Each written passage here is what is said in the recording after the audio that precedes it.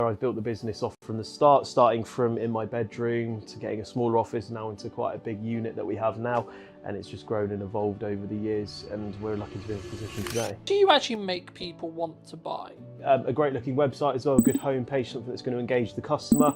Maybe on their first visit, they might not necessarily purchase anything, but if you end up having a good marketing strategy in place to collect emails, you'll send them on the journey that we've got set up for them, and they might not buy until the fourth or fifth time, but at least we have a thing in place where we can make it the best chance possible.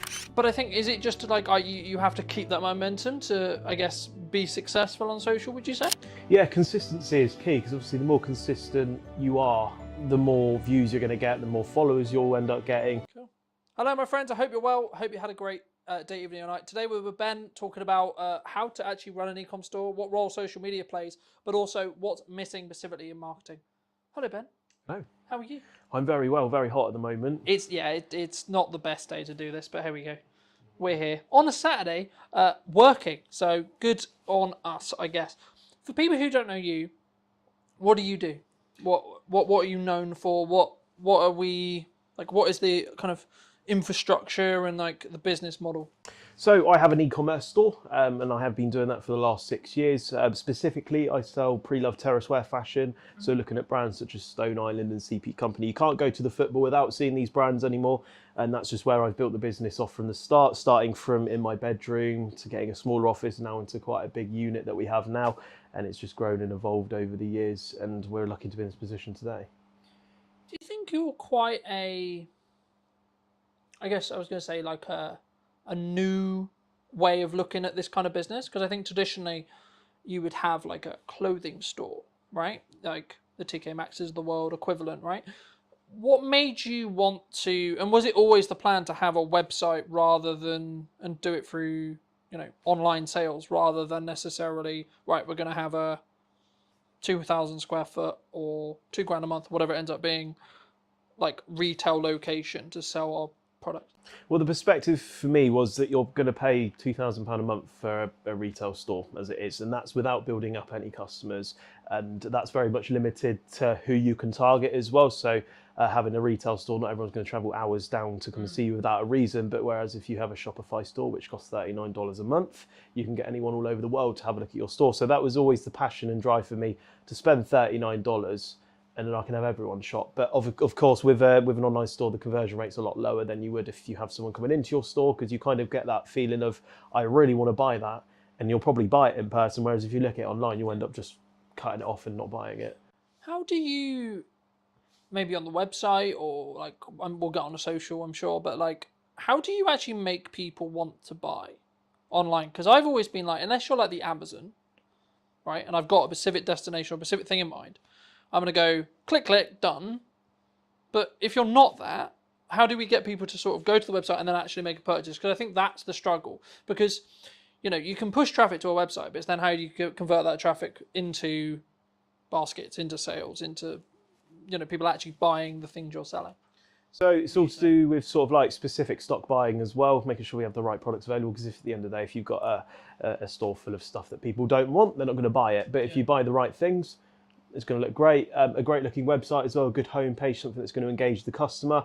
Maybe on their first visit, they might not necessarily purchase anything, but if you end up having a good marketing strategy in place to collect emails, you'll send them on the journey that we've got set up for them, and they might not buy until the fourth or fifth time, but at least we have a thing in place where we can make it the best chance possible, because not everyone on your website is going to buy something. That's just kind of standard. So do you think it's more about someone hits the website, maybe they look at something, then they'll come back, then they'll come back again, and then the fourth time, then they'll buy something, more than hit the website, buy? Yeah, unless you're specifically looking for a certain product that we have, people just tend to, because I don't really release my drops before, I don't show people what we're going to drop. So a lot of people go on there to see what we've got, and they might not necessarily want anything, but they all still go on there until they find something they want. So they might not kind of find anything for the first couple of weeks. But because we've obviously built up a lot of cash flow in the business now, there is always something available for everyone. So we make sure we cater for every single size, from anything from size small to 3XL. And so there is something for everyone, but not everyone's going to check out, and that's just kind of what you got to put up with. I guess in some ways, is that then like a strategic strategy around like retargeting with meta ads, or like reminding people like, hey, through email marketing, like abandoned cart stuff, like is that the focus then? Like, is that where you see maybe the return customers, or is that or that could be a focus for maybe an online business that's maybe struggling to make their website like work? Yeah, Would you so I say? would say other businesses, make sure you focus on retention marketing, making sure that the customers that you do get, they make sure they return and have no other reason to shop with another store. That's standard for online businesses.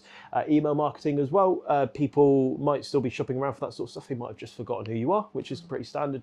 Be like, hey, we're still here. That can drive conversions as well. And it's just making sure that you keep them in that sort of like customer journey and make sure they keep coming back. So we've currently got a 12-month journey set up. And at the end of the 12 months, if we can't retain the customer, we will stop emailing them. But that's kind of how we've retained our customers over the years. What kind of timeline would you say that? Because I think sometimes email marketing is it's a very traditional sense of marketing, but I think sometimes people look at it as we do a sequence, maybe 30 emails, 60 emails across like 2 months, and then I think there's a balance, right? I mean, what would you say? Is it like a daily thing, like in regards to like how you send them and like what you send, and or is it actually like we're going to send you one a week or two a week? Like, how do you structure that from your perspective? So we don't want to hound the customer, because if you keep daily emailing them, a lot of Chinese companies do it. They just hound you every single day. I bought something from Alibaba. I get an email like 4 or 5 times a day, and that's enough for me to block them. But we kind of just send something to them in like a structure, maybe like one week, and we won't email them for another 6 weeks, and then 12 weeks, and then 6 months, and then 9 months, and then 12 months. So we don't hound the customer. Also, not hounding the customer and sending loads of spam emails will not make it go into their junk box either. So it's important to look at that as well, and just not absolutely hound them every single day. And what are those emails? Is it just like, hey, we've got a new thing? Like, is it news? Like, how do you structure those? So we've got a load of different sort of email structures for certain customers. So for example, if you bought something, there's always a thank you message that goes out. We've also got stuff maybe a week after they purchase, be like, how did we do? Leave us a review. If they haven't purchased in a 3-month time frame, then we'll send them an email, possibly with like a discount code. We're also looking at making a monthly newsletter as well, because a lot of customers are interested in what we do, what's evolving, what's changed, and to send out a monthly newsletter to be like, hey, we've done a podcast this month, or we've renovated the office, and just little things like that, because a lot has changed in the last 8 weeks, and I would love to tell the customers. So we haven't got that set up yet. So I feel like the customers can also almost feel a part of the business when you start emailing them with these sort of really nice things as well. Do you think that sometimes people either get overwhelmed with the number of channels that people say should market, right? So people who follow the show, they're like, you need to do video content, you need to do a podcast, you need to do email marketing, you need to do social media, you need to do... Would you say people get easily overwhelmed? Yeah, like with what, like so much going on with social, yeah, and the marketing channels they could be on. It's quite difficult because there's so many social channels and so many places you can market to nowadays. And I feel like if you primarily focus on Instagram and TikTok, all of the content you post on TikTok, you can also post on Instagram as well. They were the two that I really, really focused on and got good at, and also built up the following on. But obviously there's places like Twitter, which not a lot of people in my industry use, which I don't use too much at the moment. You've got Facebook, there's loads of other places. YouTube as well is a really important one, which not a lot of businesses do. And I feel like the reason people get overwhelmed is they try and just do it all on their own. And when you start outsourcing these things to people, work it for the first 2 years, get it really good, but it's good to the point where it's too busy, outsource it. And that's what people do. They get themselves overwhelmed because part of growing a business is starting to outsource things to other people. For example, Elon Musk, did he do everything to earn his $1 billion, or did he outsource a lot of his sort of things that he needed to do? And that's kind of the direction that I've took. People don't want to spend money in their businesses. They don't want to spend £800 a month for a social media manager, but that £800 that you spend on the social media manager makes you productive in other areas in order to grow it elsewhere. And that social media stays really high because you've got someone paying £800 a month for a £4,000 return on investment. I think for me, and I'm sort of focusing on this as well, and I've since we had the media day, which I'm sure we'll get onto later, like I've looked and I've been very fortunate where the podcast is doing really well. So I'm like, okay, great. But it's now eating up time that I could be spent servicing clients, talking to clients, being a marketing and sales person, right? And I think for me, like, is it comfortable to be like, hey, I'm going to spend $1,000 or I'm going to spend $2,000 a month on like scalability for the podcast? But I'm like, actually, what potentially could it give me in regards to new clients, opportunities, etc. If I do that. And I guess the conversation sort of comes back to is social media just a momentum thing? Because if you look at the podcast now, the day of filming, we've got quite a lot of momentum, right? I think the last numbers I did were just under 235,000 or so across 5 platforms. For us, that's pretty good, right? But I think, is it just you have to keep that momentum to, I guess, be successful on social, would you say? Yeah, consistency is key, because obviously the more consistent you are, the more views you're going to get, the more followers you'll end up getting. And obviously if you've just stopped dead for 6 months, a lot of the people that were watching, because the way the algorithm works, you're just popping up on their feed based off of what they sort of search for. And if you're not creating new videos, they're not going to get shown, and people are going to just slowly forget about you. So the most important thing about social media is staying consistent. And this is the problem I had. The business was growing so much that I didn't have time to do social media. So that's when I got into contact with you, and I was like, let's just do a media day and get 40 videos in advance, and then I don't have to worry about it for a month. And then I can do 8 hours or 16 hours per 2 months on content, whereas instead of stressing about it, trying to do it myself, trying to edit it and everything like that. So it's definitely a big time saver for me. Do you think that people, what's consistency, right? Does it have to be, in your experience, does it have to be daily? Does it have to be weekly? Does it have to be we're going to do, because I do basically daily non-negotiable. And then when I can, I try to do 2, 3 or 4 posts per day, every day. But also that's with the caveat of saying, if I'm traveling to do the podcast, or I'm traveling to do this and travel, so last week at the time of recording was the first day in London, and maybe I got 2 posts. Now that's pretty good when you consider I wasn't at home at all. But for some businesses, they'd be like, how did you even get 2 posts out because you were traveling, or the business was really busy, and etc. Is it just preparation? Yeah, I would say there's lots of things out there which you can use to kind of schedule your posts in advance. So if you know that you're going to London on Wednesday, on the Tuesday evening, schedule your post to go at 12 o'clock, 4 o'clock, 6 o'clock or whatever. But I feel like for businesses, you don't have to post daily. You can post weekly. It depends what sort of business that you have. So if you have a podcast, nobody's going to expect you to watch a podcast every single day and make an edit and make it work. But some people would work weekly.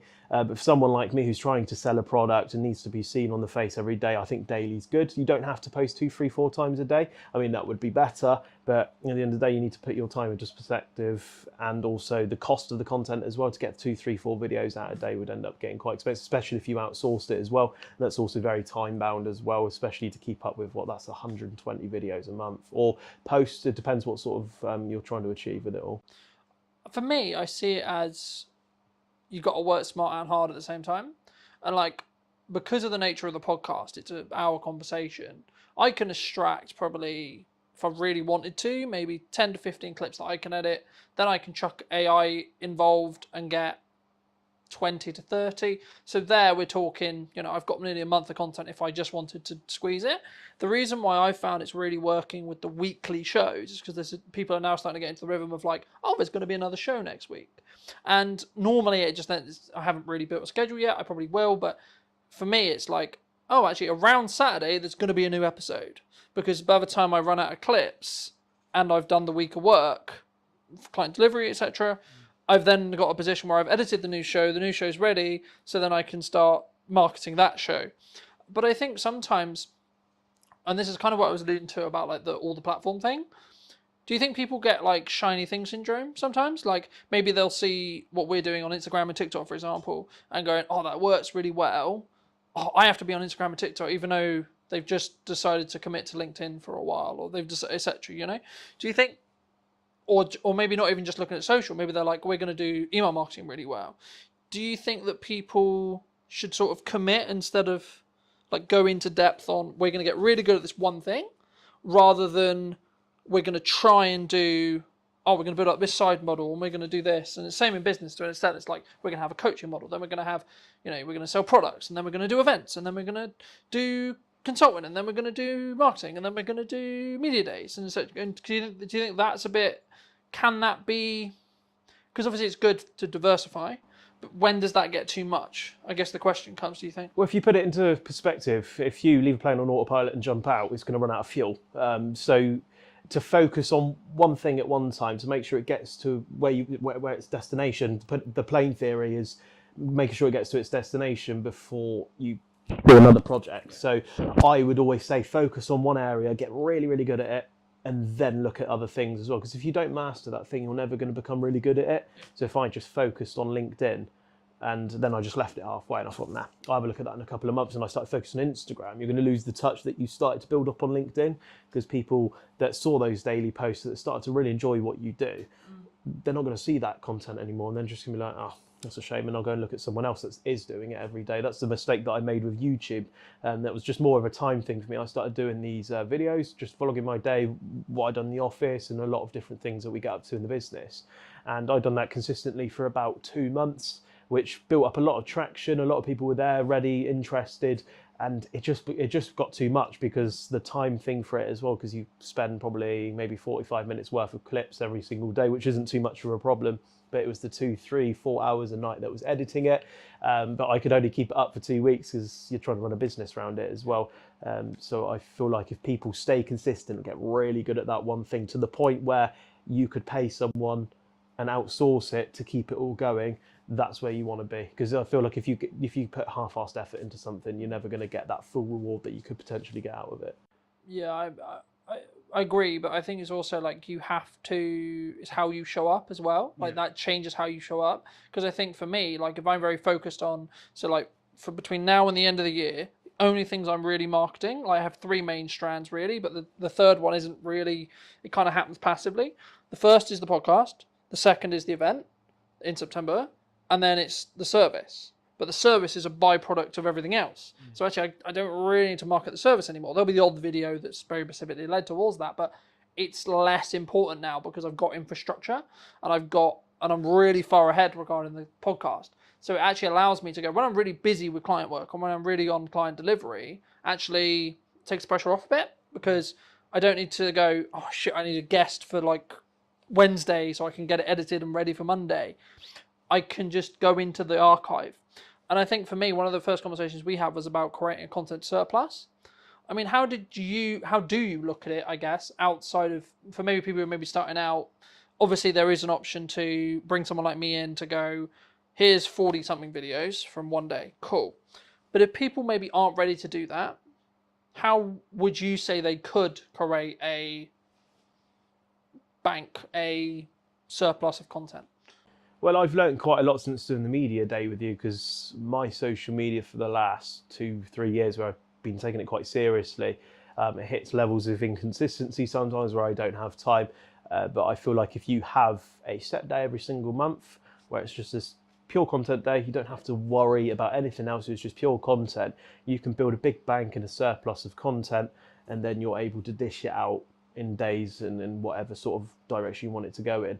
That's what I wasn't doing. For some reason, I would just film it on the day. I'd be like, right, I've got an idea, I'm going to go film it, edit, put it out at 7 o'clock tonight. And that's not very sustainable. That leads to days where you don't post for a week because you film that video, it does really well, you get loads of orders, a lot of business from it, and then you're like, I don't have time to film more of these sort of things. But if you specifically focus on that day worth of content and then dish it out, that really busy day that you get and that video that spikes and gets you a lot of traffic and attention, you can keep that momentum up as well, which is really, really important for businesses and social media.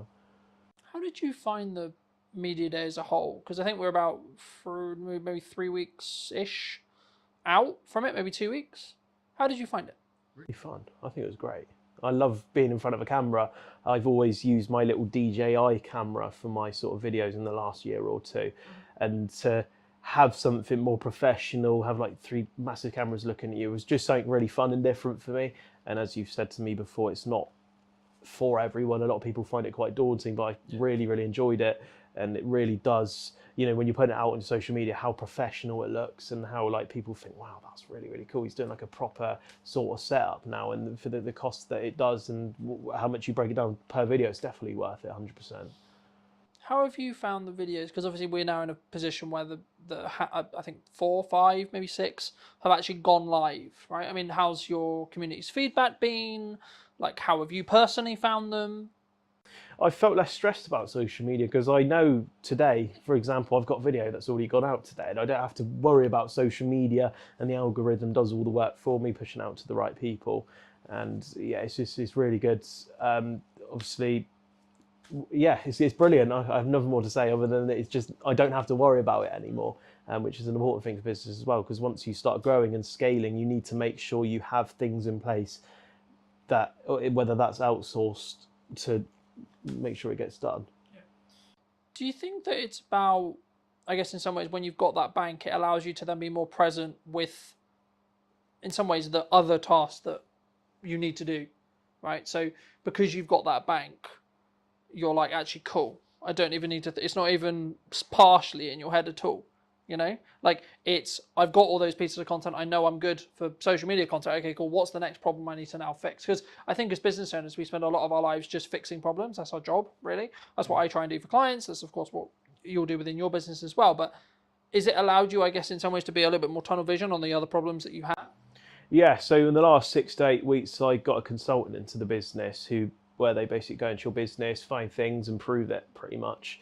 And it's allowed me to really focus on these tasks. So social media did take up a lot of time for me, editing and stuff like that. And I thought to me that was a priority because that was the only sort of channel that drove organic and all the sort of people that actually landed on my website before I even looked. I don't even know why I didn't look at like paid ads. I've never looked at paid ads, and I've built up the business to where it is 6 weeks prior, all through social media and also live stream shopping, which we'll touch on later.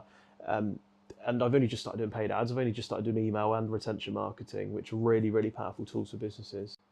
Do you think it's just a natural, like, I guess in some ways, natural progression, or like when we start out, we just throw a load of shit against the wall, right? And we see what sticks. Okay, cool.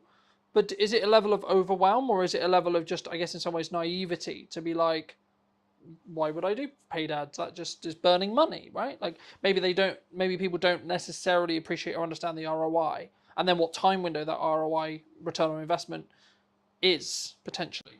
Yeah, I think the reason why a lot of businesses fail is because it's the money side of it. They don't have enough. It's not the fact they haven't got the idea. It's because they haven't got the money to do it. I've thrown probably in the last 8 weeks, probably thrown about 10, 15 grand into all of this sort of things that I have been doing.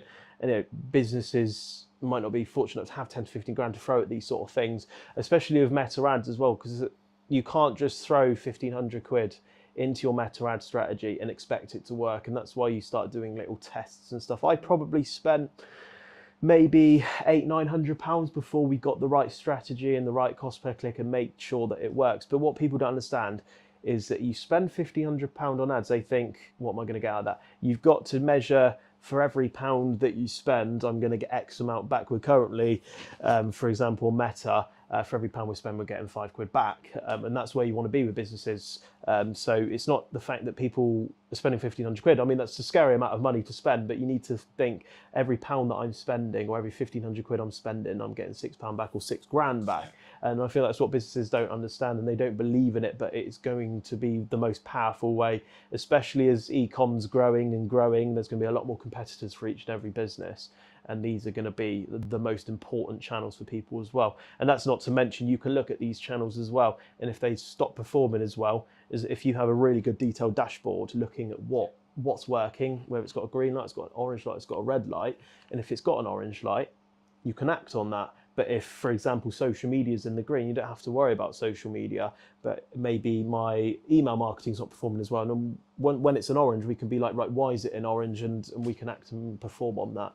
So it's important to have a look at those sort of things and definitely read data. Data is very important as well. That's what my consultant has really been driving into me. And I've learned in the last 6 to 8 weeks, absolutely loads of stuff that's so powerful for me to take on and learn and also talk about as well. Yeah. I think sometimes we get maybe intimidated by data, right? Like maybe we'll see a video that gets, I'll use an example for you on your feed. Like maybe you get something that gets 10K views and then you get the next one that's maybe like 1,100 views. And I think maybe someone would say, oh, the 10K must get you more business. Does it? It's difficult because I've measured this one before, so I don't know if you see a lot of the dress up sort of videos that I used to do. They used to get millions, like millions, hundreds of thousands of views, lots of traction and followers. But if you really do look into the data, a lot of the millions of views and sort of the traction and the followers, they're all people that were in like the Middle East and sort of countries that haven't sort of got that sort of economy behind it, where these sort of people are earning £200-300 a month, they're not the sort of customers that you're looking for. Whereas that video I might have posted the other week, they got 2,000 views. Read the data, 96% UK, males 18 to 24, and then you end up making 4 conversions, and that only had 2,000 views compared to the one that got 1 million views, which got 0. I think I was obsessed with numbers for quite a long time. How many followers have I got? How many likes did that post get? How many views did that video get? And that's not important. It doesn't matter. If I only got 2,000 views and 10% of people converted on that, that's 200 people. That's amazing. That's people would dream to have that. Whereas if I get 1 million and I got 0 conversions, but a lot of people would look at that and think, oh, that video is better because it got 1 million views, but that's not always necessarily the case. And I don't think it's just as simple as like more views is better, but also I don't think it's actually necessarily less views if they're the right views are better either. I think this is where your data has to come in, and you have to actually know, to an extent, you kind of need to know your shit, because like, I'll give you an example.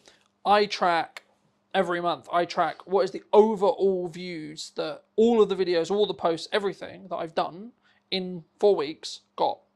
What's that currently last 28-day number? And what was the last 28-day number? Now, if you're following that logic, Cotton cares about views. Okay, but then the next metric I track is how many sales have I made related to that jump, right? So, or how many potential deals or conversations have I had that could lead on to pipeline deals, right? And it's like, actually, then when you look at it that way, you're tracking all 3 metrics that matter. And I think sometimes, especially when people start on social, they just want the million views. They just want the 10 million views. They just want I'm going to gain all the followers in the world, blah, blah, blah. I mean, looking at just interest-based graphs, followers are becoming more and more irrelevant, to be honest. Sorry to say. But they are, because you'll be served content you enjoy. Simple as that, really. Right? Now, there's a difference between having an email list, because there you kind of own that data, right? And that's, I guess, the benefit of doing email. But we touched on live streaming, and I'm going to sort of tackle it as a live streaming element as a whole. I mean, because I'm looking to live stream the show, right, the podcast, in the next couple of weeks at the time of filming. What benefit do you gain from live? So I tackled live stream shopping a couple of years ago, and obviously live stream shopping for people back in the day, maybe if you were born in the 90s or early 2000s, was all tele shopping. And I got introduced to this idea in April of 2023, and I kind of visioned it as in, this idea isn't very modern, if that makes sense. I kind of visioned it as a tele shopping thing, something that's gone out of fashion. But what I didn't notice, a lot of big businesses such as TikTok Shop, a lot of big businesses are getting millions pumped into it for this live stream shopping idea, and it's becoming such a massive idea. So I joined a company called Tilt. Tilt of one of the leading sort of like, they're specifically for live stream shopping. They launched in March of 2023. And I joined in April of 2023, and I've built a lot of my business off of live stream shopping. It was actually at the point where my website was doing 0, because I was so focused and driven off of the live stream shopping, and that was more than paying all my bills every month, etc., that I just kind of lost interest and focus on the website, which is my long-term sort of plan. So probably maybe like a year and a half or 2 years ago, my website just plummeted. Everything I worked for, earning these 5-figure months, just went down to £1,000 a month. It literally just went to 0. And that's when I decided that the businesses are getting to the size now where I can't do this on my own. It's like there's too much going on. And that's when I brought someone in, and I said, right, your job is, we get the new stock, you upload it to the website and you look after it, and we'll grow it up again. And now we're at the point where we focused on live stream shopping.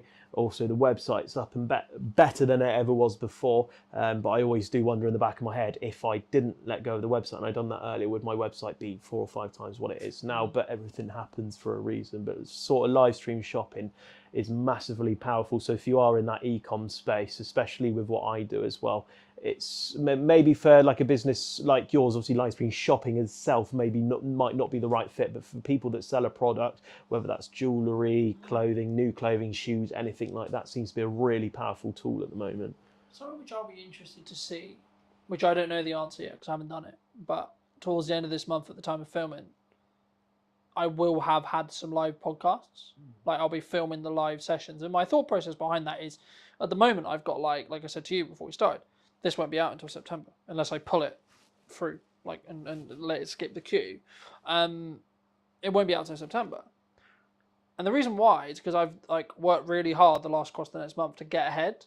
So I have the consistency, so I can always have a podcast every week. But the reason why the idea came from the live stream side was actually I could actually have a live show here because I'm filming all the episodes anyway. I'm setting up all these cameras, I'm setting up all the tech. It could work. And actually there might be and purely from one of my growth plans is to build the YouTube channel so it can become its own revenue stream. But if you want to gain watch time, one of the best things to do is live stream, right? So if I've got, let's say, a double podcast day and then some solo content on the end, I could do that in a 2.5 hour live stream, right? Now, it will take me some time, but also if you use programs like Restream, for example, and I'm not in a position where I'm in contract, so I can basically stream wherever I like. I could stream to Twitch, I could stream to LinkedIn, I could stream to TikTok, I could stream to Instagram, Facebook, YouTube, all these things all at the same time. So maybe each stream only has 2 or 3 views, but across all of them, I maybe will have 100 or something, right? Or as I build consistency, it will grow. And I think for me, especially as a service-based business for me, you're right, live shopping in TikTok style is purely product led. But the thing which I think people maybe misunderstand or misappreciate about service is how you show up, and being the expert will be the reason why you will choose to work with me, will be the reason why the next client will choose to work with me, etc. And how much is that lifetime value of the client going to be potentially? Actually it could be pretty significant when you think about it that way. So actually spending the time, energy, resource and potential money to upscale what you're doing with your content could be the reason why someone chooses you over choosing someone else. But before we move too far away from your live sales, live product sales, would you say, if you're happy to share, what is your percentage between your revenue from a website versus the live side? Well, I don't mind going too much into numbers about it because I think with the way HMRC is going now, it's going to be all on there anyways at some point. But we're kind of averaging on year. We're looking at doing about $250,000 on just live stream shopping itself, and that's every year, which is still going up. So I think this year we're looking at doing closer to 400,000-500,000 sort of on that live stream shopping, and that's a massive amount of money to, committing to maybe. I think we probably do about 10 hours a week on live stream shopping. We don't even do that much. There's a lot of big businesses now that they specifically hire people to go 8 hours a day on these live stream shoppings, and I personally myself know they must be bringing in absolutely millions.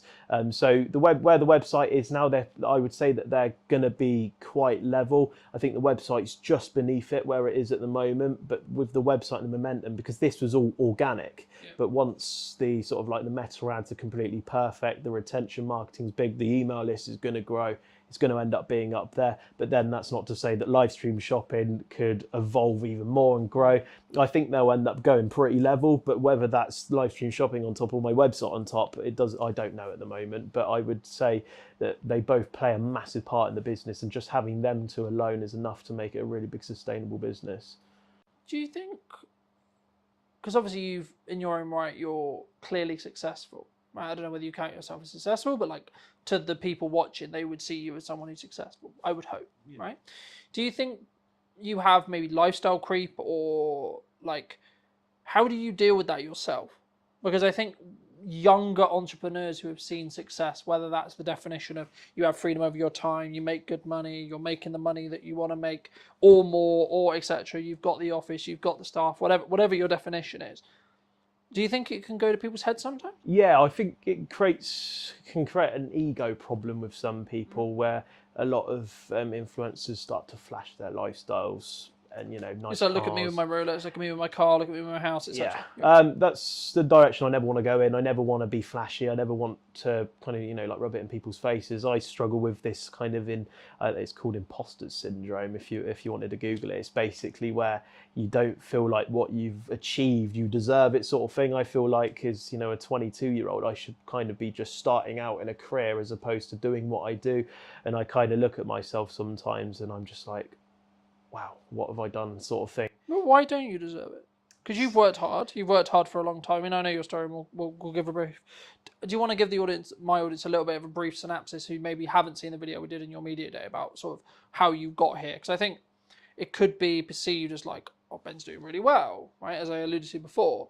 But how did you get here? Just before we go into a little bit more depth on like I guess maybe the insecurity side of it, or like the imposter syndrome side. Because I think for me, it's just a sign you've worked really, really hard and you found something that works, and then doubled down on it by taking the risk. But how did you get here? So it all started back in lockdown of 2020. I think that's where a lot of kind of online e-com businesses started to really sort of like kind of drive to an extreme level, because no one could go out shopping. The rise of everyone being locked in a house. Yeah, I mean, you couldn't go to the pub. That's a lot of where people spend their money, and people had a lot of disposable income, so they're spending on these stores. So myself, I was working at Sports Direct, earning a very piddly wage, £4.58 an hour. But I was 16, so to me, getting that £200-300 a month was amazing. I could go spend on whatever I wanted. I didn't have anything to pay for. So obviously you got furloughed, so that was an extra £200-300 a month for doing nothing as a 16-year-old. It's the most amazing thing on earth. They then got a job at the One Stop down my local area. That made me earn about another £400-500 a month. So I ended up getting about £700-800 a month. And then to a 16-year-old, that is an astronomical amount of money. I was like, wow, brilliant. I saved up for my first car. I was able to do a lot of things because I was so tied away and stuck at home. I couldn't go out and spend it. I couldn't go to the shops and stuff like that. And so it all kind of started from there, really. And I kind of got a bit more of an expensive clothing taste. I've always liked these really cool terrace wear brands such as Stone Island, but could never justify spending 180-200 quid on a jumper. I thought, what idiot would spend that? My parents still have that attitude, even though I might spend £700-800 on a jumper now. It's kind of perception at the time.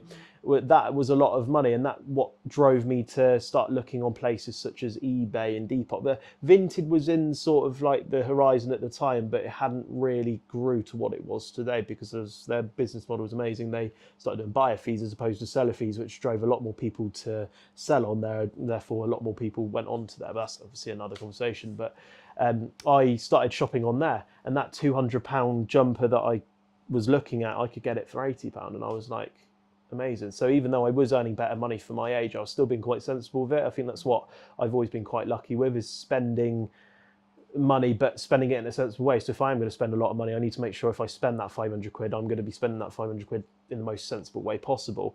And I picked up my first Stone Island jumper, and it was a worn navy Stone Island jumper. The badge had been through a wash a few times, but I picked it up for 70 quid. And when I put that on, I was like, this is amazing. I've got that £200 feeling for the price of like the third of it. And that same jumper, I sold it a couple of months later, even though I must have worn it to death, spilled so much stuff down it, all that. So I sold it for 100 quid, and I ended up making 30 quid whilst wearing something that I felt that I got that same experience with. And that led to one another. I bought another jumper. I paid another £70 for it. I sold it for 100 quid again. And that's when I got the bright idea of, I'm possibly going to start buying stuff specifically to sell it. And instead, with the profits that I made, instead of wasting it like most 16-year-olds do, I was building up just a bigger pool of money, spending a little bit more. My parents were very controlling over this because they wanted me to save up, to put money away for when I want to move out when I'm older. So they were like, right, 4 or 5 items at a time. Don't buy any more. If you buy any more, we're going to kill you, basically. So I kept doing that, kept buying, making a bit of money, selling, and it wasn't all plain sailing. There was a couple of times where I lost money, but that's just part of the business, and that's where you kind of just learn and develop over time. And then fast forward 5 years later, we're here somehow. Just all happened really quickly. Do you think, like you mentioned spending a lot of money, do you think like people maybe worry that you're spending, like, let's just use the example that you gave, like 500 quid, right? But they're coming at it from the perspective of, shit, that's like 20% of my monthly income, for example. Right now, but if your monthly income and you're in a fortunate position where you build a business where actually let's just use a number for the sake of it, of like 10 grand is your monthly income, then actually spending 500 quid is like, meh. You know what I mean? Like because it's less of your monthly income, it becomes, I hate to say less important because I'm aware of the climate, right? But it's like in context, right? Someone who makes £1,000, that's 50% of your monthly income. But if you make 10 grand, that's like around 5, maybe less, And I think for me, it's like, actually, especially if you're then going to make money from it, or like you see it as an investment, or you can actually justify, or it is an investment in respect to it. The implication is you're going to spend this money. I'm going to spend this £1,000, £100, whatever it is, and I'm going to get 10x, I'm going to get 5x, I'm going to get etc. Do you think that's the reason why, like, your parents or like your friends may be like, oh, don't spend this money?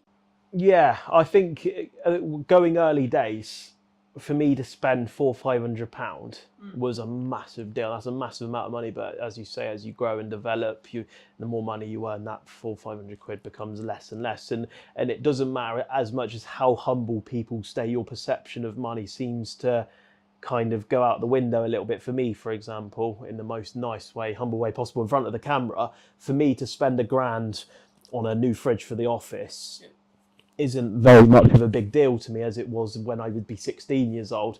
And that, I think, regardless of how humble you are, wherever your beginnings were, I think that's always something that it's just going to naturally happen. Do you think that also comes because, we've spoken about it before, but I think it's I guess in some ways a lack of understanding that there's an abundance of work. Because like in my industry, people have said to me, the creative industry is really hard. But I'm in a position where I'm like, how do I say this nicely? No. No, it's not. And I'm very cautious when I say that because for me, I'm aware that it's because of the output. It's aware because of the work that I'm doing. But it's also because, for me, to an extent, it's like I know what works with marketing now. Yeah. And I'm clearly doing something right. So it's like, let's just keep doing that. But also, as I win more work and as I have more cash, then the pressure comes off a little bit. So I think, is it just a perception thing? And is it just, because I've always said to people who are like, oh, it's really hard or things are really difficult. I'm like, yeah, but when did you last market? And they're like, oh, 6 months ago. I'm like, wow. Yeah. I hate to point the finger, but no shit. Yeah. Do you think it's just a perception thing? Yeah, perception. It's just kind of because I know now that if I want to spend 50 grand a month on stock, to the average sort of like person, they're going to be like, oh my God, if you spend 50, what if you lose that money? But I know now if I invest that money, I know what I'm going to get back out of it. And I think that's just something that you learn over time in business. So if you have a service business, if you spend X amount in marketing on ads, for example, you know that for that investment, you're going to get X amount of revenue back from it. And if you get that perception over that sort of thing, then you kind of relax a lot more. And I think my parents began to sort of relax that sort of like, right, you're not allowed to spend more than £400-500 on stock at a time, because they knew what I was doing was working. I think the biggest fear for them was that I'm going to spend £400-500 and blow the lot. Yeah. And which I don't blame them. They're parents at the end of the day. They care about what you do and want to make sure they have the best for you. So, and now they, if I spend 40-50 grand a month, they're not going to be like, oh my God, you can't do that. You're our son. But they know what I do works. Yeah. And I think that's what businesses need to kind of let go of, the fact of just make sure what you do and what you spend works. So don't commit a massive amount of money on ads. Mm-hmm. So I think, as I said earlier, I spent £800 to £900 a month on my ads to make sure they worked first, and then we upped the budget instead of blowing £2,000 a month. That's kind of the way to go with it, really. I think, especially in ads, it's like test, rotate, sure. But like moving a little bit back to what we were talking about maybe the lifestyle creep, or in the position where I guess in some ways, because to me, I'm sat here going, why does he feel imposter syndrome? Because for me, it's maybe like you're outside your comfort zone. Okay, but then you're just outside your comfort zone. That's just, okay, just stay there for a bit, do it for a bit, and it'll be in your comfort zone. You know what I mean? Like, for me, I find that interesting. I don't want to delve too deeply because I'm aware that like we're on the show, but like for me, imposter syndrome is just you're doing something that you haven't done before, so the evidence in your head is like, oh, okay, this is new. Oh, this is difficult. Oh, this is challenging. I'll give you an example. At the time of filming, last Thursday, new studio, new people, but not new people, I knew the people, but like new studio, new space, new costs, new podcast, new idea. Wasn't really feeling comfortable about it, but I pushed through and did it anyway, And I think those 2 episodes are really, really good. I think they work really, really well. I think the studio in London will be a very different thing to what I do on location, a very different thing in Southampton. And it's not like one is better than the other, right? If you want to go technical, sure. But also, in the nicest way possible, like the one in London's worth, like I pay more for it. And it's also in London. So I've got to travel and take more time, etc. So like, and again, it's like also, are we locking in where it is now in respect to, because the one in Southampton, for example, is in a build stage as well. So actually it could go full production like that. And actually then they would be on the same level. So I think for me, imperfect action is what matters. And I think that once you gain some momentum and you have some success, you could say, I mean, we were talking about when you were driving me back from the media day about like looking at a car as like a maybe not a great investment, but actually it's the context in which you apply to it, right? Like for me, if you enjoy that car and that's your like treat to yourself that allows you to keep working hard and keep making, let's just put a number on it, an extra £50,000 a year, £100,000 a year, whatever it ends up, whatever your number is, then actually why shouldn't you spend that money on the car? You know what I mean? Because if it's at what point, I think sometimes as business owners, we don't, for a very long time, I was like, yes, I won, and then straight on to the next thing. I was very, very bad at celebrating the wins. And I think it's kind of the way you counterbalance imposter syndrome, in my view, because it allows you to give the evidence to say, no, actually, you are pretty good. You are actually clearly doing something right, you know, regardless of age. Because I think it's in subjective terms related to, actually, I'd say the age is your advantage because you looked at the business and went, yeah, but someone who's maybe 50 will go, I have to have a retail store. Because that's what they grew up with. That's their perception. Yeah. They can't think I can make 400 or whatever it is, like nearly $1 million a year just on live stream shopping and on a website, right? Yeah, no, I agree with all that completely. It's good perception of it all. The imposters sort of thing for me is that I'm so young and I've achieved kind of what I've always wanted to achieve in life so young. And I think for me, I don't deserve to have that at such a young age because people work all through their lives to get up to the age of 50, 60 before that they get that really good idea. And I think it's just for me, that's just kind of the sort of person I am. I just don't feel like at that age. I think that's important to be staying humble. Yeah. Right. And I think that's important in how you show up and that's important in how you scale. And that's important in actually, to be honest, how you'll then pay your staff, how you'll then pay the people you work with, how you are with the people you work with, you'll be grounded. But like for me, I was in this like fortunate position where people are like, I want to get to retirement age. I want to retire at 40. I'm like, what would I do in retirement? I know. I would film videos. Yeah. I would have a podcast. I would do this. And I'm like, hold on. So I'm there too. I'm nowhere regarding revenue right there. But like, I've got enough money to pay for what I want to, what I need to pay for. And have a percentage left, put enough aside to keep for rainy days and put some in investments and happy days, you know? And then I can save towards a goal of, okay, I want to buy a new camera or etc., you know? So for me, it's all a perception. Yeah. For me, it's actually control over time, control over what I can do every day, control over who I spend my time with, what clients I have to say I can say yes or no to.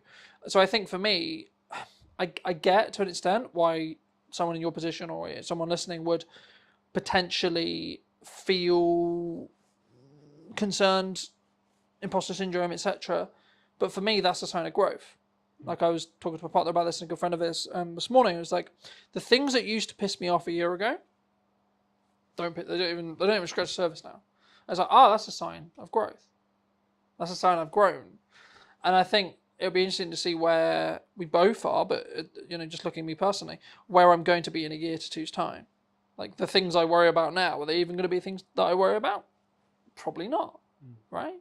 But what would you say to people who are maybe on the fence about, they've got that idea, like you had, right? And they're like, yeah, but it's not safe. There's no 100% guarantee the business is going to work. Should they make the leap? Yeah.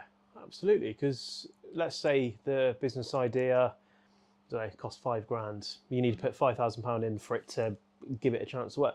But you'll spend £5,000, and that to everyone that's a lot of money, isn't it? To spend £5,000 on an idea. That's £5,000, £5,000. But people will go and spend £400-500 a month at the pub, and that accumulates over a year as £5,000. So if you save that, stop going to the pub for a year, to people, that's what they enjoy doing. But let's say if you cut that out, put it in a pot, and then at the end of the year, try that idea. And then you'll be able, and if that idea works, you'll be able to do that business, plus go to the pub and still have money left over. So I think try it. But at the end of the day, for businesses to work, you've got to take risks, and take risks important. If you lose £5,000, make that £5,000 back again and try the idea and do something a bit different. Do you think it's worth the lessons that you might learn in that though? Yeah, lessons are like they're priceless. Because like, even if you fail, the way I've looked at it for a long time is like you either are successful or you gain some lessons. You don't really fail. You're like, oh, don't do that again. Yeah, that's it. Yeah, those lessons are priceless for everyone. At the end of the day, if you spend £5,000 in that sort of idea and it doesn't work, you can use that to work out exactly what didn't work. So if you do want to try it again, you make sure you put those things right and see what happens. At the end of the day, not all businesses are going to succeed, and that's just a part of life. If 100% of businesses succeeded, the whole business industry, in every single industry, would be overwhelmed. It would be like there'll be too many, and there'll be Yeah, so but I many also, around. like, if you look at the odds, whether it's like gut, whether it's work, whether it's this, whether it's that, whether it's just managing cash flow, managing money, whatever, I think it's like the current statistics, roughly when I last checked, was like 97 to 95%, depending on where you look, of businesses are going to fail, right? So it's like, yeah, the odds are against you, but actually, if you extrapolate that out to the world, 17 billion people, actually, the odds that you win there are pretty fucking high. Right? Now, yeah, maybe the numbers, like, in comparison to 17 billion people, quite low, but it's still going to be a couple of million people who win, you know? Yeah. And that's in the lower scale of that. Let's say we go 1%, you're still looking at close to just under a billion, right, of people who will still win. The question I guess I would have for the audience is, do you want to be in that 1 billion who has the freedom and the time and the ability to be able to be, quote, extraordinary, or do you want to climb the corporate ladder? Do you want to have the job, right, and then the 3 holidays, the 4 holidays, live for the weekend, live for the holiday, or have the freedom over your lifetime, energy, resources, etc.? Yeah, for me, the sort of like the only worry that I have about running a business, and at the moment it's working brilliantly. It's on like 180% trajectory this year. We want to up it. One thing that's always in the back of my head is like, what if it fails tomorrow? But that's when you sort of put these sort of like data analyst things in place where you can read this data, and if it does start to But you'll see it beforehand. That's it. Yeah, I think that's what people worry about, is the fact that you'll be able to tell that these things are going wrong, and you can always put it right. So long as you have a good structure in place for if it does start to go on a bit of a downhill, you can just pull a lever and it will just go straight back up again. For people who want to connect with seeing some of the content you do, check out what you do a little bit more, where's best for people to reach out to you? Instagram, also on my website as well. You can have a look. You can fill out a form, chat to me. We've got a landline number as well if you want to chat to me on the phone. More than happy to chat to you on the phone. But yeah, my Instagram is Heat from the Spire. It's HEATFRM, all in one word. And obviously on the website, and everything's the same across all platforms as well. But best place to go is Instagram and my website for sure. If you were going to talk to that 16-year-old who just flipped his first product, made a little bit of money, maybe a little bit insecure, what advice would you give him now? I would tell him to keep going, reinvest wisely. I would say, in a sense, don't listen to everyone around you, because if I listened to absolutely everything anyone ever said to me, for example, my parents wanted me to stay in a full-time work. If I listened to that, I might still be laying bricks, and I wouldn't even have this place. I wouldn't have, a nice car that I have and stuff like that. And I would say just be wise about who you listen to. And if you want to take a risk at a young age, absolutely do it, because that is the best time in your life. You don't have a mortgage, you might not have kids and a lot of stuff. So the time to take risks is when you're in your teen years, or when you're still living at home. So that's the best time to start a business idea, because it's really hard to maintain and sustain a business, especially when you might be in your mid-20s, you have a mortgage, you have 4 kids, you're getting married next year, a lot of bills going flying out, expensive partners as well that might want to. So yeah, I would say absolutely go for it. And if anyone is young that does watch your videos or watches this from my page, just reach out and I could give you some advice. Thank you so much for watching. If you did enjoy this episode and would like to see more like it, make sure to be subscribed and let me know what you think in the comment section down below. And I'll see you very, very soon. But entering the retail market was a huge step for us. Like how you want to perceive yourself in the market. It was a very difficult time, I think, for the business. Do you think it's changed how you show up as a leader? And it was honestly the most fun thing I've ever done. And it was stressful. What do you think's missing in marketing right now? When somebody rebrands, the general question is, has the company been dissolved? Like you want to, in some ways, make him proud first. I think if you've built brand loyalty, and by that I don't mean you're selling millions of products, but if people trust in you, I think as a person, you'll automatically gain respect within the market. Let's restart everything. Let's replan the business model. Let's replan marketing. Let's replan everything. And then funnily enough, when I executed on those things, things changed. The results changed. Work on yourself. just work on yourself, seriously, like every day. Just be better every day. Hello, my friends. Welcome to a brand new episode of the podcast. Today's going to be a really special one because technically I'm actually interviewing my first client. Now, that sounds a bit weird, nearly 10 years in business now, but it is. So, welcome to me. Welcome back. It's been, I think it's actually been, nearly 4.5 years since we've actually seen each other? The last time I remember, I think we were shooting something on top of a car park in Salisbury. Yes, we did. And yeah, that's got to be about 4.5 years ago at least. So yes, it's great to be back and great to see you after all these years as well. I know. Yeah. Super good. I mean, you were actually under a different brand then. That's right. We were. So our legal entity remains the same, but we have rebranded to Anand, which incidentally is our family surname as well. And that came about through some hard lessons, I think, in business. One of the ones being most probably that you never really stop learning, I think, and when you get to a point where you think you've kind of, worked everything out, there's like this curveball thrown at you. So that was sort of what happened with us as a company. There were some legal obligations that we had to meet, and the old brand no longer resonated or could technically be used moving forward. So I think it all came about because we entered retail as a business. Predominantly we are wholesale and hospitality, but entering the retail market was a huge step for us and sort of at a national airport as well. So when that came about, I mean, it was a huge shock to the system because we had just launched this huge sort of project. There was 2 or 3 in the pipeline, and then all been vetted and all sort of been mustered up with this brand. And then to all of a sudden launch something, and then I think it was about 3 weeks later we had something to say, there were some legal obligations that had to be fulfilled. It was a huge shock to the system. So it was a very difficult time, I think, for the business, because I think being a director, I always say you have huge responsibilities for your staff and your company. And I think I felt at that time that, this was, do or die kind of thing. It was either we really got this going and sort of made the necessary adjustments. And we did. And, Anand was formed off the back of that. So, and it was honestly the most fun thing I've ever done. And it was stressful because, you're running this medium-sized operation. We employ up to 50 people, and all of a sudden you're rebranding and everyone's question is why. And there's a fine line where you can tell someone why openly and why you can't. And the majority of the reason was, it was just something that we had to do as a business. So the rebrand came as a shock, but honestly, it really taught us a lot of valuable lessons from in there. Because I think off the back of the name, we actually found a voice as a company. I felt for a few years that we didn't really know what we were. And I think that's really weird to say for a company that was fairly well established. I mean, you visited before as well.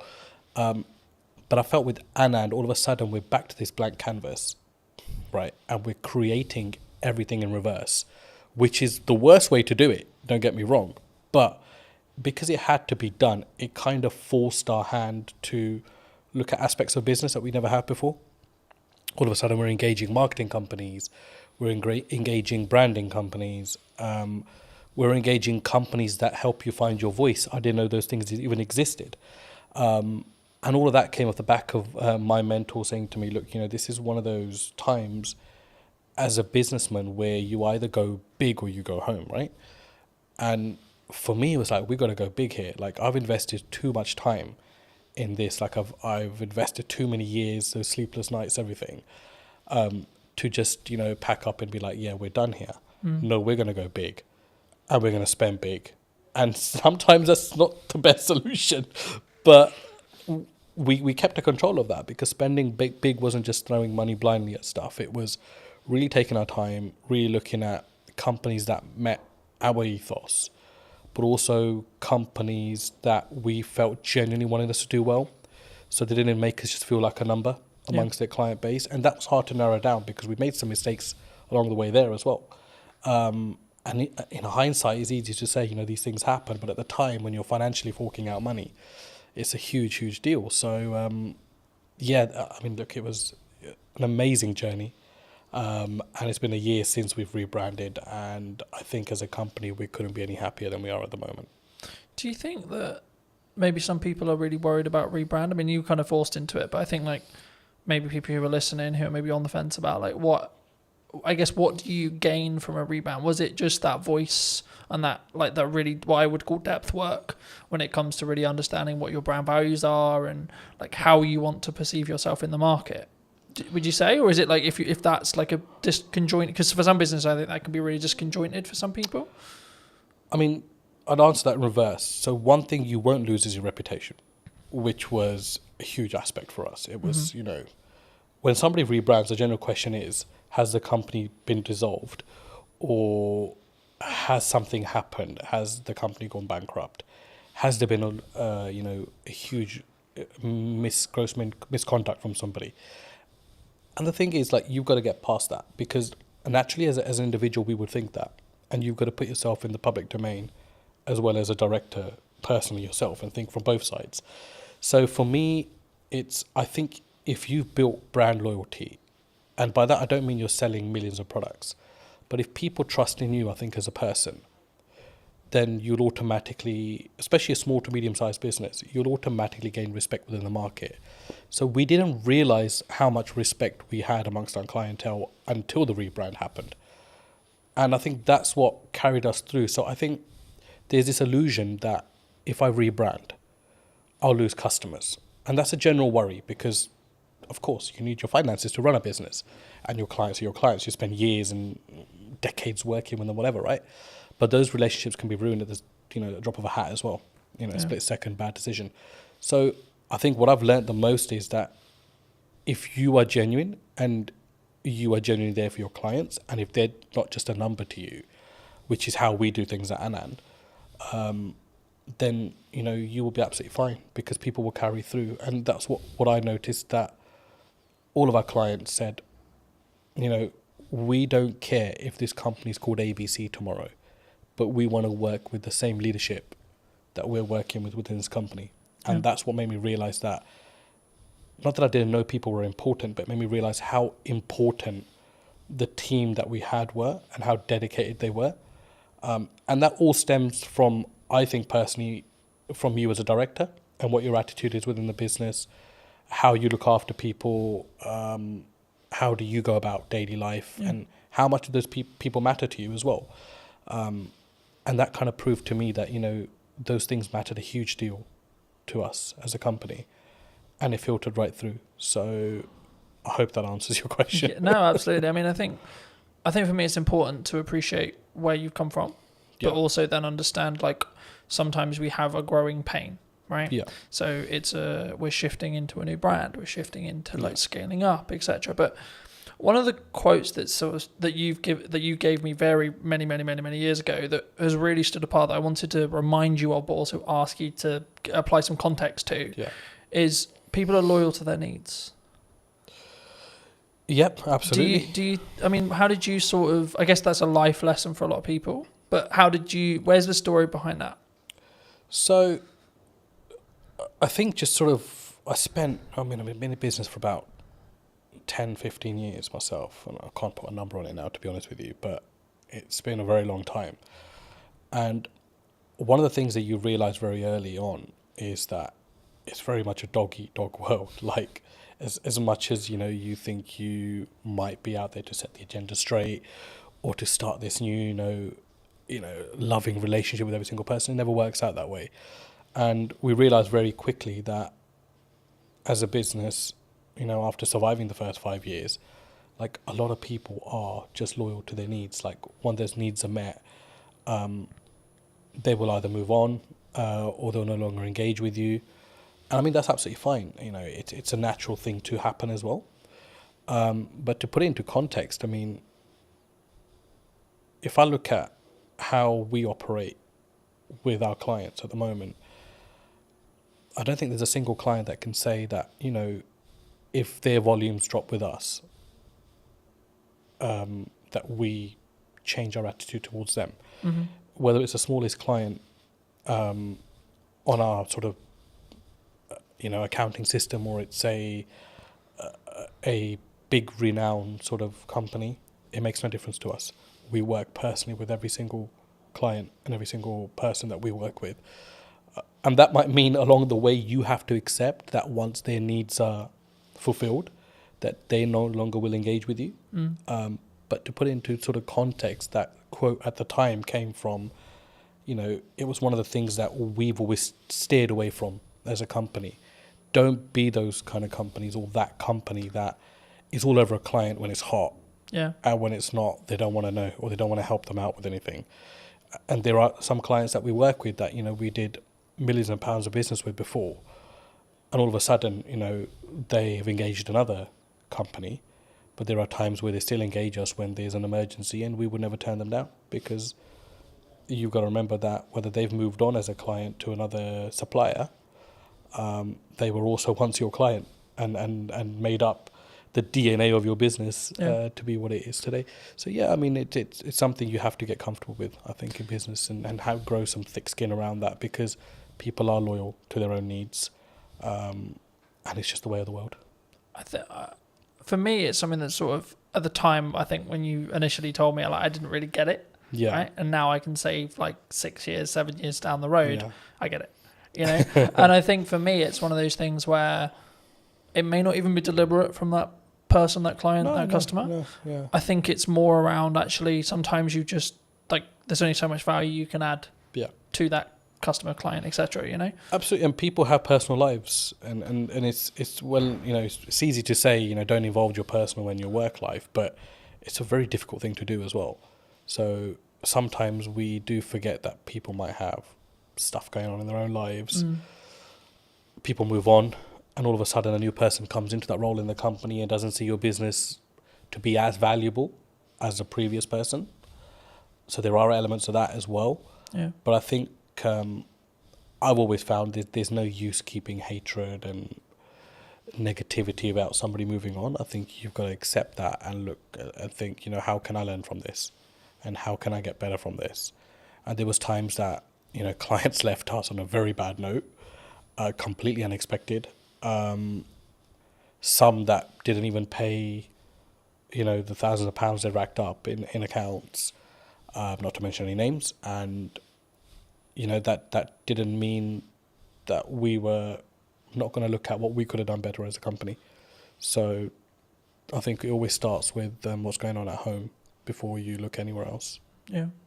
Do you think, because I've been fortunate enough to be in business and grow and scale and adapt and be in a position where I think there's always some people who are saying there's something going on in the economy or COVID or et cetera, et cetera. I mean, is it a mindset thing as an entrepreneur, as an owner? Because I've always been of the mind of yes, there's stuff going on, but actually your output can then fix your like if it's a revenue problem, then there's a solution for it. If it's a marketing problem, you can fix it. It's down to you to fix it, regardless of the economy's in bad shape. A lot of people have said to me the creative space is challenging right now. In comparison to maybe when COVID was really good, for example, where there was loads of money flowing around. But it's actually, I think for me, you've got to focus on what you're doing, and I think that's the key. But I mean, in your experience, have you? Is it kind of a catch-all kind of?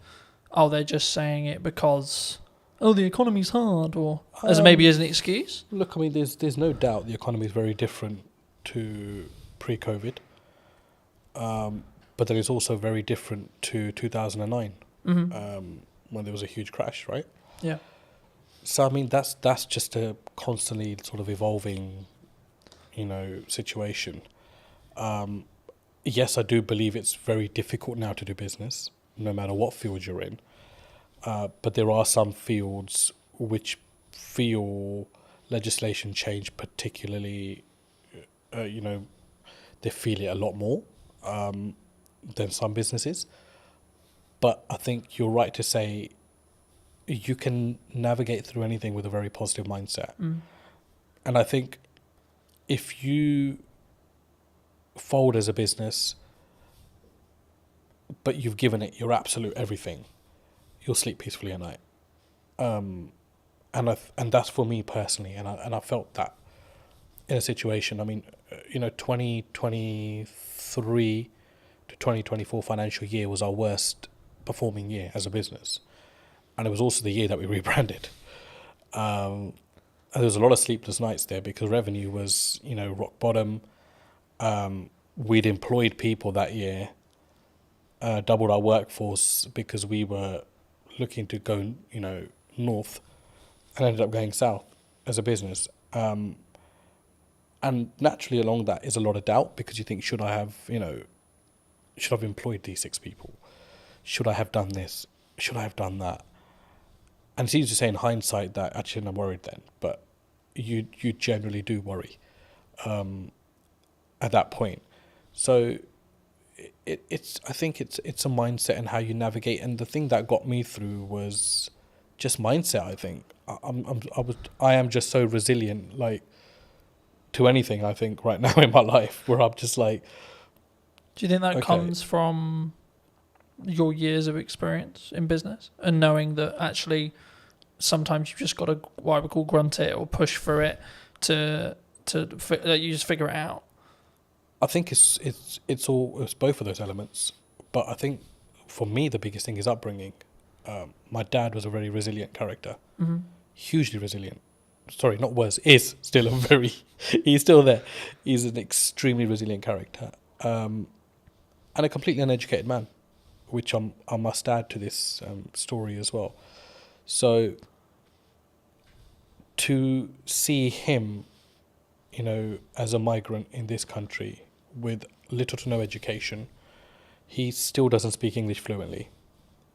And it was like, this guy struggled, and he struggled so much, but he made it. He made it in his career and in his life. And it was like a lot of that played on my head at that point. And I don't think those things sit well with you, or you don't draw on those things sometimes in life. But when it really matters, those things will come in, and you'll know what your metal's like at that point as well, and how strong you are. Do you think that was like a key in respect to like how well you've now done, like that having that upbringing and having that, I guess, those values or what could be described as the correct values being installed into you? Even if it was like an information sponge point, like you as a kid 100%. just taking that information, sort of saying, well, this is the upbringing I had. I mean, 100%. But the thing is, I think I didn't realise that till I was about 35. So there's no like one fit solution to this. It's just when it's going to hit you, and it hit me a couple of years back. The big change came from COVID. To be honest, COVID was a blessing for us as a company. I mean, and that's not because we made money off unfortunate situations, but it gave me an opportunity to come out of the operation and be like, pause, because it's not something we could have done the way we were going at that time. We were climbing as a business. There was no structure, there was nothing, and it was just like, this is gonna be a massive train crash one day. And COVID came and just put the brakes on everything, and it allowed us to restructure. So when we came out of COVID, I'd say that's my real journey in business started then. Because all of a sudden now I'm responsible for totally different things. Because now I'm actually acting like a director. I'm not now, stuck in the operation. And there were so many things that were falling off the side. So it was about coming in, containing that, and then restructuring the business through that. And then certainly obviously the rebrand came behind it. There is that. And obviously the resilience side, for me, I learned that from my dad. And I have huge admiration for the man. And that's to say, I rub shoulders with a lot of businessmen, but I take my dad's advice very seriously in life. I always have, but I don't think you as a child or as an adolescent at the time, will particularly understand that. But if you're exposed to that environment, I think it does rub off on you at some point. And for me, I want to be like him. Yeah. I look at him and I think, just the way he stands and acts and stuff, right? So, huge influence on my life, yeah. Do you think it's changed how you show up as a leader as a, or even in your marketing maybe as well, like that core, like you want to in some ways make him proud first, is what I'm sort of hearing from you. Would you say? I think I don't really think in that way, to be honest. Like for me, it's not about making other people proud. Like I think as long as you know you're on the right journey, I think honesty is very important in business. And I sleep very well at night, no matter what the situation is on the day. Everybody knows me, knows that once this guy is out, he's out for the night. So, and I think a lot of that comes from your ethos, and there are many shortcuts you can take, or there is the difficult untraveled routes that you can follow as well, or create yourself along the way. And I think I'm more sort of on that journey of testing my limits and also just not stressing out, along the way. And there are times where you obviously get stressed within business, right? But I think as a director, you've always got to have that sort of facade where everything's okay. And sometimes it's not, but you need to have that because you need to always give your staff and your company the assurance that you've got it under control, because the buck does stop with you, the director. To install that confidence into the team? I'd like to think they're confident without that, but I think what's your problem as a businessman should not rub off onto your team, because it's for you to deal with and put those things right. And I'd like to think we've created enough leaders now within our organisation that those sort of mistakes won't be repeated again. But that, again, is no one's fault. That's your responsibility as an owner or a managing director of a company. As I said, do you think people struggle with taking accountability for themselves? Like when things go wrong in business or when things go wrong, like they're more likely to go, oh, it's your fault, rather than it's my fault and it's what I could have done better. I think it's an easier route these days. And society kind of allows you to get away with that now. Do you know what I mean? But I think in your heart of hearts, you always know when you could have done something better. And I'm that kind of person where even if something has 0% my fault within it, I'd be thinking, what could I have done better? Or what could I have done to negate this issue? Is there anything? Do you think that what makes you stand out though? Because if you're going to say the culture of maybe the country, or like the and on average it's externally. Surely the unique advantage could be, actually it's my fault. How can I do it better? What can I do? I think any great leader, let's go back. I don't consider myself great in any sort of way, I don't think I stand out in any sort of way there. But one thing that I've noted is like great leaders, whether they're businessmen, politicians, war generals, whatever, there's a lot of accountability. There's a lot of responsibility they take. And I don't think you can really take responsibility unless you hold yourself accountable. I know that might not make sense, but in my head it does. So I think that's really true, and I think that you have to take a self-accountability to what goes wrong, right? Like I've spoken in content quite a lot about last year was really hard. Economically, business-wise, etc. Now, I could go down the approach of, well, it was a harder year, and it was financially this, and there was political uncertainty, and this and this and this. Or I could say, well, what am I doing? Yeah, right. Exactly. Like, how am I showing up? How am I leading with value? Am I leading in the right way? What's my office structure like? What's my business structure like? And then what I did was actually go, okay, right. So clearly something isn't working. Right, so let's go back to basics. Let's restart everything. Let's replan the business model. Let's replan marketing. Let's replan everything. And then, funnily enough, when I executed on those things changed. My results changed. So I think for me, especially something that you can't overly control, right? Like who's in the government, what the government policy is, etc., etc. That's why you should focus on you. That's why you should focus on what you're doing and what your key is, I guess, in some ways. But what do you think's missing in marketing right now that people maybe don't look at, or like either what you're doing specifically or maybe what you're seeing as like potential opportunities? What I've seen, because we engaged with a lot of marketing companies before we decided to go with the one we did, it was just like how bad the quality of stuff is out there. And I don't know whether it's just that people settle for, whatever's kind of fed to them, or don't challenge back enough on things. And for us, I was like, no, I don't want to look like a pret or a Starbucks, because those things are fucking done. Like, I don't want to be that brand. No, I don't care how they're presenting their material. It makes no sense to what we do. And, the comeback from some of the marketing companies was, oh, yeah, but, you're operating in a different domain. Yeah, we're operating in the aviation domain. It's a huge domain to this country. I mean, you saw what happened when aviation shut down with the ash cloud. Yeah. I said, we're operating in a very high marketable area. But I don't need to be another one of these brands. So there's this whole, I think in marketing, they've kind of got these slots in their head.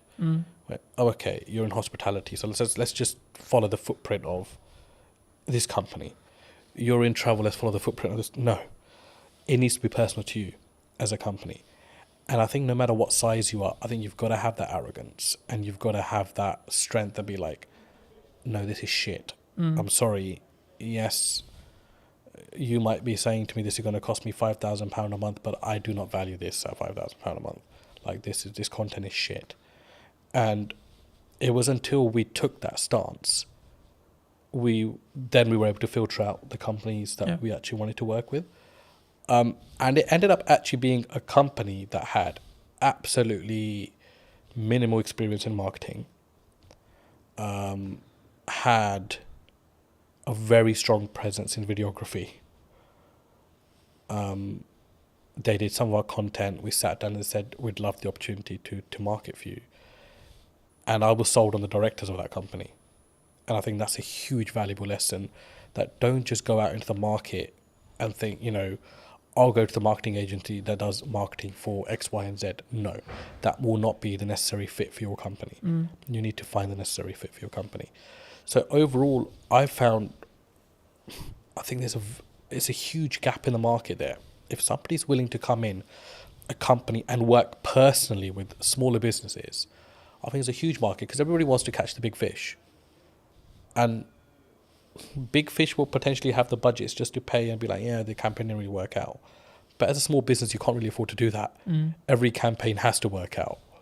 And whether you're small, whether you're a medium-sized business like we are, it has to work, because you're paying a lot of money for that to work. So, huge gap in the market. I think there aren't many companies that I would look at and think there's a good reputation there, even though they work with big brands, because they will just consider you a small fish and think that they can pull the wool over your eyes. And I think it's very important, no matter what size you are, that you're the captain of your ship. Yeah. No matter how small it is, how big it is, you've got to lead by example there. And if you have to have the loudest voice, then you've got to have that as well.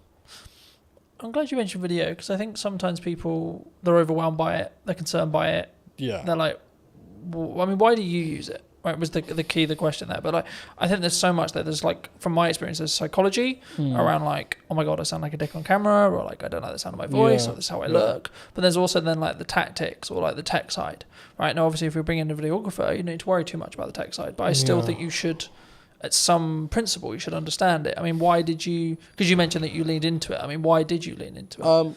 I was obviously introduced to yourself into videography. I didn't have any.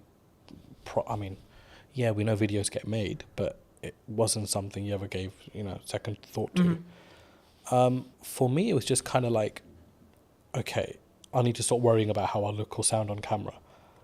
Just be genuine to who you are, what you're talking about. If it produces great content, it does. If it doesn't, whatever. it's not the end of the world. And obviously, it was a changing landscape at the time as well. I think all of a sudden, Instagram changed its algorithms, videos and reels, and all these new terms are coming out, and I'm like, what the hell's actually going on? And so yeah, it was just something that came about, and for us, because we're hospitality and retail catering, imagery and videography is a huge aspect of what we do, as part of marketing as well. Of course, you can't just keep marketing with, let me take a picture of this and just keep sticking on social media. It doesn't really work that way. So for us, it was okay, we need to open our horizons here and actually look at things that work, and just keep yourself open-minded in the process. I think it's something that people should always try, and then see what the data then tells you, right? In whatever the campaign is, whether you're doing short form, long form, Yeah. etc., etc. But I think it would be important when talking about data to think about like AI, right? We're seeing an AI boom. Do you see it as like we're all maybe in trouble, or like some people, like you're very obviously service based in Yeah. respect to what you do, so it might not be as relevant, but is there elements of AI in your business? Do you utilize it? Or have you gone the other way and said, actually, no, we're going to lean into the fact that we are doing it ourselves and we're not maybe using it as a utilizational tool? Because I see it as a tool that can be sharpened Yeah. rather than it replacing you. I mean, there were people in our team that were huge believers in AI. And there are elements of it that we use, no doubt. But I feel with what we do, if we invest too much into or rely too much on AI, I think it will stop your mind from working. And I think it's very important that you're engaged consistently. From just a cognitive ability. Yeah, cognitive ability. And I think you don't want to get into a situation where, you're relying on technology to tell you what to do, because then all of a sudden you're not problem solving yourself. Or, use it where you can, don't get me wrong, if you're stuck or whatever. But I just think that there are certain aspects of business, old school values that no matter, they've tested all elements of time and survived. So technology important, AI important, but I don't think it's do all and end all.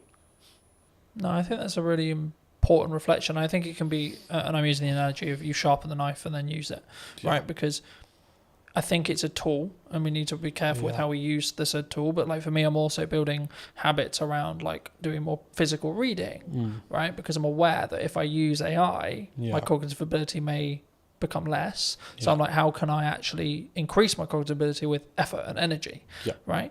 And I think for me, that's the difference. And that's why I think like you can still be sharper. But were you always maybe looking at, like, because I think when we look at maybe the arbitrage, or maybe we're looking at for an advantage as a whole, were you always someone who maybe looked at technology and saw the opportunities it could give? Because I think sometimes people, they sort of put their defense mechanism up and go, no, we're not going to use it. We're not going to do that because it's scary and new.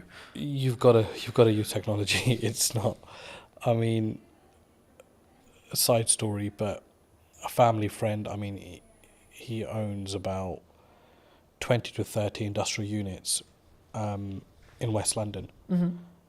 And he's a landlord on all 30, and he accumulates rent of all 30, is the managing agent of his own estate, charges his own service charges as well. So huge business. And in COVID, he had an issue where his bookkeeper caught pneumonia and was hospitalized. So he called me and said, I need some help with software and accounting. And I remember driving to his place thinking, there's just going to be so much advanced systems here because it's a huge business. So I don't really know what I'm going to be able to advise him on. When I got there, I was completely shocked that he had no accounting system, no software, and he was doing everything manually. To the point where he was even adding up sums on a piece of paper or his ledger, physical ledger. And I was like, and these are not small figures, 7,200, 9,229, and he's calculating all this on paper, and he's got this account running he's got a book per tenant running. And I'm like, shit. There's no way there can't be a mistake in this. Like, there is absolutely no way. So his first job for me was, I want to move all of this onto an accounting system. Yeah. And I looked at it and I thought, like, that is just madness. Like, it's absolute madness. And I remember setting up Xero for him. And I mean, I'm no Xero professional, right? We have a team that runs our accounts and stuff, but he wanted this to be a personal favor. So I remember shifting all of these physical ledgers onto an accounting software, and the sums were wrong by like thousands. So his first comment to me was, I need to recover this £62,000, which is owed to me in rent. When we actually shifted everything onto a ledger, the figure was about 225,000, which was owed to him. So it's like nearly 3 times what he thought was owed. And that was his change at the age of 62 towards technology, that I need to adapt. And that was the point where he was like, no, I Was it an can't. eye opener for him? Sorry? Was it an eye opener? I think it opened. How did he react? I think it opened everything that he had within him, because he was just like, he goes, I don't even know how many years I've been losing money for, which is the main thing. And he always had tenants, I said, and came to him like, this rent figure is wrong. And he was like, no, he's adamant it's right. And I was like, an accounting system will put all that to bed. All of a sudden, the queries went down by like 90%. People stopped querying their bills because it was all automated. Each tax code was set. Every expense was set. And I mean, that was like, okay, there's also no time limit to when a person can wake up and see that they need to adapt to technology. And coincidentally, he got very ill last year himself. So he had his son come in and take over the business. And it was a very seamless handover because everything was sorted. So you could easily, you'd have to spend some time kind of understanding what's going on here. But it was handed over with something in place that you can just pick up and go with it. Yeah. Opposed to like, why is this or why is that or why is that? Everything was annotated. So look, you have to adapt. I don't think you can as a business. I mean, we didn't start using software till quite late into our business life as well. It was like 3 or 4 years in. We were creating invoices off Excel and that kind of stuff. And I was like, this can't be the way. And then slowly we've adapted to stuff. There are things that I think are really unnecessary in business as well. You don't need technology for absolutely everything. But basics like accounting and stock management, staff management, telematics on vehicles. You've got to have that. I mean, we had one of our drivers had a terrible crash last month, and the police wanted to know, what speeds were both vehicles travelling at, and we were able to prove that because we had the telematics. And the third party wasn't able to do that, which, favoured us as a business because we were able to prove that we were within, or our driver was within the speed limit. Didn't harshly brake. So technology is a lifesaver in certain places, and you've got to have it for the basics of your business. Yeah. You're specifically, obviously, a very niched business in Yeah. regards to the sector that you serve. Have you always been that way? And if so, was that a very conscious decision from day one to be like, I'm going to serve this? Nope. Aviation just came about, to be honest. Well, I say it came about, but I kind of think you set your own destiny in some ways. We were so busy trying to survive as a company, but it was just like customer focus. Yeah. Make sure the customer gets everything they can from you, even if it means you're losing something. Just give your customer absolutely everything and make them feel special. And we do that till date. So in some ways, business is a funny thing because you can never say, I set out to do this and it happened. Because I think you've got to, a lot of things happen around it and you end up taking a different route. So, I mean, I discuss aviation a lot, but we work heavily with construction. We work heavily with tech companies as well. And we have a huge footfall in the city as well. And none of those things were ever targeted. I don't think we actually knew what we wanted to do when we started business. We just knew we wanted to serve food and, have a business as such, right? So it was like, okay, how do we do that now? And I think along the way, your business will adapt. Things will come up. You'll see value. For us, it was about understanding our niche. And I don't think we understood our niche until post-COVID, which is scary because that was 10 years into the business. 10 years? 7, 8, sorry, maybe 8 years into the business. But it was what is our niche? Our niche is not aviation. Yeah. Because there's a hell of a lot of companies that operate within that. Our niche is short lead times. You get hold of anybody at any time of the day or night. we will solve your problems. And if we don't, we will make sure we've done everything possible to try to solve that problem for you as a client. Now, there are some clients that have my number specifically, and they will only call me in situations because although I'm the director of the company and we have an amazing workforce, I've built that relationship with them personally when I was building the company out. And I can understand why they only want to come through to me. I totally get that.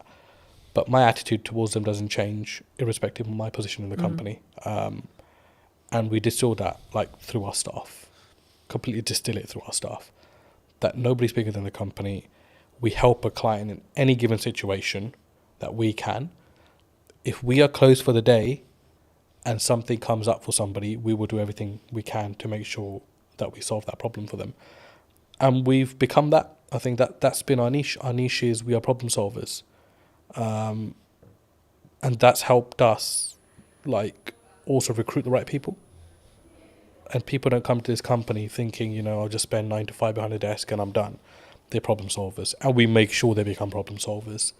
And our retention rate's amazing. I mean, we've had one staff member leave in the last 2 years, which is incredible. It's absolutely incredible.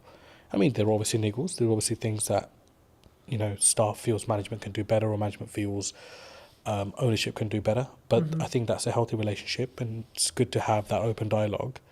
But it's so important to treat your staff well. And that doesn't mean just money or pay. I think just an attitude, sometimes just asking people how they are, talking about the football or having a normal conversation makes people realise that actually you're a normal person yourself. Yeah. I was going to say, I mean, I guess in a business your size, is there a level of all the directors are in today kind of like, oh, it's really scary, and then if so, how do you either defuse that or lead with empathy to be like, hey, I'm a human too? I think because I've never really come in like wanting to feel important. I think because I was, working the fields, as you can say, when I first started. I've kept the same attitude now. If someone's a new starter or hasn't been around or hasn't got to know me because of the size of the business now, so they don't probably interact with me as much, they're put to ease by the older staff because they're like, this guy is actually really calm and really chill. Like, he'll come in and be like, let's order some pizza. Or did anybody watch the football or the cricket or whatever? I mean, it's like we have our company WhatsApp groups, and I was at the cricket India-England the other day, and I'm sending in the group chat, a photo of myself at cricket, but that helps people just feel like, I'm not intentionally doing that. I'm just doing that because I've always done these kind of things. And there are staff that say, they don't feel like sometimes I'm the owner of this company just by how I act, how I am. I'm very relaxed. Mistakes are fine. I think we've always said that, look, it's fine to make a mistake, but don't let it become a repetitive mistake and we're not learning from. So it's that yin and yang. I think you've got to find the balance. For me, it's very hard to be serious with people, especially my day-to-day staff, because I think their life is serious enough without me having to add to it. Our work is serious enough without me having to add to it. So I try to, just be chill around them. If there's problems, I'll take that up with my higher management, and we will deal with it away from our team. But I think it's very important to have that balance as well. Do you think, as a founder, as a director, as a leader, that maybe not you specifically, but those people in the question, leadership founders, they maybe have an ego problem, and if so, like, is that maybe their undoing sometimes? Like, they have a massive ego, they care about the car, they care about the house, they're keeping up with the Joneses, but they don't necessarily lead with maybe the correct, what I would describe at least as the correct values. Yeah. And do you think that has a strong impact as from a leader, from a founder, from a kind of how you show up for your staff, your employees, your higher management, etc.? I think so. I mean, the people with, if you've got the nice car, the big house, you've made it in some elements in life, and that's amazing for you as a person. I'm really happy for people that are able to do that. But do you think it comes from an insecurity sometimes? From insecurity, did you Like say? they're doing it. Like, I've got the car because I don't maybe love myself as much, or like I'm trying to fill a hole potentially in their own self. I think everyone's trying to fill a hole in some way within themselves. I think we all have that. I mean, there isn't a perfect person out there. No, of course. Let's start with that. We all have our blemishes. End of the day, and there are things that we can always improve on.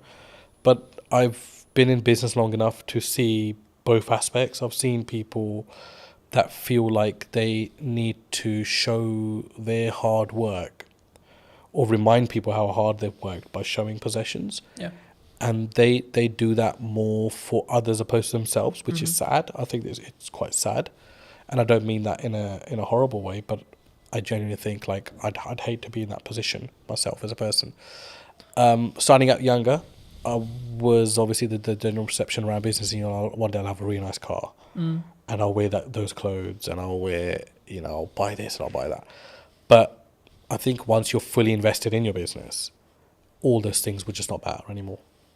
Like for me, it doesn't matter right now that I'm wearing discounted Next Aspidrills, or I'm wearing a certain branded top. It matters nothing to me whatsoever. Because is it more about the quality of the person then? I think... Or the quality of the founder, the quality of the leader? It's like, what's your higher purpose? Like, you've got to think, that's what you've got to think of. And I think if your purpose goes beyond materials, you've got a bigger purpose in life. You're not thinking... I mean, I get absolutely no joy. I mean, I love my car. Don't get me wrong, I love sitting in my car. But if I get a phone call, the problems are still as bad as they would be on a bus or on a train. Yeah. So all of a sudden that materialistic thing matters in no way. Yeah. Right? So for me, I think it's like, you've got to be like, okay, why am I in this? But what am I about as well as a person? And people lose one of those two aspects somewhere along in the business. They either forget why they're doing what they're doing, or they'll forget who they are. And for me, I can't do that, because I grew up eating dinner on the floor. I never sat on a dining table, because traditionally, my dad grew up, there was no dining tables, in his household in 1960, whatever it was, in India, because he was from a very poor background, post-partition of India, Pakistan. So they grew up sitting on floors and eating. So he distilled that in us. And there are times where we're just out and about and we're having a working lunch, and I'll just sit on the curbside, because I'm totally happy with that.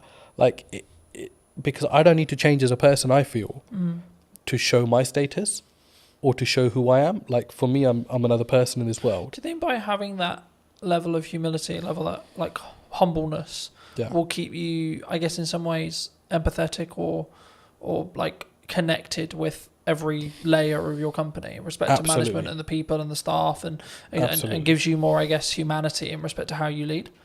Absolutely, because you'll be a human before you're anything else. A human that actually feels other people's pain and their situations, opposed to just your own consistently. Yeah.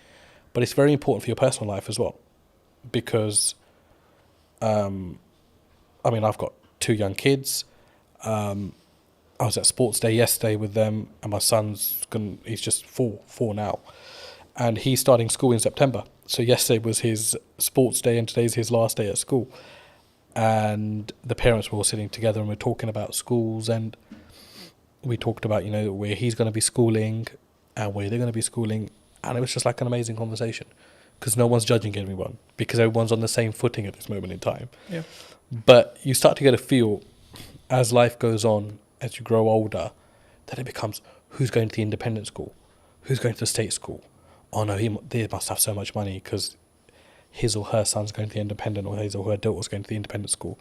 But it matters nothing if you as a person still have humility, I think. And it doesn't matter whether you're sending your kids to a certain aspect or spending X amount on yourself.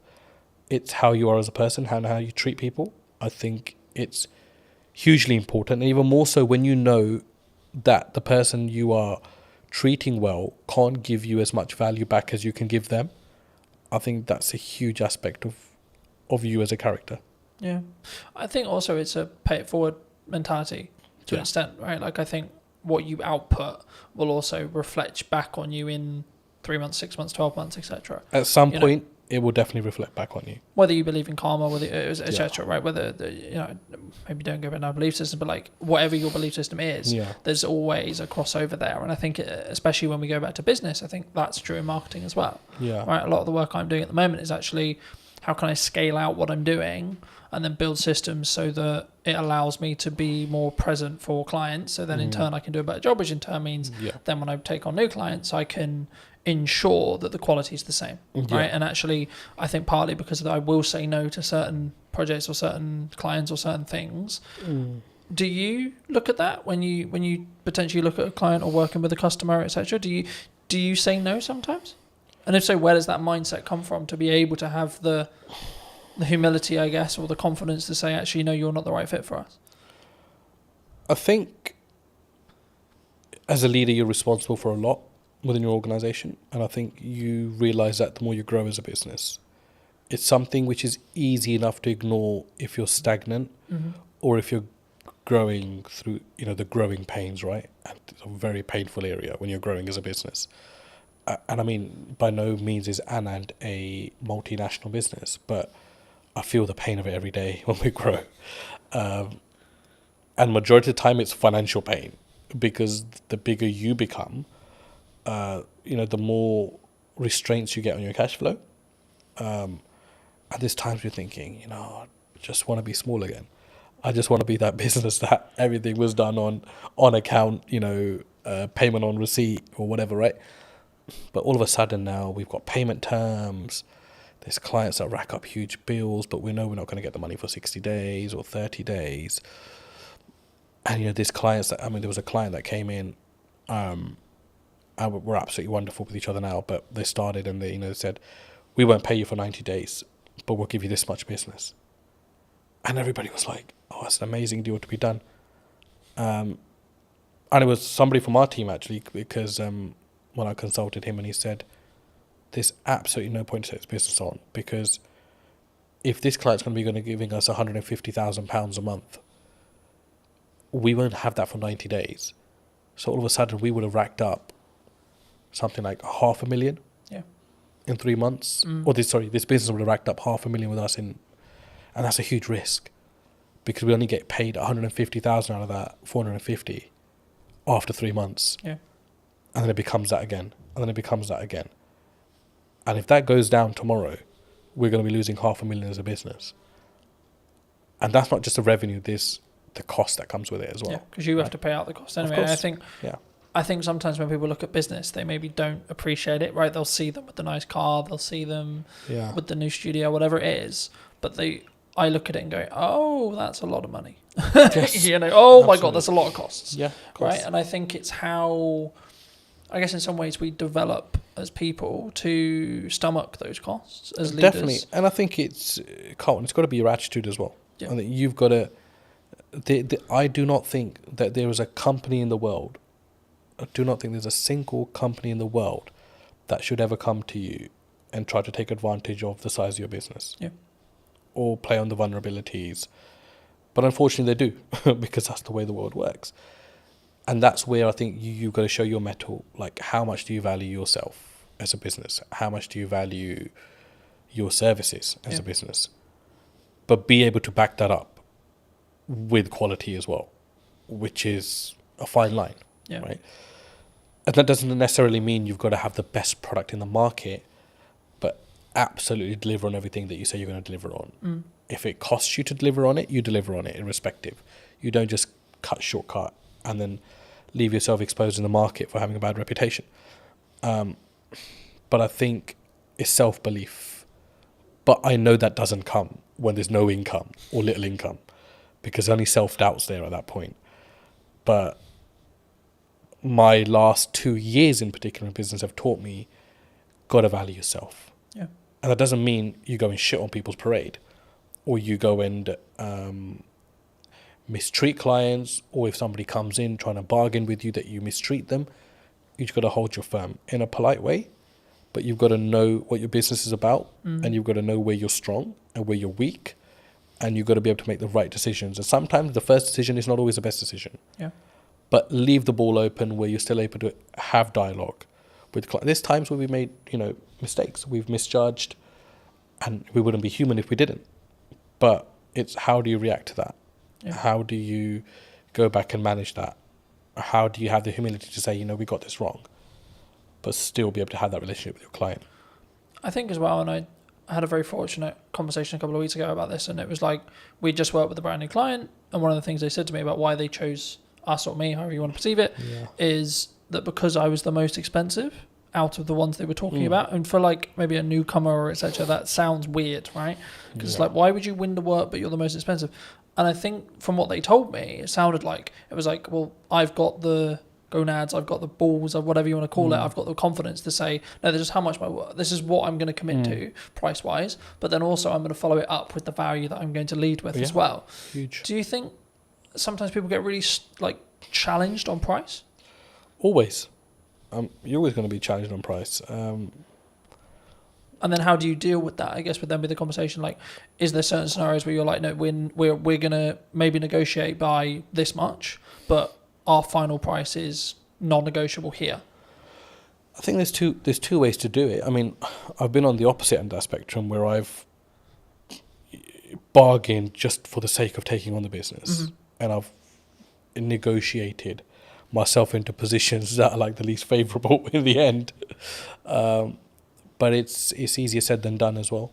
But I think you've got to know your costs, know where you sit, know what you're trying to achieve out of that deal, because sometimes you take on a deal with the hope that it's going to lead to bigger and better things, which is fine if you know your market.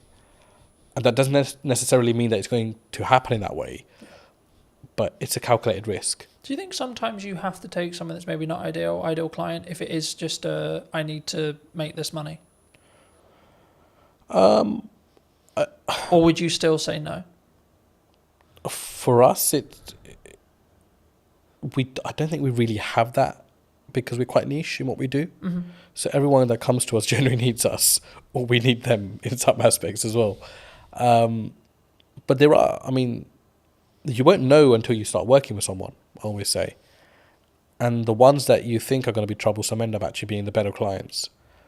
And the ones that you think, you know, because they're a big brand, sometimes extracting money can be an absolute pain, which is why relationships are very important. And you've got to go above and beyond. A business deal is not just, you know, here's my service, I've provided it, here's my invoice, you pay it, thank you very much. It's all the stuff in between, the dialogue, the things that you don't cost. It's impossible to cost a project, you know that. Yeah. To the T. You can't do that.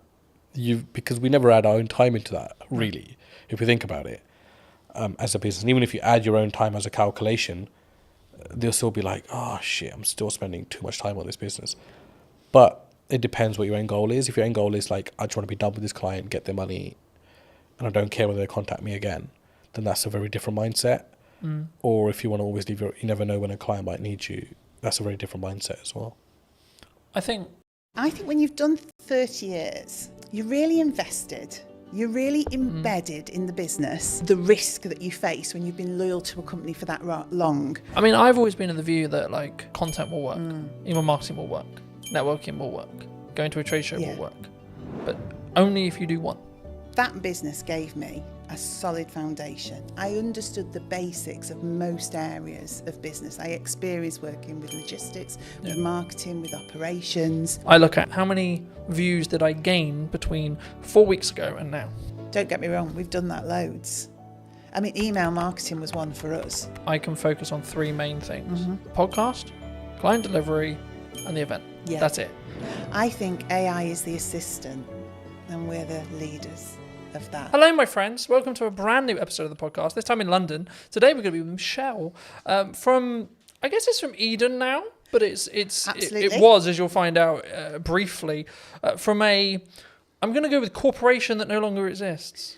Sadly so, yes. So, no longer on the high street. I mean, it kind of does, but not in the same way. It exists under another name, yes. Should we stop being elusive? And we should definitely stop being elusive. It's W.H. Smith's. For those of you that didn't guess, it's W.H. Smith's, yes. I'll start here. How did it feel? Because obviously you were, correct me if I'm wrong, but you were a regional manager. Yeah, so I looked after the north of the country for WH Smiths, yeah. I mean, I was with them for 30 years, so I grew from being a Saturday girl on the till to that position of looking after all the stores in the north. But yeah, at the point I finished, I looked after about 304 stores in the north. And what made you make the leap? Did you transition out? Because I think when you're in a position like that, maybe the money's good, maybe or was it just like, oh my God, not this again. I hate the inside of my car. I don't know really, because I think when you've done 30 years, you're really invested. You're really embedded in the business. You are earning really good money and you're super comfortable. And the reason you're comfortable, and this to me is the sort of the risk that you face when you've been loyal to a company for that long, you've kind of got into the zone of corporate muscle memory. So I didn't really have to think that much anymore. Yeah. So I was earning a good wage. I was doing a job that I liked for a company I was really invested in. But ultimately, I'd kind of lost the ability to be myself. The company had changed, I'd changed. And it was just time, I think, to find something that was me. I guess there's a natural kind of, sometimes there's maybe a disconnect. Like you were who you were then, you grew 30 years and then you wanted to go this way, but they wanted to either downscale or go that way. I don't know if it was a case of they wanted to go this way and I wanted to go that way. Because in all honesty, I could probably have done another 20 years for them. Because genuinely, I was really embedded in the business and I loved it. I loved the people. I mean, you literally know everybody when you've done 30 years. You know every store, you've been to every place. But I just sensed that it wasn't going to be right for me in the future. You know, I think you just get a knowledge of, I've got all this experience, I'm getting my own mind, my own voice more, and that needs to be somewhere else for it to develop and grow. Yeah. It's not going to develop and grow here. Or I can stay and carry on doing what I've always done for another 20 years. So was it, I guess, in some ways a personal development shift for you? Because we were talking just while we were setting up about, you know, the difference that you now have with where you are with Eden. Yeah, I didn't know it at the time. I honestly didn't know it at the time. So it was a leap of faith moment, really. And then the weird thing for me was COVID literally happened on the Friday of the week that I left. So I gardened for about 12 months. So in that period, I really did start to think, well, what's going to work for me now? And do you know what? It is not an easy thing. I now see people going through that same process of leaving something really big and corporate that they know well and then trying to find their way. It's difficult. Do you think that it comes with a... Because we were talking before we started that I'm going to find it very hard to go into corporate now because I've got the freedom of self-employed. I guess you could say I know what works marketing-wise, especially right now. Yeah. And I would have to fit perfectly into a team culture-wise for it to work. It would depend what you'd want that for. For me, that business gave me a solid foundation. I understood the basics of most areas of business. I experienced working with logistics, with marketing, with operations. It taught me to be resilient. You know, they were a company that was adaptable. I mean, they survived on the high street. So it did give me an understanding of how you support a business to survive, to protect its people, to protect the brand, etc.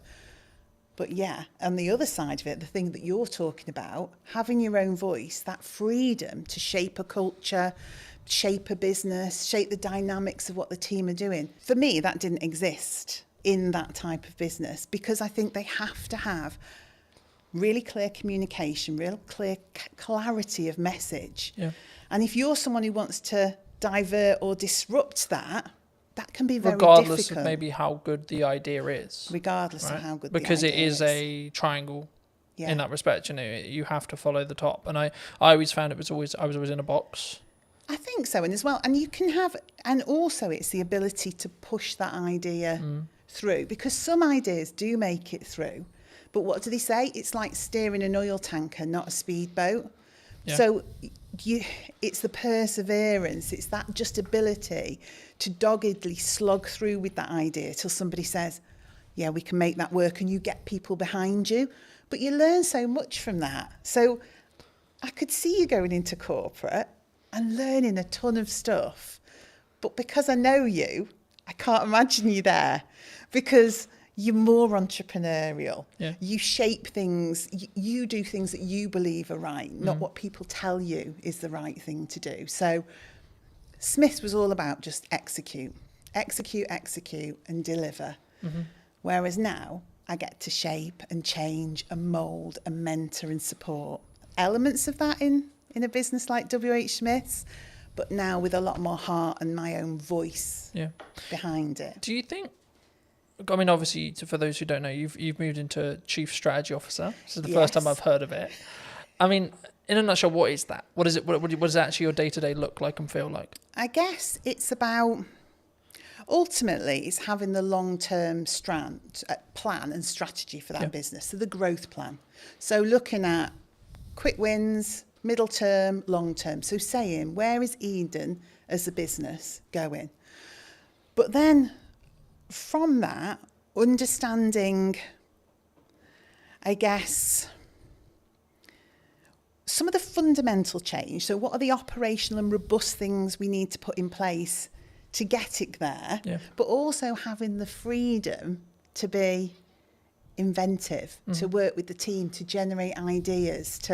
So I would say I'm the person who knows the long term, but I'm also the person that wants to generate all the bits in between that move us in that direction. And some of it is quite simple. Some of it is really quite complex. It's about building teams. It's about building roles and responsibilities and processes. But then it's about looking at innovation, deciding what we want to do, NPD, all the fun side.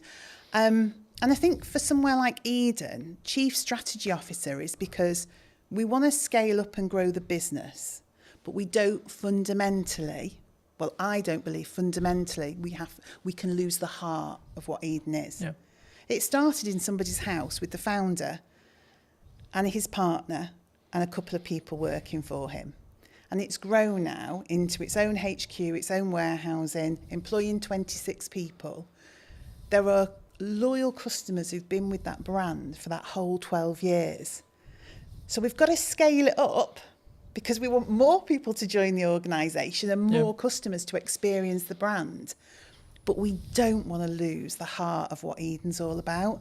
And I think it's my job to make the scale up happen, but make sure Eden remains Eden. Do you think it's difficult? Because by proxy of scale, you have to somehow, like I'm in this, as we were discussing before, I'm in this struggle at the moment where actually things have gone like a lot better than planned. Happy Which days. is brilliant. Right, great place to be, grateful place to be. But it's also like a legitimate issue in the respect to actually now I've got to like, how do I duplicate myself? Because that's potentially the position I'm in, especially when it comes to like continuing the next step now, which is actually continuing with what I feel is working, but sort of, I guess, because I'll never be able to replace me sat here in front of a camera. No. Right? I can outsource everything else, but the only bit I'll never be able to, especially if a client is very tied to, I want Colton on the production, I want Colton on the marketing, etc. It's going to be difficult. I mean, did the team at Eden find that as well? I think because obviously you sell a product, right? But the essence is still there. Yeah, I mean, ultimately our main product, it's dog food. I mean, that's what we produce and sell, premium quality dog food. I think when I came in to that business, it was difficult because it was change. It was somebody saying, what you've done till now has been brilliant because you have organically grown this business with people from the local area, not experts, just people with a passion for pets, a passion for the brand. And then I had to come in and say, that's absolutely brilliant, but we need some roles, some responsibilities, some routines, some best practices. We need to get back to basics. We need the foundations. And that was the change people found difficult. So that freedom to just almost do whatever you want, whenever you want, had to be pulled in for a while we established some core basics. But once we'd done that, once we'd got the right people in the right place doing the right things, once we operationally were robust, when we'd done our risk management piece that said what are those critical points of failure that sit within this business, then people could see, oh, actually, I can still operate the way I did before with freedom and creativity and innovation, but there's more support underneath. Things don't crash off a cliff. Actually, the structure's there now for us all to be able to do the things that we're really fundamentally good at, which is connection with the customer, the love of pets, the love of the brand, getting out, word of mouth, spreading the word of Eden, knowing that the business is fundamentally running well. Yeah. Whereas before, the business could have been struggling and we wouldn't necessarily have seen it. So we wouldn't have been able to make the changes we required to keep the business on in a good place and on track. Yeah. Do you think there's you, with your role, I think you'll look at maybe like the overarching strategic side of marketing. Yeah. But what are people missing right now in marketing, would you say? Because there's a I lot of think buzz some- around yeah. people saying like, oh, there's you can't get in, you can't have a podcast, you can't, you know? I think sometimes maybe it's not what are they missing, but it's have they sat and thought about the brand and their audience and what they want to achieve? Or are they just trying to follow trends and what people tell them they should be doing? So I think everything from your TikTok through to email marketing, etc., is all valuable and valid. But it is up to the business to understand, is that right for them? And maybe it's not right for me today, but it might be right for me in a month's time. Yeah. Or maybe something I've always done, I'm going to stop doing so much of that now because I want to change. So I think you have to consider everything in the marketing sphere, but it doesn't mean you should do everything. Because if you do it without authenticity, I've seen many TikToks where I just think I could literally crawl under a rock with embarrassment. Now, I'm sure some of that actually works sometimes. But if you're just doing it because you think you have to, I don't think it works. I think for me that's really true. I mean, I guess the follow-on question was going to be around like the shiny thing syndrome. So to give you some context, I was out on a run yesterday. Yes. And I was like, hey, I should have like a teaching platform and it should be on a subscription base. I was like, no, Colton, that's a good idea, but no, because I'm focused on like two main things right now for the next, like probably to the end of the year, more likely, which is the podcast, right? And then the event, right? That I alluded to before we started. And the event's in September. So the reality will be like after September, I'll just be planning the next one and continuing with the podcast. Yes. Do you think people run into a challenge when it comes to like, they get some momentum with something and then they go, oh yeah, but this shiny thing over here is really cool. Yeah, and it's and also if you're looking at your competition quite heavily, if you're looking at the marketplace and seeing what people are doing, you don't know if what they're doing is actually successful. But internally, you go, they're doing that. It looks great. I mean, of course it looks great because they make it look great. Yeah. It doesn't mean it works. Doesn't mean it's successful. But it's so true to say you can just be pulled off. I mean, I say to my team, I know it's a really old analogy of all of us pushing the boulder up the hill. If we all run off in different directions, we're going nowhere and probably going to get squished. Yeah, who's going to get squished? Who's going to get squished? And that's what I say. Look, we've got some key pillars. Let's stay focused on that. Let's consider the opportunities, but don't run off and do it and just leave this hanging over here. And don't get me wrong, we've done that loads. I mean, email marketing was one for us. We wanted to do it. We should have been doing it. We kept running off and doing shows and events and sparkly fun things, never actually nailing some of the fundamentals, because it's more appealing, isn't it, to go to Crufts and meet dogs. Do you think there's a level of ego that comes from that? Like either from a founder or from a team? I don't know whether it's ego or it's what personally turns you on, what your own drive is, what do you fundamentally want to do? People do gravitate towards the things that do it for them, don't they? Yeah. I mean, I've always been in the view that like, so for example, content will work, email marketing will work, networking will work, going to a trade show will work, but only if you do one. Okay. In my view, right? From what I've found personally. Yeah. When I've interesting. really focused in just depth on how do I make the podcast as best as it possibly can. Yeah. From a viewer's experience point of view. That might be how it looks, how it sounds, how I come across.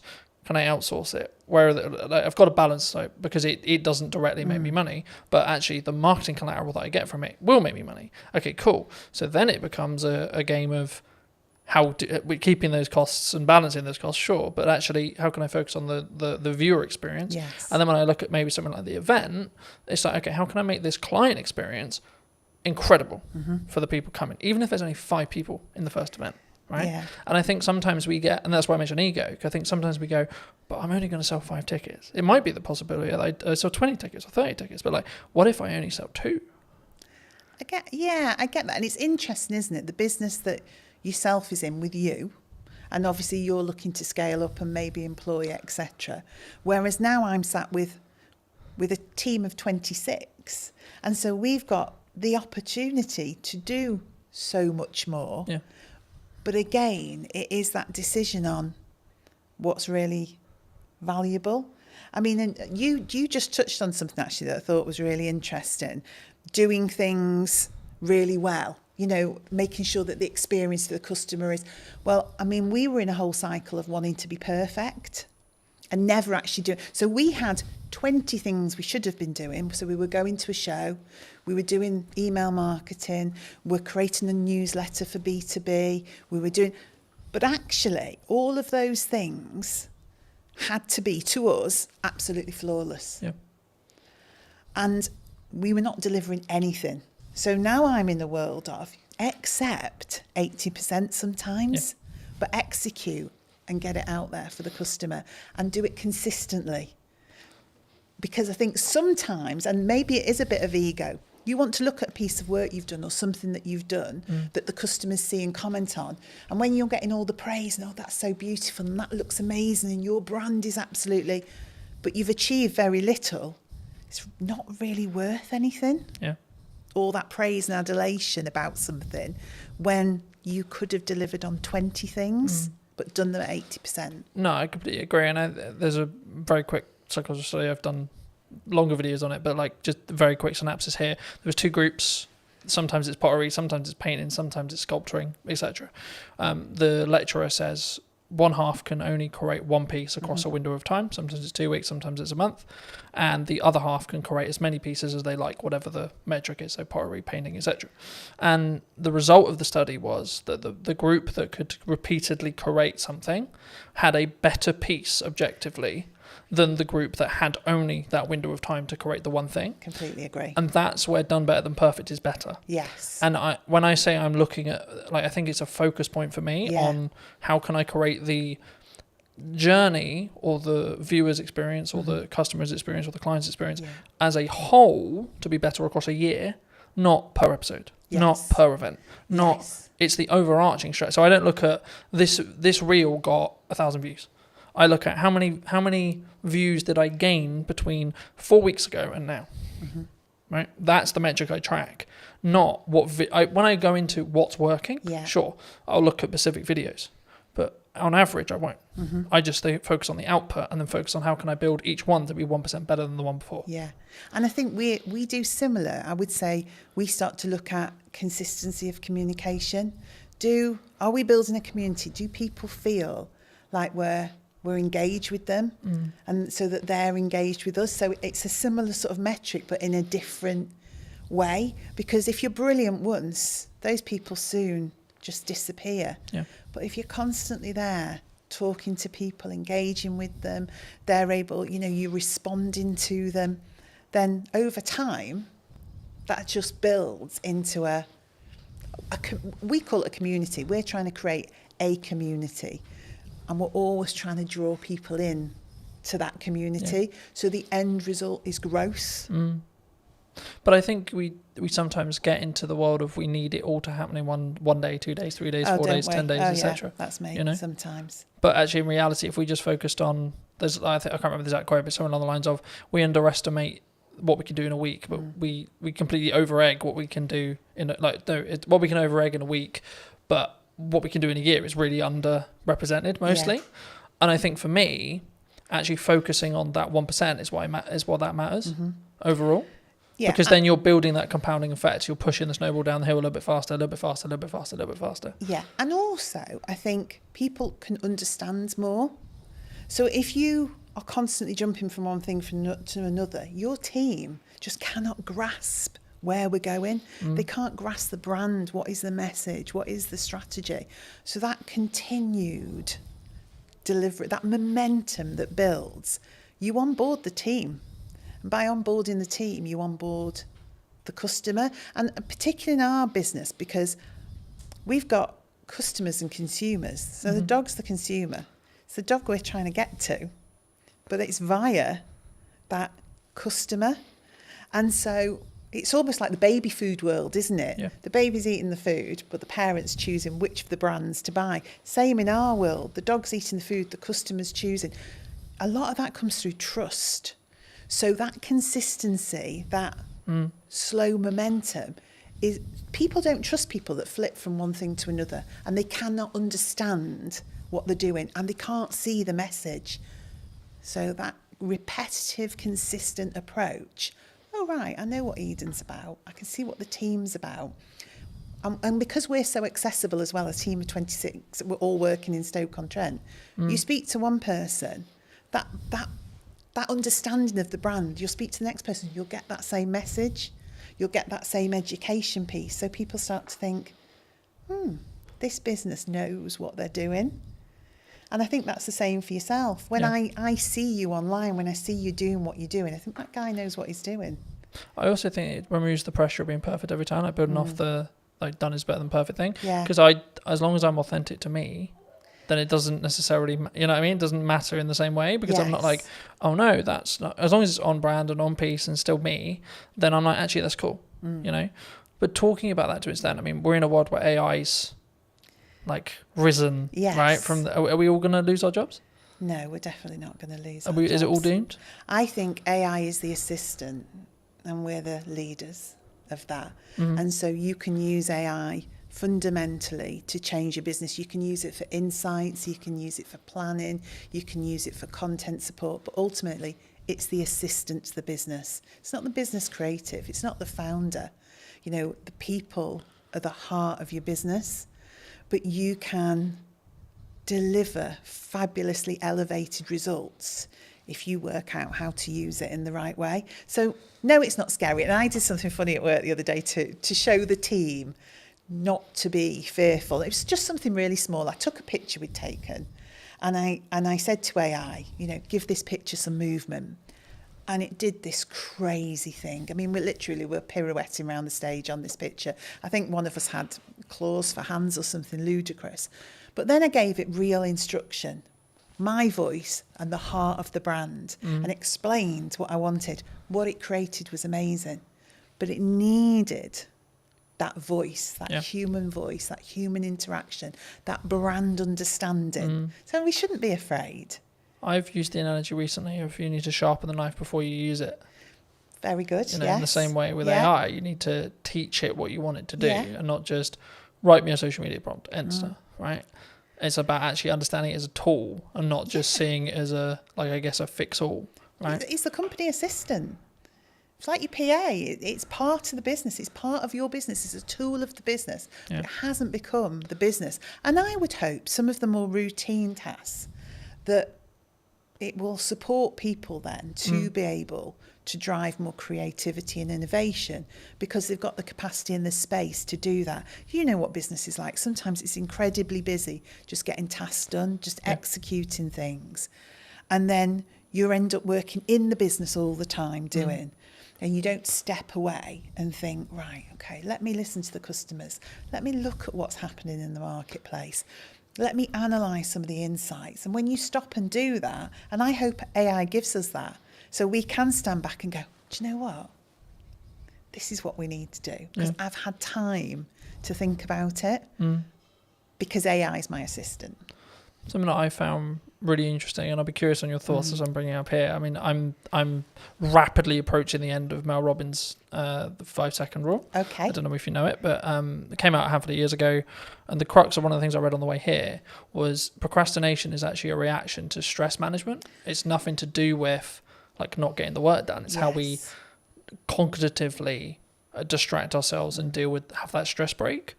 And it kind of links to the AI thing, because I think the performance, you could say that, especially when you're in C-suite or you're, a chief marketing officer or a chief exec officer or a chief strategic officer, etc., we can be so do. How do you personally balance it, but also allow yourself to have that time to, I guess, think up the more creative ideas, or like have that more synergized approach in respect to actually, no, I'm going to step back now and say, let's look at the problems I may be facing and how I can like strategically fix them, but not with the pressure on having to fix the answer today. And sometimes I'm really bad at it. So if I'm overly excited about stuff, then I'm just do, just as you describe, really. There'll be days that fly by and I'm not quite sure what that day was about. I think there's a point in business though where you have to do that, right? Probably, yeah. Well, you do it because it's necessary, in the moment. But then what I also find, I like to be planned and organised. We were talking about this. I like my notebook. I like to think ahead because I like to show up in the right way. Yeah. I am myself. I'm always the same, but I do give thought to how do I need to show up tomorrow? What are the things that I need to achieve? Am I planned and organised around that? And when I am, that gives me those periods of time to step away with people. Do that for people in the business as well. Say, hang on a minute, let's just stop. Should we just go and grab a coffee, or should we go for a walk?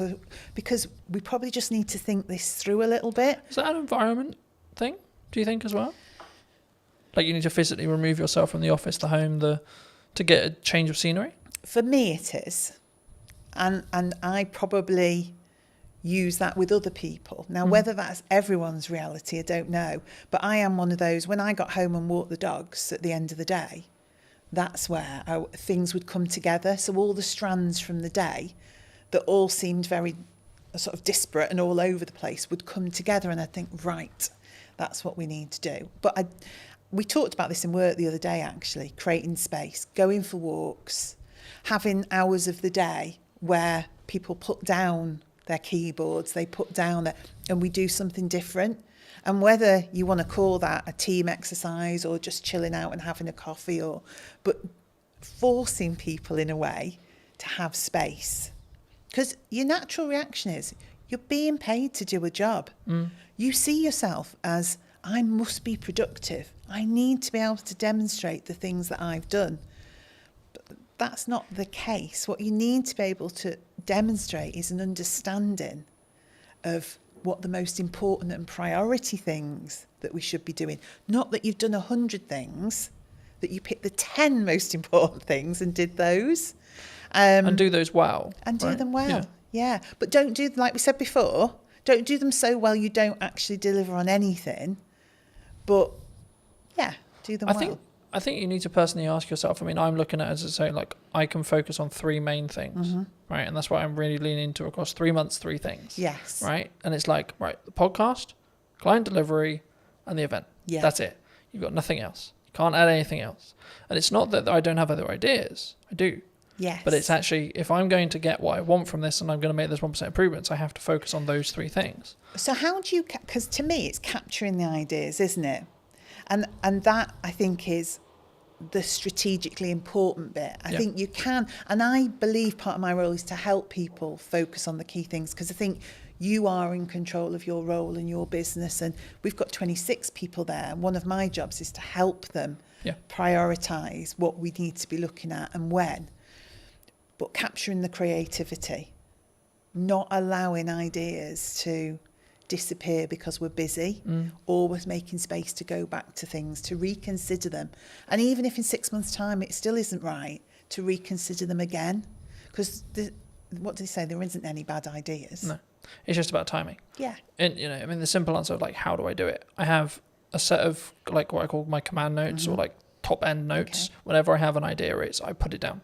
Don't care how I'm going to use it, don't know where I'm going to use it, etc. I'm like, I don't have the time to focus on how to build that out yet, but I don't want to lose it. Yeah. The other way, building off the AI side, is utilize chats in ChatGPT, for example, especially if you have a conversation in that chat, it will be able to, as in physical conversation, as in you're typing, or actual conversation, you'll be able to then refer back to it. So if you say, hey, ChatGPT, for the next 3 months, I can't really focus on this thing, but actually it's a really good idea, I'm going to come back to you in the future. Can you kind of make a highlight list or make a reel or etc., or make a summary of like my thought process now? Yes. And so when I actually have the time to give the focus, I can then do that. And then what you do is you just brain dump.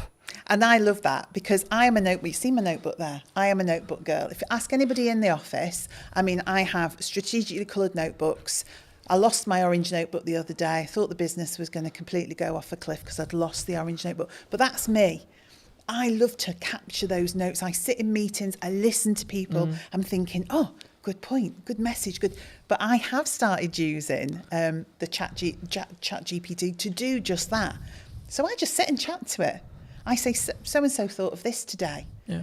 In terms of and it seems bizarre at the time. I mean, I did think I was losing my marbles a bit that I'd found this new best friend of ChatGPT. But I did. And I systematically would go through and think, right, idea. Don't lose it. So now I'm developing a combination of my old way of thinking, get it down on paper because that really works for me. But now capture it somewhere where it can't be lost. Yeah.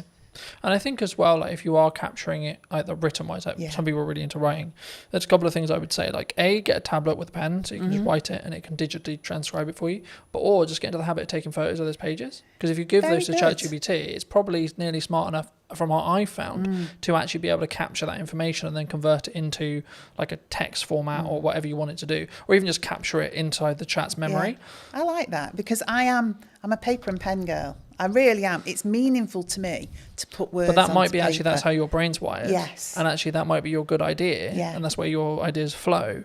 But then like in the result where you do lose your notebook, if you're also backing it up through ChatGPT's like chat memory, like you could just have one called idea dump, for example, right? And every single time you write a page in your notebook, take a picture of it. Yeah. And then tell ChatGPT, I'm going to refer back to whatever the note is. Can you bring this content forward whenever I ask for it? And it's how you then, and this is an example of like how to leverage AI rather than being scared of it. Yeah, and I think that is just it. And it's funny that naturally using ChatGPT in that way worked for me. And also that ability then for me to create patterns, trends and insights from it, because I will go back and say, are there any common themes? And I didn't know if it would work or not. You never know if these things are going to work. So can you see any patterns, any common themes, anything that's coming together as one cohesive idea? And it's so good at that in terms of analysing and pulling out insights. Because I would go back, I mean, and this was an arduous task, I'd go back notebook, highlighting things in different colours, pulling strands together, generating one idea from 20 thoughts. AI is really good for that. Yeah. But again, I think it's an assistant tool. I don't think it's going to necessarily replace us. I mean, the trend sort of changed and it became this, someone who's utilising AI is going to take your job rather than the AI itself. And I think that's a more positive or more real reality of what we're going to have in the next 10 years. I think so. To be honest. And things change, don't they? Things always evolve. You know, industries change, the way we work changes, but our minds are amazing. We've just got the power to adapt and do things in a different way with the support of that new way of working. But I found because it's taking the grunt work away or allowing me to document things, etc., I then can have the more creative thinking process because my bandwidth is like opened up in that respect, and I can sort of play around a little bit more with what works and what doesn't, and like what ideas work and what, and I can ideate them a little bit deeper. Yeah. I think one thing that came to mind then, and this is why I think being the strategy officer is important, is probably one thing we need to think about. One thing I think about is everyone in the office is using ChatGPT or something similar, but I have to keep our voice as the Eden voice and the Eden brand. So that's what then becomes important in terms of us and the team. Because again, we could all go off with our voice thrown into ChatGPT. What it gives you back then starts to become... But I think it's a mirror, right? Yeah. And I think when we blame it, oh, it's a bit robotic, oh, it's a bit this, oh, the words aren't... It's like, well, you put it, you did the prompt, you did the... Yes. But I think, I mean, as a more generalised question, I guess, do you think that we don't look at ourselves in accountability-wise as an over... Not even necessarily AI, but as an overarching... Kind of like as a person when we see something maybe goes wrong, like more generally. Like what, that people as a whole we don't take accountability themselves, or do you think that's rarer? It's easier to go, it's your fault. Yeah, we don't always want to take accountability. If you're asking if we do, I think you know when you're accountable for something. Yep. That doesn't mean you don't try and deflect that accountability. But normally, if you work it through with somebody, you can get to a place where you understand what role you had in that. And again, that's something I have to do, because I think part of my role is clarity. And I think clarity is caring for people. So getting people to a place where they do understand their accountability and they do understand... There's also needs to be a proven place of safety, right? Well, yeah, definitely. But that's how it should be, isn't it? It should be a place where because people it isn't can like make hands mistakes. up, I made a mistake. Oh shit, my job's gone now. No. It's actually, no, hold on, we're all going to make mistakes and that's okay. How do we learn from it? It's we've made a mistake. You know, we have done... We've put tons of effort. We're relaunching it again, but we did a try before you buy campaign. And we got quite a few little bits wrong in that. Mm-hmm. So that campaign did not deliver as it should have done. Now, we've learnt from that and we're relaunching it. But at the time, nobody wanted to hands up where the... So I just said, we've made a mistake. This team here, we're the project team.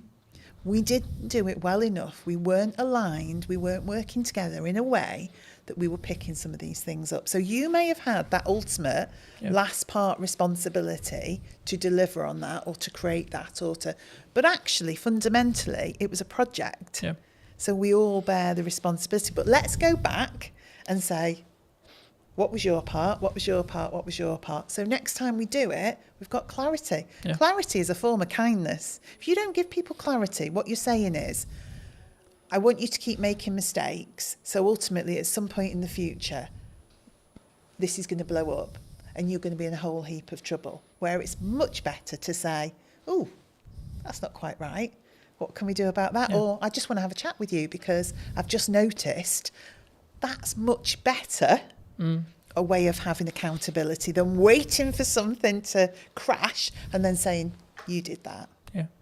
Do you look at it as in your role, because obviously you work with a larger team, mm-hmm.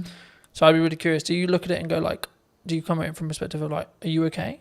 Like when you work with someone one-to-one, like if they are making mistakes, because it's like you good? Like what's going on? If it's out of character. Yeah, I don't necessarily say I always would do the you good, because different people respond in different ways. But I like to be in touch with the team. I like to have sat with people before we get to that point, so I know a bit about them.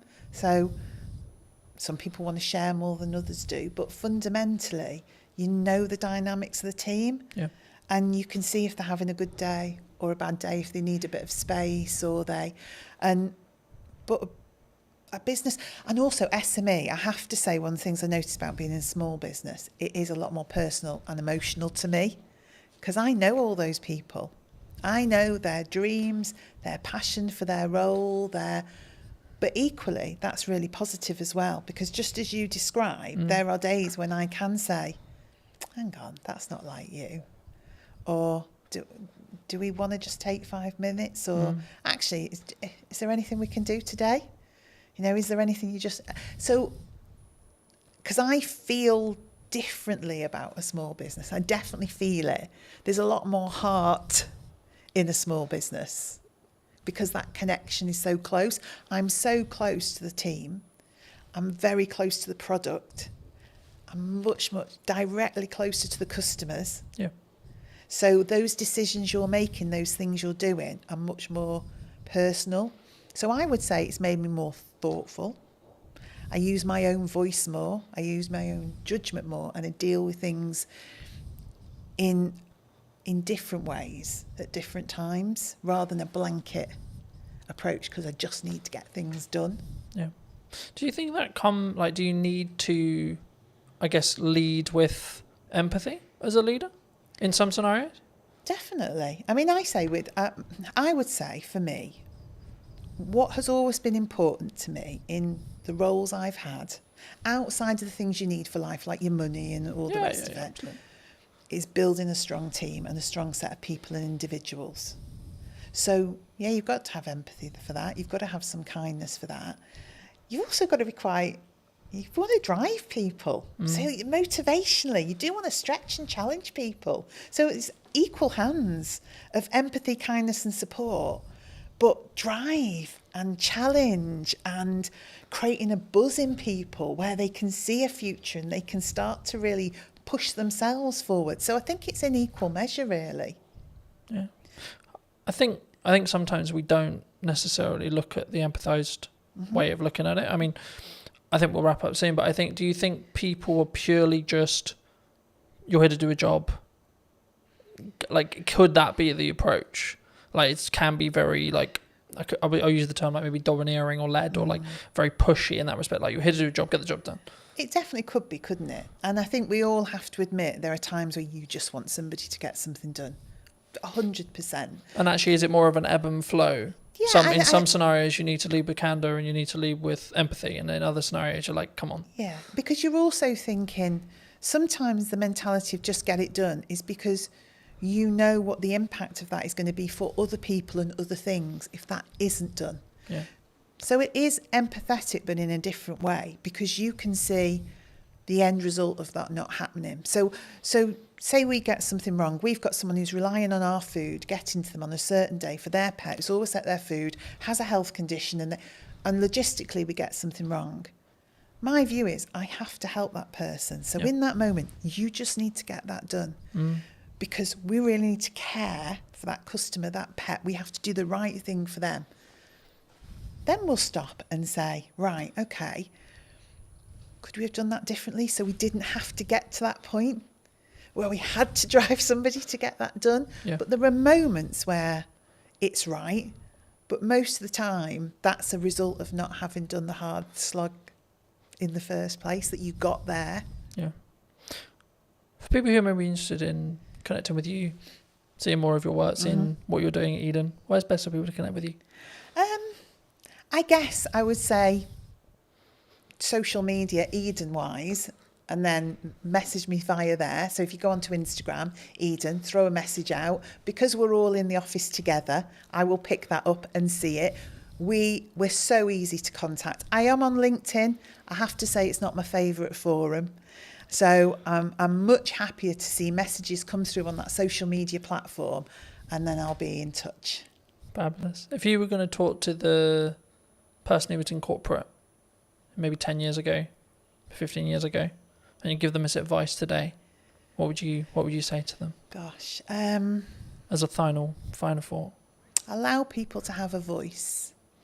We all care about business at whatever level we work and are operating in that moment, and let that individual have a voice. That will be my message. Thank you so much for watching. If you did enjoy this episode and would like to see more like it, make sure to be subscribed. Let me know in the comment section down below if you enjoyed it and what your clear takeaway was, and I'll see you very, very soon. Hello my friends, I hope you're well. Welcome to the Old Mill, and today we're going to be doing a brand new podcast talking to Johnny from Taste World and just kind of the Old Mill. Hello Johnny, how are you? How are you? I'm very well, absolutely. I was going to think about where to start, but I mean, we're sat in the Old Mill restaurant, right? And I think a lot of people who are local to Salisbury will obviously know the Old Mill in Harnham. You've just acquired it maybe, 6 months ago? 3. 3 months ago? Okay. Yeah. Why here? Why did you choose here specifically? It was just a building that had come to our attention for a kind of friend when I think a poster went up in the window saying, due to change of ownership, we'll be closing. And I thought, we need to come and look at this site, when I was told how beautiful it was by the friend. And we came straight here, and within, I think, 15 seconds of pulling up in the car park, we decided it was something we needed to pursue. And we actually agreed the terms to take it kind of out of the grasp of the person that was meant to be taking it, without even stepping foot inside. We literally saw your video, strangely on YouTube, that I think you filmed a couple of years back, and the visual impact it had from the outside.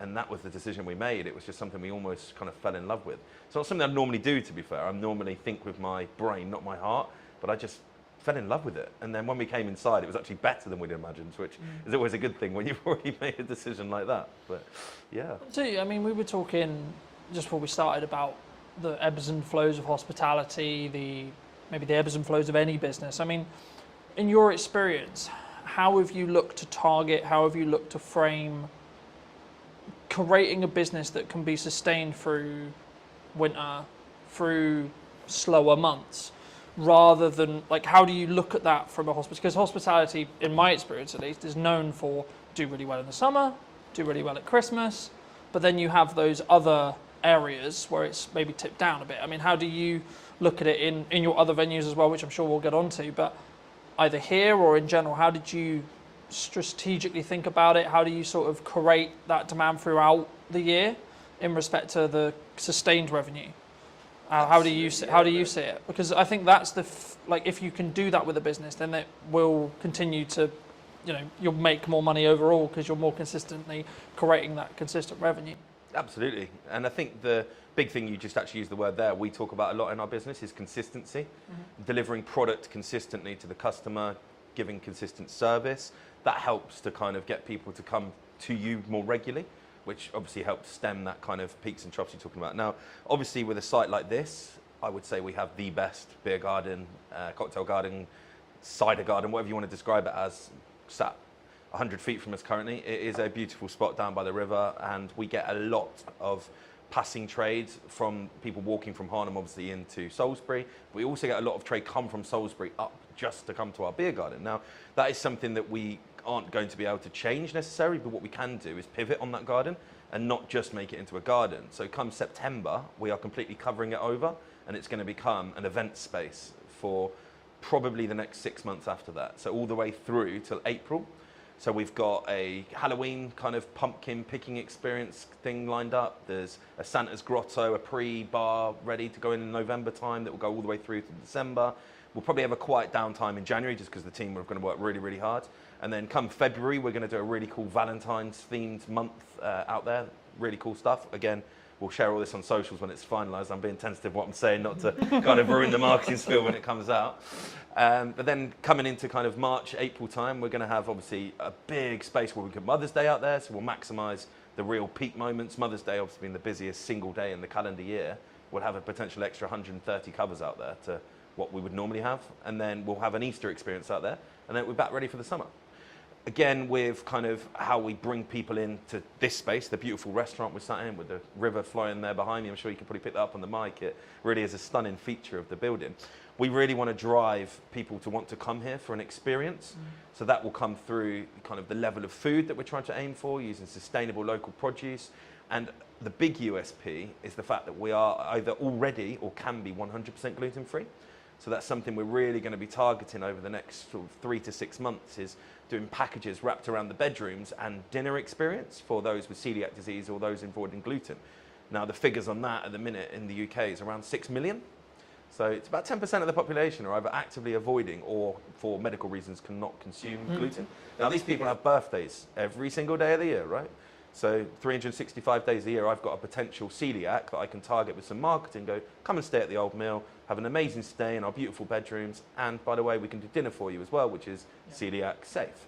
So that's something that we really will be pushing hard. As soon as we get the main kind of summer bulk out of the way, wasn't the best time to take a pub like this, kind of going into the busy period already, should we say. So we're very mindful of not trying to overload ourselves. So layers to a cake, layers to an onion, however you want to look at it, we kind of stack on top. When we get one thing right, we'll do the next thing, the next thing, the next thing. So we're hoping if I sat here this time next year, I'd be able to say to you, everything I've just said, we've done it, and it's great. So, do you think there's, I mean, you mentioned like that being one of your unique selling propositions, but do you think that's one of the reasons why maybe your locations will be successful in comparison to someone else's who maybe isn't thinking that forward ahead, isn't doing those outdoor events, turning in their beer garden into things? Because I think people sometimes they look, because you've got to spend quite a bit of money to do the beer garden stuff, right?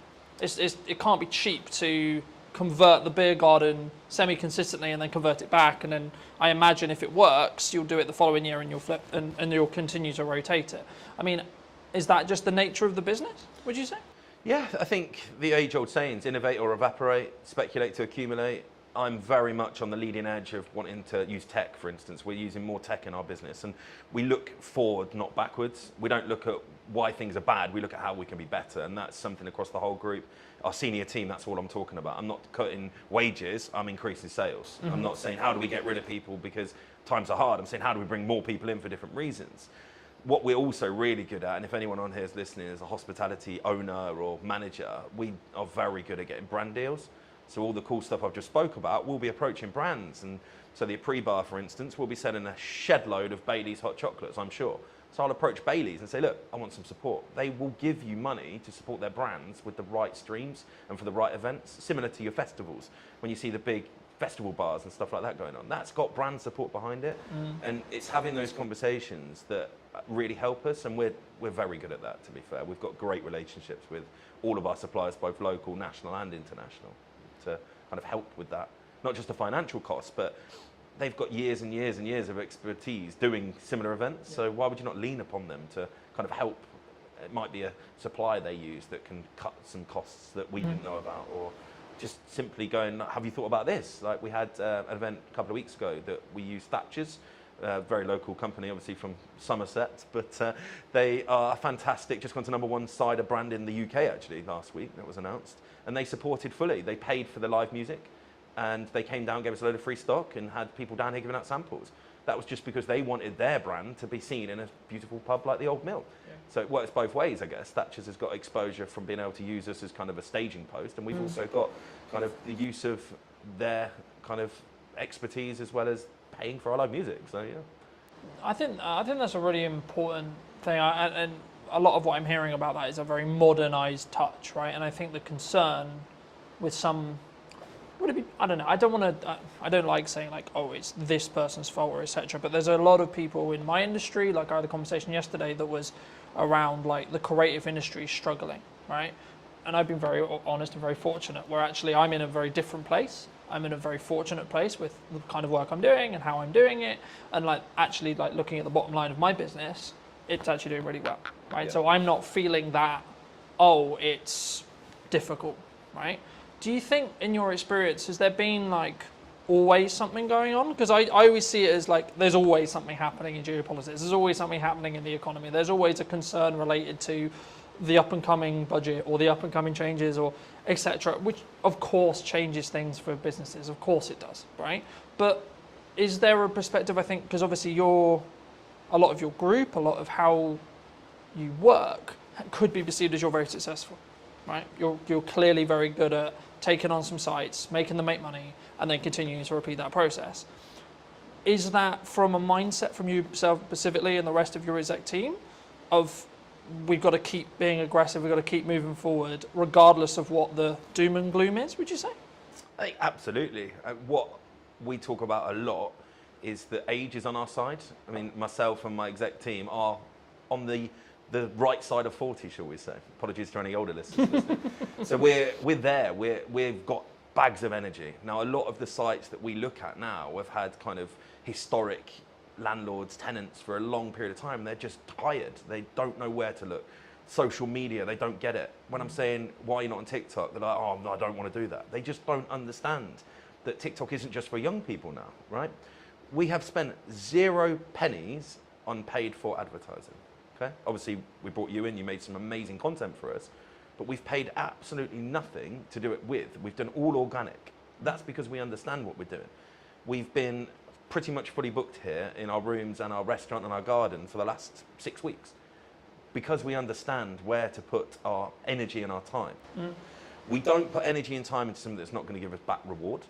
So if a conversation starts happening, even at kind of management level within here, I'm like, is that going to actually affect my bottom line? No, stop talking about it then. Because you've got to be so fixated on the numbers that it's almost autistic. I mean, there is definitely traits of autism in me, but sometimes I wake up in the middle of the night and all I'm doing is thinking about those numbers, how we can trim 1-2% on this cost base. How can we then put that money to work in increasing sales? I think the old saying is the good places, the good people will always do well. Doesn't matter what the economy does. I think without blowing your ego too much, the reason you're doing well is because your content's bloody brilliant. There is plenty of people out there doing similar stuff to you that are probably complaining, moaning it's not great. And you look at the quality of their work and it's just not there. They haven't got the adaptability, for instance, without throwing anyone under the bus. We dealt with another content creator doing very similar to yourself. And they were just so slow to react to us. Whereas yourself, Colton, this is what we need to do. Can you be a bit more flexible? Yeah, cool, perfect. We can do this. We can do that. And you said yes more than you said no. And that's very much what we talk about in our business. If we can, we will. And I think the customers react to that, right? Yeah. We're not perfect. Never perfect. It's not a real word, right? Perfection. I think You can pursue it, but you'll never get there. I think, well, just building off that, I mean, I've always followed the motto of done is better than perfect, because your concept of perfection will always change, right? Yeah. Because if you're growing personally and as a business, your definition of that word will then change by proxy. So you actually you should never hit perfection, so to speak. And that's why I think execution is better to focus on. And that's, I think, why we synergize so well, because I do focus on execution, but also I focus on strong ROI.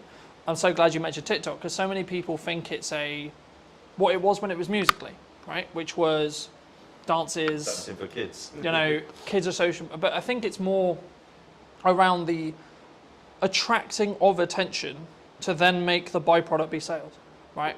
Instead of we're going to just look at the pure ROI when it comes to sales of we do this, then we pay it on ads, and then we get a higher return. Because when you do paid ads, you can track that cost a lot, because you can see the metrics behind it. When you do organic, it's slightly harder. I mean, how do you look at either TikTok or your content strategy? Because one of the first things we talked about was actually like, you're really strong at marketing, right? So I was like, okay, absolutely fabulous. How can I then add value on top of that? Because I wasn't then going to have you need to post on social media. I wasn't going to, because it was like you had it. I didn't need to have that conversation. With some clients I need to, because they're new to social and we need to get them up to speed. But with you, it was like, okay, cool, what do you want? What do you want us to do? Yeah. I mean, is it just TikTok? Is it just Instagram? Is it socials? Like, how do you tackle marketing from your perspective? I mean, we approach each venue with different purpose. So we've got a competitive gaming venue, for instance. So targeted 21 to 35-year-olds that want to go out and play interactive darts, shuffleboards, that kind of thing. Now, our marketing strategy there, very different to here. We actually use Snapchat still, believe it or not, because we get good, positive interaction on that. We use a lot of TikTok, we use a lot of Instagram, we use a lot of Facebook. Don't do any paid for stuff there, really. It's a lot of get influencers in, come and play some darts, film it, put it on your Instagram for us. That gets us great results. It really, really does. Somewhere like here, where our target base audience is 35 and upwards, we're actually using Nextdoor app. We're using Google. We're using TripAdvisor, because these are all social media platforms. They don't get spoke about, but that's what they are. So we'll have a really strong focus for, say, a month, where we work really, really hard to get lots of reviews focused on TripAdvisor. Not by any other means other than giving great service and just going, guys, really appreciate it. Just leave us a good review. Or a review, sorry. You never tell them what reviews to leave, of course. An honest review. And yeah, that works really, really well. So then people searching for places to go in Salisbury, we're up there, right? Yeah.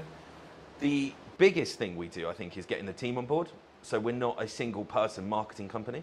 I am head of marketing, if you want to call myself that, as well as obviously CEO.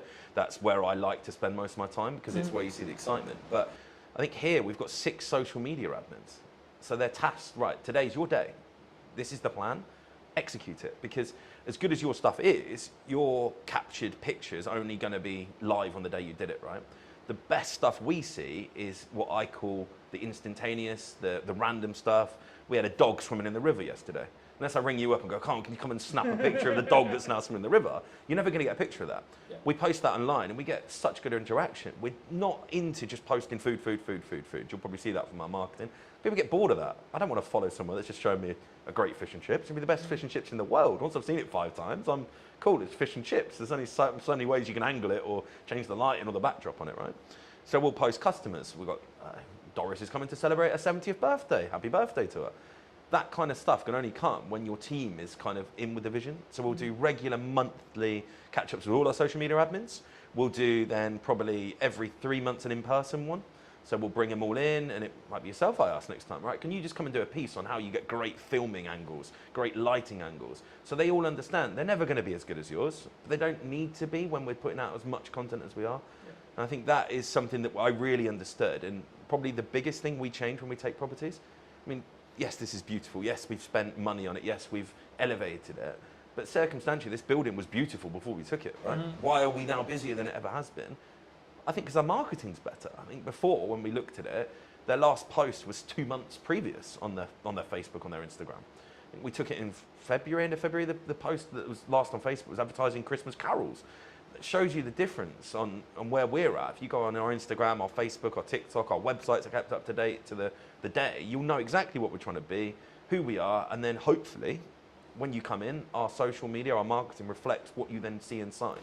So I don't want to become a fake presence. There's quite a few restaurants I can think of that look amazing on socials, and you get there, you're like, wow, you've just taken a picture of the corner of your restaurant that does look nice, and the rest of it's not real. So we'll do a lot of kind of walkthroughs. I think the other day I just live filmed, walked straight through the front door, down the alleyway, through the garden, no editing, no filtering, just here you go, guys. This is what you can come to if you want to. And that, I think, gives an honesty.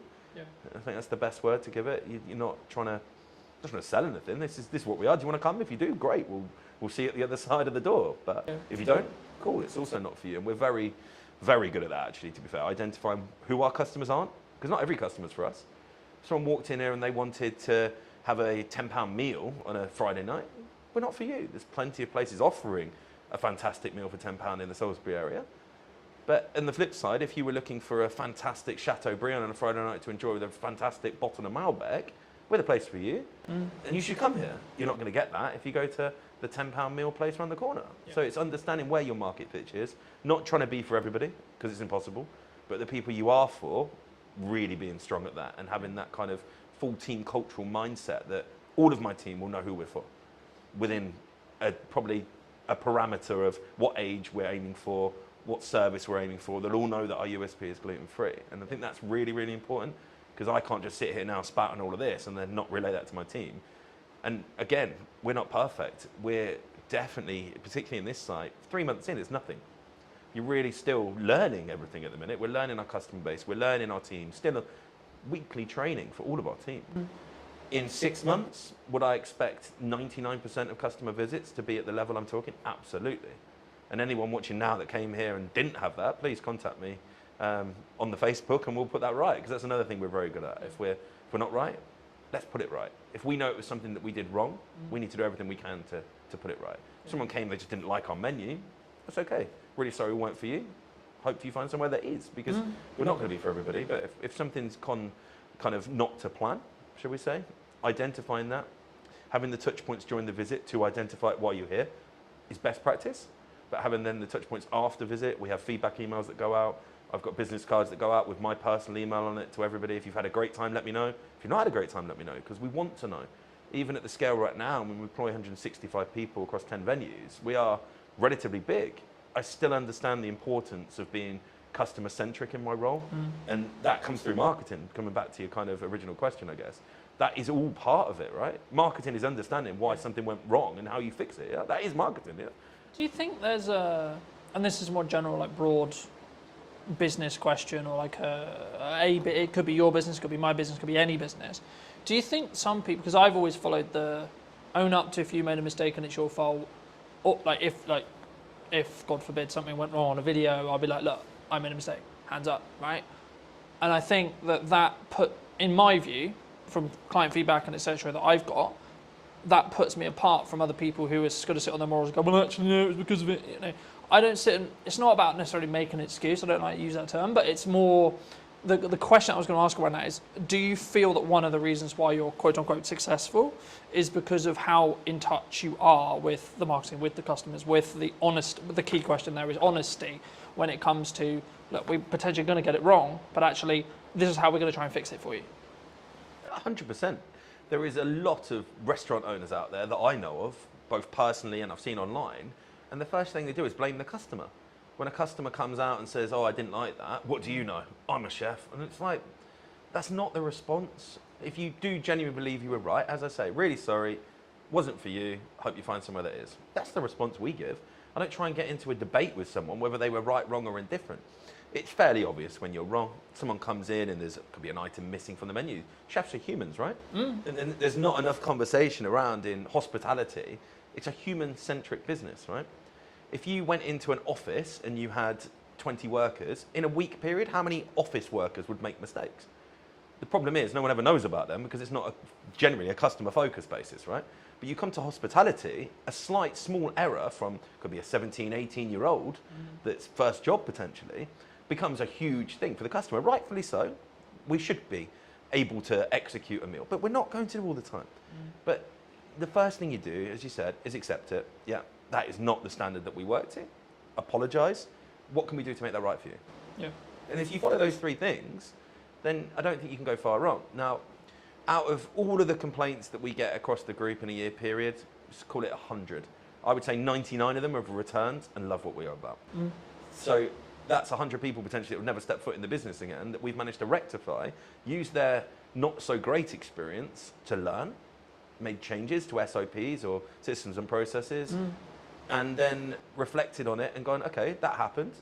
Let's not let it happen again. How can we improve as a group? Can we learn something that happened here and go, actually, we can stop that happening anywhere else, not just here? Because even now, I mean, I'm 20 years into the game now, there's still stuff happens. I'm like, wow, wasn't expecting that. How did that happen? What can we do to stop that happening again? So it's a learning day all the time. Even for someone at my level, my experience, you might think, oh, I know everything. I don't. I'm pretty good.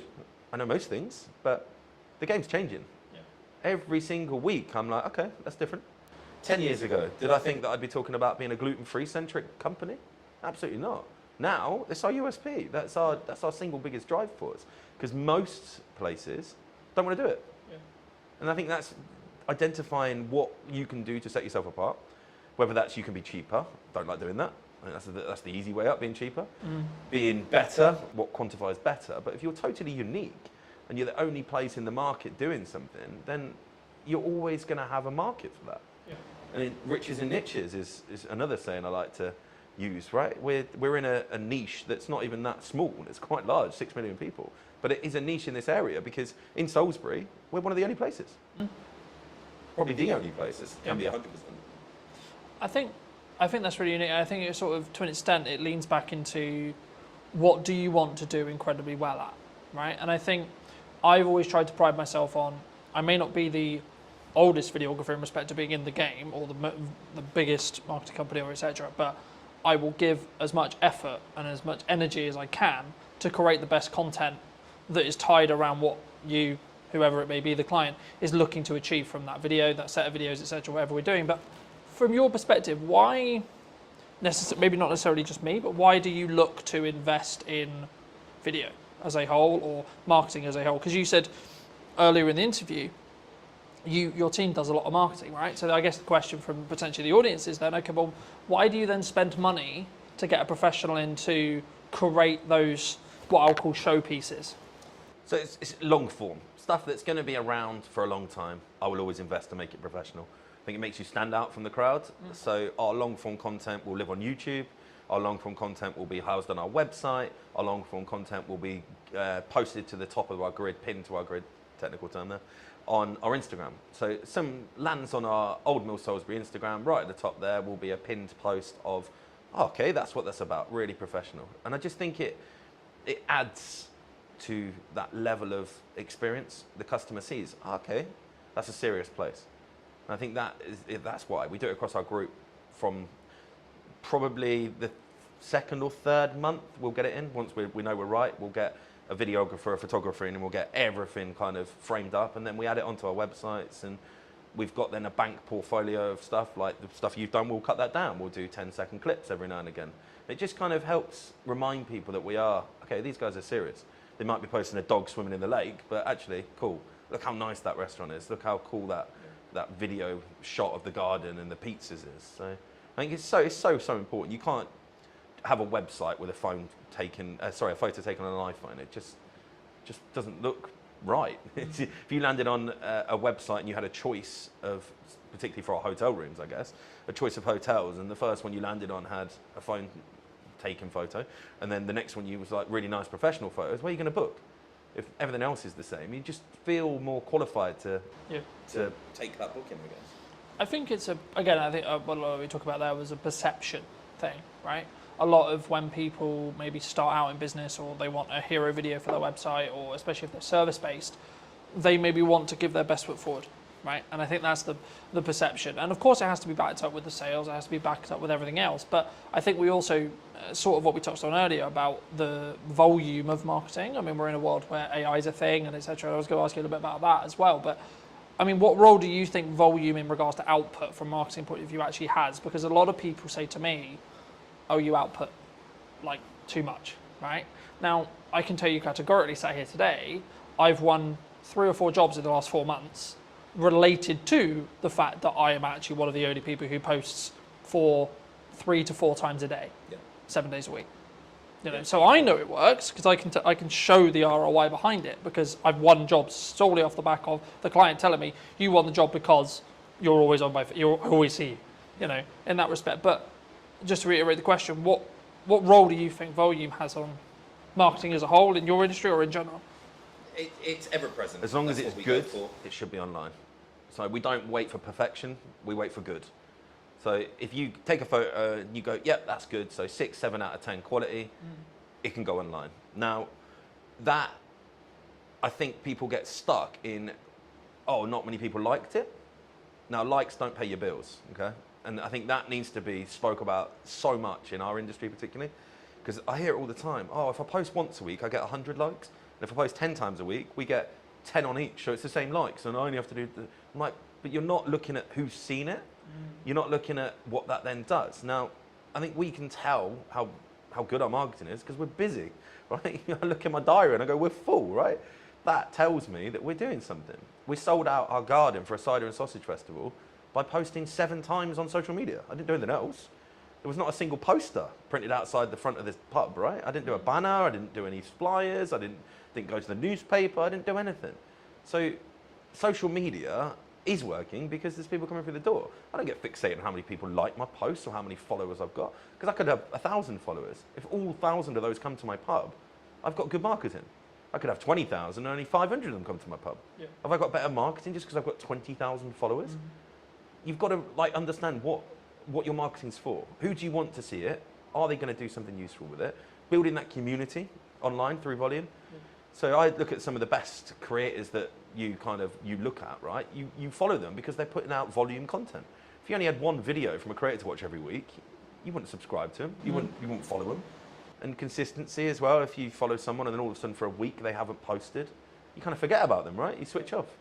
If you're always ever present, now we get people unfollow us. That's fine.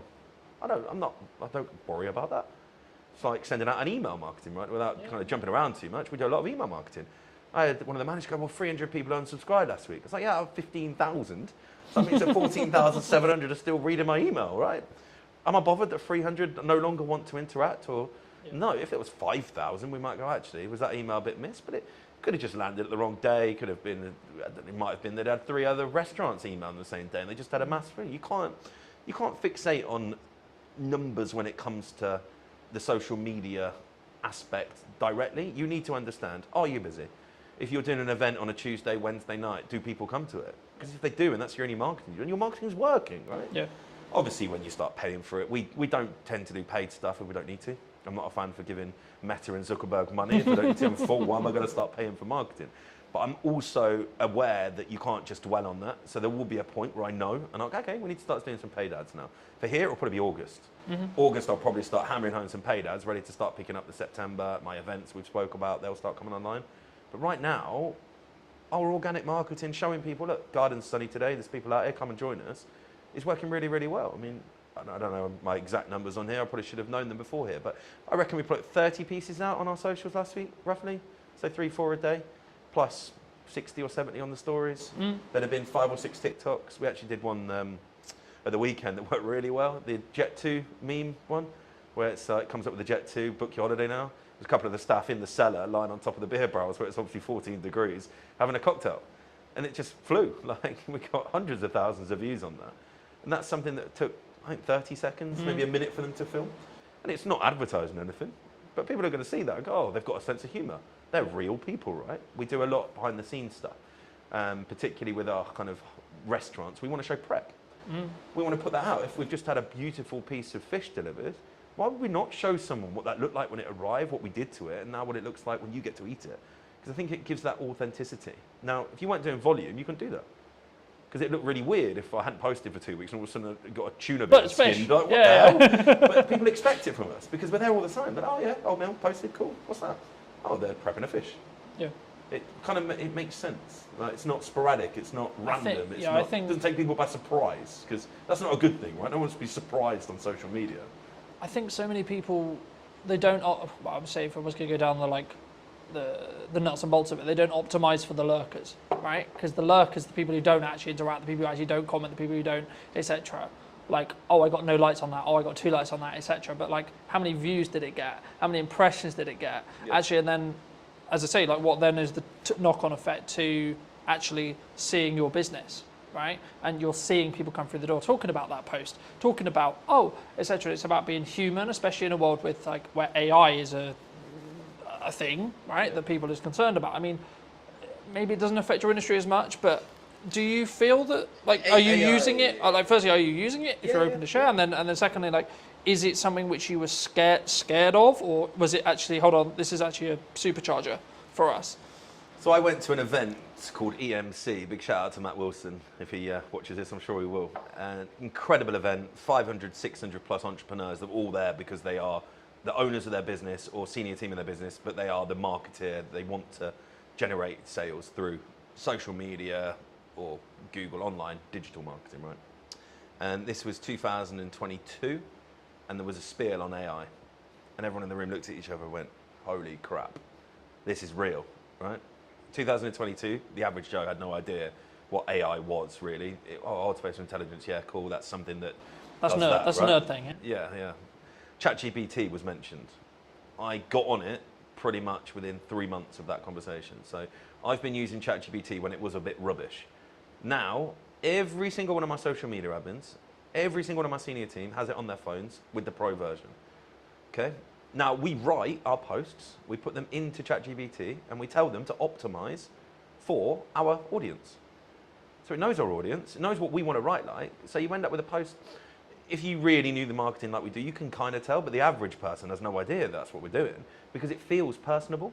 What we don't do is go, ChatGPT, write me a post to advertise Cider and Sausage Festival. We don't do that. We'll write into it. What it does is proofread. So you don't end up with posts going out with spelling mistakes. Can't get my words out today.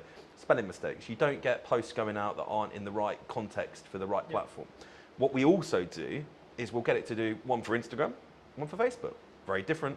I don't think people understand that. The wording that goes on Instagram has very different impact to what goes on Facebook. On Instagram, you need big chunky headlines because many people don't read the blurbs on Instagram. It's, okay, what's that picture? What does that mean?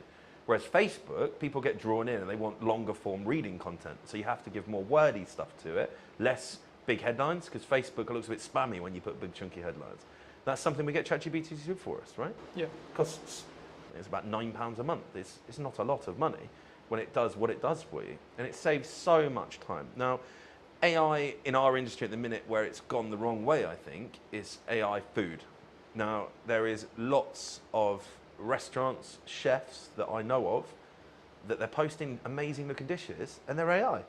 Literally AI generated. And that's the scary part. I think we're going to get to a point where you turn up to a restaurant and you're going to think, oh wow, look at all this food. And it's nothing like what they're preparing because it's all generated by AI. Now that is scary for me because it's that good. But surely that would be a disconnect from the authenticity side of it. It will, right? but Like, it will drag if people I see in. someone on social and I see this dish, and then when I sit here, maybe actually literally here, I'm like, hold on, that doesn't match. Yeah. You know, like, is that because would that be the, or do you think it's going to get so good that actually people, by the time they've sat down, they're like, shit, I'm kind of in now. Already, I know it's getting that good. Now, visually, you can't tell, but if you save it and throw it back through ChatGPT and say, is this AI? It will say yes. Yeah. So you know it's AI, but it doesn't look like it's AI. It's that good. It looks like a really good dish of food.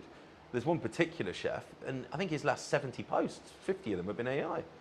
But it's like really deceiving almost. I mean, video AI, let's not get started on that. I think that's very scary. I'm sure at some point I'm going to be able to CGI Channing Tatum walking through my front door, taking his top off, having a cocktail at the bar, and people will think he's actually at my bar, right? I think that's the scary part. Where the authenticity is going to lie with that, you're almost going to be able to, if you got really good at it, simulate a fake restaurant where celebrities hang out and none of them have ever been there. And you know what celebrities do when you put their name to restaurants? It's interesting how it's going to play out. I'm sure some of the big boys have already started doing similar things.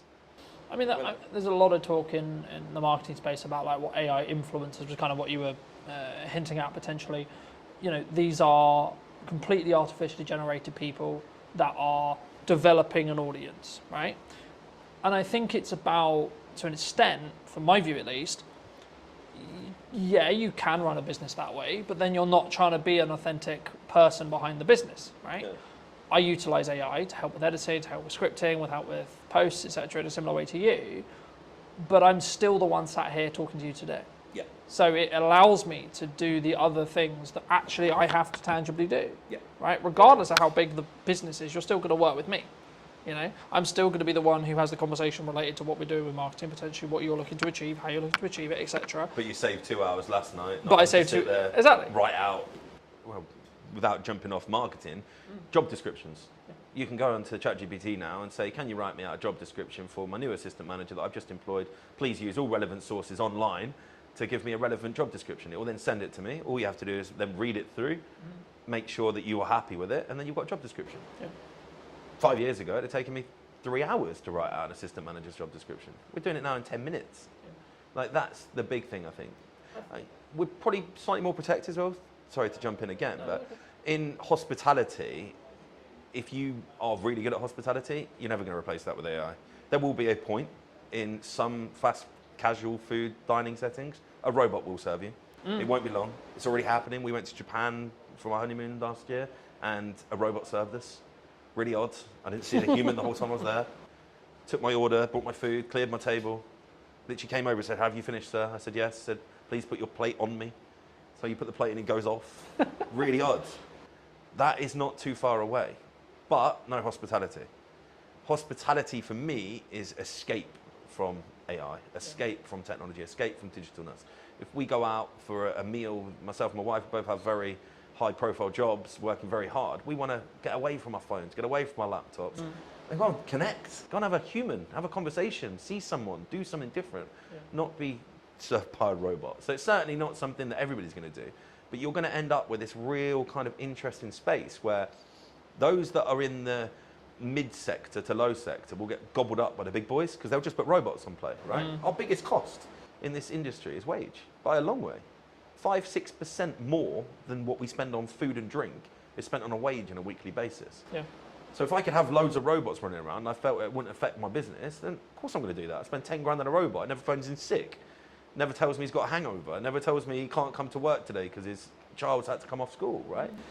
That's going to have a big benefit for some of the big boys. But then that's going to leave a really interesting space for people like ourselves that will never go down that route to be the personal touch to the industry and really have that as kind of a hyper differentiation to the main kind of norm is actually, I don't want to be served by a robot today. Let's go to the old mill. We're going to have a human service. And I think that's only 5 years away. I know it sounds pretty Crazy futuristic. concept, the human carries on I serving think you. 5 years away, your big chain fast food places, maybe not the full service, but I imagine the food will be brought out. I imagine the tables will be cleared by them. It will be kind of a little system running around with little lines on the floor, and all the tables will be symmetrically placed in square grids, and there'll just be robots running up and down, and you'll probably have a few humans to oversee and maybe say thank you when you leave. And that's scary. But I don't think it's the same environment though, as you were mentioning. I think it's it's horses for courses. You know, it's one is efficiency for efficiency's sake, and it's kind of the cheap and maybe the middle. Potentially, it blends in when it becomes really efficient, right? But if you're still the experience, the entertainment, a lot more reasons than just necessarily the dining. Of course, the dining, but also then the extra stuff that we've already discussed in this episode alone. Then you're still going to be there. You know, you're still going to be the reason why someone comes through the door for that because they want to hear how X member of staff has got on, because when they were last in, they talked about the fact they were actually studying on the side to do whatever it ends up being. You know, those micro stories, those people connection stories, and I think AI is an accelerator if you choose how to use it, but it shouldn't be replacing you. I think you should use it in the same way you would sharpen a knife before you use it to cut, right? Yeah. In the same way you should train AI to do the jobs that would be grunt, would be, I can edit this podcast in a third of the time now because of AI. Yeah. I press one button, it does most of the transitions for me. I need to check it, need to double check it, I need to do that nuance, but the bulk of it can be done with one click.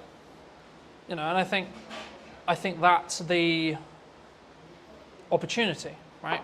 A lot of people in my industry are pushing back against it, go, I'm not going to do that. But why? That's the question I'd ask them. Why? What are you scared of? Yeah. Because if you're not doing it, you're going to be left behind. And I think we've touched on the fact that we're kind of going to separate ourselves in the higher space where personal touch is going to be so important, but we can also charge the price that allows us to afford keeping the team on. Where the restaurants are going to struggle is where they step back from, oh, I don't want to use robots, but then everybody else that starts using them will be able to then reduce their price point or not have to put their prices up. You're going to have people stuck in the same sector as the robots, doing the same food with the same ambience, the same everything else, but they can't get the price up to the level because they look expensive comparative to the, sounds crazy saying it, the robot restaurants, right? I think that's something that I would be very worried about if we didn't think ahead. Like we were talking about this 5 years ago. I actually had the very conversation with our kind of POS software provider. I wanted it to be as intuitive as possible because I don't want my team to have to be taken away from serving customers. But also I think it gives you that focus, right? Like if you know you've got those processes that are being optimized by AI for your socials, etc., that you can then focus on, okay, all right, we're talking to Johnny today. I can focus on what I need to do for the prep. I can use ChatGPT to help me with the prep, but then I can just solely focus on this. So it gets the technology out of the way in some way. So my job specifically, it gets the technology out of the way. In the same way with you, there'll be elements with your team where technology like can help when it comes to taking orders, etc., etc., etc. I can see a world where a human still serves you, but they're wearing a microphone that can capture the order request, and then it can go to the kitchen instantly, right? Rather than, and then maybe I'm being pedantic, right? But it saves that 20-second walk, and then the person can focus on actually, oh, how are you? You know, that customer service element, and not worried about what would you like, sir? Yeah. You know. And they can focus on the recommendation of the wine. They can so on, because they're not thinking, oh my god, I've got to remember this thing from the start of the conversation, back to when I go to the kitchen to tell the team what to actually create. You know. And it removes human errors. Yeah. Unfortunately, whether you want to admit it or not, AI makes less mistakes than humans, right? And again, without jumping around, there's a reason why they're looking at AI doctors, right? Because they're going to have information on the medical science in the world, and every doctor that's ever made a thesis on anything is going to be available like that to AI. The best doctor in the world can't do that. And I think that's, you've got to embrace it. Can't be scared of it because you'll just get left behind because it's happening. I mean, I don't want to go too deep, but when the www boom came in the early 90s, everyone, no, it'll never happen, it'll never happen, it'll never happen. That was a slow process because everyone had to go out and buy computers, you had to have internet, you had to have all of that, right? The only thing stopping AI going probably 10 times further than it is today is the human mind saying no. The technology's there. We've all got iPhones, Samsungs, Pixars, whatever you've got in your pocket, right? You can do it. It's just the embrace, right? Yeah. And the more we use it, the more it learns, the more it adapts, the quicker it's going to go. And in the improvement in ChatGPT in the last 12 months is scary, right? Yeah. And I think, especially in the leading kind of industries, you're going to see a big shift to AI being the only thing they do. And then that will feed down and down and down, right? And yeah, we understand it. We've been speaking about it since 2022, right? We've had it there in our back mind. What can we do to improve and, as you say, be more efficient? QR code ordering is something that we use a lot of because it brings back the time. Yeah. If someone's sat in the garden, gets their time back, they don't have to go and stand at the bar and queue. They just order on the QR code, comes onto the till, it's printed, it's paid for, we can take it out to you. That saves so much time, right? But also in then, you're actually creating a better customer experience, which in turn means they're more likely to come back, which in turn means they're more likely to enjoy their time. Yeah, so of course, when it works, right? That's the key factor is you've got to make it intuitive, you've got to make it seamless, you've got to make it easy to use, not friction. It should feel like you're doing them a favour, not the other way around. And I think that is how you frame it. Guys, we're using technology because your life's going to be more enjoyable, you're going to have a better experience, not we're lazy, we can't be bothered to serve you. Because it's not that. Like, it's just, I think using it to your advantage. I mean, you're editing software for your videos, I think it's the prime point there, right? Yeah. Is your video any better now because you say? Probably not. You probably do it the same, right? But you've done it in a third of the time. Yeah. So now you can do 3 times the work, right? Yeah. You can edit 3 videos in the same period. Yeah, exactly. You know, I'm not in a position where it's a choice of I can do this or this. I can now do this, this, and this because each section takes less time. Yeah. The product is identical, pretty much, because I'm still going to go through it. I'm still going to tweak that nuance, etc. It's not that I'm not editing it. It's just the grunt work of okay, camera 1, camera 2, camera 3, camera 4, camera 1, all the way through, is done in 20 seconds. You know, that used to take me 2 hours. So I'm cutting 2 hours to 20 seconds.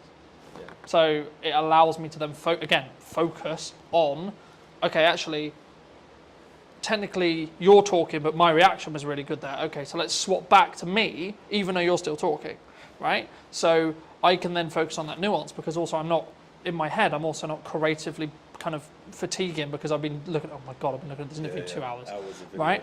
And I think it's also like you can focus on the other elements, and then also you can just increase your volume, because it's an efficiency thing as well. But let's cover everything I wanted to cover. I mean, is there anything specifically you wanted to talk about or shout out, etc.? No, I don't think so. I think it's been a really great chat, to be fair. I think those that are in business will know that it is hard at the minute. But I don't know a single person that's talking like we've spoke today that's complaining. Because that's the kind of the key, I think. If you're complaining, you're not thinking, you're not changing, right? You're complaining. Stop bloody complaining and just look what you can change in your own business, in your own life to be better, because it's not going to change in the macro, right? Complaining is not going to stop the Labour changing any of the crazy wage bills they want to put on us. It's probably going to happen again in April, right? We all know that. But we're already factoring that in. We're like, okay, what can we do different in 12 months? What can we do different in 6 months, 3 months, 2 months? Not, oh, it's happened. What am I going to do now? Because it's just too late then, right? You get to the point where something's already gone wrong. It's what can you do, right? It's, I think it's also about focusing on what you can control, outside of like the government's going to change what the government's going to change. Yeah, cool, it affects you, but you can't control what they're going to change necessarily. Like really, yeah, you can write to your MP, yeah, you can try and lobby, etc. But like tangibly day to day, all you can do is focus on your output, focus on your marketing, and focus on your costs and your sales. Right? They're the four sectors of business that you should focus on, and you should continue to focus on those. Right? Yeah. How can you provide more value to your customers or your clients? How can you increase the likelihood that you're going to get more clients or customers? And then how can you retain or make more sales from the ones you have, right? So whether it's adding more value or thinking about a model differently or adding a retainer service, so you've got more, as we just opened the episode with, looking at a returned income rather than project gap, and actually if you've got some retainers, especially as a marketer, then you can take on the odd few projects as well. So then you've got an even better month, but your baseline is going to be at a certain level because of those retainers. But then also it removes the stress, so you can do other elements, like you can focus on your marketing more, you can focus on your systems more, etc. I mean, what would you say to people as a final passing bit of advice, maybe who are, or yourself 10 years ago, what advice would you give to that person if they were going into business today? As a business owner, I think it's very easy. Put all the systems and processes and people in place so that you don't have to work in your business.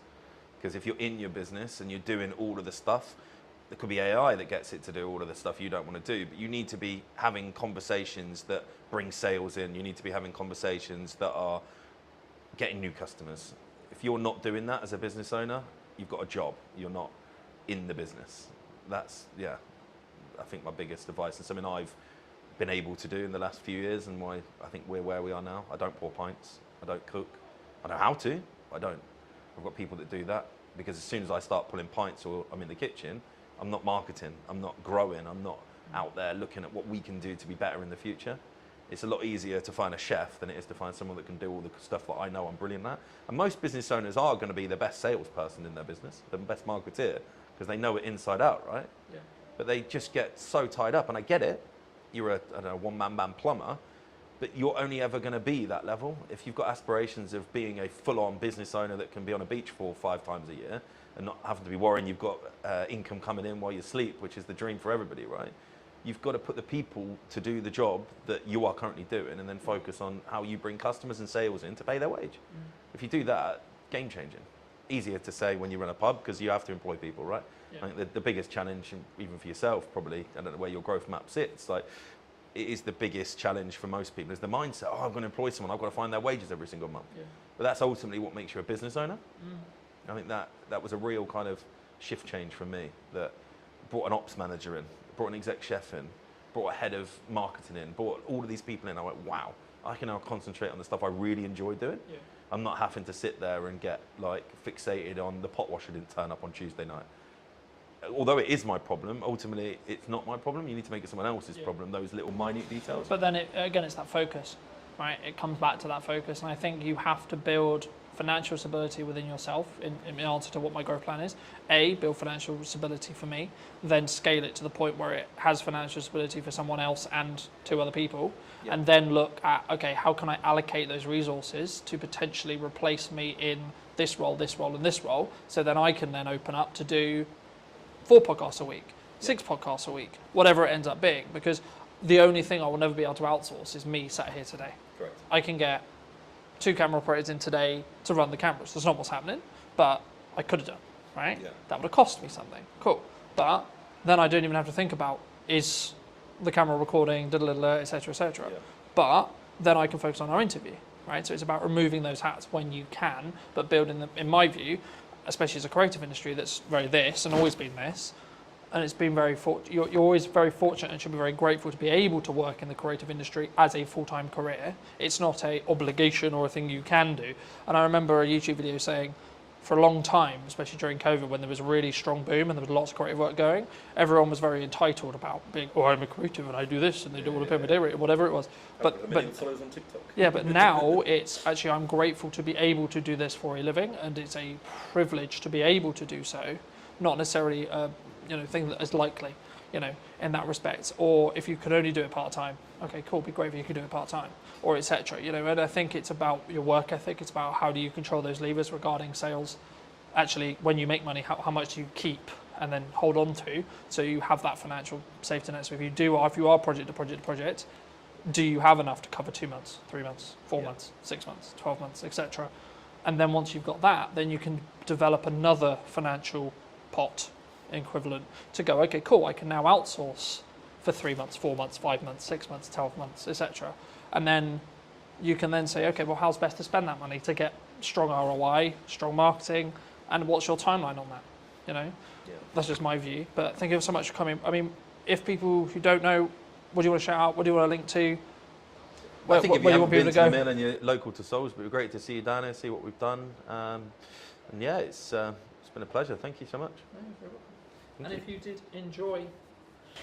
enjoy this episode and you would like to see more like it, then make sure to be subscribed. Obviously, if you're looking to potentially up what you're doing with content, I would love to hear from you. I'll leave my information somewhere around this video, and I'll see you very, very soon. The reason a podcast is valuable is the trust building element to it. I don't think any other format builds trust in the same way that a podcast does. Sometimes done is better than perfect if it's a barrier. Talking to people about their own personal relationship with money. How do you break that down? You will know this better than anyone. You need a hook to get people in. It's not glamorified. It's not you put out a video, it got 1 million hits, and then you get 20 phone calls. Right? Absolutely not. No one's calling me at this stage. Definitely not. The super niche stuff is a super niche audience. What content can you create on a consistent schedule? So now I'm like, how can I best spend today? And how can I be as efficient as I can? Hello, my friends. I hope you're well. I hope you had a good day, evening, or night. Today we're talking to John all about podcasting. Hi, John. How are you? Yeah, good. Thanks. Yourself? Yes, super well. We were fortunate enough to meet through James, whose space we're in today. Studio man. And I was debating about how to start this, because I think sometimes like podcasting can be a really challenging thing, right? And I think for me, why should someone actually have a show like this as a whole? But then because I think there's a psychology kind of hurdle in the respect of creating content, but especially in a podcast environment. But also then, like, what is the ROI, I guess? Yeah. Would you say? I think it's the format dictates that more than anything else. Mm-hmm. So the reason a podcast is valuable is the trust building element to it. I don't think any other format builds trust in the same way that a podcast does. For a couple of reasons. First of all, you are sort of having a long form chat. So you can go into subjects way deeper than you can in other stuff. Sometimes even videos and documentaries and stuff. If you're watching a documentary, there's kind of like a point at which you need it to move on. With a podcast, you could sort of effectively ask questions forever. And if it's good content, it keeps going.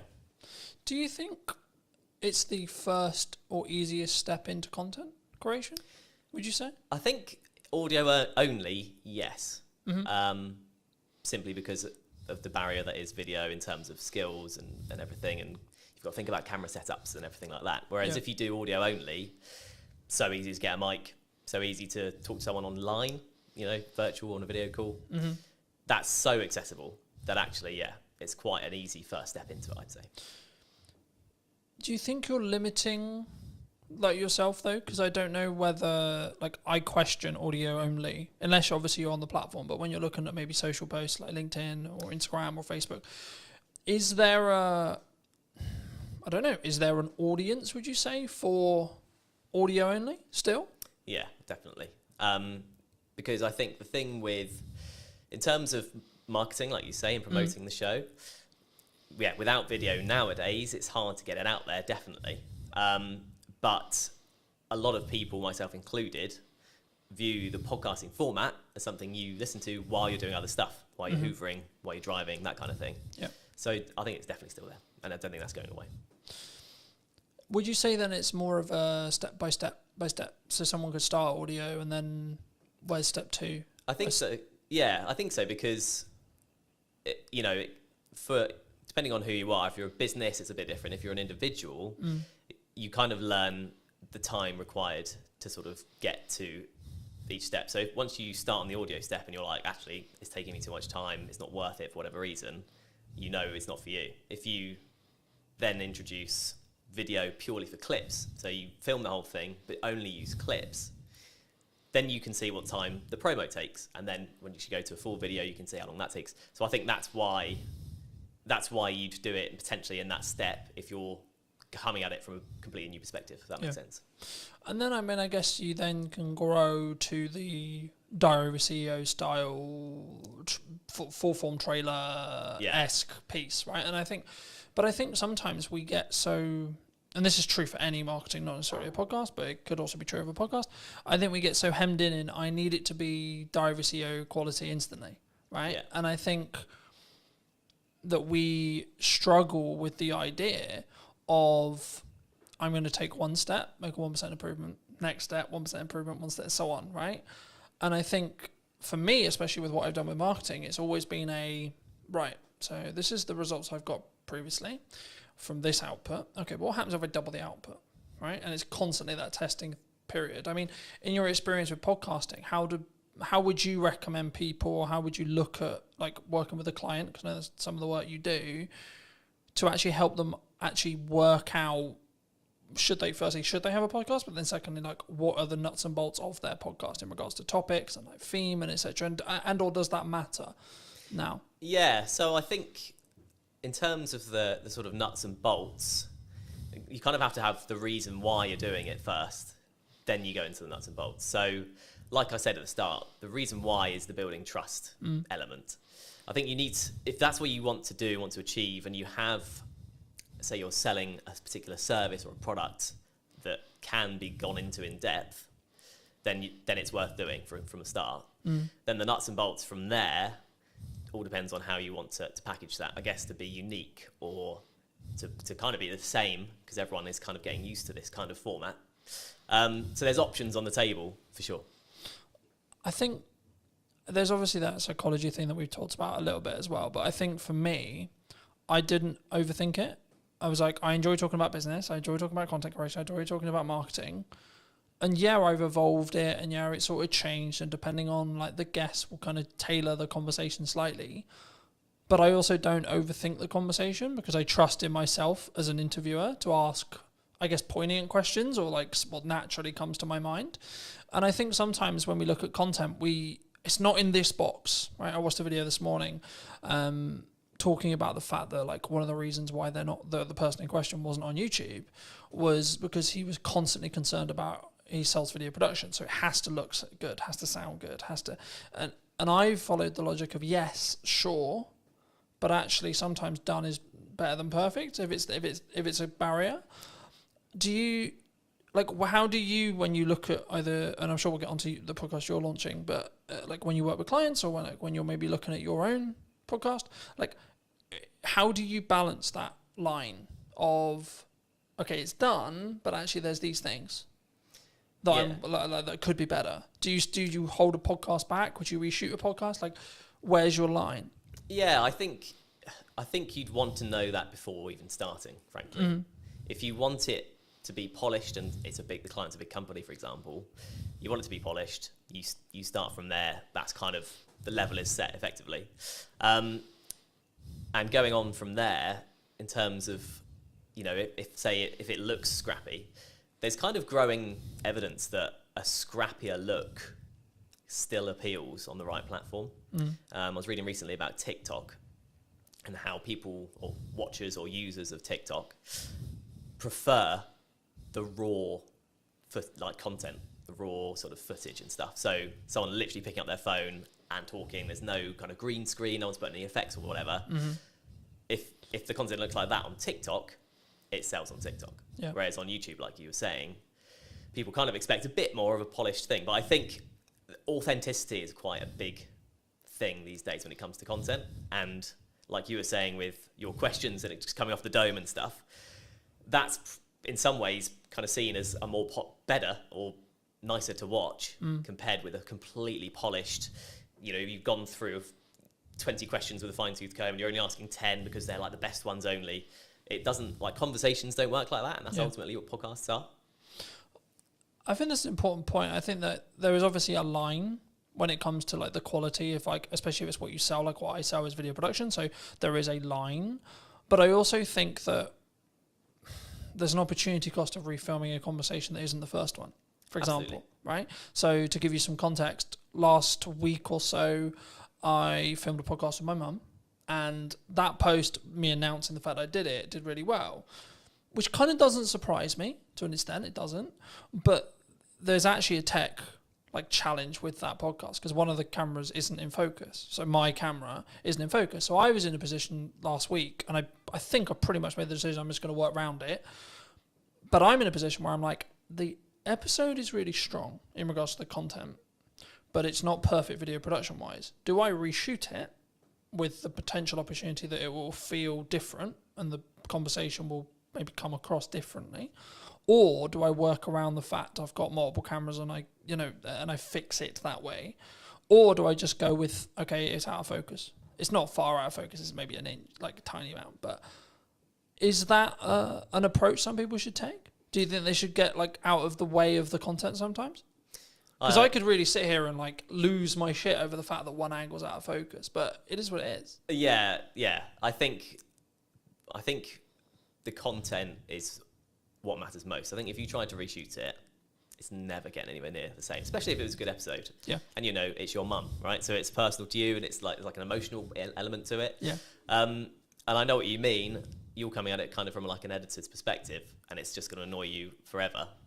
But the average watcher probably won't bother them that much, I'd say. So actually, if the content's really good, I guess like you say, you could in theory refilm your bits of you could pretend you're there again. Yeah. But unless you're a particularly good actor, it's it's not gonna work. Yeah. So I would say no. I'd say take the hit on the because slightly also, blurry but I image. also look at it from a perspective, from my point of view at least, by saying, okay, well, in the grand scheme of all the episodes I've got in production, that's one episode out of 20, right? This week, I think I'm filming 9 or 10, right? Total. And I think for me, it's the action will always outweigh that, and maybe that one with my mum isn't perfect from a production point of view, but the conversation, the content's really powerful. Yeah. So I think that's the thing people need to focus on. I think that's when, especially when they start, I think they get in the way. They get in their way sometimes, and they're constantly it needs to be £40,000 of production. It needs to be this, and I only use 45 because Stephen Bartlett's known for what he did with Direct Over CEO and how he then scaled that to the point he did. But I think we don't look at the journey sometimes that Stephen went on specifically. If we're going to use him as an example, anyone with a big podcast, we don't look at the micro testing that happened through the journey to then get to the point where they're at today. I mean, have you confirmed where you are with the podcast? Where's your podcast? So yeah, yet to officially launch, but all the stuff's going on in the background basically at this point. I've got first bunch of guests booked, got the studio booked, and in terms of the background work, in terms of questions and what I'm thinking of asking and how I want it to look, that's all sort of down in my head. Yeah. So it's I've got to start it now. I've got the dates booked in, so it's just a case of starting when it starts. Happy days. That's super exciting. I mean, for people who may be interested, I mean, how did you come up with the idea? What is the idea? Like, what are you going to be talking about? Like, where's that? And I think it's really important to also highlight, and something I try to do is like collaborate with other people rather than, because some maybe will be watching this and go, but Colton, that could be like technically you're a competitor in some ways, right? Yeah. But I'm like, no, actually, because I think we can both work together to actually create a better show as a whole, right? And lean into each other's skills where it makes sense. But I mean, just to reiterate the question, I mean, where, what, and how is your podcast going to be about? Yeah, so it's called How Do You Money? And that's the idea. That's the sort of opening question somewhat. So it doesn't actually make grammatical sense, obviously. But I think most people can get from that. It's talking to people about their own personal relationship with money. Strictly not an advice show, because I'm not an expert with money. And it's purely human interest. So I'm talking to people about their money habits. Things like how often do they check their banking app? Mm-hmm. When you ask people these questions in day-to-day conversation, it's amazing how different the answers are. How people in relationships deal with money between them. Everyone does it differently. And so like the crux is that twofold. First of all, in the UK, we're just not taught what to do with money in school, college, university, whatever. Do you think we should? Yes, absolutely. That should be in school? Absolutely, yeah, because it's a fundamental life skill. As you know, we had a short conversation about money at the start. Yeah, and, absolutely. So yeah, I think it definitely should be. But at the moment it's not, right? And so I think as a result, two things happen. Number one, everyone makes up their own way. Second of all, people are too scared to talk about it because there's no official like guidelines. Do you think from the start? Do you think that's an insecurity? Do you think like if I say that I only lost the business in 2024 or previously, that you're going to judge me? Do you think it comes from that? Absolutely, yeah. Do you think that I'm going to think that you think I'm a failure? I think that's a big part of it, definitely. And then let's flip it. Do you? Absolutely not. No. And I don't think anyone would, because, well, the main thing being everyone else will have their own story along the same guidelines, because we're not taught about what to do, because life is a challenge anyway with money, because there are so many ways you can trip up with money. So it's very much the sort of low budget psychoanalysis of money, and it's kind of an accumulative thing. So no, it's not about the one episode or one particular episode or what one person says. My idea about it is looking back at the first 10 episodes and seeing all the different answers. I've got a killer question that I ask at the start of this podcast that everyone will definitely have a different answer. It's a one-word question. Okay. One-word answer. And I hope that kind of sets the tone for how the rest of it is going to be. Yeah. I mean, looking at your planning stage then for your show, I'm curious, because obviously I plan mine in the way I do it. How have you looked to plan it? Do you completely pre-plan it? Do you have an idea of questions in your head? Obviously, you've already said you have the opening question there. I mean, what do you have the rest of it? Like, just break most of the audience's case, but also I'm curious as well. I mean, like, how do you break that down? Like, how have you broken that down? So I have kind of set it into 3 or 4 kind of different sets of questions that relate to specific things. So like I'll have 4 main topics, let's say, and then questions that come underneath that. One of my sections is clickbait questions. Okay, fair enough. Just being really honest about it. But are you doing that for the clip that you're going to extract from the show? So partly to do with that, yeah, okay. Absolutely. You will know this better than anyone. You need a hook to get people in. Yeah. That's just the reality. Yeah. But as well as that, those questions often come up with the best answers. There's a reason they're clickbait questions, because they're the big questions.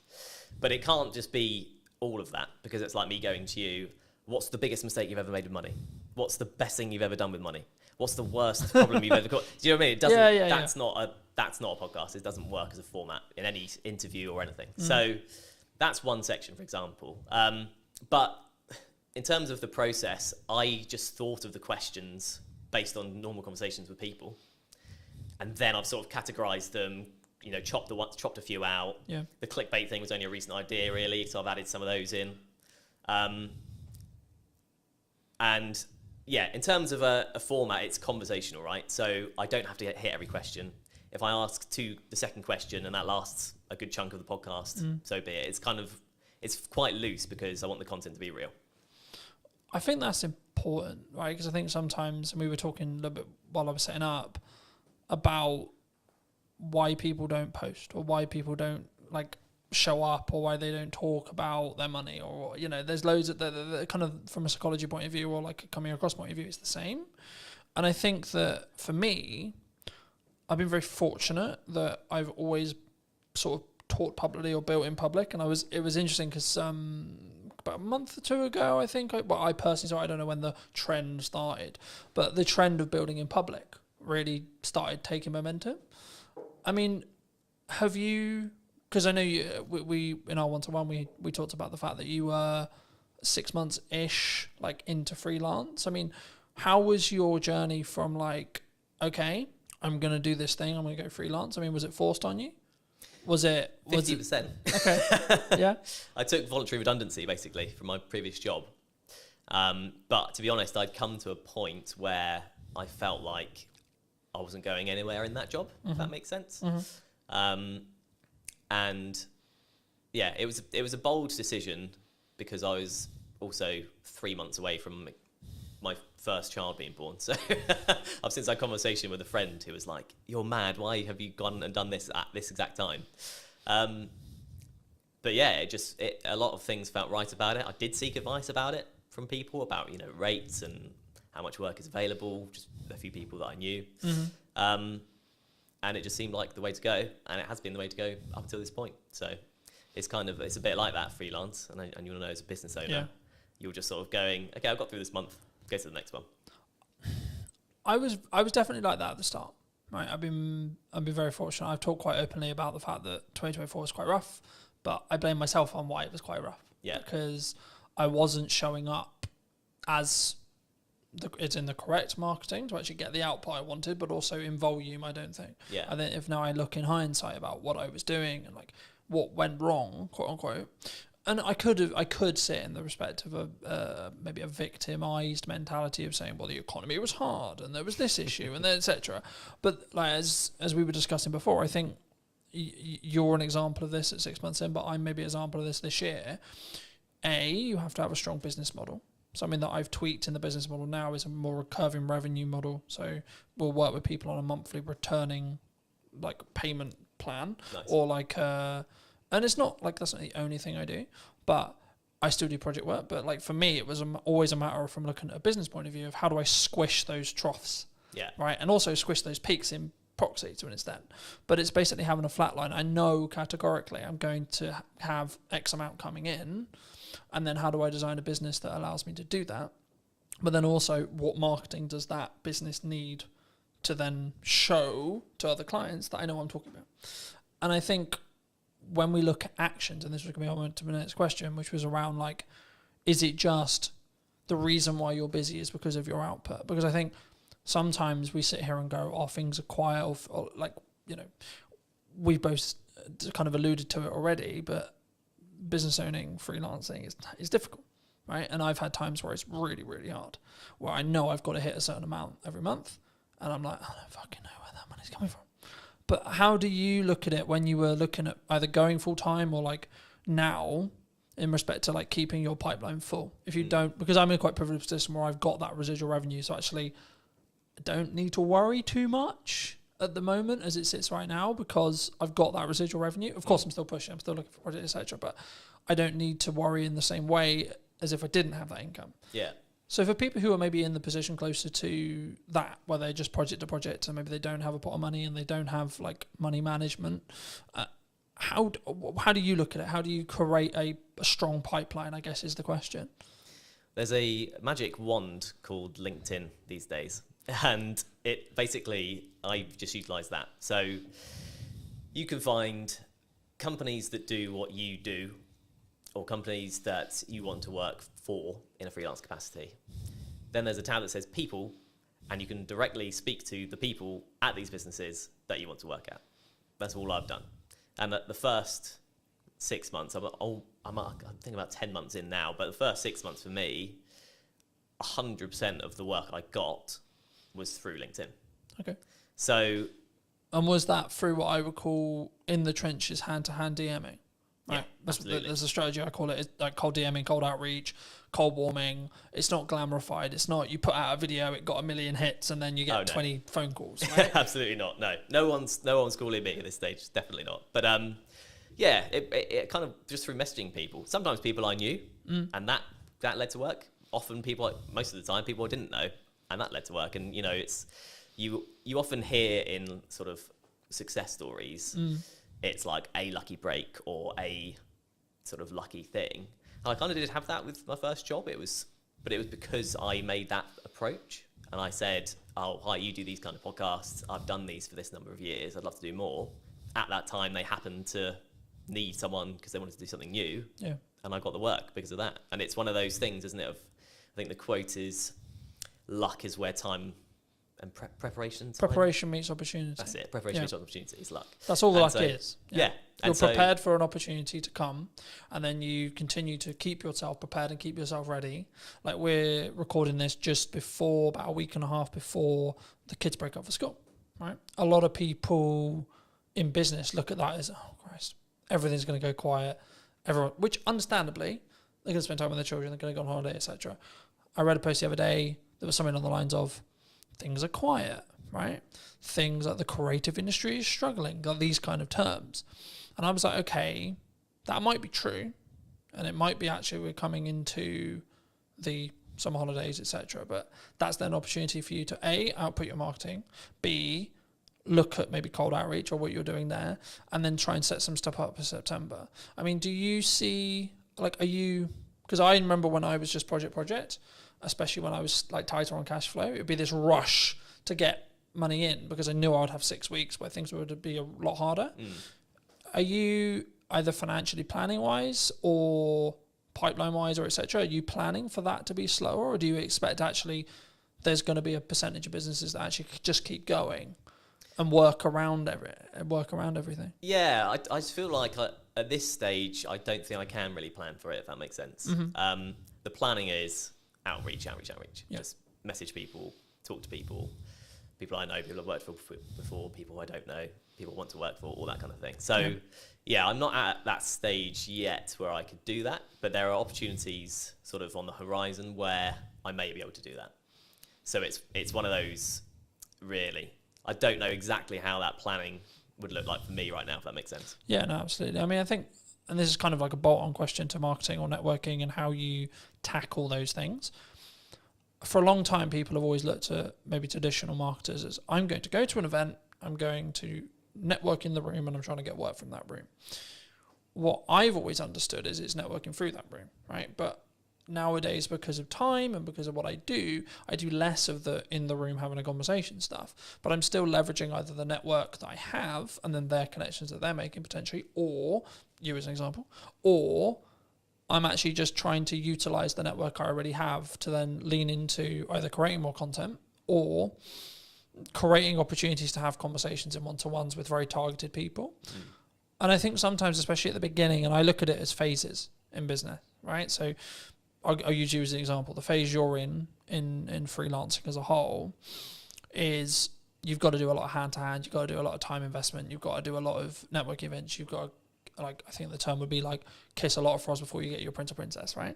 And I think for me, it's then about like maybe looking at scaling. You may not have thought about this yet, but like how would you then look at, say, you're 3 years down the line, 4 years down the line, and actually you've got, like, not that you don't have a reputation now, but you've got more of an established reputation. How would you then like say to a person or a client or a friend that maybe was looking to scale? Because the issue is when you're trading time like that, it's not as scalable, right? You can scale the unscalable by just working really hard and working smart, sure. But would you look to do content? Like how would you look at it from your perspective, and or what are you planning to do? In terms of content, how do you mean in terms of content? In respect to like, would you continue to network and would you continue to lean into your own podcast and see that, because I expect what will end up happening, of course we don't know, it hasn't launched yet, but I expect what will end up happening is you'll get inquiries solely because you have a podcast, right? That's kind of, yeah, and that's part of the strategy, frankly. Yeah. an ultimate goal for the podcast would be sponsorship eventually, right? Mm-hmm. Very hard to get, notoriously. Very long time to get there. So I'm not particularly holding my hopes out for that at this point. But that's kind of my best bet in terms of something, like you say, that isn't just working and getting paid for the work, if you know what I mean. Yeah. You are getting paid to do the podcast, but it's not directly, I do this hour, I get this pay. If that Yeah, makes sense. yeah, absolutely. I mean, I'm glad you mentioned sponsorship because I think it's something which people really struggle with. Do you think, because normally it's audience size based, right? Yeah. But I would actually say it's value. To an extent, it's audience size, but also it depends on who you're asking to sponsor it. Okay, Yeah. If you're trying to get Coca-Cola to sponsor it, you probably should be pulling like a couple of million, right? If you're not trying to go for Coca-Cola, you can probably do it on a lesser scale. I mean, at what point would you, from your experience, would you say that even entertaining the idea of a sponsorship is a good idea? From a business's perspective. Yeah, from from the sponsor Yeah. coming into looking for shows, and or if you have a show, at what stage should you then be like, hey, we've got sponsorship opportunities? Oh, I see, okay. Well, from the sponsor's perspective, there's a lot more talk these days about the power of niche podcasts, basically. Mine isn't very niche, so maybe I've missed the mark there and I have to relook at it. But the super niche stuff is a super niche audience, and super niche stuff brings a super dedicated audience in a lot of cases. Because if you love barefoot shoes, I'm particularly interested in them, you're looking about barefoot shoe stuff all the time. People look about, how to strengthen your feet, what to do with toe spaces. You can go into mad detail and mad depth. And if you're a barefoot shoe brand and there's a podcast with 1,000 dedicated fans, you can put yourself in front of 1,000 dedicated fans. It doesn't sound like huge fry, compared to small fry, but it's dedicated people that if they like your brand will keep coming back. So it's kind of like a repeat customer concept. And also it's super niche. So if you're a barefoot brand and you go on the biggest podcast that's out there, you'll get lost among the noise of, the big brands like Coca-Cola. Yeah. So I feel like it's for a business, you want to look at the niche communities that you want to target. And then once you're in there, you're in there. As a show then? As a show, I think you have to know what you are able to do with the show. If you're committed to it week in, week out, because I think sort of weekly is what you need to be doing really for it to be worth sponsoring, maybe bi-weekly. Yeah, you could go for it from day one. I could be chasing it now, but I haven't got anything to show. I can't say, here's the podcast. I can say, here's the idea. Yeah. I think if you have something that it looks good and sounds good and the content is good and a community are reacting to it or people are reacting to it or you're getting a good amount of, if there's a value proposition in there, you're ready to sort of offer it up as long as you're committed to keep it going. Because then otherwise there isn't a sponsorable of course. thing, right? Yeah. Do you think, I'm glad you mentioned like rhythm, is what I call rhythm of shows. Do you think that you kind of alluded to it, maybe weekly or bi-weekly, like, because I know there's some people who may be listening who are like, I can only do once a month. Yeah. Right? Would you say that would stop them doing a show, or do they need to organise filming in such a way or producing in such a way where when they launch, they've actually got enough to do weekly, for example? Yeah, I think it kind of probably depends on the content, what the podcast is about. There's a lot of complicated algorithm stuff with YouTube and stuff. You definitely know more than me about that. But that kind of dictates that you need things to be weekly or you get lost. That's what I've sort of read. I think the buzzword we could use here would be you have to be consistent, right? You have to commit to what you're saying. For me, I do weekly because it can work. And how I do that behind the curtain-esque is I just film a shit ton. Yeah. So then I've constantly got content, right? So for me, I've kind of got content buckets. So I'll have stuff that's just me involved. For that, I'm about 6 weeks ahead of schedule in respect to like what I'm editing, in respect to what I'm filming. And then from a podcast point of view, as I alluded to earlier, I'm filming 7 episodes this week. But 7 episodes won't go live this week. No, right? Of course not. In the first week, when I relaunched the show, 7 episodes, like close to 7 episodes did go live. But that was a deliberate marketing plan that was, we're going to push the podcast really hard. Now, I'm doing clip generation through AI. I'm doing clip generation with me, and it's a yes and strategy rather than a yes or strategy. Because I think so many people, they look at, we could use ops clips, we could use an editor, we could use this, and they don't say, what if we do and, right?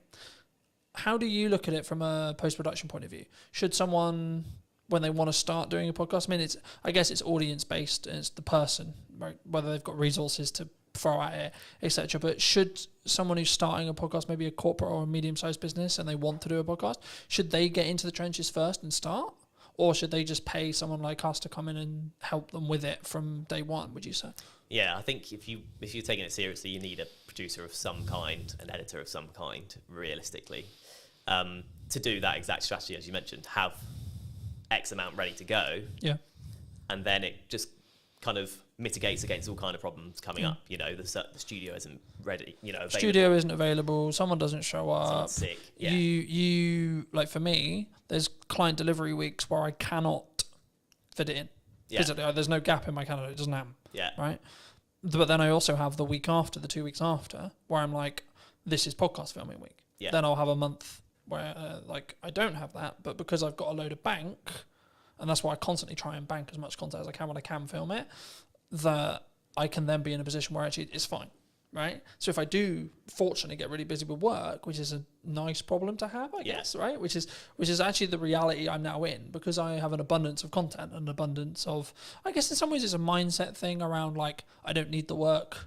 So to an extent, actually the work's more there because I'm showing up differently, I think.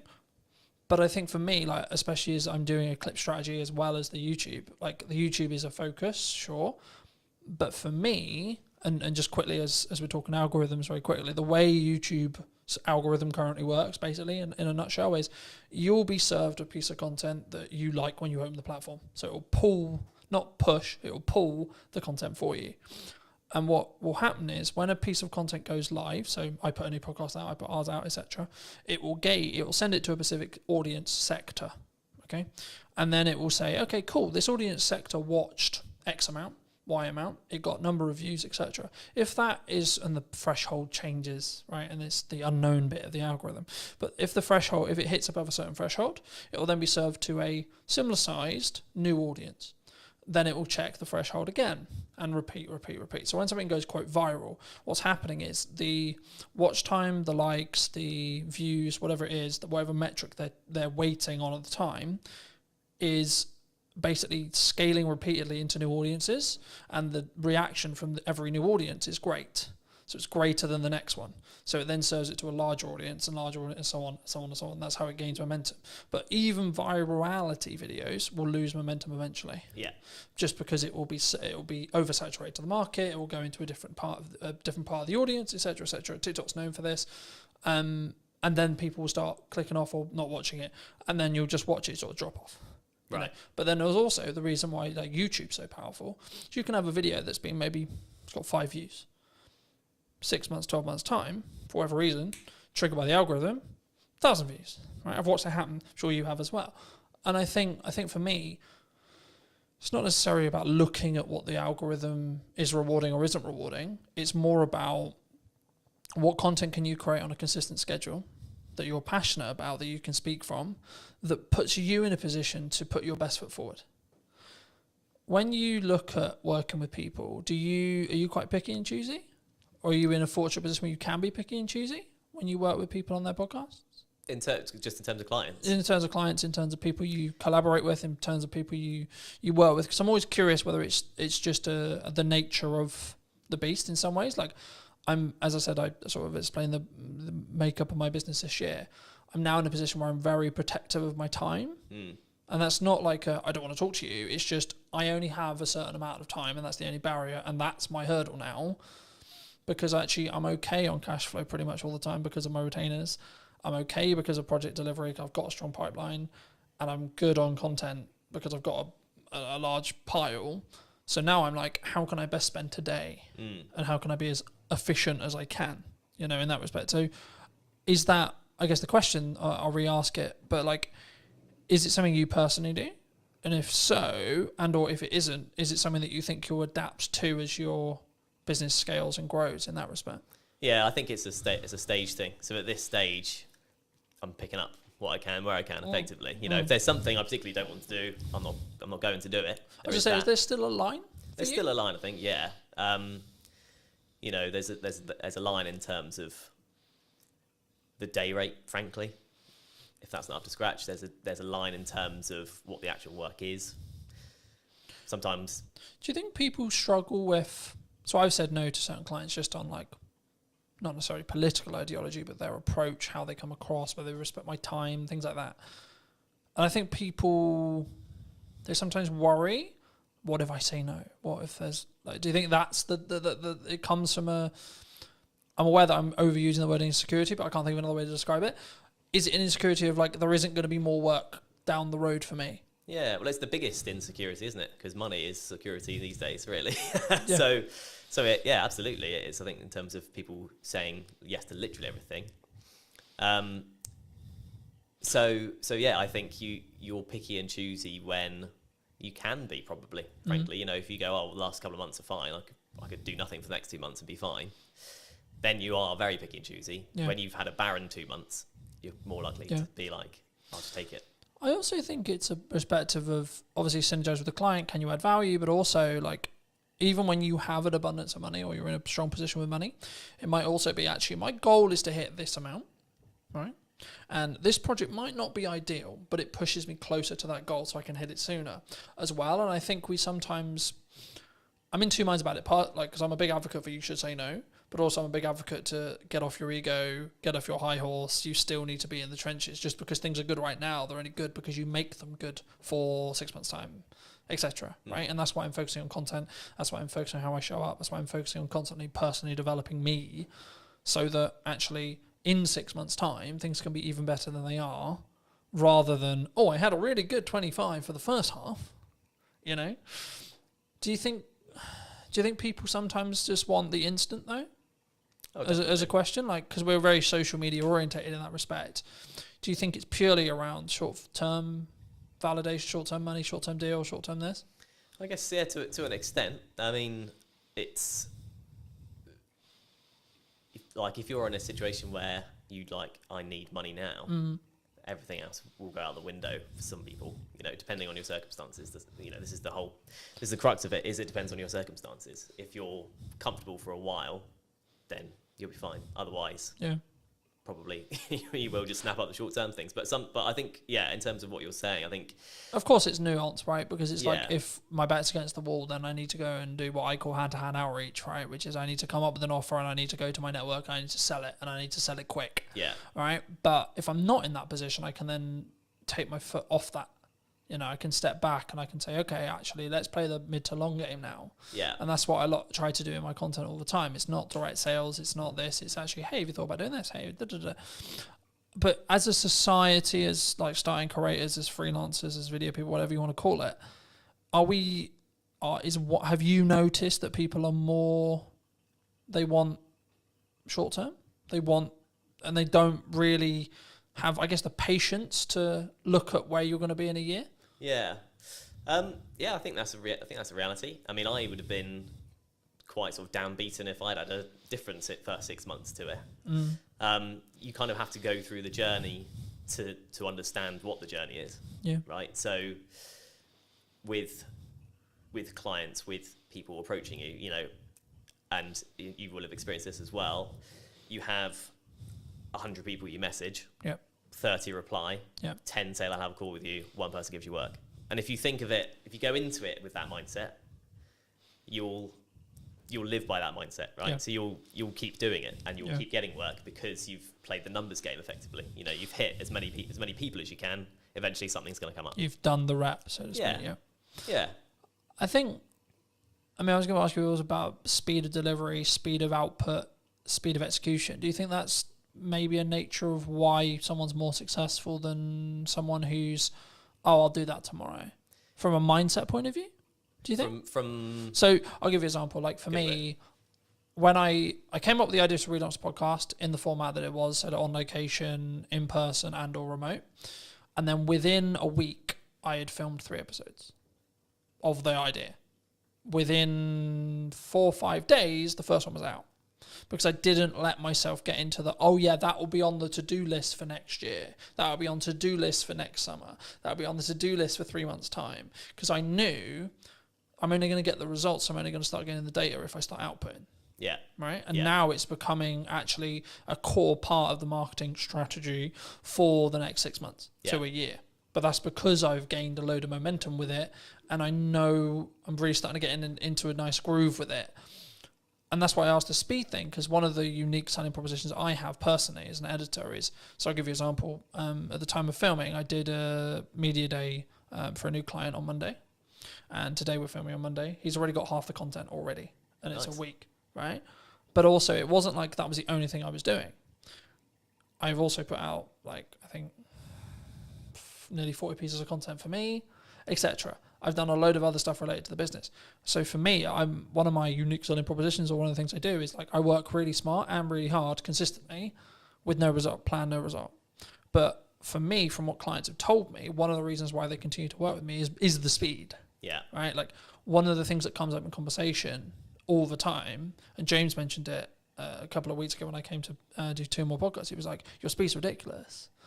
And it's because I've built a strong system to be able to work smart, but also just work really hard. And that's where I kind of come from, that point of view. Like, I know it's really important, but I know I'm willing to put the graft in and continue to put the graft in for 10 more years or more, if that's what it takes. But do you think that's uncommon in entrepreneurs as a whole?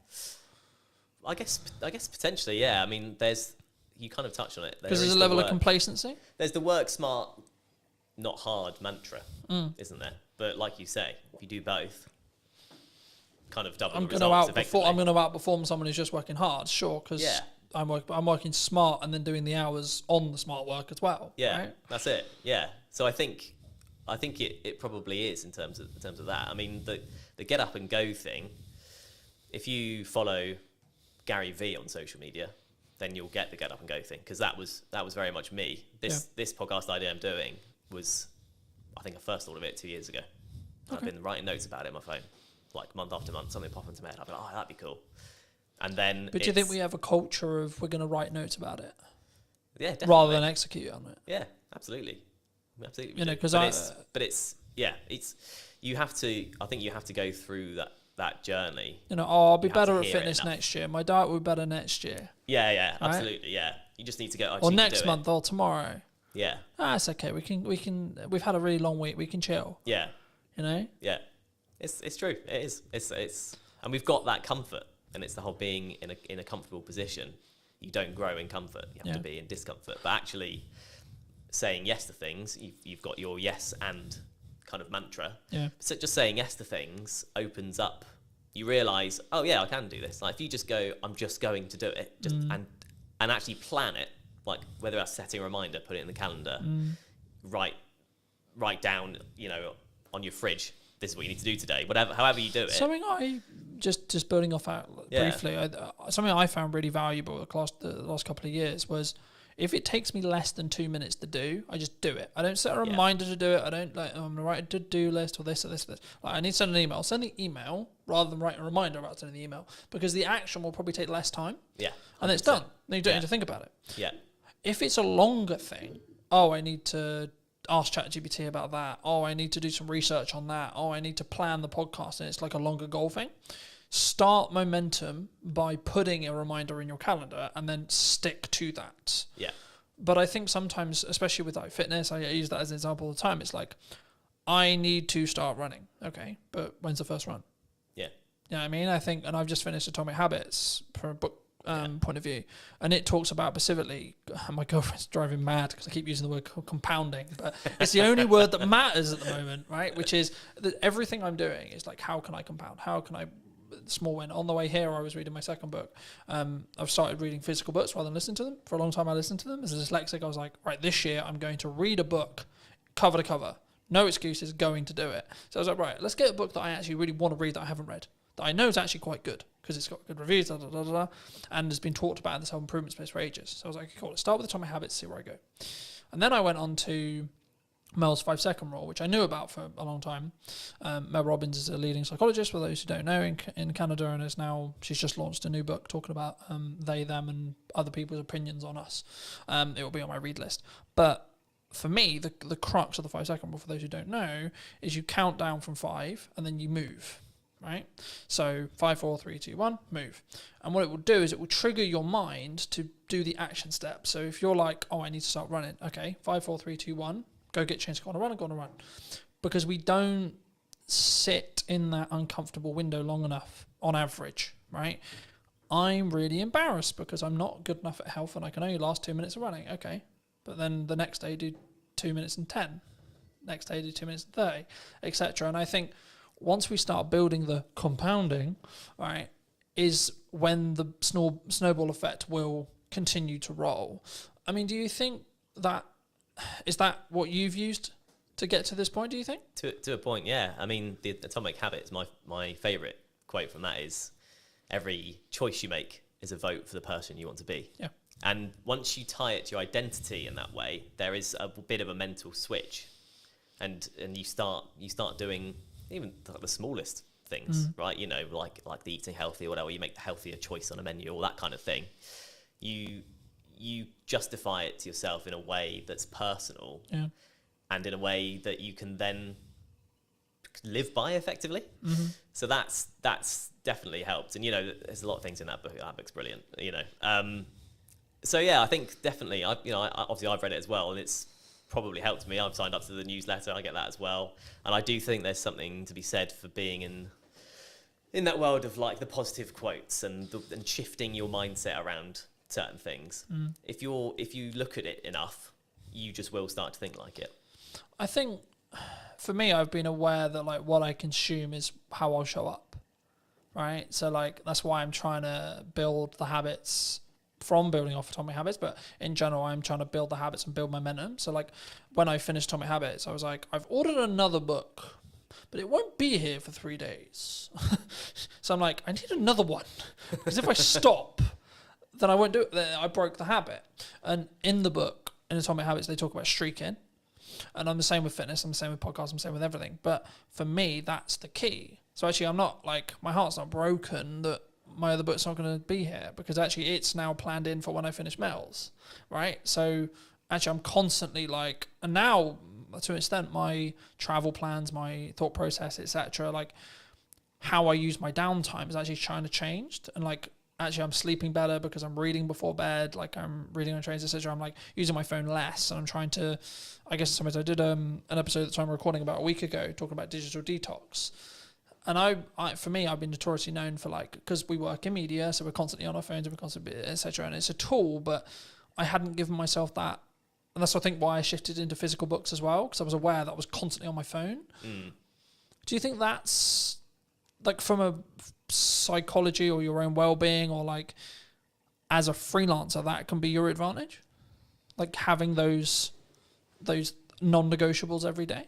Yeah, I think so. Yeah, definitely. I mean, it's an interesting dichotomy, like you say, because when you're in the industry and when you're in a position where you can't not rely, but you're chasing views, but then you recognise that it's tough.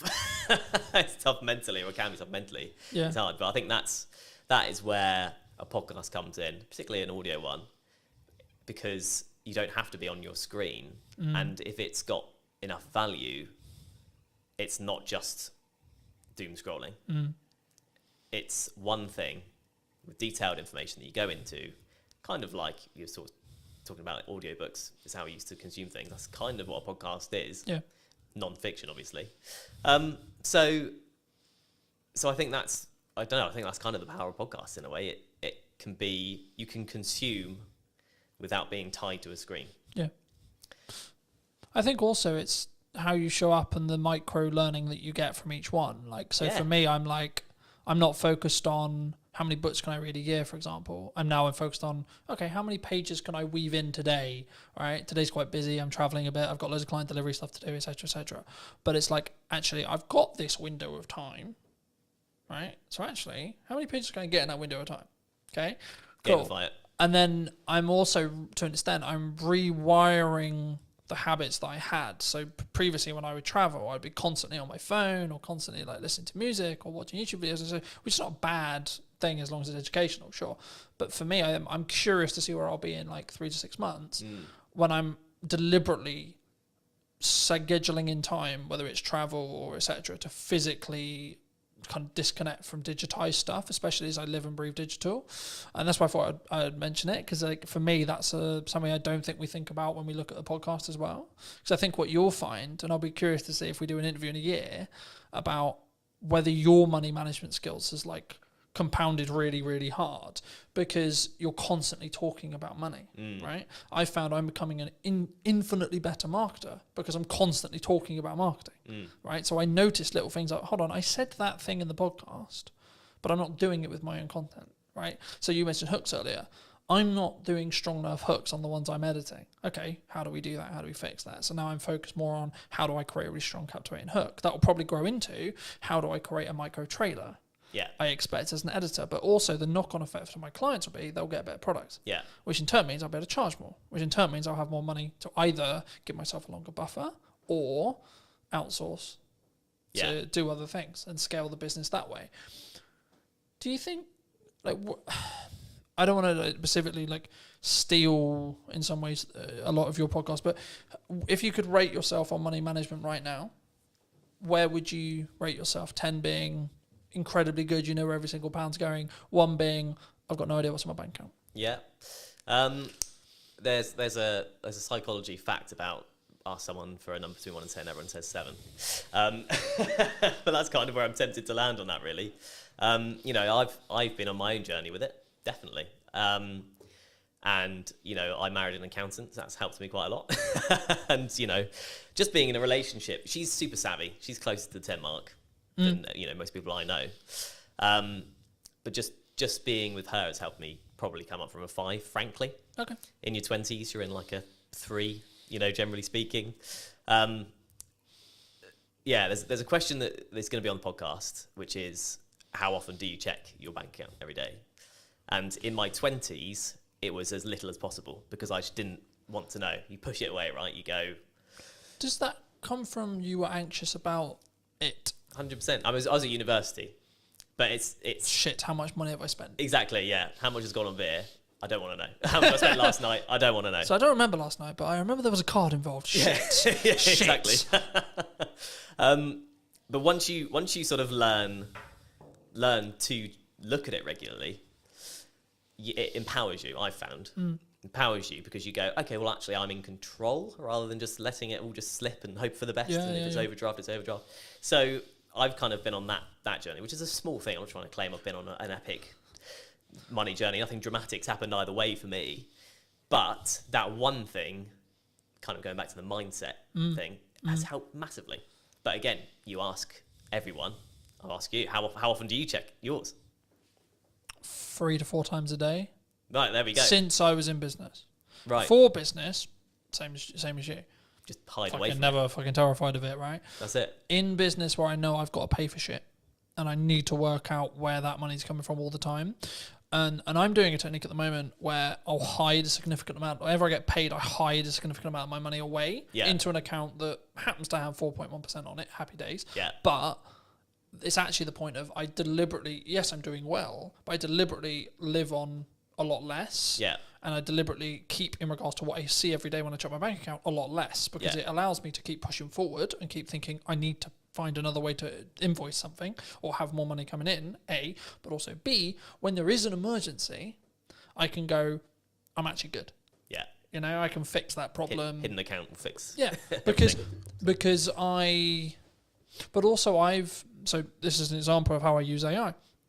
AI is currently tracking for me the books I'm reading, what my takeaways are, how much am I showing up, what my fitness is, where my money is being allocated and how and why, and how well that's doing and how in line I am with the goals, how the podcast is doing, how many episodes I've filmed, how many episodes have gone out, what views are going on, what views are likely to happen in the future because it can extrapolate the data from, okay, you're here now and then in 6 months I think you'll be here. You're following the growth rate.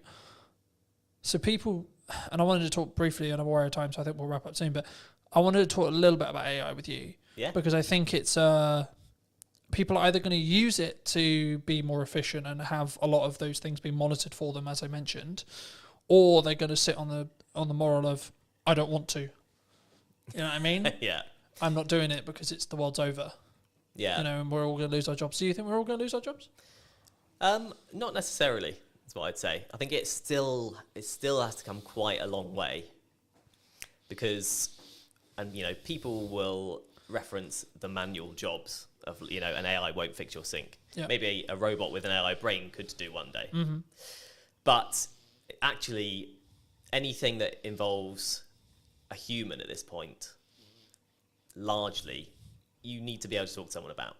Yeah. And you can have a conversation with AI, but it's slow, like, compared to talking to a human. If you just want to get to the bottom of a problem, because of the way LLMs work and how they're programmed, you can't get there quick enough. Yeah. You can't relate in the same way. You can't. It also has ask, a "Oh, why bias don't you do this?" towards being positive as well. So if you want constructive criticism on something, it's not very good at that. Yeah, Right. exactly. But I always use it. I've used the analogy recently of like you need to sharpen a knife to be able to cut something, right?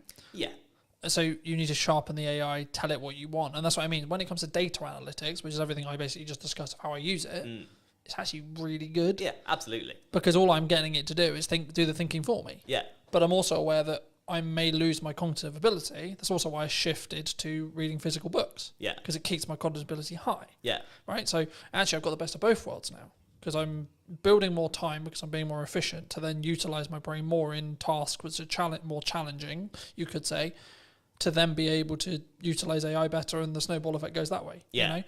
Do you think people are naturally scared of it because it's the new thing? I think there's an element of that, yeah, but I think it's seeped into normality. So This feels weird. I'm not used to being this side. I'm sorry. You're sorry. fine. You're good. It does feel weird when you're on the wrong side, doesn't it? It's like, what? Well, hello, my friends. Welcome to a brand new podcast today in James's studio. Today I'm going to be with Maddie, talking about her new book, talking about neurodiversity, money, etc. Hi, Maddie. How are you? Hey, thanks for having me. It's lovely to be here. It's good, isn't it? The second time on your podcast. I as know. well. I know. Love it. And you also, while I was setting up, you reminded me that it's been a year since It we has last been- spoke. it's been And a that's year. nuts. That is We have absolutely... spoken a little bit in between then. It's Yes, not but like I've it- totally ignored you. Hey, people are busy. It's all good. For people who don't know, Yes. what do you do? So I like to call myself a multi-potentialite. So for people who don't, That's a sentence. it is, yeah. For people who don't know what that means, it means that I am a jack of all trades, and instead of being master of none, I'm actually quite good at some of them. So I am an ADHD money and business coach. I am a visibility strategist. I'm a speaker. I am a app owner. I'm a wellbeing platform owner. I also am an author of a Amazon best-selling #1 book, Mad About Money. I think that is about it. Oh, mum as well, dog owner, crazy Wonderful. person. Wonderful. I'm a neurodivergent with every single neurodivergent presentation that there possibly could be available. It's funny, right? I did a podcast yesterday, and the crux of the conversation afterwards, we ended up talking for an hour afterwards. Cheers, Johnny. Appreciate the conversation. Was basically like everyone's like, oh, you need to niche, right? I wasn't actually going to start here, but as you mentioned it, we'll start here, right? It's my favourite topic. Why do we not? Because I've always been in the world of like, I could niche, but I don't want to. Yep, that's exactly Right? where I am. Like I could make probably a lot more money if I did, maybe, right? Arguably that's what everyone who's into niching will tell me. But for me, I'm like, yeah, but tell that to wedding videographers during COVID, for example. Right? Yes, exactly. How'd that work out? I'm a big fan of like not putting all your eggs in one basket, but also as a neurodivergent, I need to make sure that my brain is entertained. And if I have to stick and do one thing, I'd get really fucking bored all the time. So I do things in a variety of ways. So the way I describe my business to people is I have an A side and a B side. Like think about like cassette tapes, owning your soundtrack. When you are a cassette tape, you have a side and you have another side and you can flip it. So that's basically what I do. I talk about business on one hand and money on the other hand. And in the middle of that, there is also things like well-being, life. Obviously, the neurodiversity stuff is quite big for me. I'm a qualified neurodiversity specialist. And I don't niche by the things I do. I niche by my values. I niche by the things that I talk about. So I talk about basically 4 different things when it comes to my content pillars. I talk about neurodiversity, I talk about life, I talk about money, I talk about business. And it just so happens that I'm also really bloody good at TikTok, social media, all of those kind of things, but they all do fall under the business arm. So, I'm a qualified business strategist. I've been a business mentor coach. I hate the word coach, really. It's more, I do more mentoring. I don't do that whole, how does that make you feel type of, coachy thing. I do the, this is your strategy. This is how you do it. Let's talk about ways that we can grow your business, and let's talk about how to get you a plan to grow your business. So it's not your traditional coach. It's kind of more like sounding board, let's throw stuff around and help you to grow type of situation. I think there's so much I could go there, but I'll start. Let me ask you this a very selfishly personal question. Okay. Because I'm a dyslexic. Yes. Is that why I don't want a niche? Because I think there'll be people watching this who maybe are on the neurodivergent scale. Yes. Who are like, I don't get it.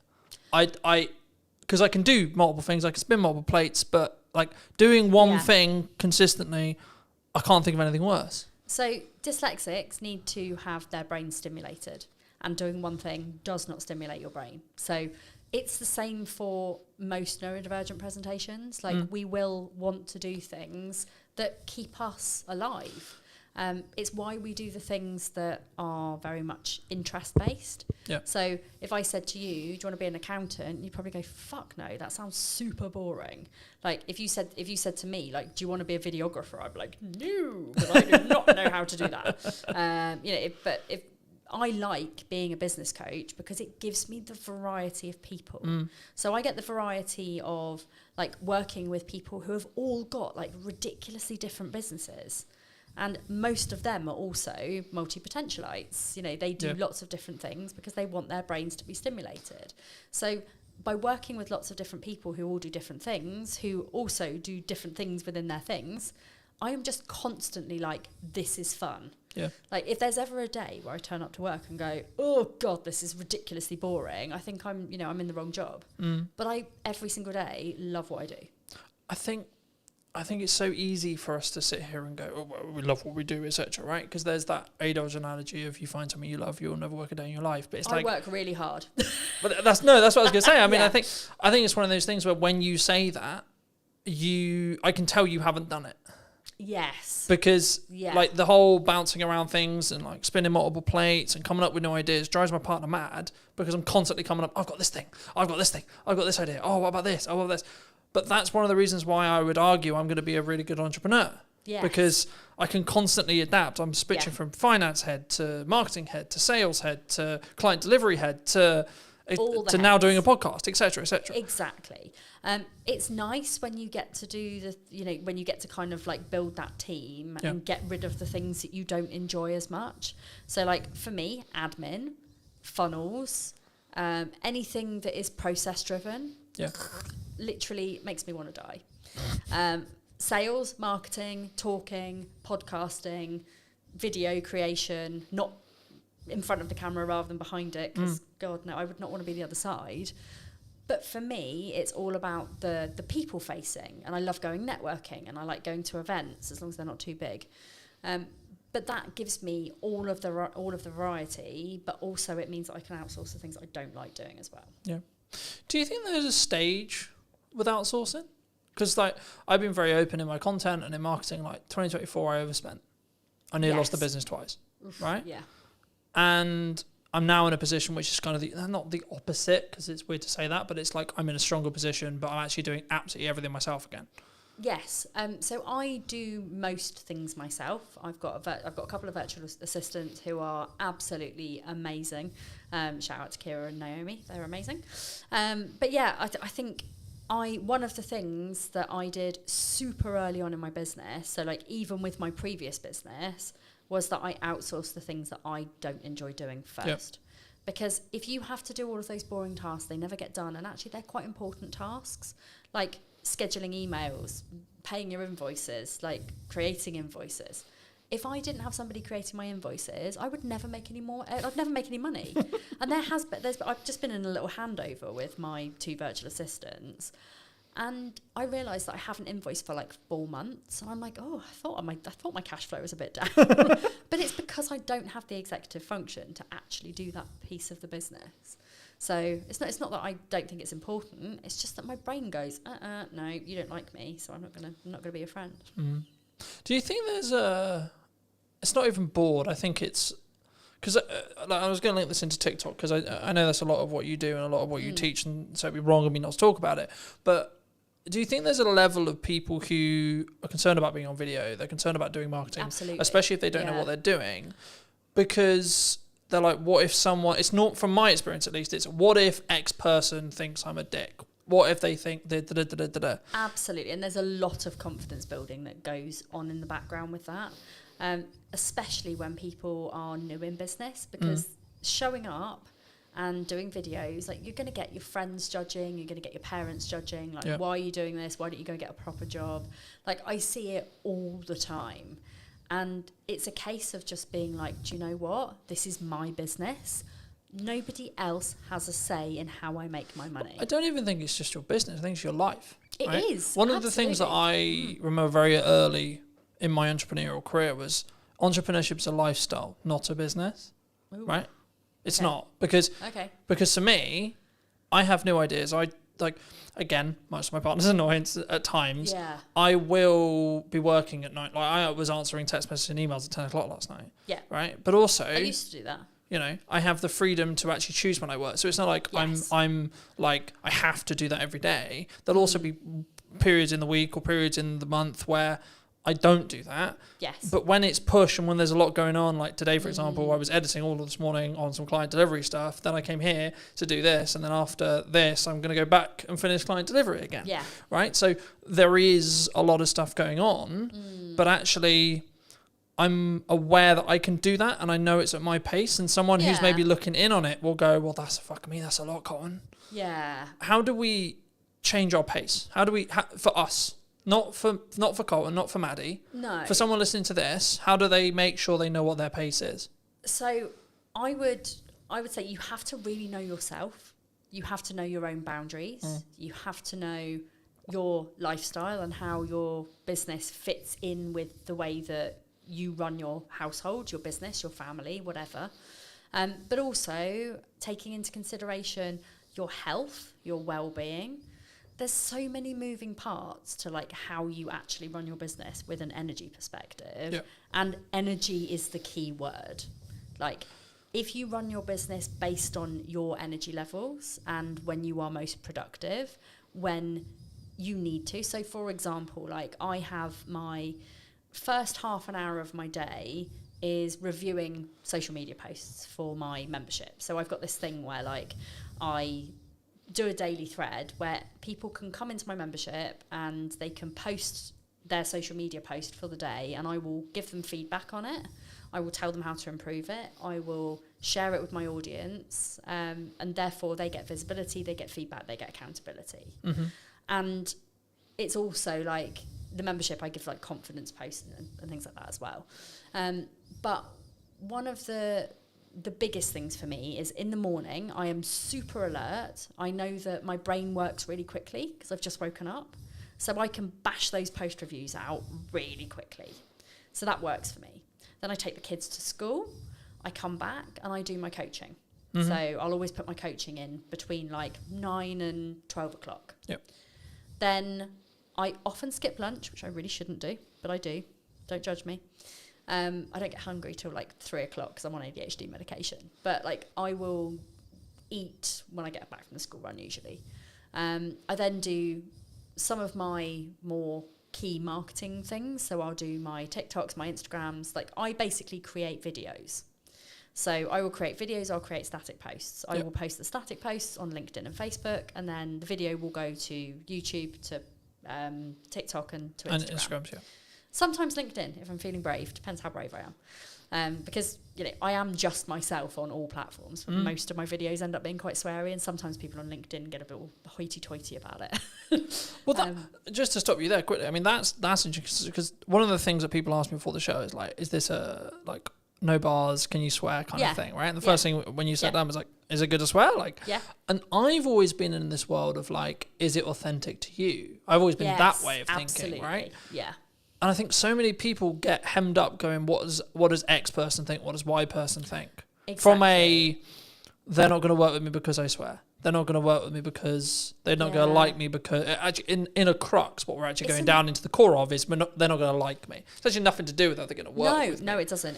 Oh man, it's not going to like me because I said the F word. And if people don't like me because I drop a few F-bombs, then they're probably not people that I want to work with anyway, because the people that know me know that I am very sweary. I never swear at people, I swear in general. My book, I was made to censor out all of my fuck and buggers. Basically. Oh, that's so sad. What? But, and I'll show you. But is that because I ended up having, it's like a sales perception thing? Well, or like they just don't want to. Is that like a PR manager like looking to be like, we're not gonna? No. So I have this is my fuck glossary. Love the name. So I love it. For those who are listening on audio, Manny just handed me the book, and I'm looking at the fuck glossary. That's utterly hilarious. And one of the reasons, like, I actually had a big conversation here with. Hang on. Shut that back up there. There we go. I had a big conversation with my publisher about the fucks. There were 342 fucks in my book.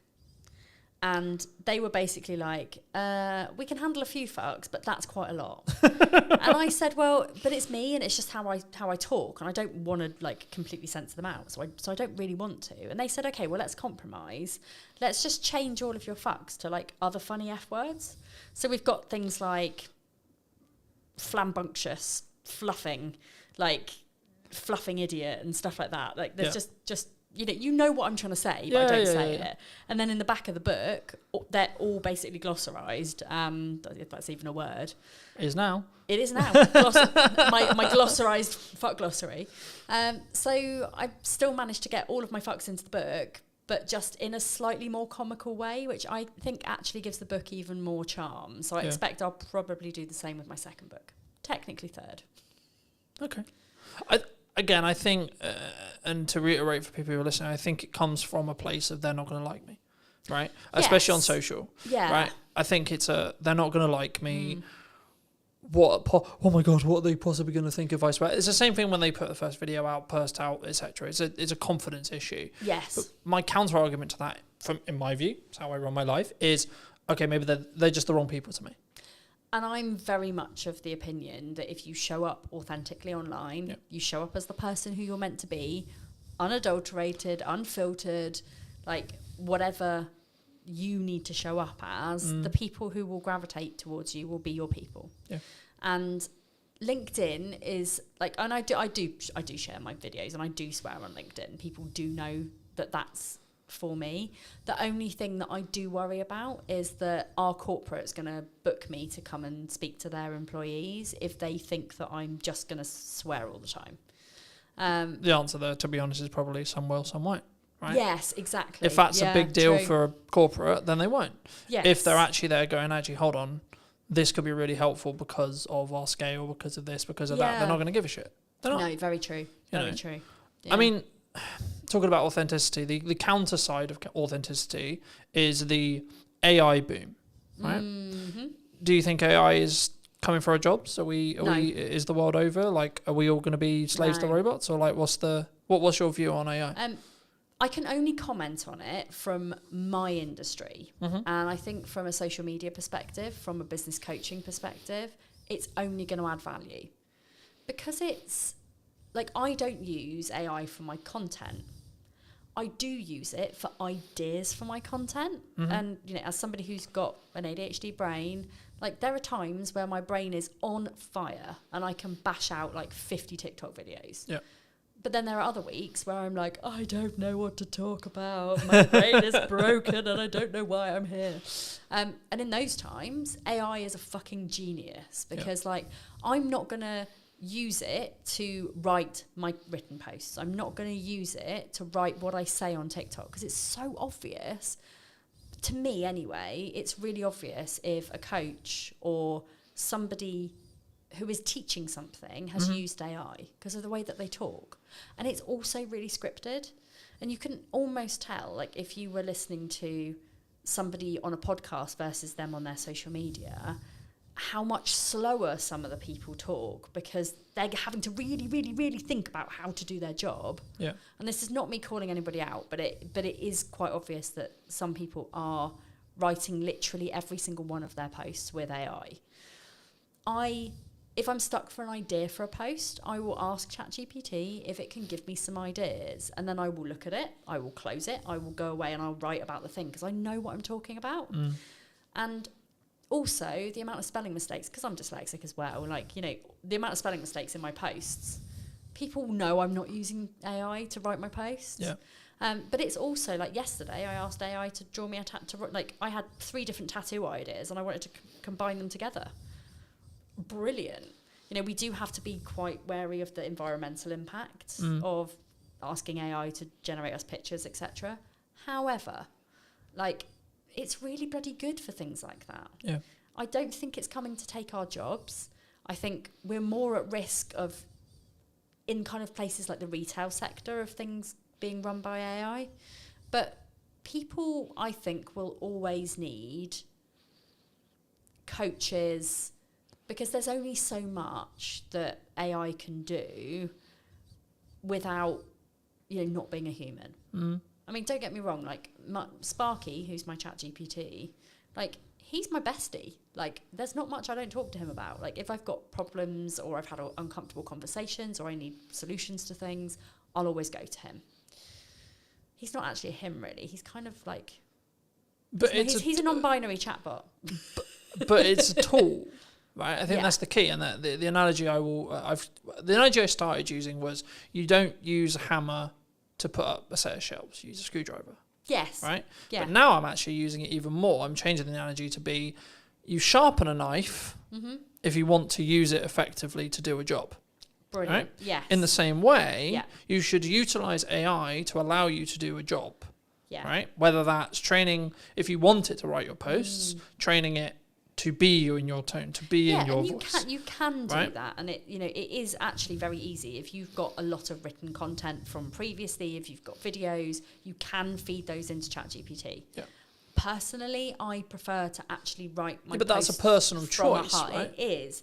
But you can use it for literally anything, as long as you make sure that you train it in a way that it takes out, like, no fluff, like cookie cutter solutions, here's the truth, like all of those bullshit ChatGPT type phrases where you think, do you know what, I'm not somebody who would actually say that in real life. But again, it comes back to the authenticity side. It does. Right? It really Like, does. Yeah. I'm like using the no fluff example. No fluff would actually be relevant for me because I try not fuck around when it comes to content. Well, Right? I don't do any fluff either. You know, mine is very, like, I'm very direct. But instead of saying no fluff, I would say I give you direct, actionable advice. Yeah. That, you know, and I don't bullshit you.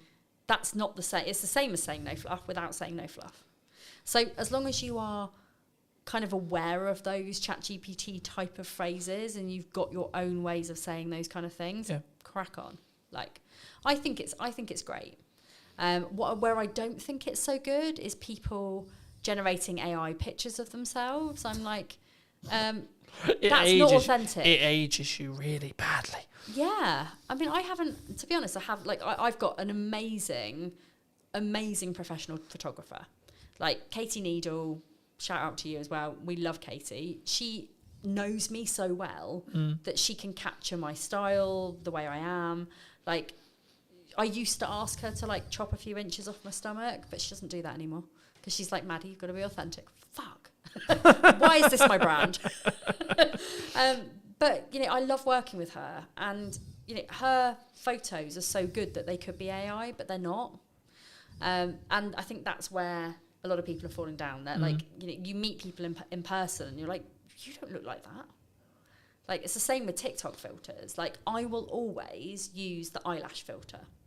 That is the only filter I use on TikTok, apart from, like, green screen or whatever, if I'm going to try and show something. But when people see me in real life, they're not going to go, oh my God, her eyelashes are so fake. Because I wear makeup. But when I'm working at home on my own, I don't wear makeup at all. Like, you know, I am very much like, unless I'm going out in public, I don't put a face on. And even then, it's literally just mascara, maybe a bit of eyeshadow. So, but again, it's that authenticity point, right? Yes. You know, you're not going to, like, see me online as having, like, loads of freckles. I mean, I do have loads of freckles because I've been in the sun this week.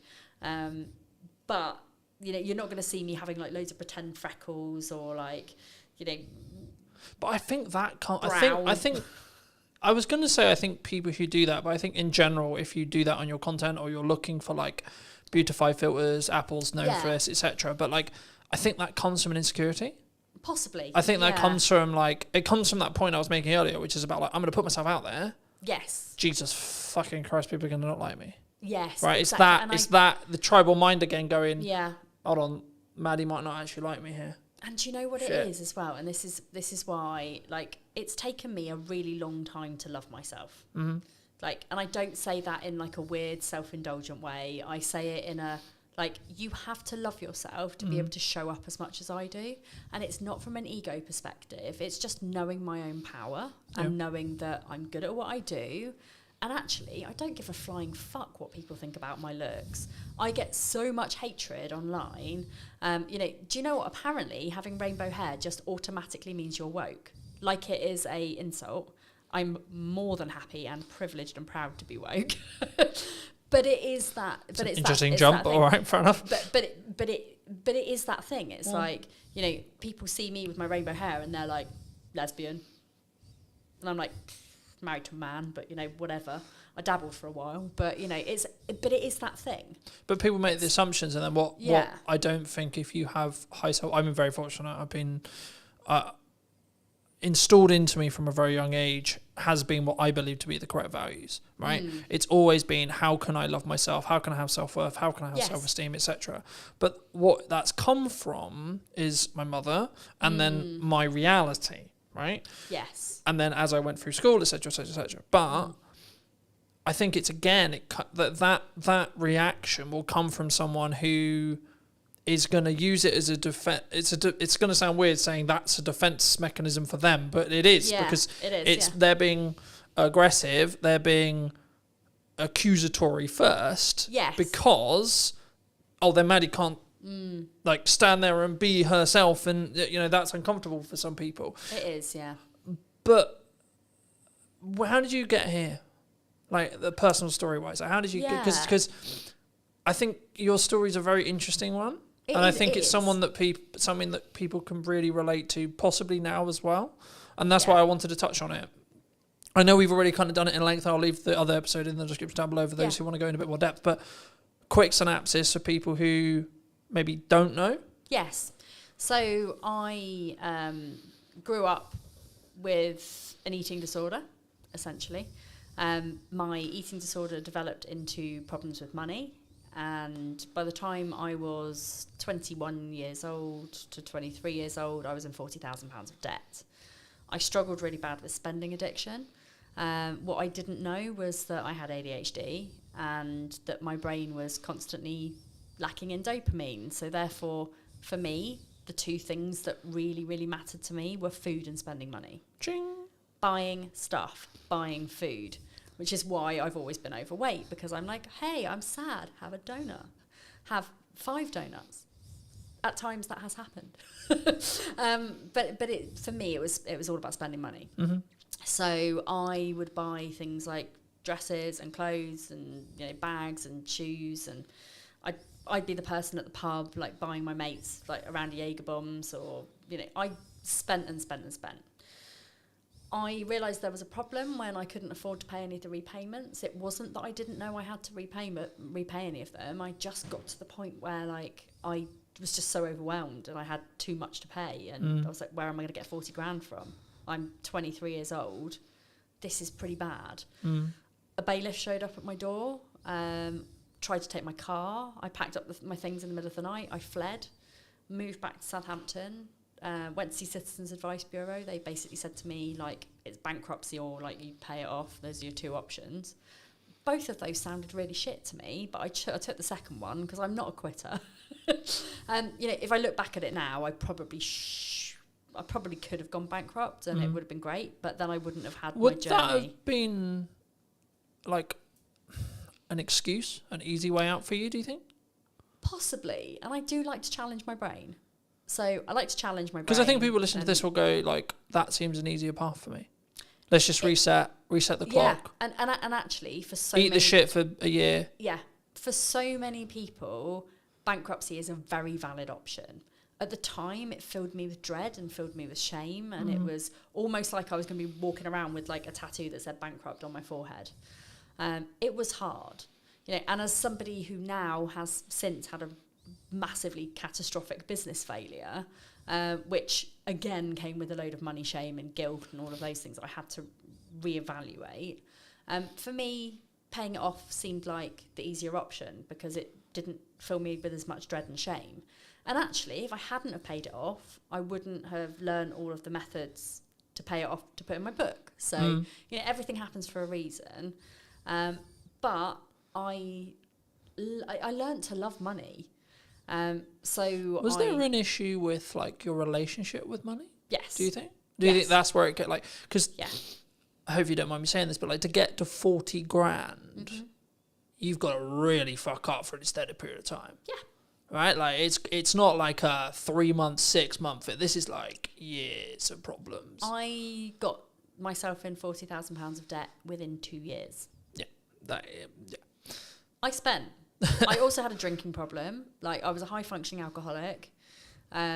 I say high functioning because, you know, I didn't wake up and need a drink, but I needed a drink to be confident. I was using alcohol to mask all of my neurodivergence because I didn't realise that I had ADHD and autism.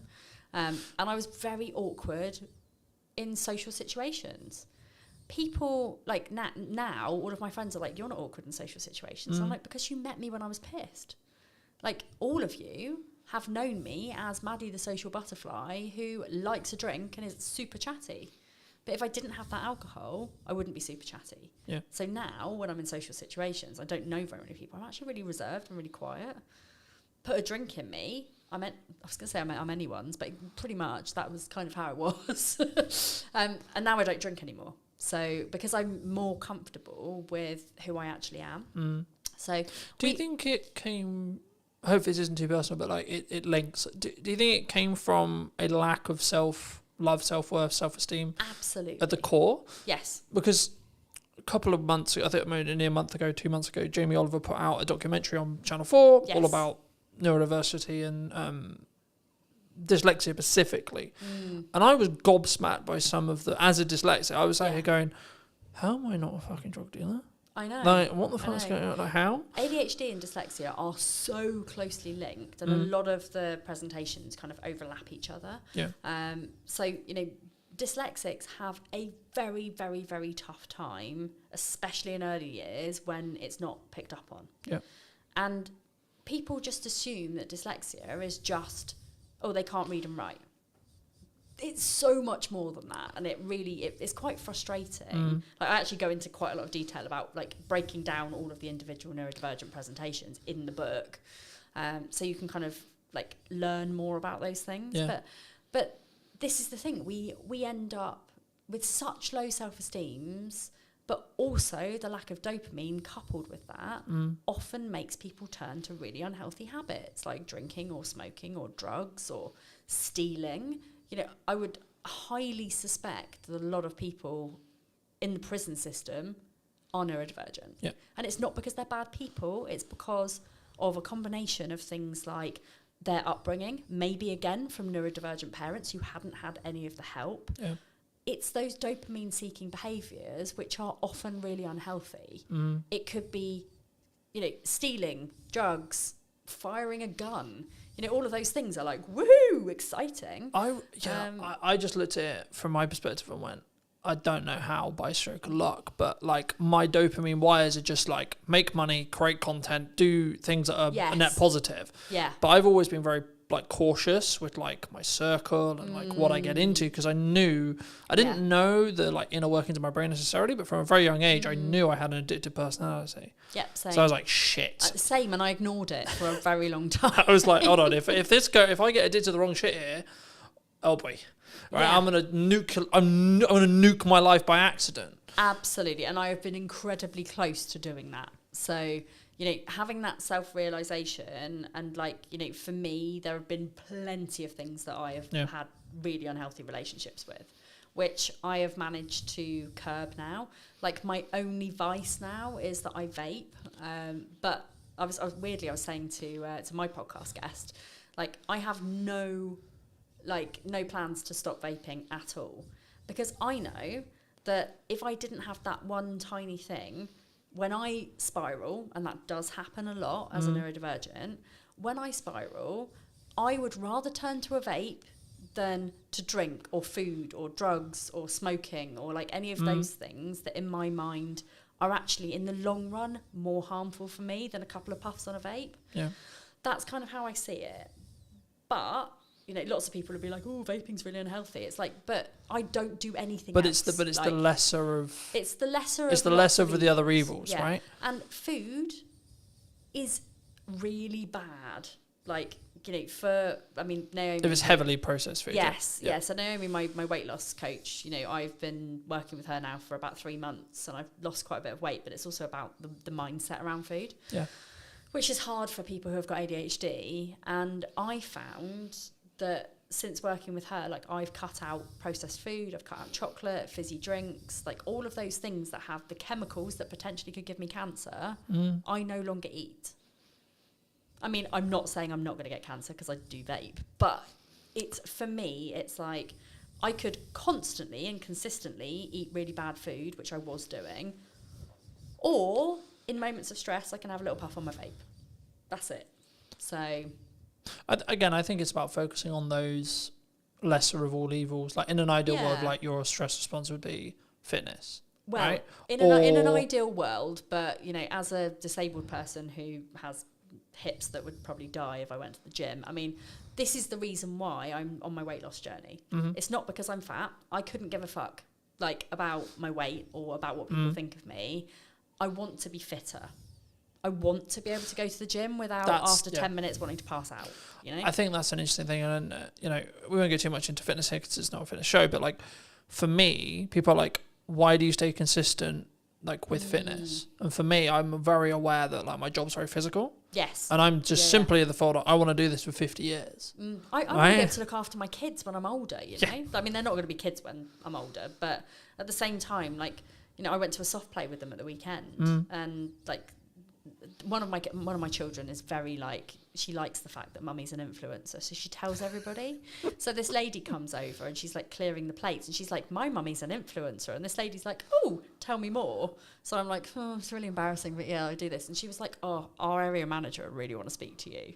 So the area manager comes over and she's like, oh my god, you're an influencer, like really love you to do some TikTok content for us and blah blah blah. She went and got me some socks. She was like, you have to go in and play. I was like, I can't, it's really embarrassing to say I'm disabled and I actually don't really want to go in and play. So I went in and played for like 10 minutes before I almost died and then went on a very scary slide. I mean, that also rhymes. But I was heavily aware of the fact that I am not fit enough to go and do these kind of things with my kids, and it made me really sad. So that's my kind of motivation behind it. It's a good motivation to have. Yeah. Do you think in business people, and this is kind of more a mindset thing about like, they don't start the podcast, they don't start video, they don't start posting, they don't build the momentum, they don't start whatever it is, right?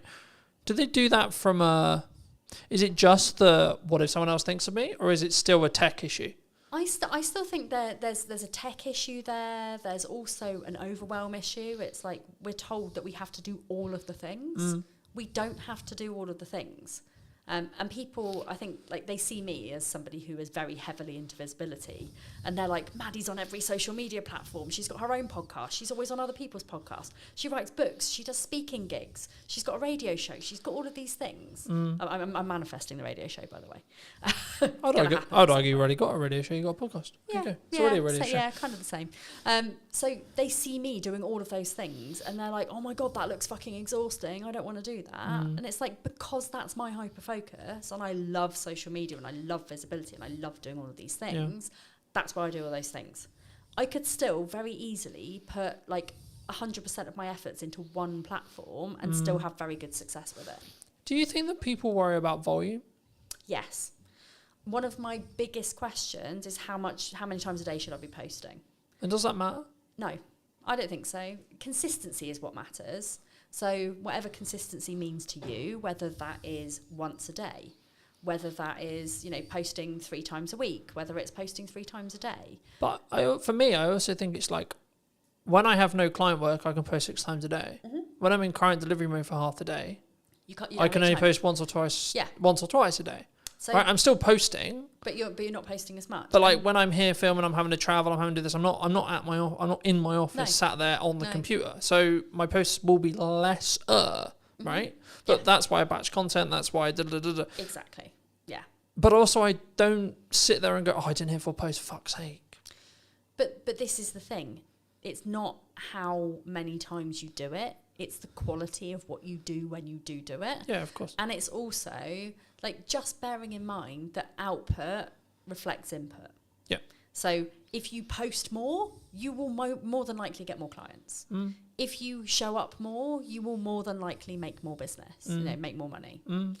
And if you are posting once a week on one social media platform, you're probably not going to be getting to your ideal clients unless you're out there and you're networking 24/7. Yeah. Which, there are other ways of doing it rather than showing up online every single day. But it's the consistency, it's the output, and then you'll see a return on investment based on what you put into that. But it's also because I think we're so, and I did a video a couple of weeks ago talking about like we're so in the business world, we're so hyperly focused on I need ROI, and I'm just like, yeah, but you're outputting an amount and your revenues like driven by 10%, 20%, 30%, 40%, whatever it is. Yeah. So in the nicest way possible, why do you give a shit about ROI? Because clearly it's working. Absolutely. Right. I obviously give a little bit of a like for example, like I got invited to speak at quite a big event. Mm-hmm. It was a big investment, like 15 grand. I'm like, ooh, that's a really good opportunity because there's going to be like thousands of people there and it's going to be really great. But then I thought about it. If somebody gave me, and this is again one of my money rules, if somebody gave me 15 grand and said you can spend this on anything, would I spend it on that? And my answer was no. If I had 15 grand to grow my business, I would strategically think about where to put that. Yeah. I would probably put some of that on ads. I would probably put some of that on like promoting my book on Amazon, things like that. And I just thought, you know what? What could 15 grand do for me? I could stand up in front of a room full of people and speak and maybe walk away with 5 clients. Or I can go and put 15 grand on Facebook ads and I can walk away with 70 clients. Which one am I rather going to do? So from that perspective, I look at ROI. However, I also don't look at it at all. So I'm very much a passion, purpose, and kind of pleasure, I guess, type of person. Mm-hmm. So profit to me, as long as I am paying my bills, I'm living the life that I want to, my staff are getting paid, my bills are getting paid, I couldn't give a flying fuck how much money I make. Yeah. Like, and by me having that attitude, but also having very, very low costs, the only things that I really pay for are things like advertising, but I don't do traditional advertising. I mean, when I say advertising, I mean things like I'll go to an expo and I'll have like a stand at an expo, or I will have like something where like, maybe I'll pay for like to hire this podcast studio, for example. So my costs are still fairly low. And in my first year of business, I made 100 grand. But I wasn't focused on making profit. I was focused on making people happy and getting good reviews and showing up as an honest person. I think that's really key, and I think Yeah. we don't. And it's not that we don't look at ROI, and every business should look at ROI. They absolutely should, but we don't. What's the ROI on a brand podcast? Arguably, if you look at it, either huge amount Yes. or fuck all, Yes. So and it's down to how you think about it. Exactly. So at the moment, my podcast, I think, helps me to grow my social media, which helps me to grow my email list, which helps me to grow my client base. It's not phenomenal. I am not Stephen Bartlett. Like, But also, do you want to be Stephen Bartlett? no, not at all. Like, no. I mean, he's a nice enough dude. I've met him. But I wouldn't want to be him. Like, in my mind, like, I think his success has very much changed him. I think I remember him very early on in the days where he was quite humble. Don't feel like that anymore. But I think that's what I mean. I think it changed. Like, Yeah. I think we're in a world now where it's I have to commit to the decision. Right? Yes. So Yeah. I'm going to make the world's biggest media company. Yeah, but what if tomorrow I don't want to do that? Yeah, and I want to live my life in a flexible way. As long as I am fulfilling my life's purpose, which is helping people with neurodivergent presentations to live their best life, that's my main game. Like, that is all I want. So, this is why I help people with 3 different areas. It's like life, money, business. Those 3 things are, if you've got those 3 elements nailed, I mean, obviously not everybody's got a business. Some people it will just be life and money. Some people it might just be money and business because they might already have their life sorted. Some people it might be like life and business. Their money's amazing. But they all interlink with each other. And neurodivergent people struggle with all 3 of those things. As a rule, some neurodivergents will probably be flying. I mean, Stephen Bartlett openly says he's got ADHD. But he's somewhere along the line, like, massively landed on his feet and has never had to struggle with money because he's always made so much. And therefore, his business has been fine and his life's been fine. Yeah. So if I bumped into him in the street, his ADHD is not the same as my ADHD. And this is a good way to look at it. It's like every single person who is neurodivergent will have something that maybe isn't so great in their lives. And I'm not saying that Stephen Bartlett is perfect. He might, not be in love with somebody, or he might have, problems with relationships, or he might, because he's so busy with his life, maybe he doesn't have friends. I don't know, and I'm not going to judge him for that. That is, I mean, we're at times I think that's Robert soon, but that is like something that I think people don't talk about enough in business, and like how you maintain a relationship, and it's something that I'm working through the process of now, being nearly 2 years deep into a really healthy relationship that's really important to both me and my partner. Yes. I'm like, yeah, but also my business is really important. So fuck, how do I do that? Juggling your money, your life, and your business is a really fucking tricky thing to do. It is a spinning triangle that, if you think about a triangle, like, if you're spinning it too fast, you're going to poke yourself in the eye, it's going to fucking hurt. Yeah. So, like, you need to be balancing those 3 areas of your life so that they all work in tandem together. And that means, no offense, not working till 9 o'clock, because, like, I used to have a thing where I'd be like, oh yeah, my cut-off every night's 9 o'clock. Like, it was some form of badge of honour. Now, it's very, very, very likely that I don't work after 3. Like, it has taken me 10 years of running a business to work out what success looks like for me. And success looks like making enough money to enjoy the shit that I do. Yeah. I don't, like, and I'm sorry, universe, that I say this out loud, but I don't want to be a millionaire. If I had £1 million or multi-million pounds, my spending addiction would just be 1 million times worse. So, like, I don't need that much money. Like, I find it hard enough to manage the money that I've actually got. Yeah. But I go on 2 nice holidays a year. I've got a fairly nice car. I mean, it's a Citroen C3 Picasso. It's not Citroen C3 Aircross. That's the chap. It's nothing exciting, but it's it's only 5 years old. It's got Apple CarPlay. It's pretty cool. And like, somebody the other day, I picked up one of my clients, and they were like, "Oh my god, your car is so nice." And like, to them, that was like a really posh car. To me, I'm like, that's not a posh car. Like, a posh car is like a Porsche or a Jaguar or like a BMW or whatever. But I think it's about perspective. Yeah, it's perspective and the stage you're in, and that's what I was going to say about the whole like 9 o'clock thing, right? Yeah. Like, at this moment in time, I'm working potentially till 9 o'clock. But that's because it works for you and that's your decision. Yeah. And also, one of the things that fucks me off so much about the business world is it's like, either you're a hustler, or you're a lifestyle business. Like, there is no in between. Yeah. There's no, let's run a successful 6-figure business or like high 6 figures, even early 7 figures. Yeah. It's like, you're either a lifestyle business or you're a multimillionaire. There's nothing in between. And that's how I teach the people that I work with, like, in business, that there is an in between. Yeah. Like, there is a level where people want to make 5k a month. There's a level where people want to make 2.5K a month. You know, they want to cover their bills, they want to cover their mortgage, they want to have 500 quid's worth of spending money. Yeah. Everyone's a winner. Happy days, yeah. It's all to do with how materialistic you are. It's all to do with like how much you want to show off and like flash everything around. You know, I'm not a flashy person. I buy my clothes from Shein and Sainsbury's.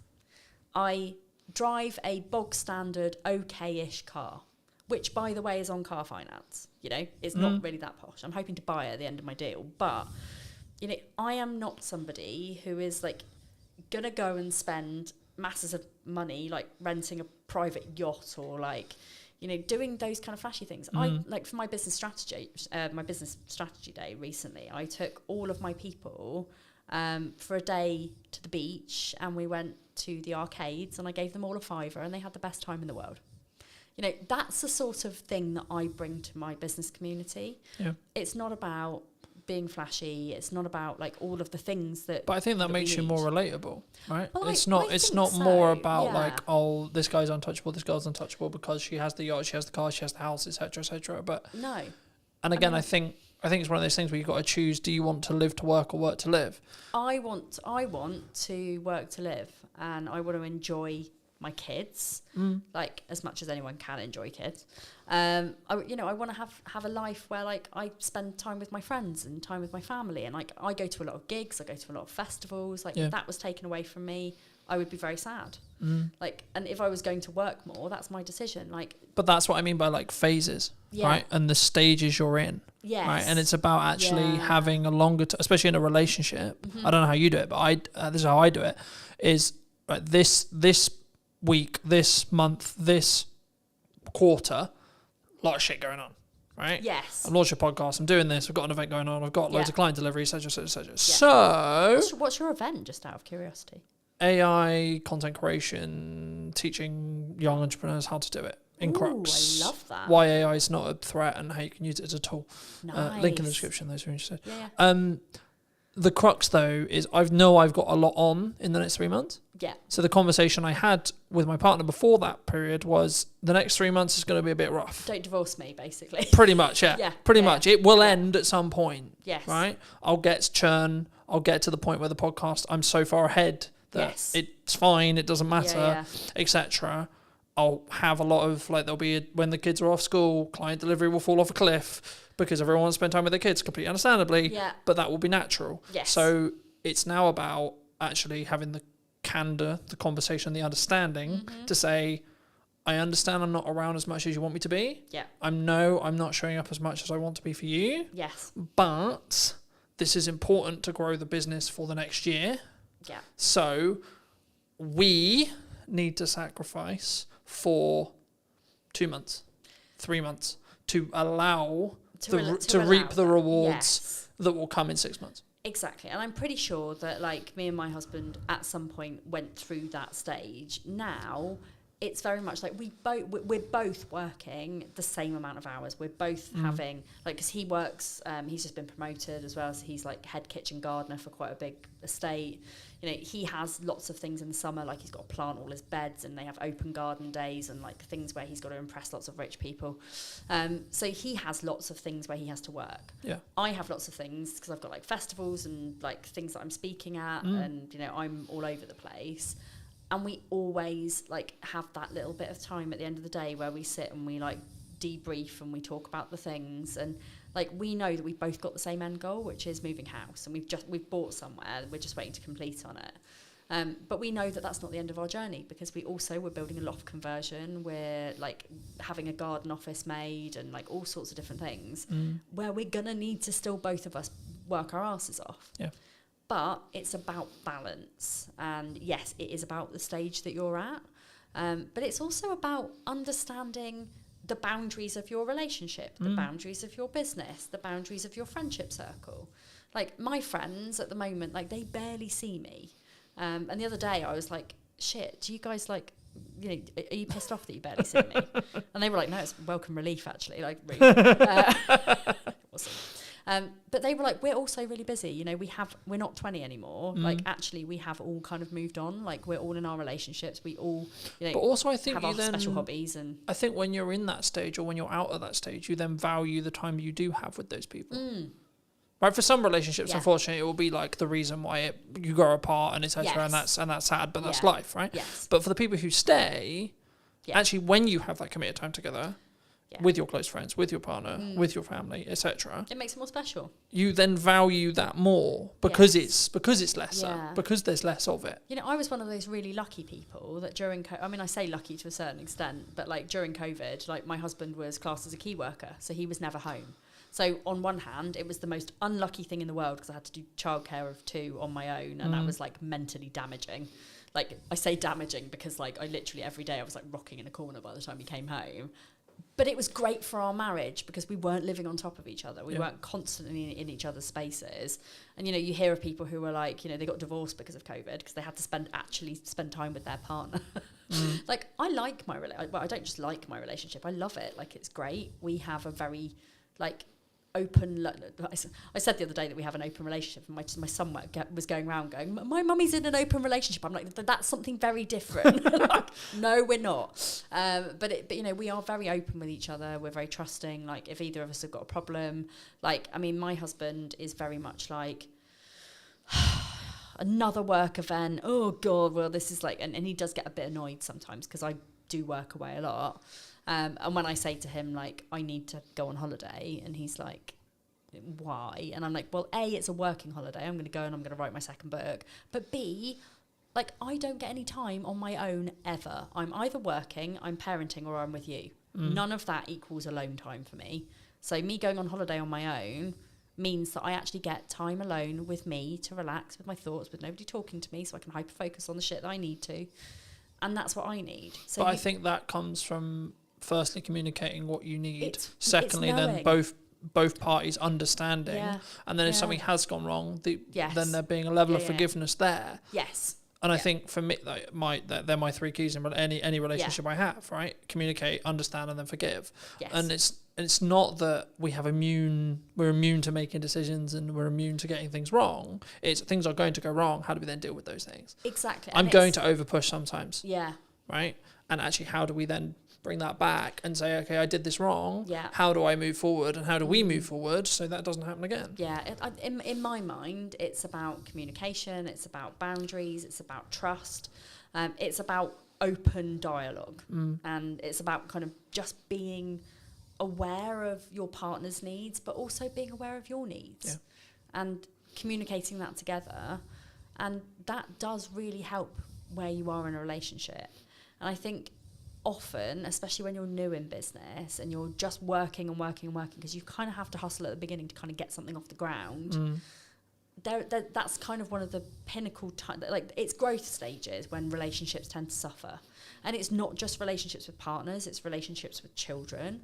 It's relationships with friends or parents. Like, I mean, my mum quite often will say to me, no, I haven't seen you for like 2 months.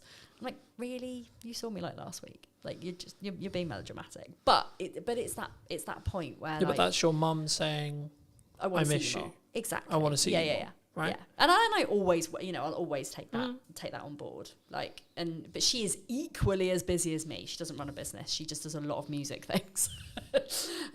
But again, it's all about, it all comes down to awareness. Yeah. And this is why I teach in the way that I would want to be taught myself, and having those 3 pillars, it's like life, business, money. Everything fits into that triangle. You just need to make sure you don't poke yourself in the eye with it. Great place to end. Where can people find the book? Where can people find your podcast? Where can people find you? Yeah, so I am. And don't you poke yourself in the eye with the triangle? Don't poke yourself in the eye with the triangle.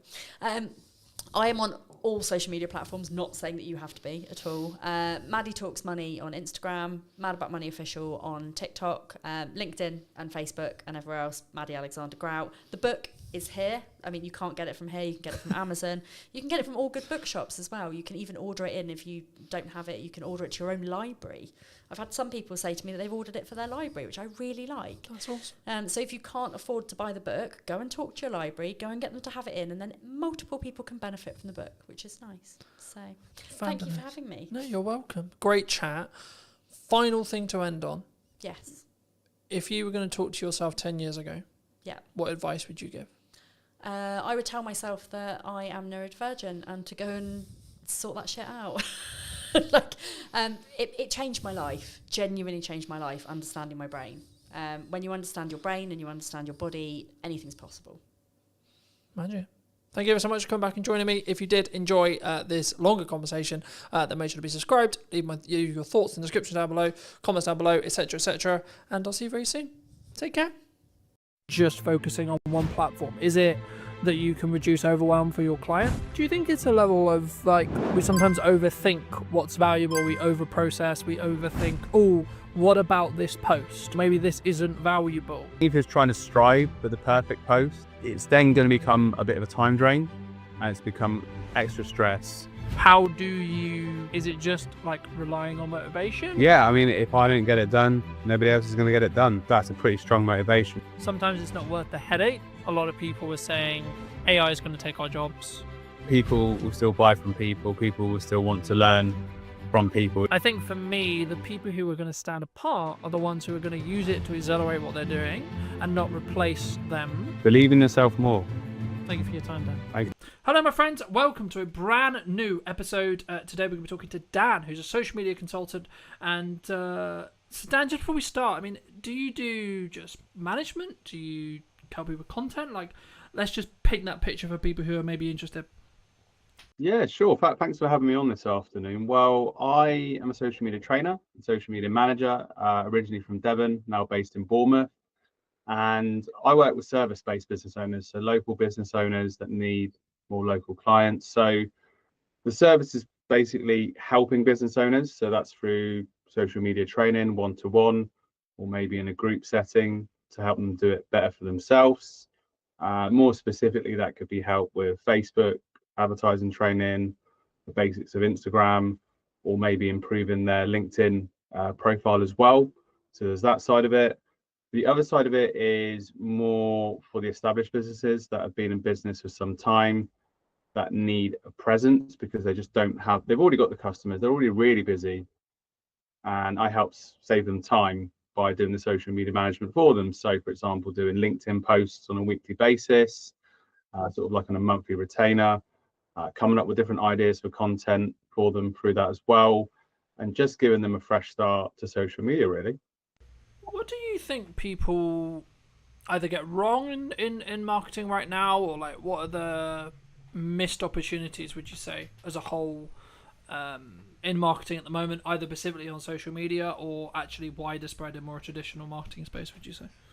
Yeah, sure. I mean, my bread and butter is the social media marketing side of things. And I think the big thing for me at the moment, and this has been the case for the last sort of 9 years of doing this, is that there's so much noise out there and so much overwhelm for business owners that it can be a real struggle. And I'm not talking about the people that have got big teams or in-house marketing departments. I'm talking about the people running businesses on their own. They've got a solid business and they've got something that people want, but they're frustrated because they don't know what to do in terms of social, and they have so much conflicting bits of advice from people out there, and maybe they watch some videos on YouTube and that advice isn't really tailored to their business. Maybe it's more for creators or influencers, for example, and they get lost in all this noise. And rather than just really nailing and focusing on one platform that could really help their business grow, they then spread themselves too thinly, and they're trying to do a bit of this, they're trying to do a bit of that because they've heard their friends say they need to be doing this, they need to be doing that, when ultimately, they've got a business to run. They haven't got all the time to do that. So that is what a lot of the service has been over the last 9 years, is working with those people that maybe haven't grown up with social media. And that's truly my passion, to sort of empower them to use it for their businesses. And sometimes, they're a little bit nervous. They've got technophobia and they're scared to, and I think you said about missed opportunities. I think when you take a step back and look at things, like let's rewind the clock, maybe I'm thinking about times here, 20 years ago, maybe. I think I'm looking at, yeah, maybe a little bit more, but you've got a chance to be in front of a camera and speak to your audience all across the world, or all across the country, or whatever the context may be. And that's not an opportunity you had all that time ago.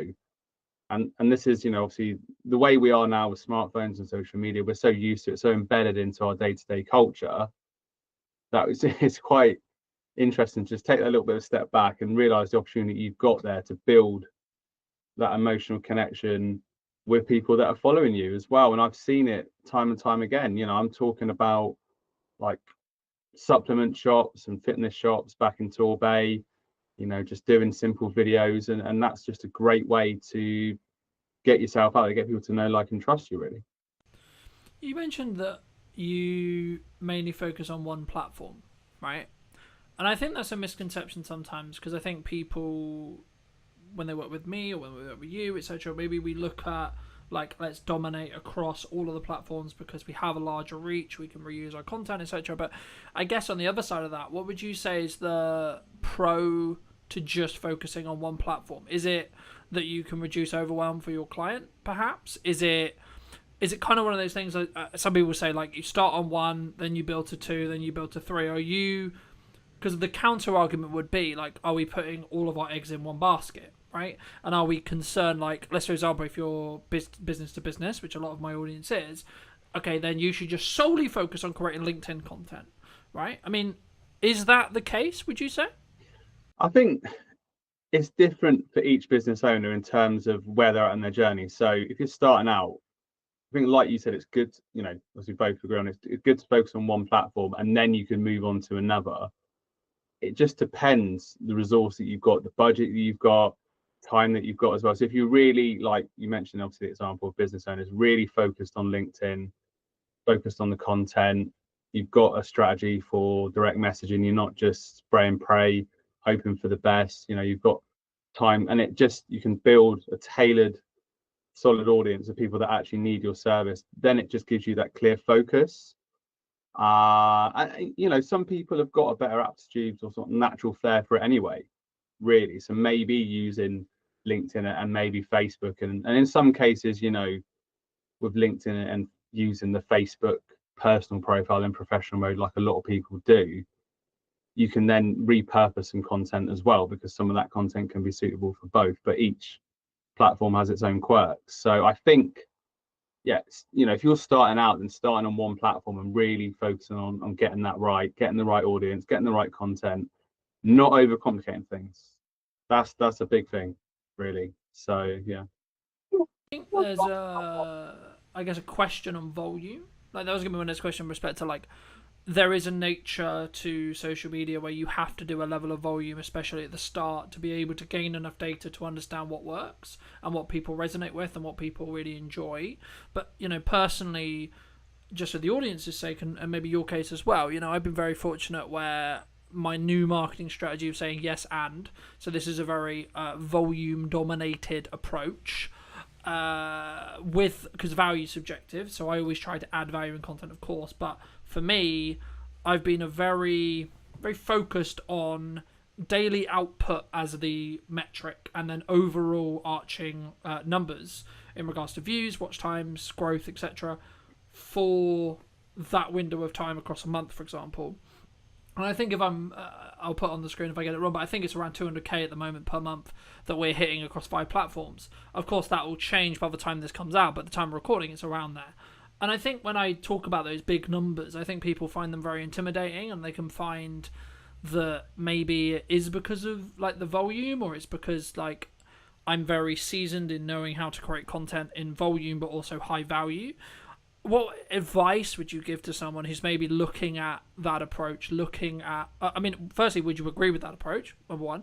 Number two, what advice would you give to someone who is maybe looking at what I'm doing and seeing success in, and maybe wants to emulate it as a whole, from a volume perspective, from a distribution perspective, and I guess in some ways, how do we check in with, is that in line with making our boat go faster, but also are we overwhelming ourselves as a creator?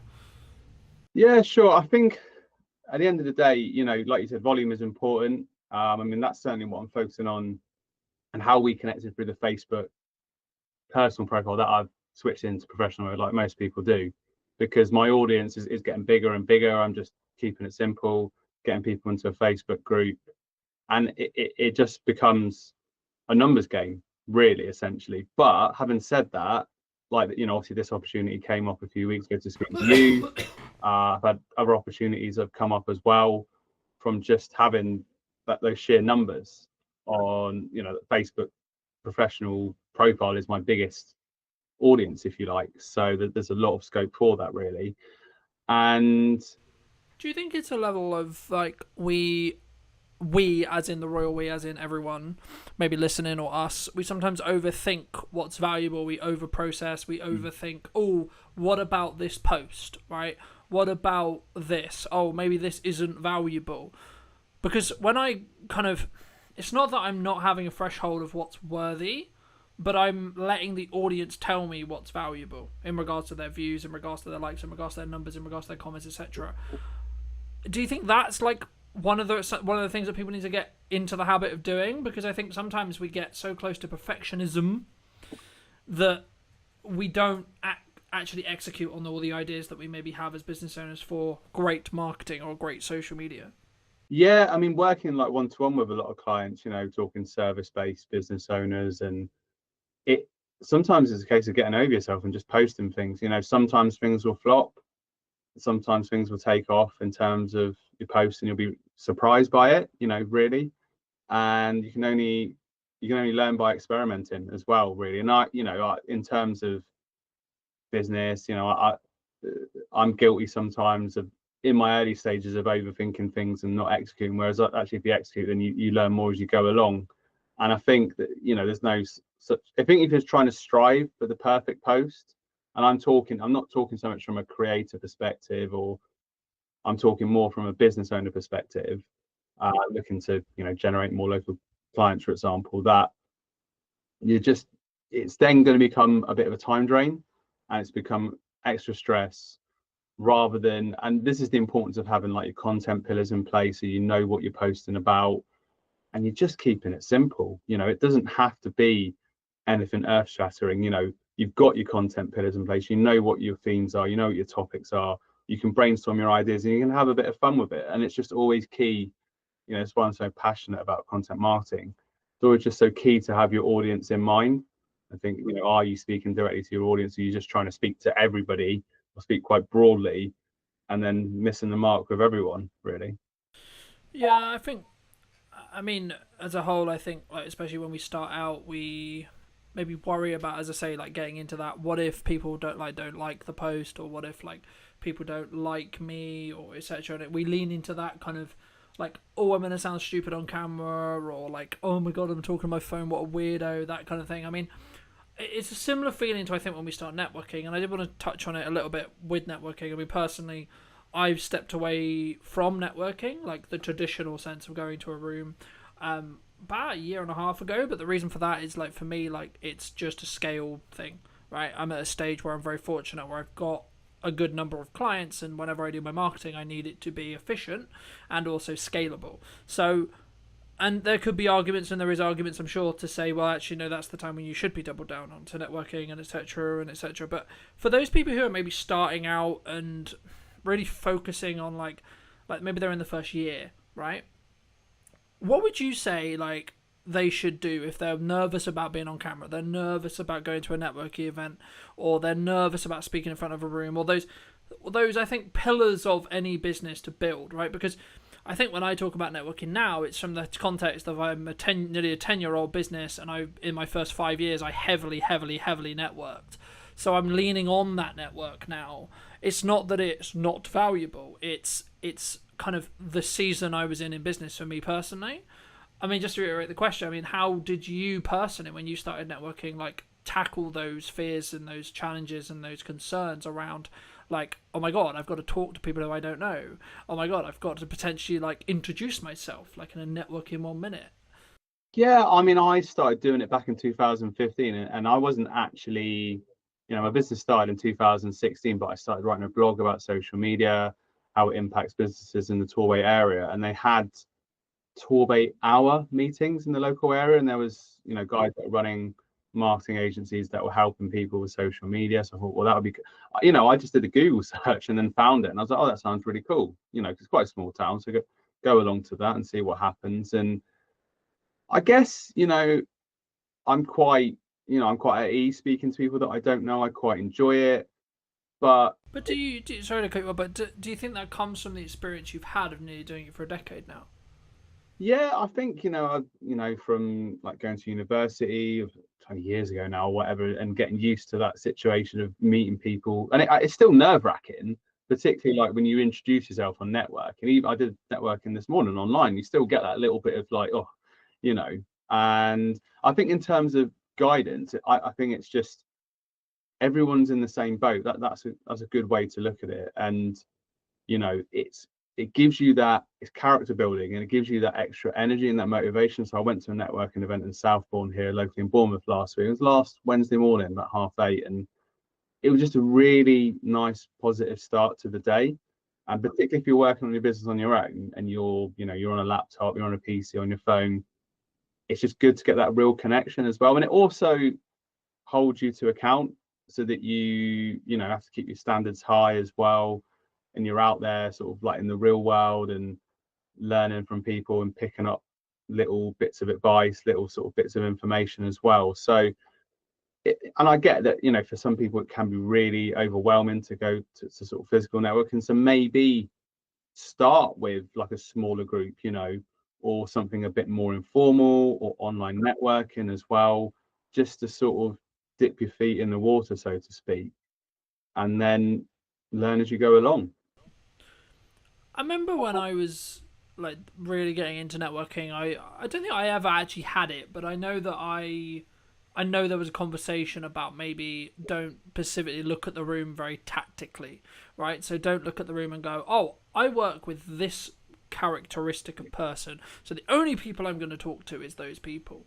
I mean, have you found in your experience that actually the people who give you the most referrals, because that's why we go to networking, right, is to work through the room rather than work directly in the room? Do you find the people who maybe you get the most work from, or potentially get the most referrals from, or goodwill from, aren't who you would necessarily expect? Yeah, definitely. I mean, there was an example last October when there was a Bournemouth Business Festival locally. Quite a big event, to be fair, and went along to that, did speed networking. And this is the thing, that day I was going to Alicante, and I had the option of basically getting my flight earlier in the day or later in the day. So I could have started my holiday earlier, basically, but I decided I said, I've got to go to this event. I can't miss it. I went to the event, made some connections. There was no direct interest in my services on that day, but there were a couple of interesting people I met in speed networking. So I followed up with them. And then, you know, one of them was involved with lead generation, but I wasn't going into that call expecting, oh, she's going to have some clients to refer to me. It was just like, you know, we had a really nice conversation. She was local. Let's just jump on a Zoom call for 20 minutes or so and just carry that conversation on. And sort of this is the thing, when you're not attached like that, I just find that opportunities present themselves. Whereas if you, and you know, I was probably guilty of this at the start of, oh, who should I speak to get this? Rather than just going in, being open, this is what I do, this is who I help, what about yourself? And, you know, you sort of go in, sort of a bit of a cliche, but it's very true that you go there to build relationships. And obviously the purpose of all relationships, it's not, you know, take. Obviously you go to a relationship to give. So that's just the attitude that I have to it now, really. And it often is the case that when you're least expecting it, you'll have a conversation with someone, you think, oh, this person is not necessarily going to need my services, but they, you know, you never know who they know. And yeah, so it's all about circulating. I mean, obviously we both work very strongly online, right? And I think, would it be fair to say we're maybe chronically online, right? As in, like, there's not, speaking personally anyway, there's not a day where I'm not connected or not having some level of internet conversation related to something related to work, right? For example, whether that's through my phone or computer or a podcast or whatever. So even when I do meet people in person, it's normally about what we're doing online. And I guess, I mean, the question that I was going to kind of lead on to that was like, at what point, and this is maybe a personal question, like, so maybe answer it from your perspective, because I think it will be different for everyone. When do you try and detox? Like, and then how do you go about doing that from a digital detox perspective? Because it's not something I did for the last couple of years, but now I'm like chronically online as much. I'm actually trying to like really focus on having maybe a couple of windows a day, like maybe it's an hour, maybe it's 2 hours of just not being connected to the internet, like mentally, just like obviously my phone is still connected, so right, stuff can happen, but like I'm not actually, my phone's out of the way, my computer's out of the way, I'm not looking at it, thinking about it, you know. How did you do that? And if so, like, how did you build that habit? Well, like yourself, I just became very aware of it a couple of years ago that my whole world was like online, essentially, and it just started to feel really unhealthy. And I think it's a problem that a lot of people encounter and maybe people aren't aware of. So you probably saw, I did a post recently about this July digital detox challenge. It came up, obviously on a Facebook ad, ironically, but fair enough. And I thought, well, let's give this a go. And it's things that I've been putting into practice over the last few years, really. So using the Minimalist app on my phone, I pay a fee for that each year, and that helps make my phone become more of a tool, which essentially it is, and look a bit more boring. So it's not got all those shortcuts and visual cues to sort of entice me in. And yeah, I mean, for example, like last night, I met my friend, went to the beach, very lucky to sort of live near to the beach. And I just look at that circumstance and it's like, I don't need to be on my phone. Obviously, if a family member calls, the phone is still there. If it's something urgent, somebody will call. And that time is precious because it just gives you that time away. But I think a lot of this comes to building healthier habits. I think people just aren't aware a lot of times that they're doing it they're doing it subconsciously, really, where let's say two friends are at a bar watching the football, one pops off to the bar, the other one's straight on their phone. The friend's only going to be gone for a couple of minutes, but it's just an instinctive all waiting at the bus or whatever. And I'm not saying that's the worst thing in the world, but the thing with it is, obviously we're business owners, we're busy people, we got a lot to process and we got a lot of things we got to think about, and that creativity can come through silence. And certainly for me, like lunch times, dinner times, that's just a time where I'm not on the phone.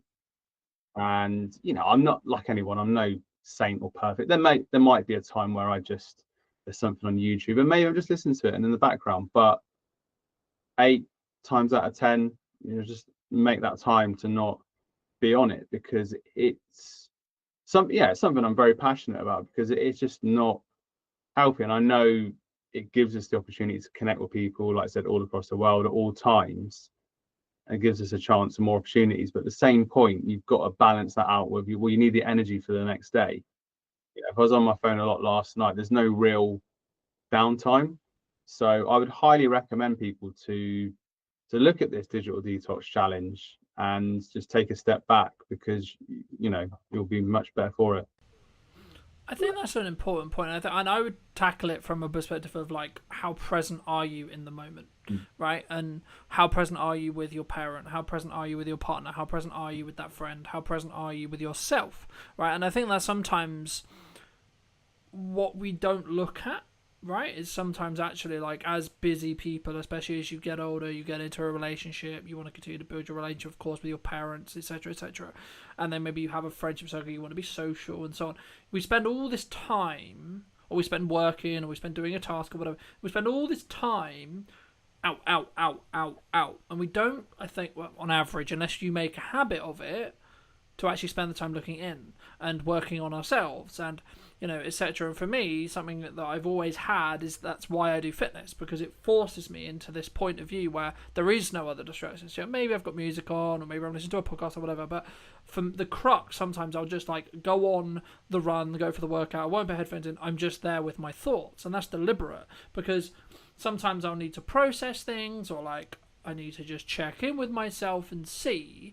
But I think it does open up, like, you need to be present. I think you can actually show up better for those other people I was alluding to, if you are willing to allocate that time to have the alone time with yourself or etc. And sometimes for some people that can be really hard. But something that I did want to ask you about is, obviously we both work online, we both work on social media, and these platforms are designed to hook our attention in, right, and for us to consume content. And if you're doing content correctly, you'll know how this works with hooks and call to actions and value adds and having text on screen and all these like tricks psychologically.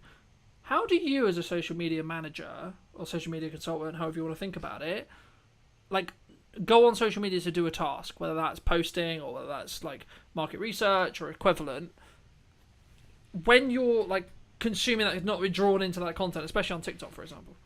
Yeah, it's super hard. I mean, particularly with Instagram as well, and how the algorithms work. Like it's difficult because you can get sucked into a vortex. But Facebook personal profile, professional mode that I mentioned before, it's hard, and sometimes it's literally just like you just have to snap out of it.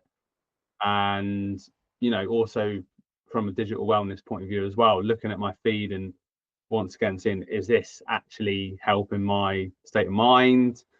I use, like for clients, I use Buffer, for example, so that's like a nice clean environment.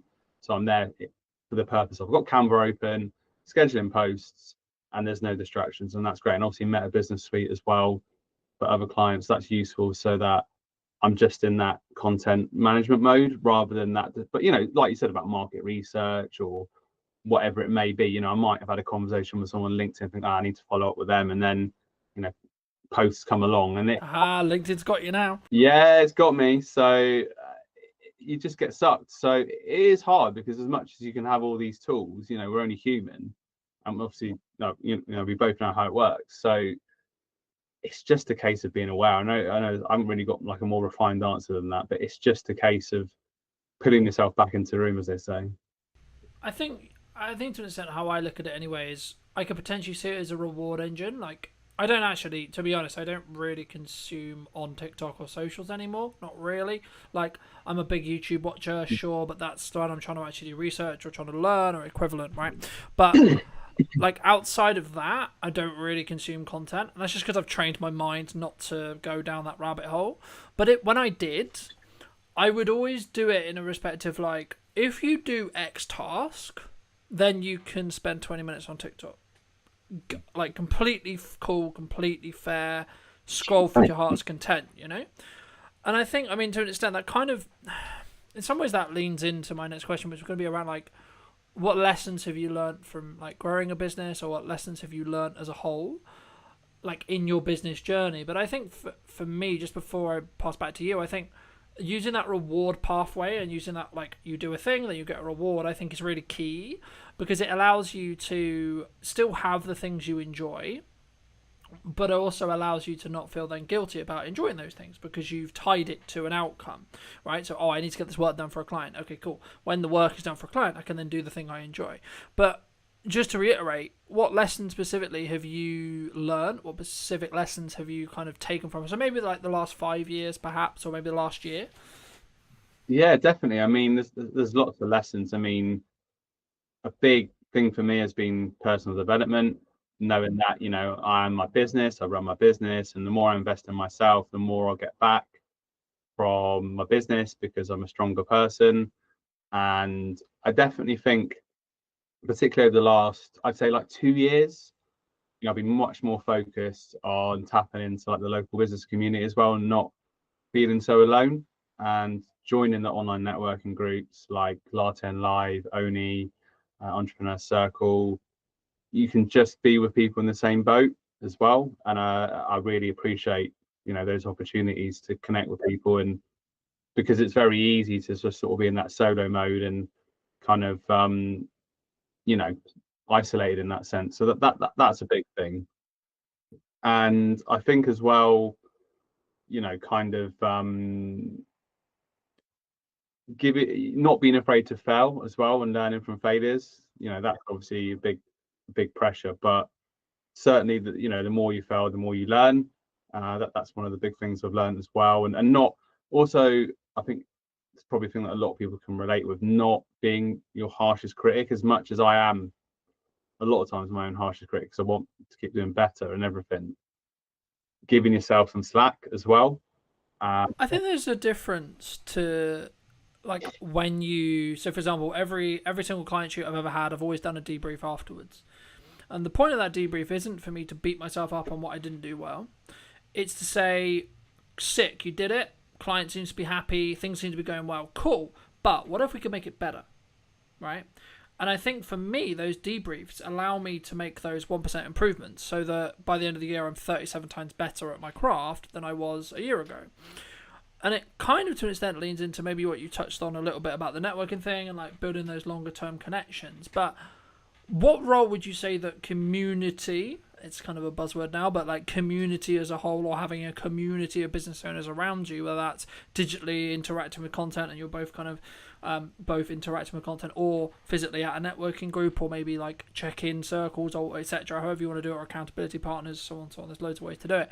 What role would you say those community element actually has for your business, but in general as a business owner? I mean, one of my values, is tied in with community as well, because I've been involved with lots of communities in the past. I was involved with a YouTube channel, Elite FPL. That was a big part of that channel, was, and still is, being part of a community, a sort of online worldwide community that are passionate about fantasy football. And then, being part of these networking groups like Latte Live that I mentioned before, Oni, Entrepreneur Circle, and the local business events as well. I use Patch, which is a local workspace in Bournemouth. So once again, without wanting to spout out another cliche, you're not on the journey on your own, and you've got other people to bounce ideas off. You can learn different things from different people, even from their challenges, which they might have a different business to you, but then you can relate it back to your own business as well.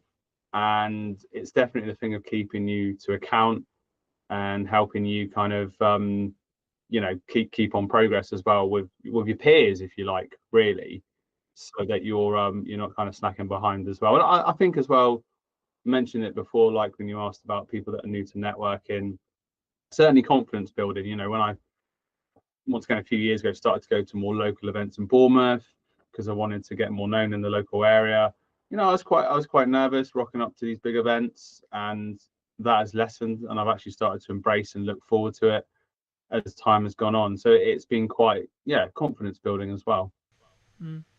I think sometimes when we look at business owners, or we look at maybe some on social media, it's very highlight orientated, so that can naturally like build your confidence, but also it can go the other way. I think sometimes where people often wonder or often worry about like, what if they're not doing well, right? And I think something that I'm very proud of is actually whenever things aren't doing well, I've taken 100% accountability for that, but also number two, I've also like be willing to be open and share it. And I think that's one of the reasons why I'm potentially, from people who watch my content consistently, they tell me like, you're a human, right? So like, it's not like this, like, oh, things are going super well and etc. And I hope it makes me perceived, or makes me believe, that I'm more humble than maybe others. But it kind of does link into my next question, which was going to be around, obviously business doesn't always go well for whatever reason. I mean, do you have a specific either set of challenges or like a larger set of challenges that you're willing to share, that also like how you then overcame those challenges, more importantly? Because I think sometimes it's important for us to share a level of vulnerability there, but also share to the point where like actually it can be a tool to show like, no, don't go down there because there's a bear there, for example, right? I mean, have you had any challenges like that you're willing to share, and how you then fix them? Yeah, massively. I mean, it's constantly every day's a school day, as they say, and you're constantly learning. So, I mean, there've been challenges before where I've started out just working with solopreneurs, working just with a couple of businesses, and then end up working with lots of businesses all at once, and having to put all the sort of foundations in place to do that, and not always getting it right, and making things that I regret, things that I wish I'd done differently. But making that transition hasn't always been easy.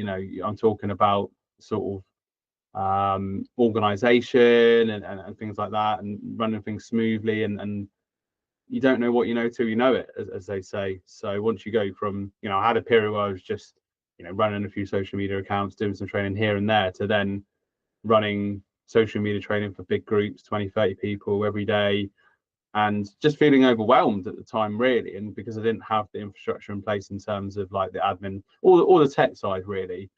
And, you are learning the hard way, really. But I think once you move past that and invest in your business more, like invested in business mentorship and training, and then the thing is, once you've had that experience and things haven't necessarily gone always how you'd like them to go, and then you do training and it goes really well, you get really good feedback, and you think, oh, actually, I've learned from that experience. I now moved on. I'm a stronger person for it, and you sort of feel confident in yourself again.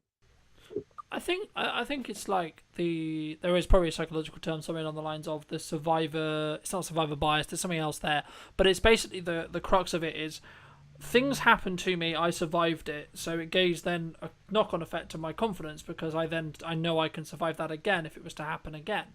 And I think for me, as someone who's been, could say in some ways turbulent, had business turbulence, etc., and I'm sure everyone has within reason, I think it's one of those things where to an extent you have to lean into what you knew worked previously, but also be trusting in the self that you'll figure it out.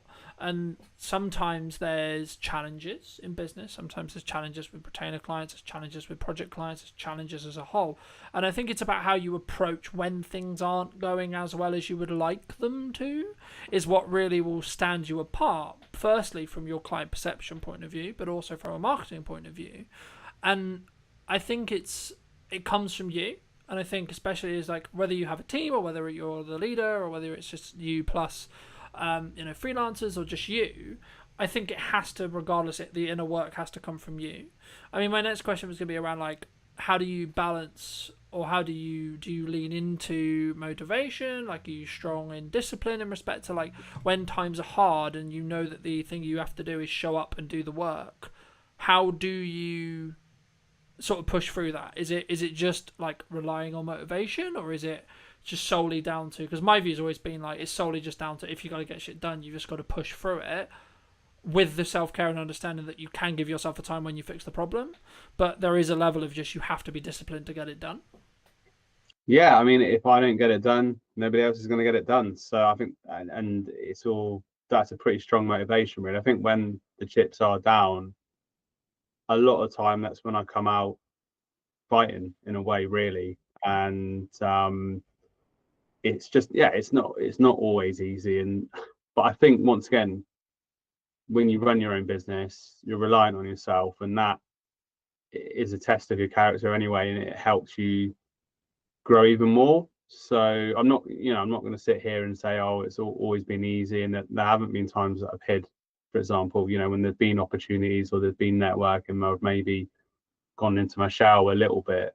But I think, and this, I don't know how to say this, but when you have an employed job, there probably are times where you're working and you sort of what you got to do, and then your neck isn't always on the line. Whereas when you're running your own business, you haven't necessarily got those safety nets in place. I'm not saying that having an employed job is not pressured at all, but I think it's different, right? And I think even if you have a retainer, and even if you have a pot of money, and even if you've done the financial work and you've done the money management work and etc., you still, from your core, don't like losing a client, right? Personally, I don't. I never like saying goodbye to a client, or deciding to part ways with a client, or a client deciding that as well. And normally it's a mutual thing when that happens, right? But I think for me it comes down to, sometimes you've just you've added the value you can add, and as you do it more, you'll understand that it's just part of the process sometimes, especially if you're growing yourself, as your expectations or etc., there's only a certain line that you're willing to go, especially if your expectations are rising.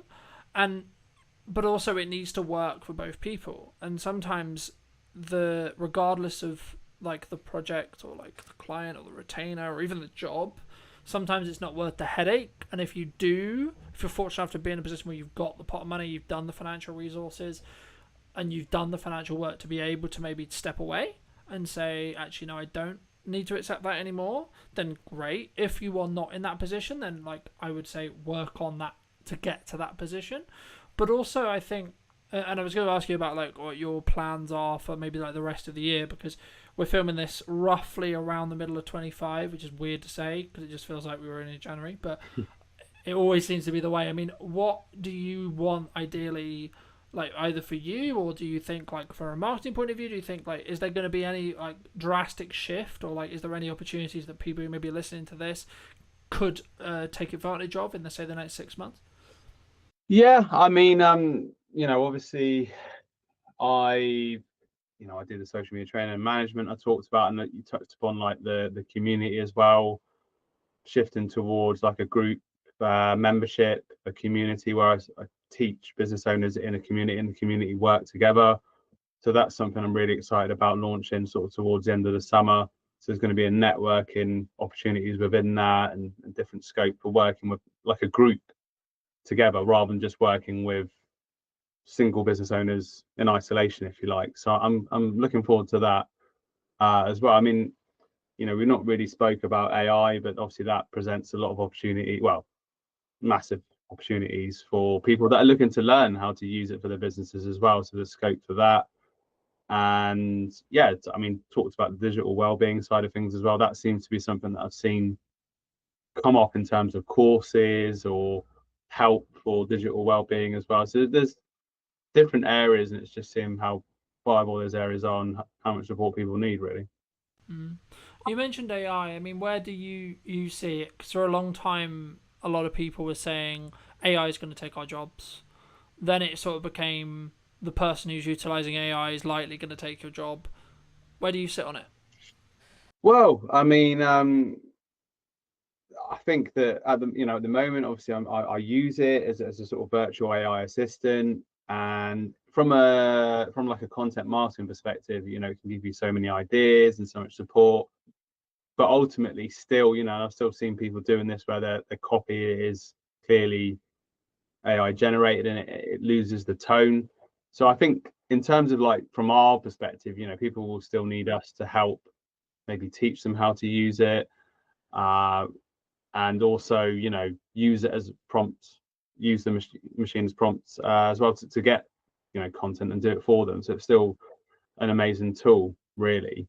And yeah, I just think it's very interesting times in terms of the opportunities it presents for particularly content generation for those business owners that don't necessarily have like the tech skills to use editing software to put together really amazing content as well. So yeah, it's exciting times, but I still, taking a step back from that, people will still buy from people will still want to learn from people. It's just harnessing those opportunities to do that, really. Yeah, the analogy that I started using is you need to, with AI, in the same way you would use a knife, you need to sharpen the knife before you use it. And I think the analogy I used that before is it's a tool to be used. You don't need a hammer for everything. You would sometimes use a screwdriver to put up shelves, for example. But I think for me, the people who are going to stand apart are the ones who are going to use it to accelerate what they're doing and not replace them. But I think I think at the moment, especially in corporate, there's a big push towards let's cut costs, and it's probably synergized with maybe the uncertainty, you could say, in the economy. I don't like mentioning it because, like, for me, it's like it's always been there. There's always been a level of uncertainty. There always will be something going on, and I think if you focus on that and you use that as an excuse, you'll never act and you'll never do the things you should be doing to grow your business to then be in a better position. But as a whole, I think there's a culture at the moment, especially in the corporate land or like the larger scale stuff, where people are maybe looking to cut headcounts, where they're like, actually, what can an AI agent do for me? So if you are a solo entrepreneur, maybe working with those businesses or in general yourself, you should be utilizing it, and you should be seeing how you can utilize it to make yourself more efficient and more valuable. And then what will end up happening, I think, is actually you'll find you'll get more of the economic reward of that value, in my view. And I think, for me, I think that's something which we're not quite there with yet. I think the system, the corporation, the how we outsource, etc., hasn't quite caught up, and we haven't. There's some businesses that are, but the majority, talking broadly, I don't think they figured that out yet. I think they will, given time, but I don't think we're quite there yet, in my view. I mean, for those who are maybe interested, where can people find you? Where's best to connect with you? If they want to look at sort of see your training, they want to see, maybe talk to you about running their socials, that kind of thing. Where's best to connect with you? Yeah, sure. Thank you. So Daniel Ball on LinkedIn, to search me on there. Feel free to connect. Your social media consultant on Facebook and on Instagram as well. So those are the best places, really, particularly LinkedIn and Facebook are the best places to connect with me. So say looking for service-based business owners that are on their own, frustrated with social media, need help and support, and I'll be your personal trainer, if you like. I'll give you that tough love and that support that you need, and I'll be there with you every step of the way. And hopefully that wasn't too corny, but would love to connect more people. Fantastic. And if you were going to wind the clock back 10 years, maybe 15 years, and you were talking to the Dan who was there, right? The person who maybe hadn't started a business yet, or was in the first couple of years of starting the business, depending on whether you're doing 10 or 15, what would you say to him? Believe in yourself more. Thank you for your time, Dan. Thank you for having me. It's been a pleasure. No, you're welcome. And if you did enjoy this piece and you'd like to see more like it, make sure to leave me a comment on what you thought, and of course you can subscribe and etc. and all those lovely YouTube things as well. But thank you ever so much for coming back and joining me, and I'll see you very soon. Hello, my friends. Welcome to a brand new podcast. We're here with James in his wonderful space. Hey, thank you. How's it going, much. James? It's going very well. Very busy though. The space is launching very soon. We just started kind of putting the idea together for Hampshire Podcast Studios, and it launches July 1st. So I'm sure by the time this is out, it might already be launched. But putting together an all-purpose space for content creation, video podcasting, audio podcasting, anything you need, one-stop shop. Walk away with your footage. So it's going to be fun. I think it's an interesting space, right? Because I think so many people find podcasting really hard to do, to know how to do it. Yeah. But also, not even from a tech side, just being in the psychology around creating content, but especially having a conversation. I think maybe it's slightly more natural with the conversation element, but I wasn't actually going to start here, but I think it's a nice place to start. Why not? How would you say right now to people who are maybe watching this, who are looking at this and going, I kind of know I need to be doing content, yes, but it's terrifying. So I for a long time, so I've run a social media agency first. That's our main background for around almost 5 years now. And I think one of the biggest learnings I've taken from that is ultimately there's a lot of personal psychology tied up in even business social media if you have to be in it. And I really didn't realize that in the first few years of doing it, because for me, a lot of it, this is so common sense. As like a marketing practitioner, is like, we need to get you in a content surplus. We need to get you everywhere. We need to transform your brand into a media asset, essentially, like a whole brand in itself, churning out stuff all the time. I want to do YouTube channels, Twitch, TikTok. I want to go to town. And I took that attitude to everyone. And I obviously had to kind of bring everyone through baby steps. I had a lot of pushback all the time. So what's going on? And I realized that, it is how you feel about each app individually. For a start, so you've got different challenges in each thing, and also how you feel as an individual, because you've got to put yourself out there, whether you're the founder or you're a marketing manager. And I think in learning that is what attracted me more to the whole podcasting angle first, and video podcasting. When you try and drop someone straight in it to create 2-camera, YouTube videos and TikToks, you forget everything you've ever said in your whole life. Even if you're my mouth doesn't work, James. Yeah, literally you could be the most knowledgeable person in the world. You're like, what the fuck is going on? But if you can get in with a good co-host and you can just take some basic talking points and a theme of the show, and you're not too worried about the full show, again, you're just going for content volume, you can get so much value out and help so many people in a very relaxed setting, and it gets you used to it. So podcasting and video podcasting is my gateway drug into getting you into proper content creation and your brand into a new space. And also, we're seeing platforms right now like YouTube. We were discussing while we were setting up and such, that one of the reasons why I'm relaunching the show and how I'm relaunching it is because I'm seeing a demand in these platforms, firstly for short form, but secondly for a long form conversation piece that I don't want to say is fluff, but has value led, right? There's a lot of people who claim to be quote experts, right?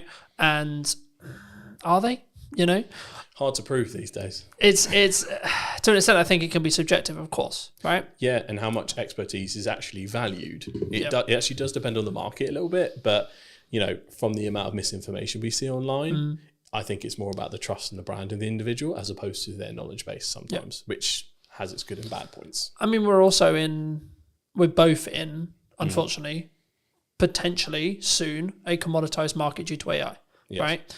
And I think having a podcast, having a conversation, having brand, having personal brand, buzzword, authenticity, buzzword, community, buzzword, right, is the reason why you'll be in business in 20 years. Yeah. Right? I mean, where do you see AI?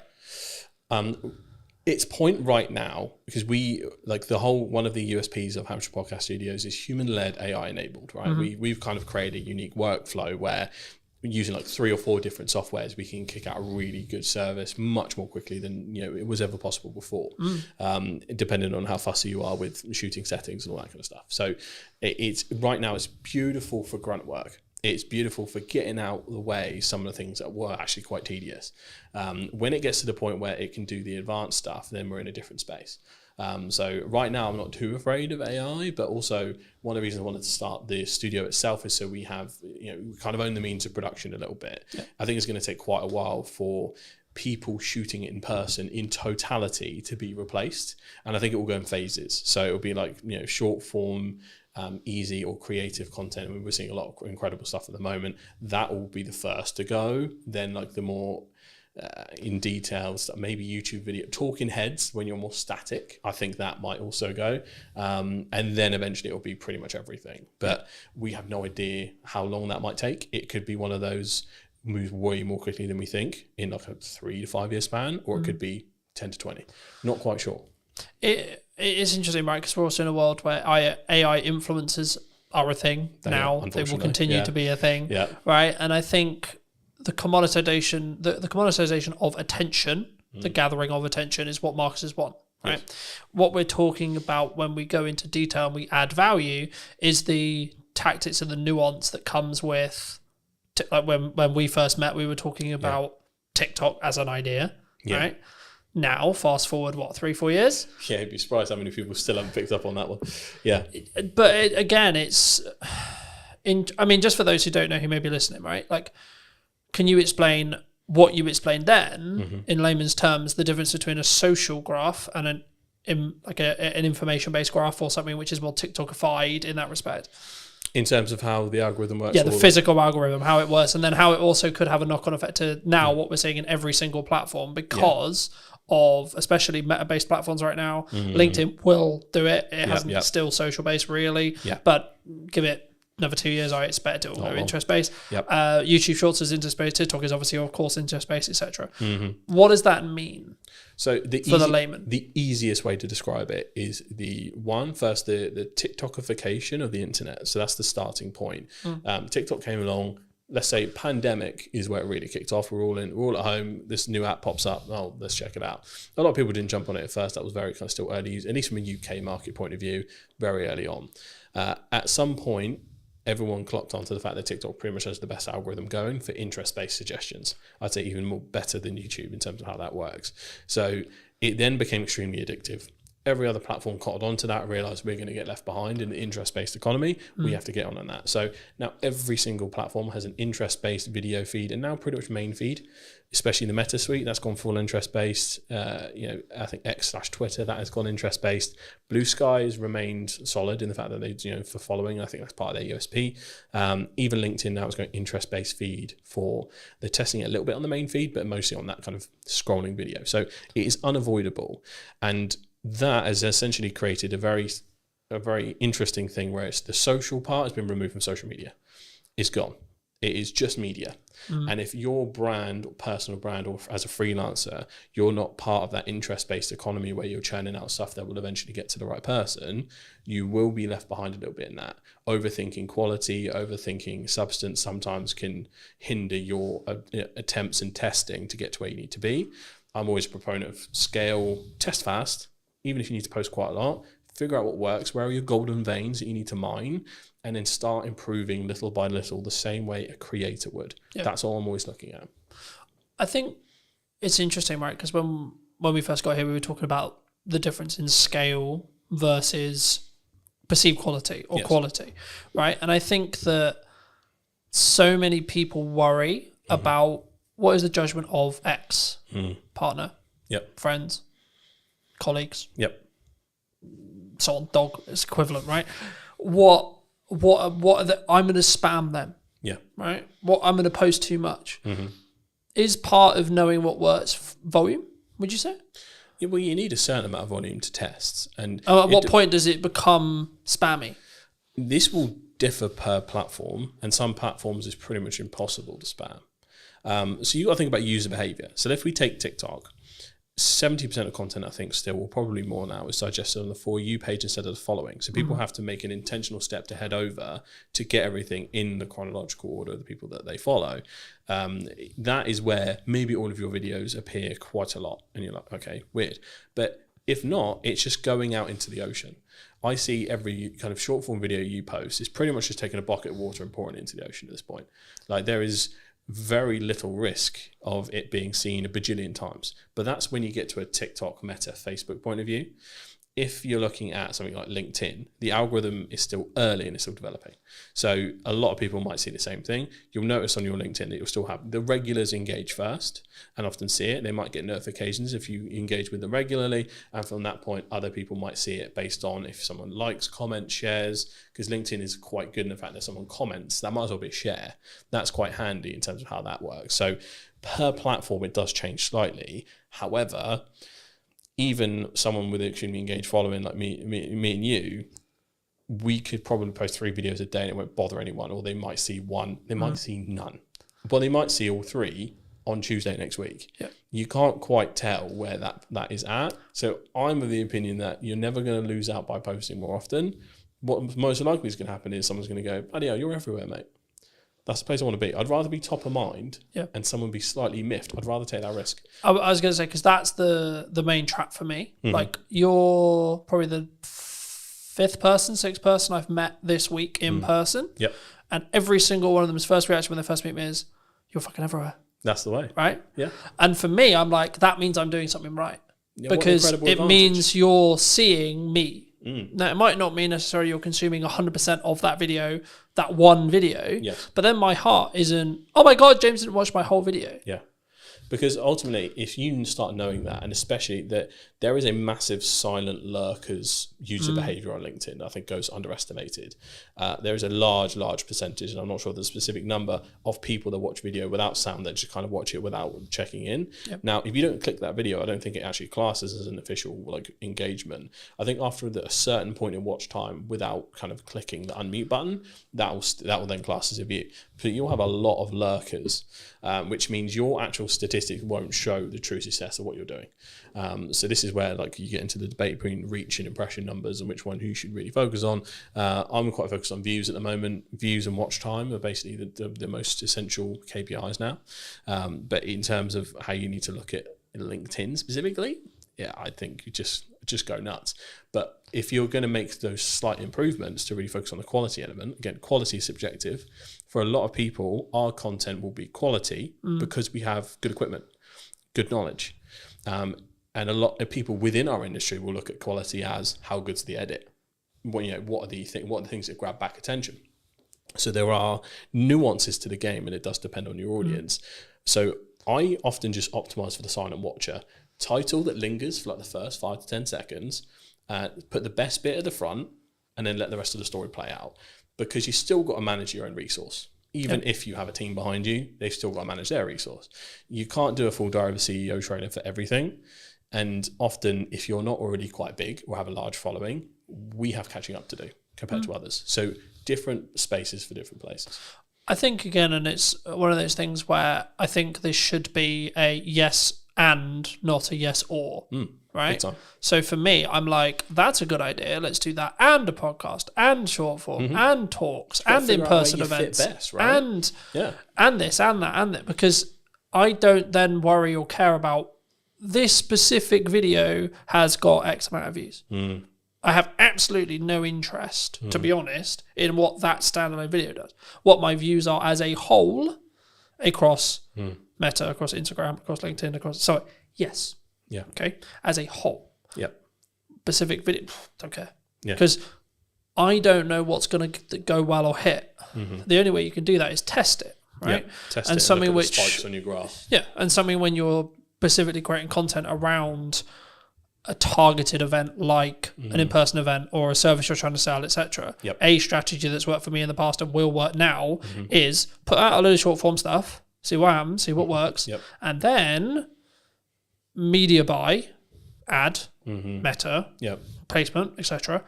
against the stuff you already know works. Yep. Because you've already got the viewership, you've already got the metrics. Yep. And that way you're not then potentially wasting pounds or figuring dollars, out if it's a good ad figuring out principle. going, is this good? Now, this is one of those things where you might want to tweak the copy slightly because it's an ad and not a post, Yep. etc. Things like that. Yep. But overall, it's going to work because you already know the creative's good, you know?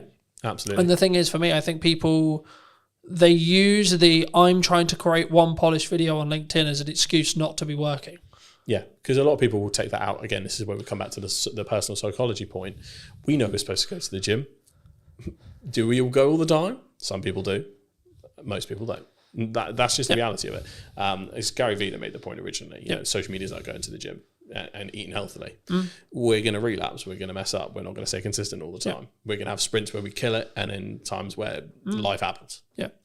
Don't punish yourself for that. Kind of go with the flow. Do what you can do best. And this is what the testing allows you to do. Find what medium is the easiest for you to create and find most comfortable. Because I've noticed that I'm a big proponent of TikTok and its uses and how it works. In terms of me creating TikTok content, I'm actually quite bad at it. In terms of the pacing, in terms of how you need to deliver it, sometimes some of the memes and things like that, like I personally struggle. That's why we have a good team behind us. Whereas in a YouTube or podcast setting, I thrive, and I think that is sometimes a matter of age. Sometimes I'm 28, so I'm either the oldest Gen Z or the youngest millennial. So I'm right in that center point, depending on what blog you read. So, but I grew up with YouTubers, so that is how I often visualize and say my thoughts and verbalize them. And some people will talk as TikTok because, for example, if you got your phone out, the viral hook is as you're putting the phone down. Guys, the other day I did this, right? And they'll prop their phone down. Yeah. That is the telling the story or popping the phone down in the car or talking in the car or the quick flip up. This is stuff that is derived from TikTok and is done really well.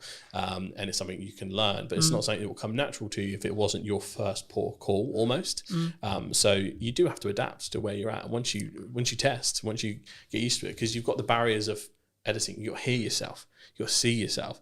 We are so used to it at this point, it doesn't matter. But there was a point in time where we were like, oh my God. Wait, I sound like that? Yeah, literally. What the fuck? Literally. And now, for some reason, it sounds exactly the same to me. But before it sounded so different. Yeah. But there is that hurdle. So I'm very acutely aware, even in a B2B corporate setting at some of the largest companies, if I've got the challenge of bringing a video podcast in or video content, that person has to start from ground zero. Yeah. It does not matter how big that brand is. If we have to use someone, but I deal with $100 million deals, James. Yeah, and then and I go, all right, tell me now, and I put my math doesn't work. Who am I? What day is it?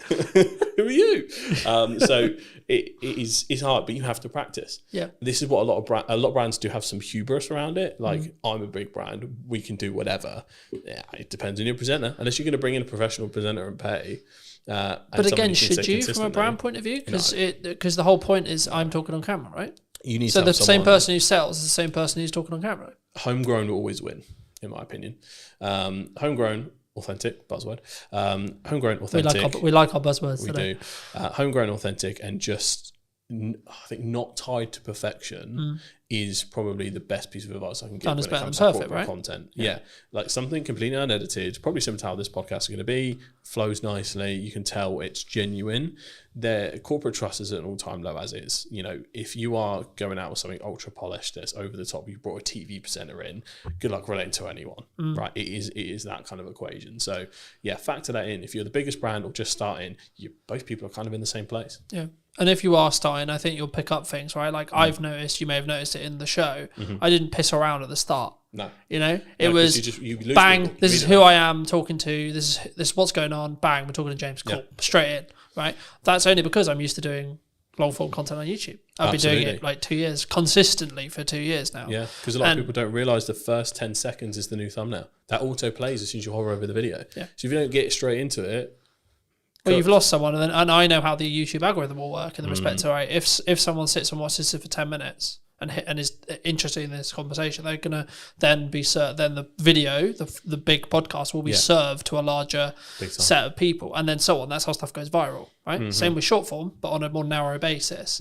The key, I mean, like, okay, we're probably at the point where people, if they're going to click off, they're going to click off. Hey, happy days. Yeah. So let's give people a bit of a history lesson on you, right? I mean, when we first met, you were not running this. You were running what, from my understanding, was a basically fully serviced social media company that helped B2B brands think like creators. Yes. In Crux, right? Yes. Okay, what happened? How did you get here?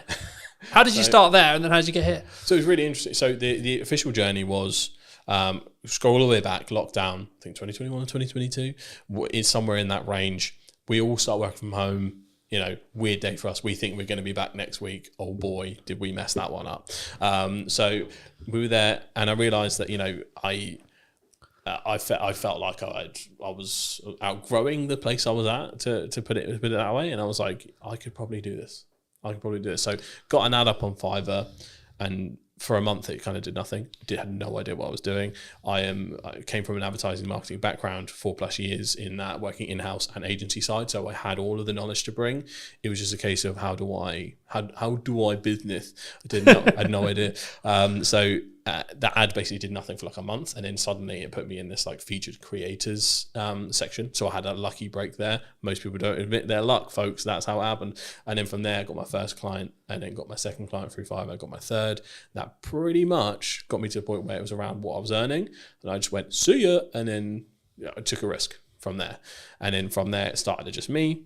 One person, two person, third person, ended up kind of, as we're going along the scene, working with the likes of the University of Southampton, Barclays Eagle Labs, American Express, Global Business Travel, people like that, over that 4-year period, almost 5 years. And it grew very fast, very quick. Didn't know how to business. So from that point, it was a tricky thing to navigate. And eventually I was like, this is also isn't making me happy. We grew way too fast. Way too much pressure, navigating contracts, chasing people who hadn't paid. It was that essentially, and overspending too. We had office space at the time because I was in my head, and I think a lot of people's minds, we still had the path to return to normal. So I was spending a lot on hybrid office space to go, come in if you want, you don't have to, but we have a space where you can still be creative, we can collaborate. And then trying to figure out what that was, but that was lots of extra spending on, you know, mostly, you know, UK team. We had an overseas team as well, and helped facilitate both. So we had kind of a hybrid model, but in the end, there was a few kind of financial things we ran into in terms of contracts, things like that with large clients, and it pretty much it sunk the boat. But I then kind of took some time away because it also happened at the same time as some personal losses. So I was very anti-work for like at least a year or two, I'd say. I was in the mindset of like, why do we do this? You know, reading Buddhist scripture, you know how it gets. I'm going to go mountain, man. Yeah, literally, I was just like, bro, I should be I'm going to vibe out. Yeah, it's all good. Out in the field. I was, you know, when you get into watching like Outdoor Boys on YouTube, and you're just like, oh. Show me the jungle, man. Show me the jungle. Yeah, I was just like, dump me somewhere in the middle of nowhere. I know how to survive now. I watch your YouTube video. I can make fire because I watched it on YouTube. Man, make fire. So I was in that zone for ages. But then, you know, I rebranded, created a new agency with a different spin on it called Straw Hat Social. And you need a straw hat, by the way. Yeah, absolutely. It's inspired by one of my favorite shows, One Piece. I absolutely love it. I kind of made Shogun up on the spot many years ago, so it didn't really have much personal meaning to me. But Straw Hat does. It's basically a show about pirates, and the kid who wants to be the king of the pirates. And it sounds simple, but it's one of the most complex and deeply layered shows in history. 7th best-selling piece of media ever in the entire world. So check out One Piece.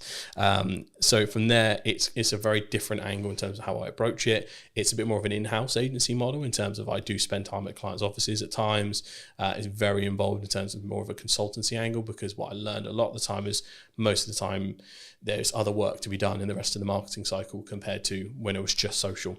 So that is what Short Straw has a little bit more. I'm still working on, I need to create a website still, the taglines, all the rest of it. But then the next part of that was the podcast studio. And that has now been born from that journey of going. Often a lot of clients had financial troubles, especially some of the smaller ones. A lot of them needed content, but for us to produce it and for me to have a retainer good enough to support my team ended up being too chunky.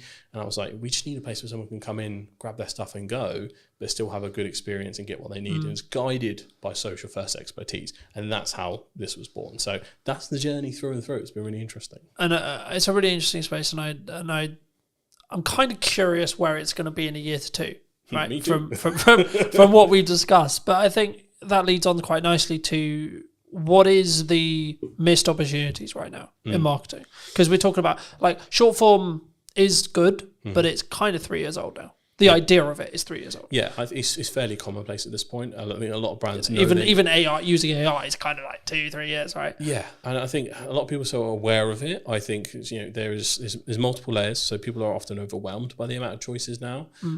Even myself, I'm probably sat on, without no matter of a lie, about 150 clips odd that I have trouble distributing because of the time, alongside trying to do your regular duties and biz dev and all that kind of stuff. So sometimes you can hit a content surplus problem. So that's one, overwhelm.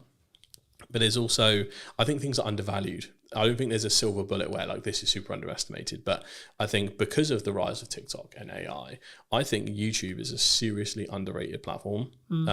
Because for brands especially, like my dream for Hampshire Podcast Studios is for it to be a full-blown vlog channel, podcast channel. I want it to feel like a living, breathing entity. And this is where the brand part comes in. Eventually, I want someone following me around, the team around as it grows, and just helping people out as much as humanly possible in the most authentic, easy way possible, by also doing what I do on a daily basis. I think that has a really nice ring to it. We love following bloggers. I think I'm lucky enough to, a lot of people do follow for my personality at times, and I can channel that big energy. So it's one of my unfair advantages. And again, a lot of people do have to tap into their unfair advantages, figure out what sticks, what works for them. But yeah, I think YouTube is just seriously underrated. I still think good usage of TikTok from a B2B channel point of view, underrated. And I think people need to just focus in on that platform and possibly looking at some new starters. Blue Sky, I think, especially if you're in the political space or if you're in the more thought leadership space, do open an account and start growing it, because that's new, fresh, fertile ground with the anti-Elon sentiment in the world at the moment.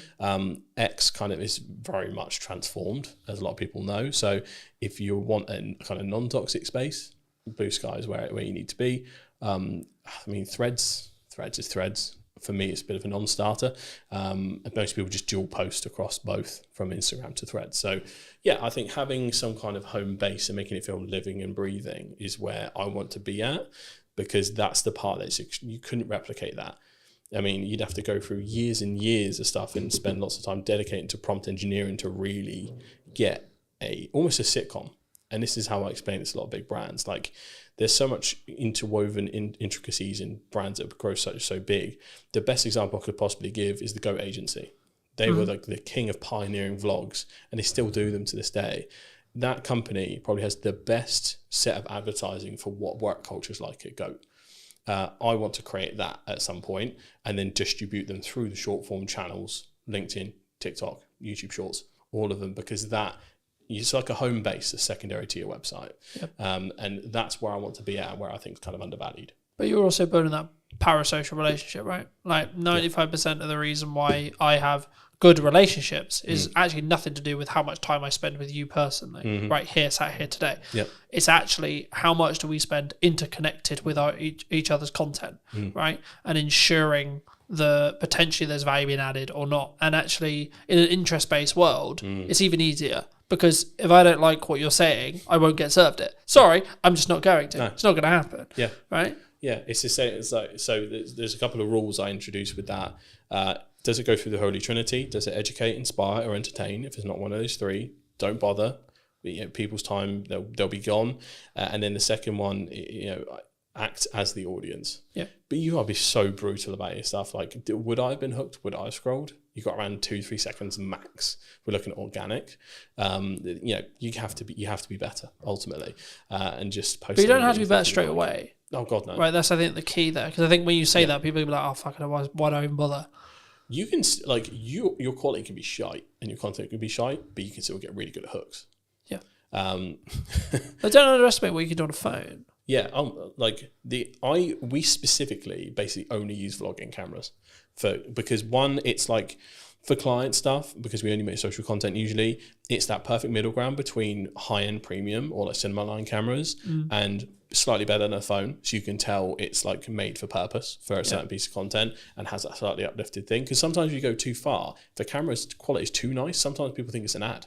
Yeah. And I think that is a very subconscious, like you're trained to scroll really quickly. Yeah, the only time I would say that that's not true is if you're selling video production. Big time. Right, Well, if yeah, you're it's selling, sector if your dependent. product is this is how good it sounds. Right, you can have off days, you can have bad environments, etc. Whatever. The value of the content is what actually matters at the end of the day. Yeah. But on an average, if you're selling something that looks and sounds good, every video should look and fucking sound good. Yeah, definitely an exception for your business. You know, I excluding that, Yeah. absolutely doesn't matter. Yeah, I think one of my favorite success stories from when we were doing work is we worked with a company called Skill Scaffolding, shout out to Skill Scaffolding, who wanted help starting their TikTok up. And what we did was kind of mic up the boys and did it in a vlog style. They just explained what they were doing, out and about on jobs. We did a tour around the site. Mate, I think we got millions of views from that. It was in the first 3 months. Like, there was a real appetite for industries that you wouldn't think so. Construction, massive. If there is a construction company out there listening right now, you need a TikTok account, and you need a YouTube account, and you need to go hard. I couldn't believe how much people were like, because it basically is all the boys that got him from work, like, oh, is he using a fucking 380D, or like, yeah, you can't be doing that, you got to wrap this up different way.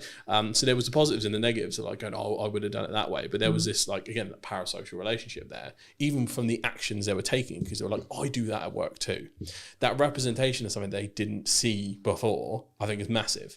And I think a lot of companies, I think they're too boring to do stuff like that. Are probably I can't do the that. I'm an companies- accountant, James. I think the accountants could absolutely do it. Like, it would be so funny to have like a funny accountants podcast or like just a vlog at the accountant's office. And the whole hook is, I'm going to prove to you that accountants aren't boring. And then you just show the work day. I remember that I did a strategic session with a networking group that unfortunately doesn't exist anymore. But the point was, an accountant asked me, how do I do hooks? And I said, think about worst case scenario, someone gets their books wrong. What's going to happen? Yeah. And the hook ended up being like, if your books are shit, your business is going under. Yeah. And then they went into the whatever, right? But it's like you have to grab the attention straight away. It's like, fuck, shit. Yeah. Okay. And I think a lot of people, here's the personal psychology thing again, you resist that immediately because you don't want to come across as spammy or clickbait or think you're trying to over dramatize the situation. There is something in the this is why the Americans paved the way first in terms of content output, and then we adopt it later once we see it works, because one, we're just a skeptical nation, but two, we're all a bit too frightfully to make all that fuss. Oh, but we also want to speak like this and be stubborn off lip and not swear on camera, don't you know? Can't do that. No. Whereas the people that do, meanwhile in America, Gary's screaming on the stage, for example. Right? Exactly, and he's killed it that way for years. But I think there's an aversion to hooks sometimes because you're worried about perception, even on the brand level, which is really interesting. So there is a removal we need to do of that, and hooks / clickbait is okay as long as you actually deliver. If it's, I'm gonna get you 1 million followers right now, and then it's just bullshit advice, that is bad clickbait. But if we... And also it doesn't work anymore. Yeah, so to give an example from this podcast, if we were doing, here's how my business completely went under, cut to black, and then I just told the story I did before. But that was the hook that made it dramatic enough to stick around. And that is what we need to focus on, essentially. But you still need to deliver in some way or form. I mean, the next thing I was going to ask you is about like fear related to AI, but I think it's actually about fear of being replaced in content or in jobs in general. I mean, do you see in the people you speak to, your circles, etc., do you see people scared of AI? Are people like, okay, we're game over here, boys? Yeah, a little bit. I think especially when it comes to, because you can kind of see what's on the chopping block first a little bit in terms of, one, there's company memos going out all over the place. I think the Shopify CEO was like, before we put any new hires out, double check that an AI agent can't do this. So from a leadership level, there is definitely a ruthlessness that is kind of starting a little bit, where cost cutting is becoming the norm, especially in the economy we're in. It's a very risky place to be. So there's a political sentiment and a fear-based sentiment from the top. So that's not good. The leadership shouldn't be thinking that way in general. It should be to enhance every employee, not to replace employee or new hires. So that's a start from large companies that contribute. The second point is looking at, you can tell some areas are getting good fast. For instance, creating fantasy content from scratch with video. Is Google's tool VO? Is it? VO3. VO3. Yeah. I've been entranced with watching like the Yeti and Bigfoot vlogs on TikTok, which sound insane, but like I've never seen. I watched one the other day where Bigfoot was working for the cartel, like dropping drugs in the rainforest, and it's just like we are here, and they are really funny. But you don't sit there and go, "Well, that happened. That's real," because it's Bigfoot dropping drugs in a jungle, right? I think that's why it's fairly accepted, because like it's received really positively, because it's a whole fantasy thing. It's clearly AI labeled, and it's using AI in a way that's funny and not scary. But if you try to then, let's say if you took an audio podcast and went transcribe this but put us in a fake studio and everything else like that, I don't think that'd be received very well at all, because that is just a perceived thing of, all right, you've removed the cameraman, you've removed this, you remove that, you're cutting the humanity out of a humanizing process. So I think there's a way you use it can help. Well, we've already watched this happen. I can't remember which YouTube it was, but there was a Minecraft YouTuber who was like, "I'm going to AI myself, and I'm going to make everything AI," and his entire audience turned on him. Yeah. The long and the short of that story was the entire audience turned on him. We're not in a place societally where it's like super accepted right now. Like, there are certain ways that are accepted, and some ways that aren't, and sometimes you can't actually tell where that is going to fall. And if you're a brand that's just doing nothing but trying to AI everything, whether that's individuals, like I had a studio tour, for instance. I had to take pictures with the people that come down. I forgot to take a selfie with a guy, and I was like, "Could you send me a picture of you?" And I'm just gonna like do a cartoon version, and say, "I fucked up.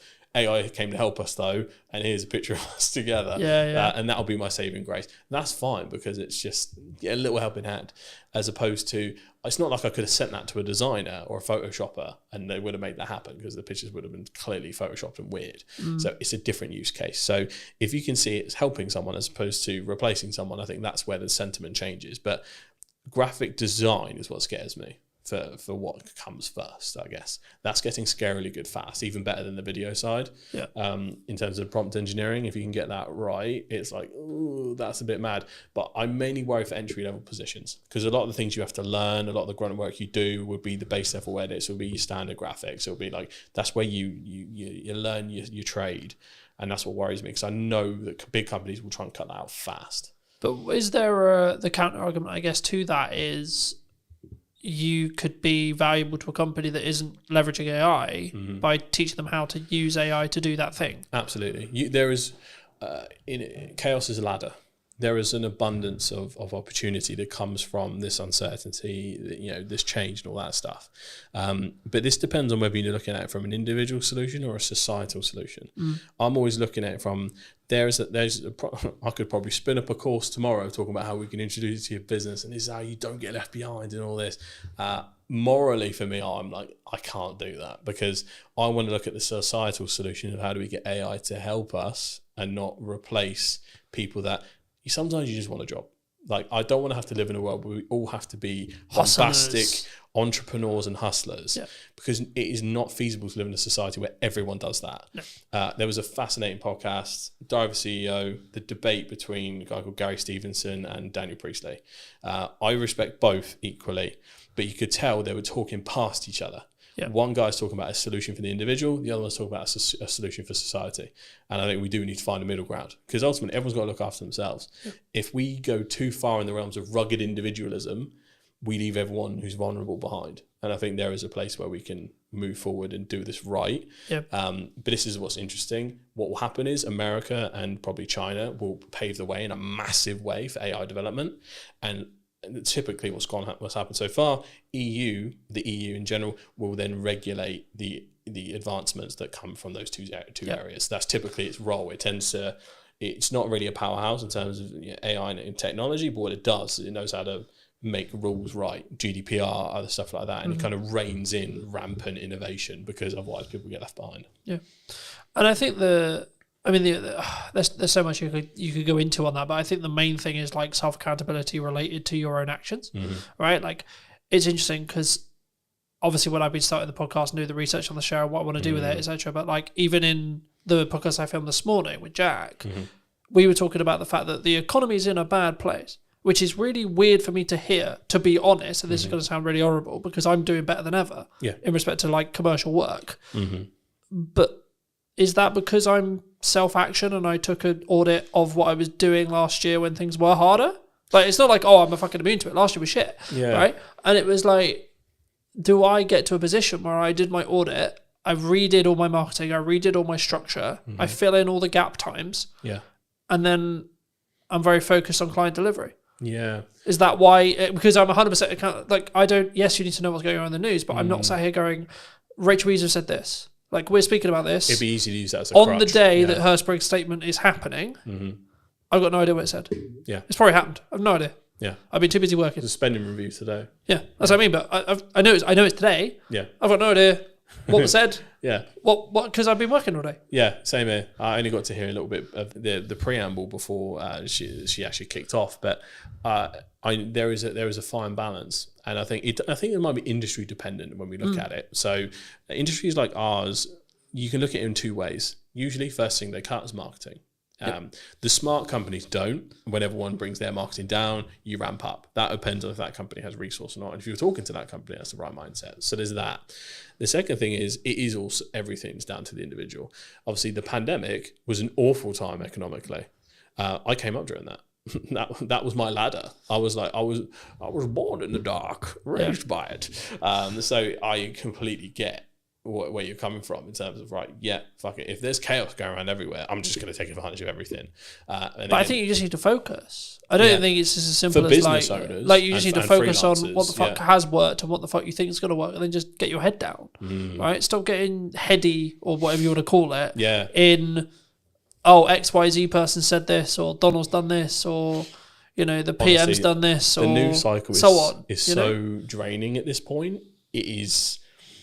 For most people's own sanity, and I'm super clued into the politics and news and all that stuff, it's almost impossible to keep up with America at the moment. And obviously that affects the world, unfortunately. The UK is a little bit more stable, but just not moving very fast. So, but I think the easiest way to describe it is like, I think that motorcyclists have a term for it when they get focused on the big truck that's next to them. If they stare at the truck, they will subconsciously get closer and turn into it. They're like, no. Even though they could just like not go that way, but like it's like their hands make it. It's like when you're supposed to look where you throw in the ball and things like that. So for business owners, freelancers, everyone that has like the agency over what they can do, I think that they need to focus and really kind of hone in and, like you say, just like blinders on. I don't care what's happening. The work is falling down around me. I'm going to make this money. That's the opportunity we have. But then the socialist in me kicks in, where I just want the people that just want a job to be able to have a job, be stable, be happy, without having to be like, mega AI improvements, I'm going to upload your business. Because some people, we need the world to go around with people that just do jobs. Yeah, but you can call it like the people who clean the cars or clean the office or clean the shop or whatever, there needs to be those people. Yeah. But I think people who are willing to be that extra level, right, they should, right? And I think it's important if you can right now, if you're in a functional position where you can push forward, you can. Financially, you can. Energy, you can. Fires me up, right? Something I've noticed as I've started doing podcasts and other things is I'm less focused on where the business is. Now you'd be like, but that doesn't make it like that, so on. But with financial planning, I know that I'm fine regardless. Yeah. And actually, I'm like, okay, cool, but actually I'm then winning more work because of that. Yeah, which is a really weird concept, It's very similar. The biggest learning I had from when the business started to go down on my side was my lead tap almost entirely turned off when I stopped focusing on social. Social was my main pipeline. Inbound was our main pipeline. It's not like we had like mega website inquiries or anything like that. That was my lifeblood. But what happened was, subconsciously, I was like, we've grown to a point now.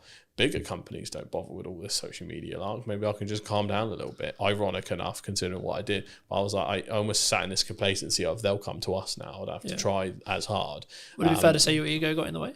A little bit, yeah, I think so. But also there was We're big enough now. Look at us. Yeah, it was also a point where I think there was not a safety in numbers thing, but we had like a fairly good sized team that was like, we are one of those stable proper companies now. Like it felt like we had like a, you know, when you feel like an institution can't go down or anything like that. So there was a little bit of that, but also because of all the growth and growing pains, there was so many fires I had to put out individually. Yeah. It just took my eye off the ball. It also drained a lot of my energy, so I couldn't really refocus back on. I couldn't bring that same enthusiasm. The ideas used to come to my head. That was almost taken from me by the stress of a growing organization. Yeah.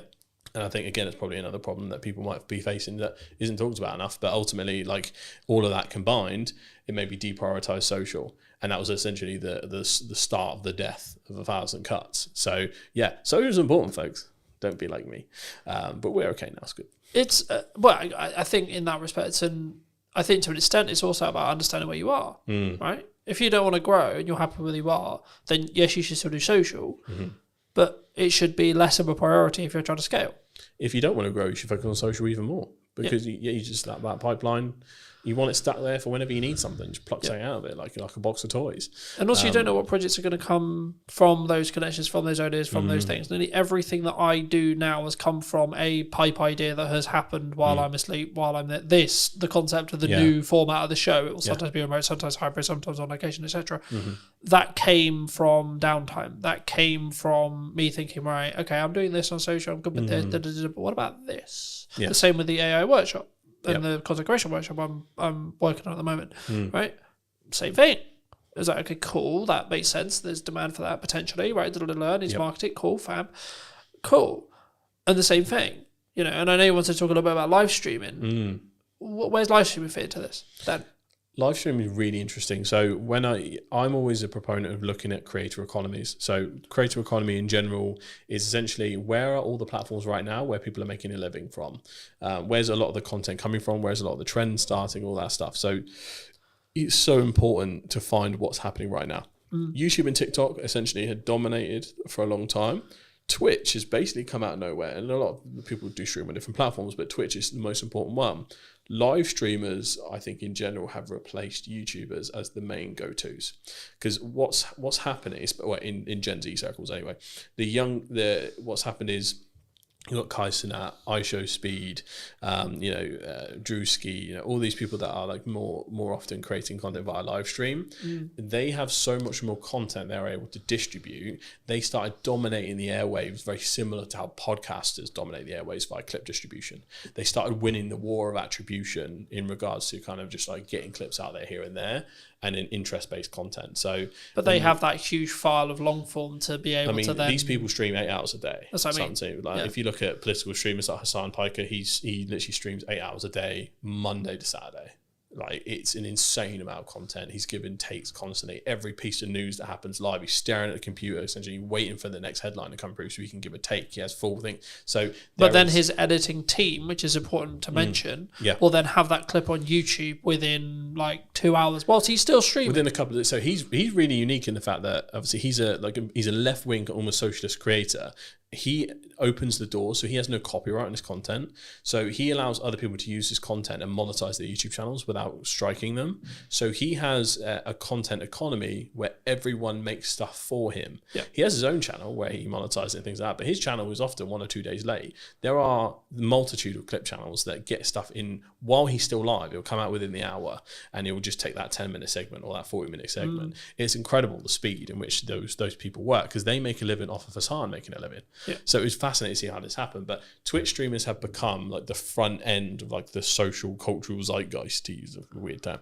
So ultimately, follow what they're doing. And I think the first few brands that get serious about live streaming, and I think brands like, we've seen Foot Asylum, for instance, lead the way in terms of YouTube channels. If they can find a way to do Twitch, if, even B2B brands, like my dream would be to like live stream entire studio days, to be able to stream other people's podcasts if they were comfortable with it, to show what they could do through my channels, to kind of always be sharing the love in that sense.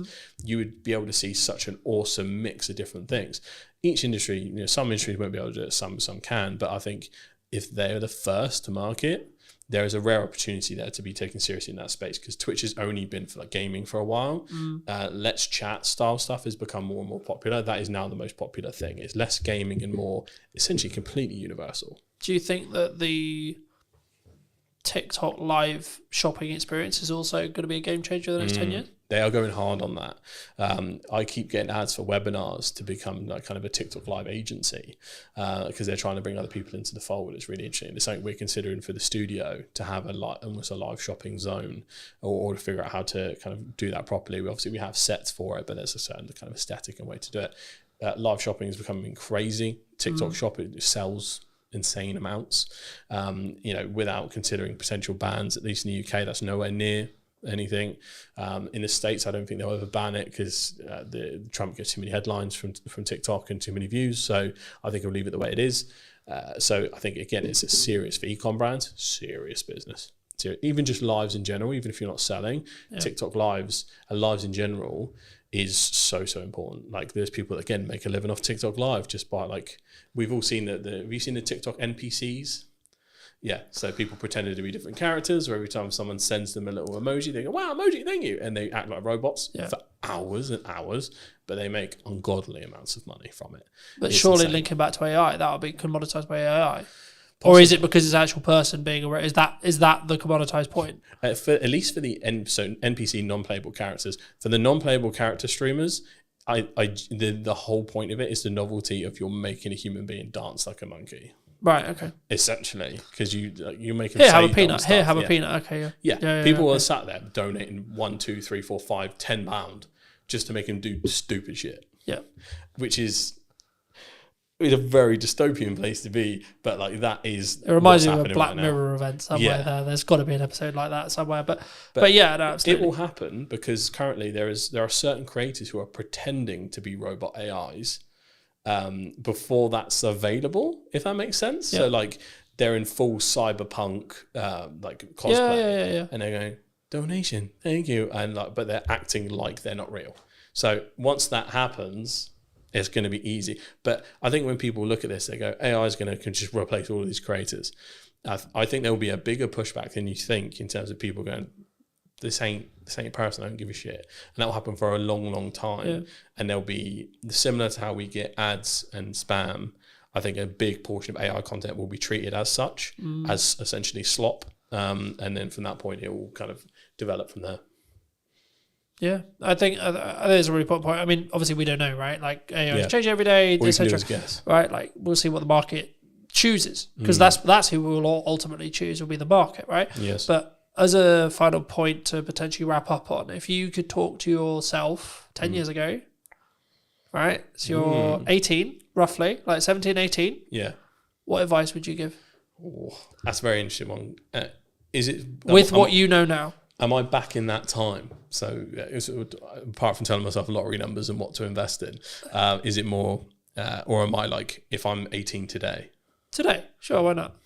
Okay, because that changes the advice, I think. Like, if you were 18 today, so you could gain 10 years, what would you say to yourself? But you have none of the network that you have gained in the 10 years. You don't have the resources. You don't have the understanding. You have you have basically been reset, but it's today. Yes. So you get given 10 years, but you've also reset everything you gained in the last 10 years as well. I think it's really interesting, because I know myself, and I don't listen to advice. Whenever someone else tells me to do something, I kind of do the opposite. It's a very like ADHD thing to do. But I think the important thing to say is consistency. I bang on about social constantly. It's what I do for a living. If I'd have been more consistent with my own content, I think I'd be in a very different place. Specifically focusing on platforms that will make me money. Twitch, YouTube, TikTok, all that kind of stuff, and honing in and making sure that being a creator is part of a business model and a part of an overall personal brand. Like we talked about before, personal brand is going to become so important. Some people say LinkedIn profiles will end up replacing CVs altogether because, if anyone's ever done recent job applications, it's awful. It's very much how you get around it and get knowledgeable and letting the people know who you are. It's all going to be knowing who you are. So the game of contacts and black book has evolved to online. So if you are starting with no contacts today, it's probably the best point in time you could ever start for that kind of thing.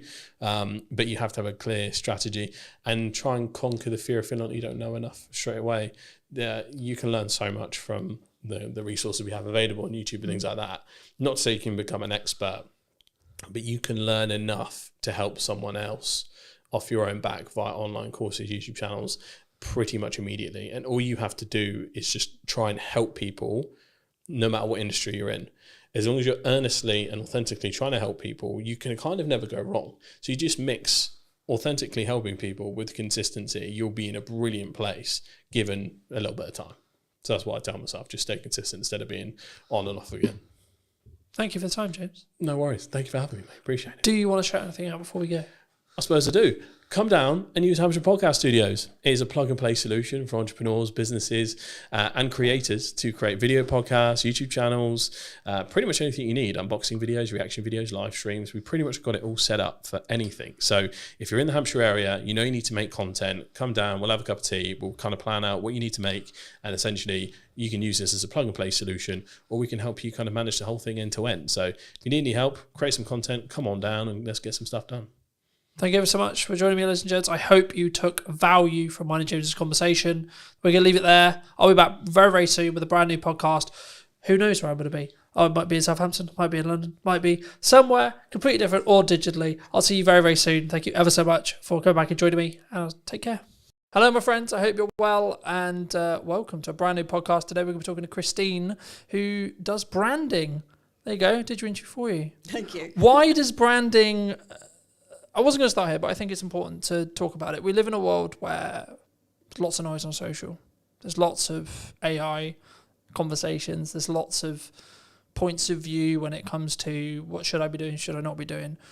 Why do you focus on branding? I focus on branding because a lot of businesses are completely overwhelmed when it comes to marketing. They really don't know where to start. They don't know what they're doing. And I was finding that doing visual branding, logos and stuff like that with clients, I was finding that at the end of the project, they still didn't understand what their business was actually selling. So by doing brand strategy, which is what we're really talking about here, it's about understanding exactly who you are, what your business is, your positioning and everything else that's involved. And then that gives you a core to work from when it comes to marketing. So it sets your tone of voice and all the rest of it, and then you can take it from there. So I think there's so much there, and I'm sure we'll get into a lot of it. But for me, I've been in a very interesting place the last month or two. I've been very focused on growth. I've been very focused on client delivery. I've been in a very grateful place because of the amount of work I've got going on. And as I was setting up, we were sort of talking a little bit about kind of all the plates I'm currently spinning and some of the concerns that maybe come with that when you see someone like me doing that. And I think it's a very action-led thing, but I'm not focused on the outcome. I'm not focused on the result. Yeah, of course I want it to happen and I would like it to happen, but I'm purely just focused on the journey of getting there and saying, right, I've got to do this, this and this, and my action will compound across time to then mean that I've got the successful podcast, I've got the successful business, I've got the successful marketing.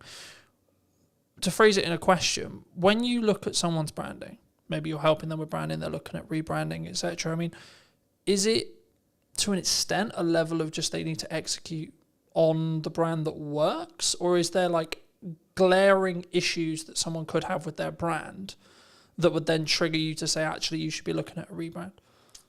Do you think? I think a lot of the time businesses evolve, and so they try different things and they don't know necessarily where their ideal clients are. They don't know the type of work that's the sweet spot or anything like that. So it's very tempting to kind of take everything that kind of comes in, and then you end up juggling plates. But in actual fact, once you've sort of established your brand and gone through exactly what it is you are looking for, you become very much more focused. And that's the core to everything, really, with taking on work. I mean, it may be that then you turn down work because it's just not appropriate to your end game. So yes, I think. Do you think clients struggle with saying no sometimes? Oh yeah. Because I think there's a mindset of, in some ways, you could say it's there's going to be no more work out there. The work's not going to be there. I haven't structured my finances or my business, and so like this was a problem I had in end of 23 into 24, which was I was overspending every month in comparison to what was coming in. Right. Yeah. And I wasn't doing the financial work to build a foundation to allow me to be able to have the freedom to be lean enough from a cash flow point of view to do the other growth things that I needed to do to continue to then grow. But I was coming from a place of, I need this to make me money today. I need this to make me the money next week, because I have bills at the end of the month that, to be honest, at that time, I didn't know where the money was coming from. Yeah, You and know. that's typical, especially in the early days of running a business. But the problem is you become so busy running around doing those jobs, and I'm just as guilty of it. You become so busy running around doing those jobs that you haven't got the time, the bandwidth, or the brain space to actually think about the fact that it's really not going to help where you go. Yeah. I mean, it becomes very much a feast and famine, as we were saying before coming on air. That you spend all your time running around, and you don't set up the next work and things. It's just not top of mind. And I think that's one of the key things about setting down exactly where you want to be, the type of clients you want to be working for, your position in the marketplace, etc., etc. Like I say, you become very blinkered then. I think there's lessons and stages, right? I think I'm always of the mind where I'm very grateful that happened, and that I nearly lost the business multiple times. And I would actually argue it's made me and my partner a lot stronger, because she's seen another side of me. Like now, everything's sunshine and rainbows in comparison, right? Yeah. But I think for me, it gave me a real reality check, because I'm sure some who know me would be like, oh, Colin's very egotistical. He's very, he thinks he's the bee's knees kind of thing. And I was like, yeah, but actually I know I've got a skill set now that's, when my back's against the wall, I'm in a corner, I know I can get out. Yeah. And I think that for me, that's a different power, if you could say, a different confidence, a different resilience. And I think that's the thing that's maybe lacking. When we first spoke, we talked a lot about AI, and I'm sure we'll get into AI, but like for me, I'm seeing kind of people who are lacking resilience in the respect to how the turbulent market, like you can look at geopolitics, you can look at like general politics, you can look at what are Labour about to do with like changes to corporation tax and et cetera. But I always look at it and go, okay, well, can I affect or change any of these things? Can I affect and change what's going on in the market and how business confidence is? Not really. So yes, I need to be aware of what's going on and what opportunities are there, but actually the only thing I should potentially be blinkered on is the things you were talking about in regards to positioning, focus and output, but also what am I doing to develop? What am I doing? This podcast came from an idea and now I'm executing on it. It's not, I think some people, and to phrase it into a question, it's going to be like people have ideas and then they don't execute on the ideas, right? I mean, why in your experience do you think people do that? I think part of the problem at the moment, or for the last few years, has been this idea that, and it's probably going to sound very controversial, but there's a lot of talk about things like niching down. Now, it can go to an extreme, I think, and what we really need to be doing is finding ways of being adaptable, because with ever-changing markets and that, the people that survive are the ones that are going to adapt. So while it's great to niche down, if you niche down too far, you can really struggle when things change. So it might be useful to say that you work in a particular industry, but if you just say that you work in that industry, that's when you're going to struggle, if that industry then suffers. Yeah. So yeah, I think it's all about adaptability. Do you think people niche because it's easier for them? The general attitude seems to be that you can make more money by niching. Yeah, I heard that. So there are a lot of designers out there who have niched down and just say that they work in a particular industry. Now, I don't do that. I have worked in certain industries and I can push those if I wanted to. But for me, if I was to niche down too much, I'd be bored out of my brain, because, the same challenges come across all industries generally. So it's, it doesn't really matter whether one week you're doing something like for, branding for a care company, and the next minute you're doing something for a plumber. something in the aviation industry or plumber or whatever. So, it's the same problems, just with slightly different issues that come with those industries. But everyone's generally facing the same sort of issues. And obviously I've got enough experience to be able to do that. Do you think you need resilience to be able to be that open? I mean, I've always been of the view that you shouldn't niche specifically into an industry, because I always use the example of say that to wedding videographers during COVID, for example, right? It's like, how did that go? But I think for me, I get it, I get why, and I've worked with some people who are very specifically niche and it's worked for them. But for me, I also think maybe it's an authenticity thing. For me, I'd be like, I don't feel that's authentic to me. I wouldn't be able to do my best work if I was I'm just going to serve educators. I'm just going to serve accountants. I'm just going to serve designers. I'm just going to, etc. I'm just going to do podcasting because one of the reasons why I went into business for myself was so I could have the variation. Yep. So I could have the location variation. If one day I'm in Southampton, then I'm in Salisbury, then I'm in London, then I'm then I'm in Newbury, so on. Yeah. But then also, one day I'm going to be doing podcasting, next day I'm going to be doing a promotional video, then I'm going to be doing a conference, then I'm going to so on. That variation regarding the work I do, but also the freedom that comes with. Yeah, absolutely. Well. And it's the same with design. It's problem solving at the end of the day. I think so many people, they look at, because they only see the success stories when it comes to niching, right? Just focusing on that briefly. They see when it works, but they don't see the ones that did it and then actually lost money. Right, or made less money or the same money. And again, to reiterate it, I think for me it's the authenticity piece. It's what else did you do outside of business? And I think making lots of money to a level could be a reason why you're in business. Sure, people do that, but actually, I've just filmed Maddie's piece, and we ended it by saying, are you living to work or working to live? Yeah. And I think for me, it's to have the freedom to be able to market the business and work with the clients I choose to want to work with. Yeah. And to an extent, I have to charge a premium for that because it means I'm going to limit my amount of client delivery. But also because I've built my business in a retained model now, I'm actually less likely to take the wrong projects because I don't need the revenue. Yeah. I don't need it. So then it's a question of, does it actually apply to my goals? Does it help me grow? Is it a really nice project? Is it a really fun project? Is it the right client, etc.? And then I can look a bit deeper into the relationship that I'm trying to build rather than just the transactional side of it of, right, I need to make £1,000. I need to make 500 quid. I need to make 10 quid, whatever it is. And I think sometimes how do you look at it from when you are approached to do some project work?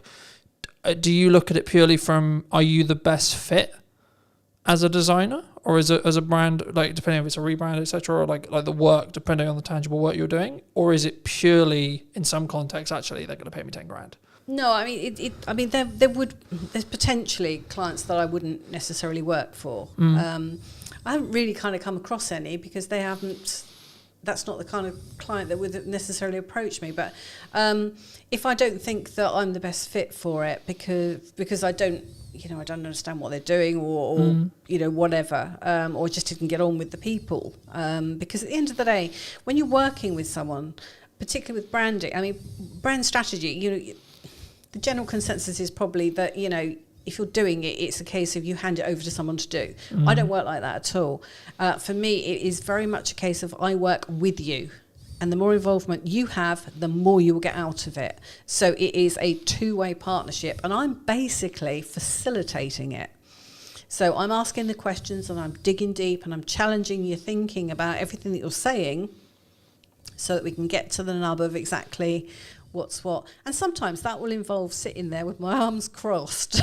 I've done this before, where I'm not getting anything from someone. So it's a case of, actually, sell me what you're saying, because I don't get it.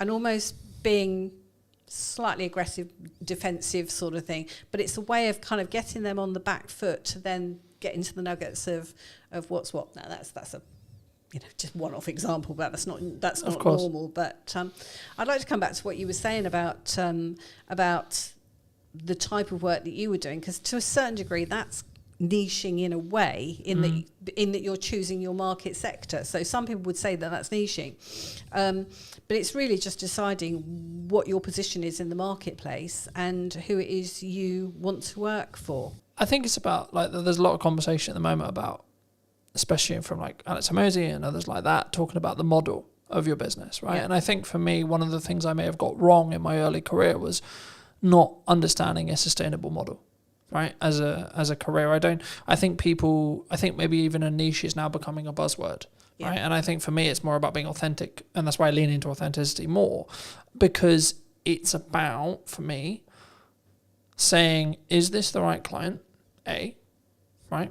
I can personally work with them, tangibly, can I talk to them if things go wrong? Are we going to be able to work through those? And then B, more importantly, can I actually add value to that client, right? Can I be the provider to fix their problems? Because in 95% of cases, we're paid in relationship to the size of the problem that we fix, right? And to be honest, the client doesn't actually necessarily care about the nuts and bolts of how you fix it. In 95% of cases I've found, they don't. They're not interested in what camera am I going to use, what lens am I going to use, what tripod are we going to use, what microphone are we talking into, etc. They just want to know, I've got this thing, I've got this problem, I've got this objective. Can you help me get closer to that? Or can you help me get to it? Yeah. I mean, going back to basics then, with branding, how do you build a brand? Does it have to be around you? What, as an individual? Yeah, so when you're looking to build a business, let's say I was starting again. Okay. How would I build a brand? Okay. Well, we do use a framework generally to establish the core values and positioning and all the rest of it. It's one of those things where, what do you want to do with the business? That's where we've got to start, really. What do you want to do with the business? Where do you want it to go? Do you want it just to be you? Because that's the key thing. If it's just going to be, is that looking tangibly at, do you want to exit? Do you want to sell? Etc. Are you going to have staff? All that sort of thing. Where do you want to be in 5 years' time? Where do you want to be in 10 years' time? Because if you're looking to build an empire or an agency or something like that where you've got staff, there's no point building a personal brand. Well, there is a point, but do you know what I mean? The business cannot be your personal brand, because going forward, that's not going to work. You've got to build a business brand. Mm-hmm. Do you see what I mean? Yeah. Because your staff are going to have to come under that brand. So do you think people worry about scalability? Because what you talk about there is scalability. Do you think people worry about scalability too much? Because I would argue, depending on how you look at it, your personal brand is either infinitely scalable or not scalable in any way, depending on your mindset around it. So the one thing I'll never be able to outsource is me sat here in front of you today, because I need to be involved in the content. Sure. Right? Sure. So in that respect, it's not scalable. But the more content I have, it's infinitely scalable.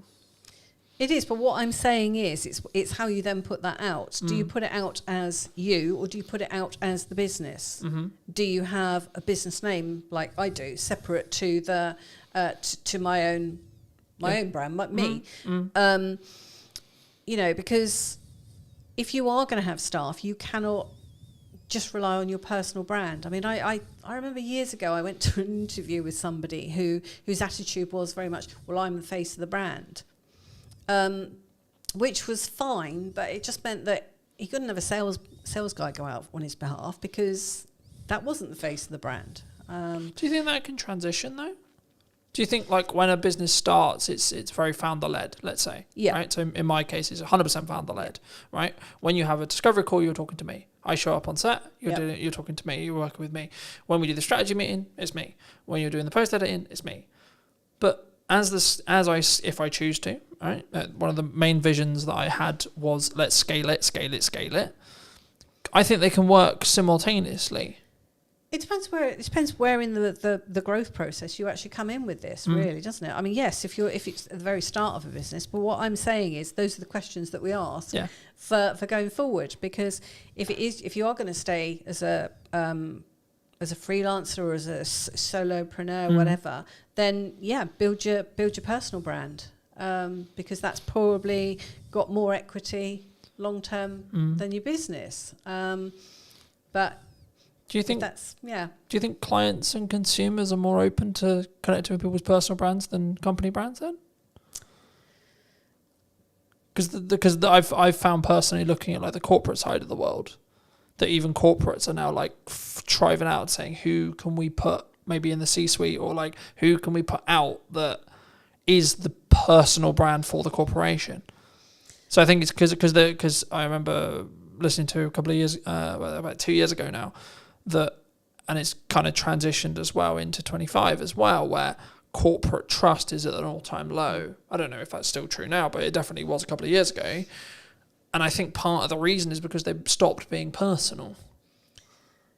Yeah. They stopped having this. You stopped knowing the salespeople. You stopped knowing the business owner. Yeah. You stopped knowing the person that was behind it, and it became very. And that was kind of the transition into AI as well, because it became very just about profit and about ROI and about, like how can we leverage this and how can we be as efficient as humanly possible? And humans aren't efficient by proxy. We're not robots, right? No. But I guess to phrase it into a question, I mean, do you think that looking at the larger scale, or maybe with the corporate world, because like our unique selling proposition to smaller business owners is we can be personal, we can be me. Right, because that's what we sell. That's we're not scalable by proxy, by deliberate. Do you think corporates should be looking at personalising their business brands? What happens when the person leaves? If it's a person, if they've moved company, then what? What is that person putting out? Are they putting out stuff that's on brand with the company's policies? Or are they putting out stuff that's completely random, and at odds with it? It's difficult, isn't it? Yeah, it's a difficult one. Yeah, I think there's pros and cons. I think there's risks like anything when it comes to that. But I think that maybe the medium-sized companies that may be listening to this, or the larger companies that listen to this, I think you have to make that decision, and then you have to commit to it for a period of time. Yeah. And to an extent, you are potentially risking, and that's why I sort of lean towards C-suite, because they're less likely, they're more committed to the company that they're in because they're C-suite. But actually, I would say, okay, well, let me pivot the question differently. If you're an employee or someone who's entrepreneurial minded or starting out, then should you just focus on personal brand? Do you think? I don't think you should ever just focus on personal brand. I mean, or can you run them side by side? Yeah. Because people know I'm Colton from Brunton Media, but they'll probably know Colton more than they'll know Brunton Media. Yeah, I think you should run the two. I mean, that's what I would do with various clients is run the two. So you have stuff that's a bit more key messaging, perhaps, that's going out on the company side, and then stuff that's a bit more personal on the on the individual side. And then the two, there's no reason why the two can't work together. But I mean, I think going back to what you were saying about sort of staff and that, you've only got to look at what's happened with the BBC recently, where you've got employees that are putting out stuff that the BBC haven't agreed with. So, that can become part of your brand strategy, because staff do need to know where the rules and regulations kind of are with it. So, that can be included in your brand strategy as to how your staff behave when it comes to things like social media, as well as, how they behave with customers and how they look and behave on premises, etc., etc. So, the whole thing kind of ties up. staff, because staff at the end of the day can be biggest advocates. Yeah. No, I agree. I think that's quite a cautious line, though, from an employer point of view. Like, as someone who's been employed, where I won't say their name, but I was employed, and the social media policy was basically, you can't, which I get and I'm completely cool with, you can't name us in any way, you can't talk about us, etc. Which I get, but that's kind of the line I would draw, because I think the issue can come is when you're saying to someone who works for you part-time or works for you full-time, you're then saying, you can't post on social media full stop, right? I think that's when the concern is for a lot of people, because I think they would be like, well, from like a civil to liberty point of view, it's like, well, no, you can't control that. But not even there. It's actually like, you're now bleeding into my personal life, and like, you're stopping me from developing like a potential side hustle or like a business on the side, etc. And I think, from my view at least, a employer needs to be quite cautious with how they, like, I get it from a PR point of view, I get it, I do. But you need to be quite cautious in how you execute that, in my view, because you need to make sure that where the boundary lines are. Like, it's completely cool if you work for, like, let's just say Company X, that I shouldn't be writing as an employee of Company X. Oh, well, Company X is blah, blah, blah, blah. Yeah, sure. That's the danger, right? But if I've got an opinion, or I want to talk about something that's completely irrelated of Company X, why shouldn't I be able to put that on social? And that's why I think the kind of the to and fro, and having the and treating people like adults, right? And having the adult conversation. And it's not about like, you must follow your contract necessarily all the time. It's actually, people are going to make mistakes, right? And that's kind of leading into my next question, which is going to be like, we can have the brand strategy to the T, but what if I want to do something that's not on that? When it comes to marketing and output, do you think I shouldn't?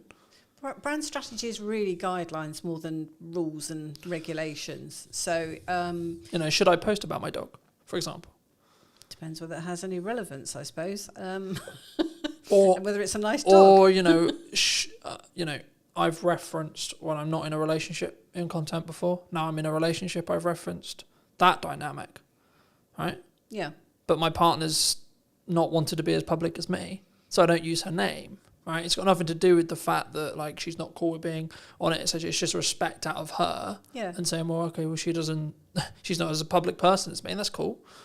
But I can still talk about the dichotomy between how I balance a business and I balance a relationship, and the how my thoughts have changed across time. But that isn't specifically business related. It's not like, what's the ROI on that? If you're just going back to the ROI thing again, it's like, well, what's the ROI on that conversation? Those are probably the posts that will get the most, traction anyway. So, I think it's just about being sensible with it. I know plenty of clients that their staff do post something we put out, or they'll reference something that's happened that they've done at work or whatever, and that's just them showing their skill set as much as anything, or success of something. I think it's one of those things that decisions need to be made. As with any aspect of branding, it's about making some decisions and setting down some guidelines. And what companies do is up to them. But, I think to an extent it is about looking at risk and reducing risk in some ways, but also having the understanding and compassion that by putting a person in a box for the wrong person, that might mean you push them away from working for you, or etc. And you may want their talent because they're really good at X or Y, for example. Yeah. Do you think AI is going to change that? Do you think AI, because when we initially connected, you were talking quite a bit about AI. I think possibly wrongly in my thought process, but I think we're on similar sides in some respects, but also in different sides in other respects. So I'm curious a bit where this bit of the conversation is going to go, but do you, because the trend was AI is going to take our job. The trend has now sort of evolved into someone who utilizes AI is going to take my job. What do you think? I think that's probably right, that people that understand AI are likely to take the jobs. I think going forward it's going to be more difficult for the people coming into the marketplace if they haven't, or people that just will not point blank refuse to learn these things, because at the end of the day it's just a tool. Yeah. It's just a tool. So, you know, if I didn't know how to use Illustrator or Photoshop or something, I'd be, you know, I wouldn't get the jobs, sort of thing. And it's the same with AI. AI is just a tool that speeds things up, as far as I'm concerned. Do you think there's a lot of scaremongering around it? Do you think people are very... I think there's a lot of hype. Okay. I think going forward we could... I've got a client that's in the sector, and he's convinced that they're going down the wrong route completely, with building on knowledge graphs rather than mathematics. And so it will be interesting to see over the next few years just exactly where it does go. Because if it's learning from itself and it's making mistakes along the way... Well, that compounds on mistakes, yeah. And the worry is if that then gets used for things like medicine and stuff, where's that going to end up? So yes, it's an interesting one, and I've embraced it because for me it's like having an intern that I can just get to do a lot of grunt work and then go through and check everything, and it's been an extra pair of hands. So I mean, you know, we've discussed at length how I utilize it, how I'm utilizing it, and etc. But I do feel concerned for 16, 17, 18, 20 who are wanting to skill up. Yeah. Because the entry level jobs will be done by a robot, whether that's AI, whether that's a physical robot that's being run by an AI, or whether that's a self-service checkout that has AI features built into it, etc. Like we can machine learn it. All these they're kind of buzzwordy. They're actually ways of describing the inside tech. Yeah. In reality, it's technology taking and making stuff more efficient. That's actually what we're talking about. The concern, in some ways, but then the other side of it is like actually the opportunity. Because like if you're 18, 19, 20 and you become really good and really efficient with utilizing AI tools, then you'll be able to jump ranks that like you wouldn't be able to. So I think there's, I'm curious to see where it's going to be. Like you, I'm very curious to see where it's going to be in the next couple of years. I wouldn't say to anyone listening as well, don't utilize it for everything. Yeah. The analogy I've started using now is use it to sharpen your knife. Yeah. And then still use the knife yourself. Yeah. In the same way you wouldn't use a hammer to put up a set of shelves. Yeah. You use a screwdriver. You need to know how to do the process that you're getting it to do. But also there's a cognitive side of it as well, which has been discussed a bit, but not as much. If you're using AI to do your thinking for you, you'll be ceased to be able to think. Yeah, exactly. Which for me isn't too much of an issue because I use it to do the stuff I already know how to do. Exactly. And then I can then think about the larger scope stuff. Yeah. So my brain, and I'm also someone who's now forcing myself to read a physical book, right, as well, because I'm aware of the cognitive stuff that I'm now not doing because I'm utilizing technology. Yeah. So I'm trying to balance it deliberately. Yeah. But I guess the question is like, is there like, when you look at branding, when you look at what branding feels like, looks like, sounds like, is AI potentially going to change that, adapt that, like potentially ruin it, potentially destroy it? Because some people just use it. Some people are just typing into ChatGPT, write me a social media post, enter. Yeah. Right. Yeah. But then, who are they actually talking to? What are they trying to say? Those are the things that you need to understand before you would then use it for writing social media posts and that. I mean, it's a shame that they are focusing on the creative side of things rather than, what we really need, which is care workers and, bots that can look after elderly in their own homes and stuff as a, support and a companion and, a safety line and all the rest of it. But we're not anywhere near that because that involves a whole plethora of abilities that AI just hasn't got and is way off. You need to be able to empathise, etc., etc. Yeah. So it's just a shame that they just seem to be focusing on the creative sides. But I mean, it's also coming in for things like law and stuff like that as well. So, I mean, are we all going to be out of jobs? Are we all going to, Well, if you go down the Terminator Doomsday books, then yes, right? But and then we're looking at completely universal income and that kind of entire point, and no one works, etc. But I actually think the real reality will be what happened with technology, has always happened with technology, which is the jobs we did won't be as important or as done by us anymore. They'll be done by a computer technology or AI or both. And then we will do strategic thinking, we will do creation, we will do, and that's why I'm focusing solely on strategic thinking now. That's the only things I'm thinking about. That's the only things I'm creating for. That's the only things, because everything else will get commoditized.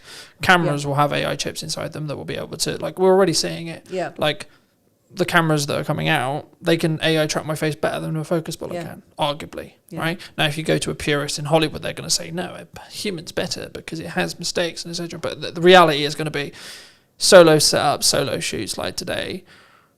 I need cameras that can work without me having to look at them. Right? So I can focus on talking to you. That will be where the game changers are. Because you'll have technology enhancing what I can then do on my own, which removes my costs.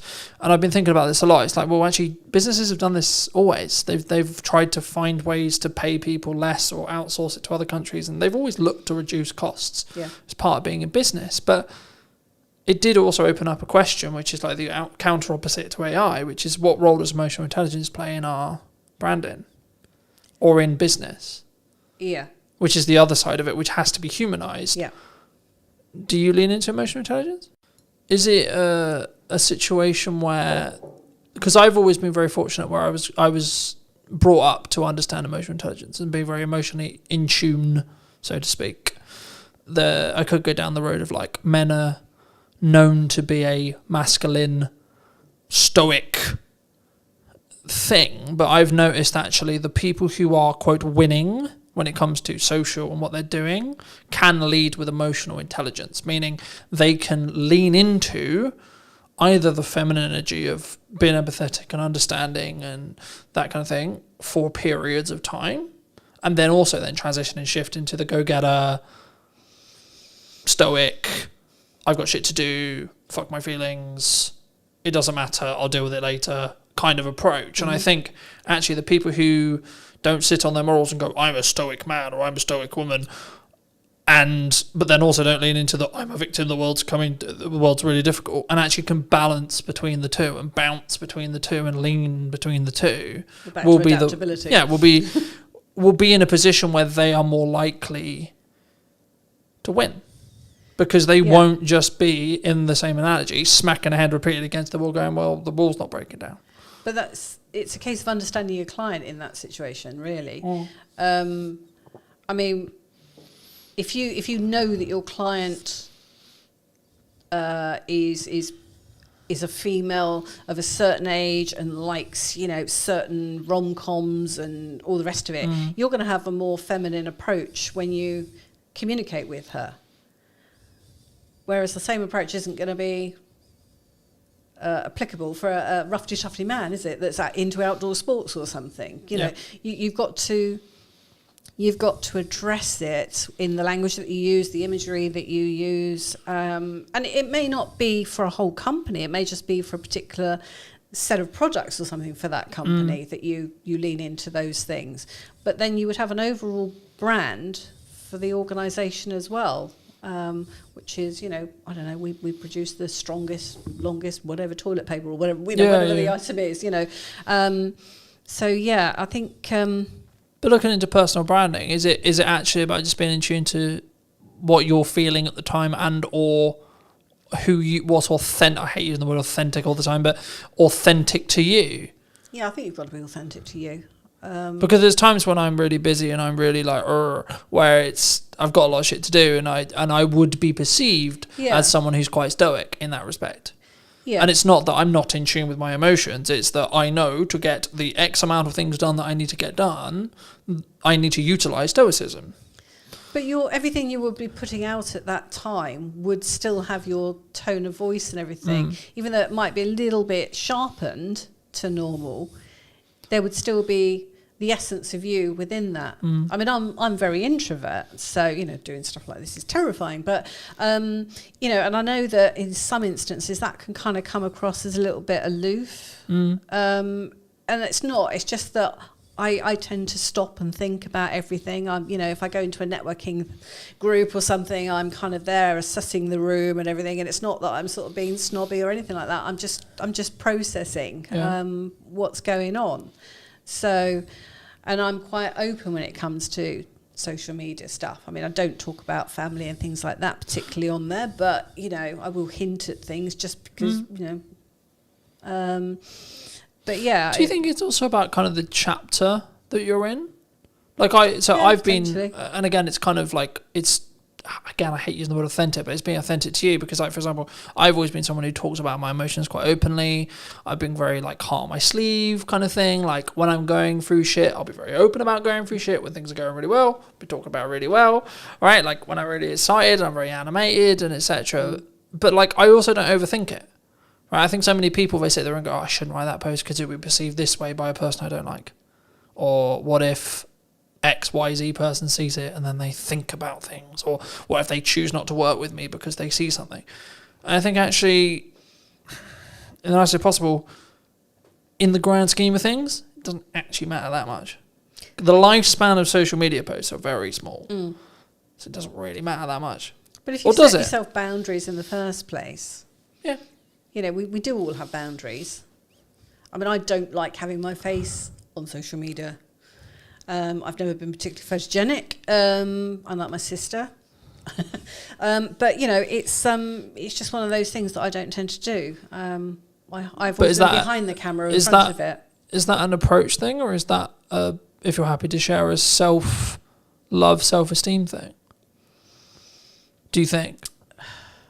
It's just me hiding, I think. But it's like what I mean by that is like, because I coach people on this all the time. Is that a confidence thing? As in, you haven't done enough reps in front of the camera to be confident on camera. Quite possibly, but I mean, yeah. And if so, more props to you to doing the show, because that shows that you're pushing yourself outside your comfort zone, which not a lot of people would choose to do. Which is what I am doing this year. Yeah, I'm forcing myself to be more visible this year as a person. Because I see that there are other designers out there that haven't got my capabilities and that. And that's not me being arrogant. That's just me being sort of, you know, open and honest. That there are, you know, I know that I'm good at what I do. Yeah. So I have got to push myself out there because I can help more people if I do. But it's also, you're kind of leading with your best foot forward and you're helping your client more so, if that makes sense. Because actually, by you putting yourself out there more, you know you're the best solution for them.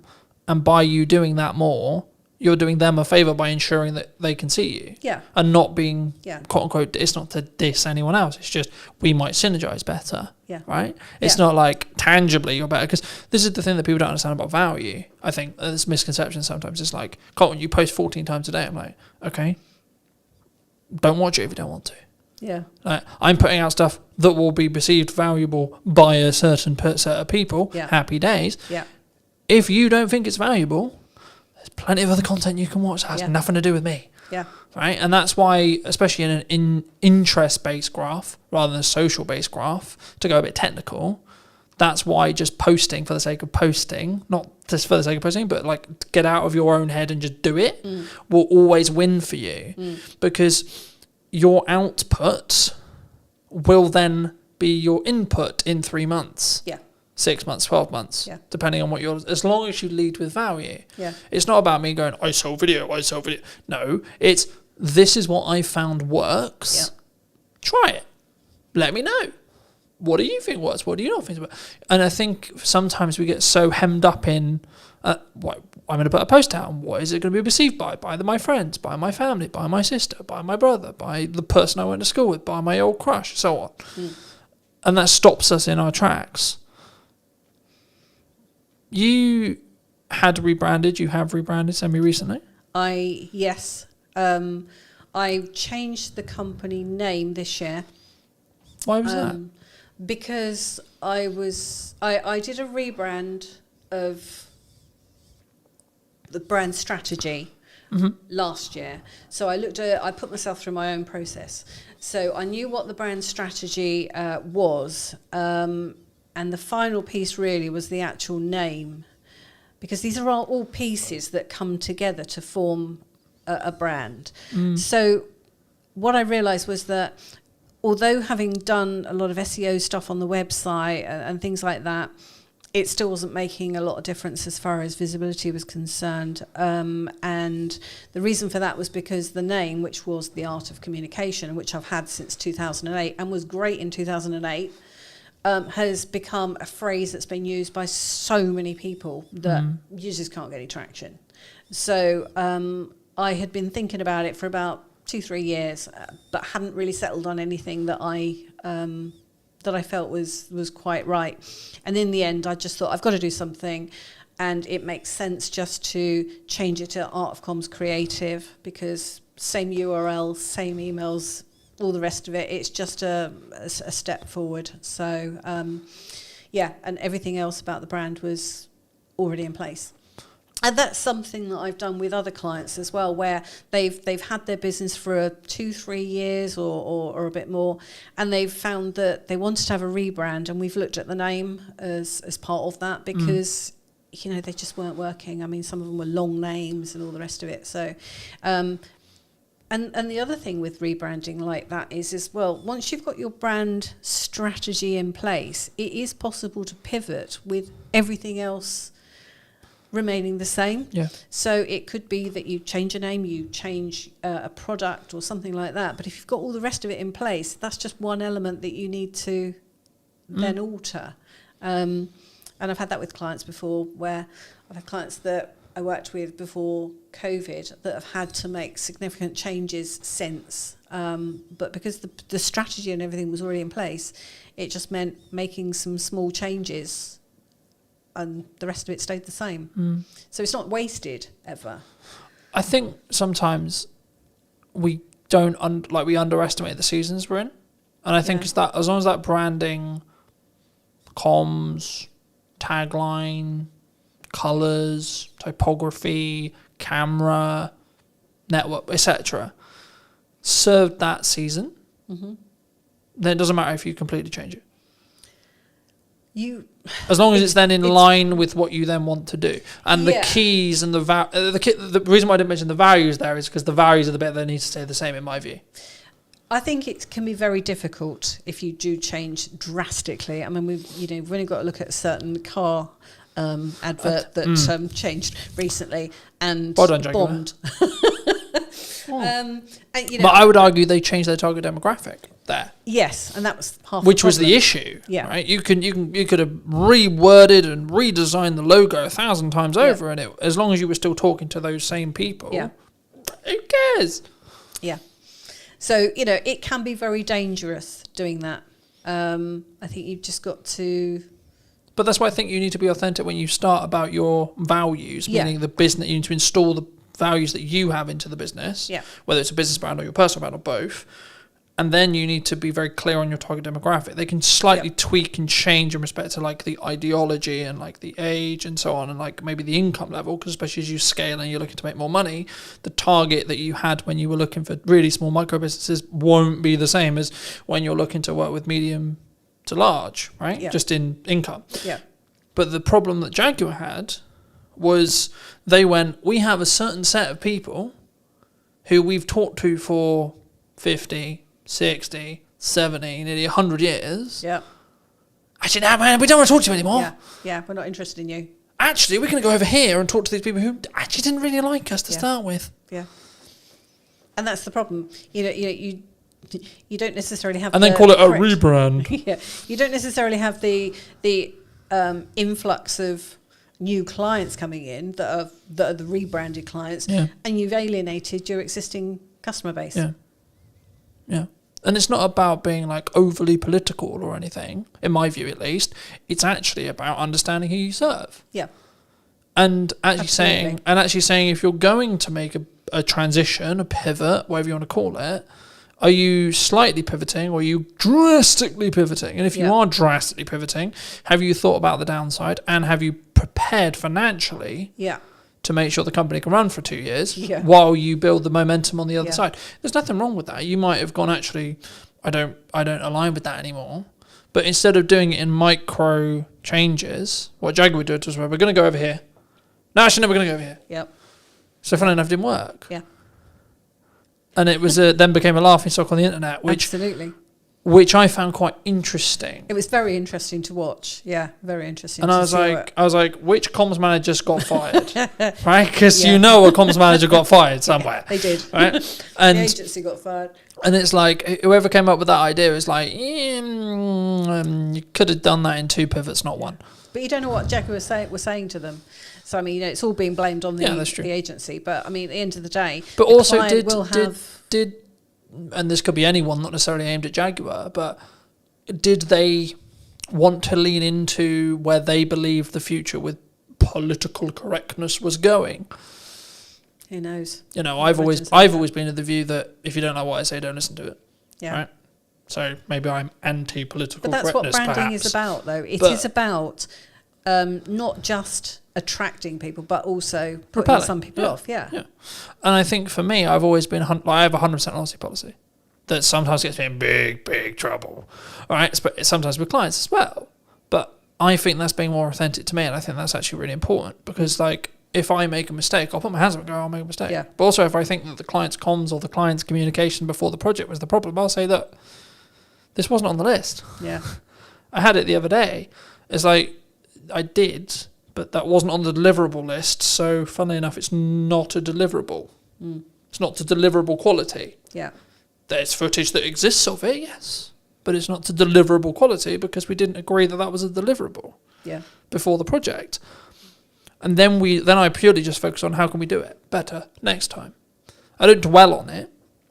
I just go, well, okay, there was a miscommunication. I don't even point the finger. I just say, well, there was a clear miscommunication there. But I think that's natural in business. And sometimes that might mean we don't work together. Okay, fine. That also might mean, actually, I think that strengthens your relationship with the client sometimes. It can go either way.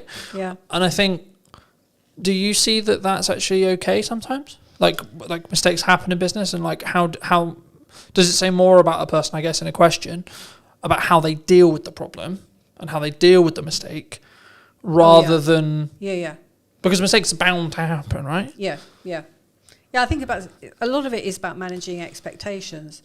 I remember years ago I did a logo for a company down in Portsmouth, and there were 2 partners involved, and one of them loved what I'd come up with, and the other one was completely no. He was almost stroppy about it. The guy that loved it, he came on and he said, "We've got a problem here." And so I just sort of said, "You know what? Let's have a meeting and we'll sit around the table and work out what's going on here." And I went down there, and funny enough, the guy who loved it scarpered. He left me with the other guy. But love to meet you. Bye. But as it turned out, I mean, what we did is we sat down and I just sort of said to him, look, went through the various things, sort of like, what about the colours? Yeah, I'm fine with the colours. What about the fonts? Yeah, I'm fine with the fonts. So where's the problem? So what's the issue then? Actually, I promised someone who's an investor that we would use certain aspect in this logo, which we haven't done. And I'm kind of like, oh, okay, we can sort that. Do you know what I mean? It's kind of like, let's just get it resolved, and then we can move on, because but I could have just sort of said, what's going on here? That's not right. I'm a designer, I know best, and all the rest of it. But no, let's actually work. Do you think work on this together. Do you think there's a level of ego there? Like, as in, you have self-worth rather than you have an ego? Yeah, I don't bring. There's no place for an ego in design, especially when it comes to branding. I was saying business, right? You need self-worth in business. I need to know what I'm worth. I need to know that I'm valued. I need to love myself, etc. Yes. Yeah. But I not sit on my high horse and go, oh, I'm an ego, this good. No, I mean, one of the things I don't have is a particular house style. Okay. And I was talking to a client a few years ago, and I said to her, so what made you choose me as opposed to other designers you've been looking at? And she said, because I looked on your website and there was no logo on there that I didn't like. And she said, the other thing was, every logo was different, and it was all different styles and stuff. And she said, and bearing in mind this is just coming from me, it's not, no other staff or anything. She was kind of like, and I realised that you would actually listen to what I wanted, and I wouldn't be pigeonholed into what you your house style. Yeah. And I thought that's actually quite a wise thing to sort of like to realise, because actually there are people out there that will do house, you know, a particular style, and if you want that style, go to them. Yeah. But you know, that's what you're going to get, is what she was saying. So I thought that was quite intelligent. Do you think it's like, I mean, I see this in marketing quite a bit, where it's like, this is how we market a business, and I've always been listening to the client and listening to what they want to do, and then try to amplify that. Yeah. But also, I'll also say in the next breath, I'll go, well, I know why you're coming from, but that's not going to work, and here's why. Yeah. But I also come with a solution. I don't just go like, that's not going to work, bye.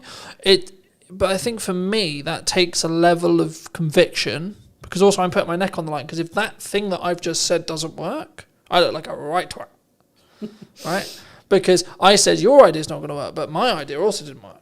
So do you think it takes a level, I mean, I guess to phrase it into a question, like, A, is conviction important? B, do you think having that level of conviction comes with experience and time? And then developing those instinctual, like, what works, and looking at maybe market reaction and maybe it's specifically in branding, it's like, why should we use a colour here, and using colour psychology, etc. Those things that maybe a client wouldn't think about. Yeah. I think a lot of it does come from experience and having, you know, seen how things have gone in the past, and just having, you know, just having a real in-depth knowledge of how these things work makes a difference to the outcome. But I mean, it's always a partnership between a client. You know, it's never just me doing something. It's always a case of, right, I'm thinking through things, whether if it's a print sort of item, you know, the technical specs and all the rest of it that we need, and what's the call to action, you know, and what's the marketing message, who's the target audience, you know, all those sorts of things. What do we really want to get across here? But yeah, it's very much a joint partnership. There was another client that I worked for once, and I remember I wasn't working for the boss, I was working for a managing director, and I had a meeting with this particular lady, and the boss happened to come into the room, and I was a little bit worried, because I thought at the time, it's all very well working with the managing director, but if the boss then says, I don't like it, I don't like what you've done, where do we go from there? And he came into the room, and I said, I just sort of like grabbed him and sort of said, you know, I said, project seems to be working, you know, going through pretty well, sort of thing. Are you happy with the logo and the design work that we've done? And do you like it, sort of thing? And he said, doesn't matter whether I like it. He said, it's whether my clients like it. And I thought, bingo, yeah. So, you know, all went through easily and that. But, you know, it's just a case of working together to get the end results that we're looking for. So understanding the results at the start, you know, what we're trying to achieve with this. What's the job? What's the ROI? Going back to the ROI side, and I think that's interesting, because I think it's the same thing. And when you do anything, I think I had an ideal that was, I want the podcast to be like this. I want my business to be like this. I want what I do with content to be like this. But if the market reaction is, no one gives a shit, got to change it. But a lot of people don't start off like that. I mean, I certainly didn't. I didn't know what I wanted my business to be at the very start. It was basically started because I needed to work for myself, because I needed to work around childcare. And then as things have kind of progressed over the years, it's now, you know, actually, what do I want this business to look like? You know, what kind of clients do I want to work with? What kind of hours do I want to do, and all the rest of it? You know, that all then gets a bit more solidified. But it's about helping clients really on their journey. I mean, that was one of the things that came out of me doing my own rebrand and my brand strategy was, you know, the fact that I'm a people pleaser. I like to help people. And one of the things that I realised was that I can't help a lot of people on my own, but what I can do is I can enable a few people that can then go on to help other people. So it fans out as a as a sort of structure. Well, it has a knock-on effect. And I mean, the next question I was going to ask you is specifically about marketing.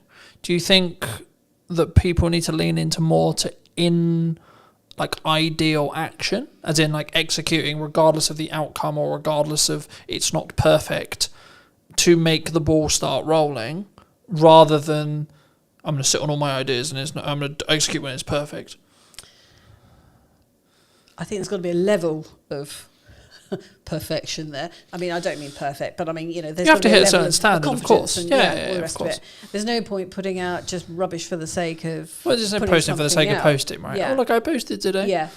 But if you have intention behind it, then it's better to put something out than wait for it to be. Because when it's perfect, well, exactly, right? Like for me, imperfect action consistently will always outbeat waiting for perfection. Because if you're growing, personally growing or business growing, your definition of the word perfection will be different, right? And what's perfect today may not be perfect tomorrow with all the changes that we've got going on around us. And also, it may not align. Like I've been in a very fortunate position where the business has taken me on multiple journeys, that some of which are very lesson heavy, other of which are like filled with joy and filled with happiness, right? But I'm still grateful for every single one of those.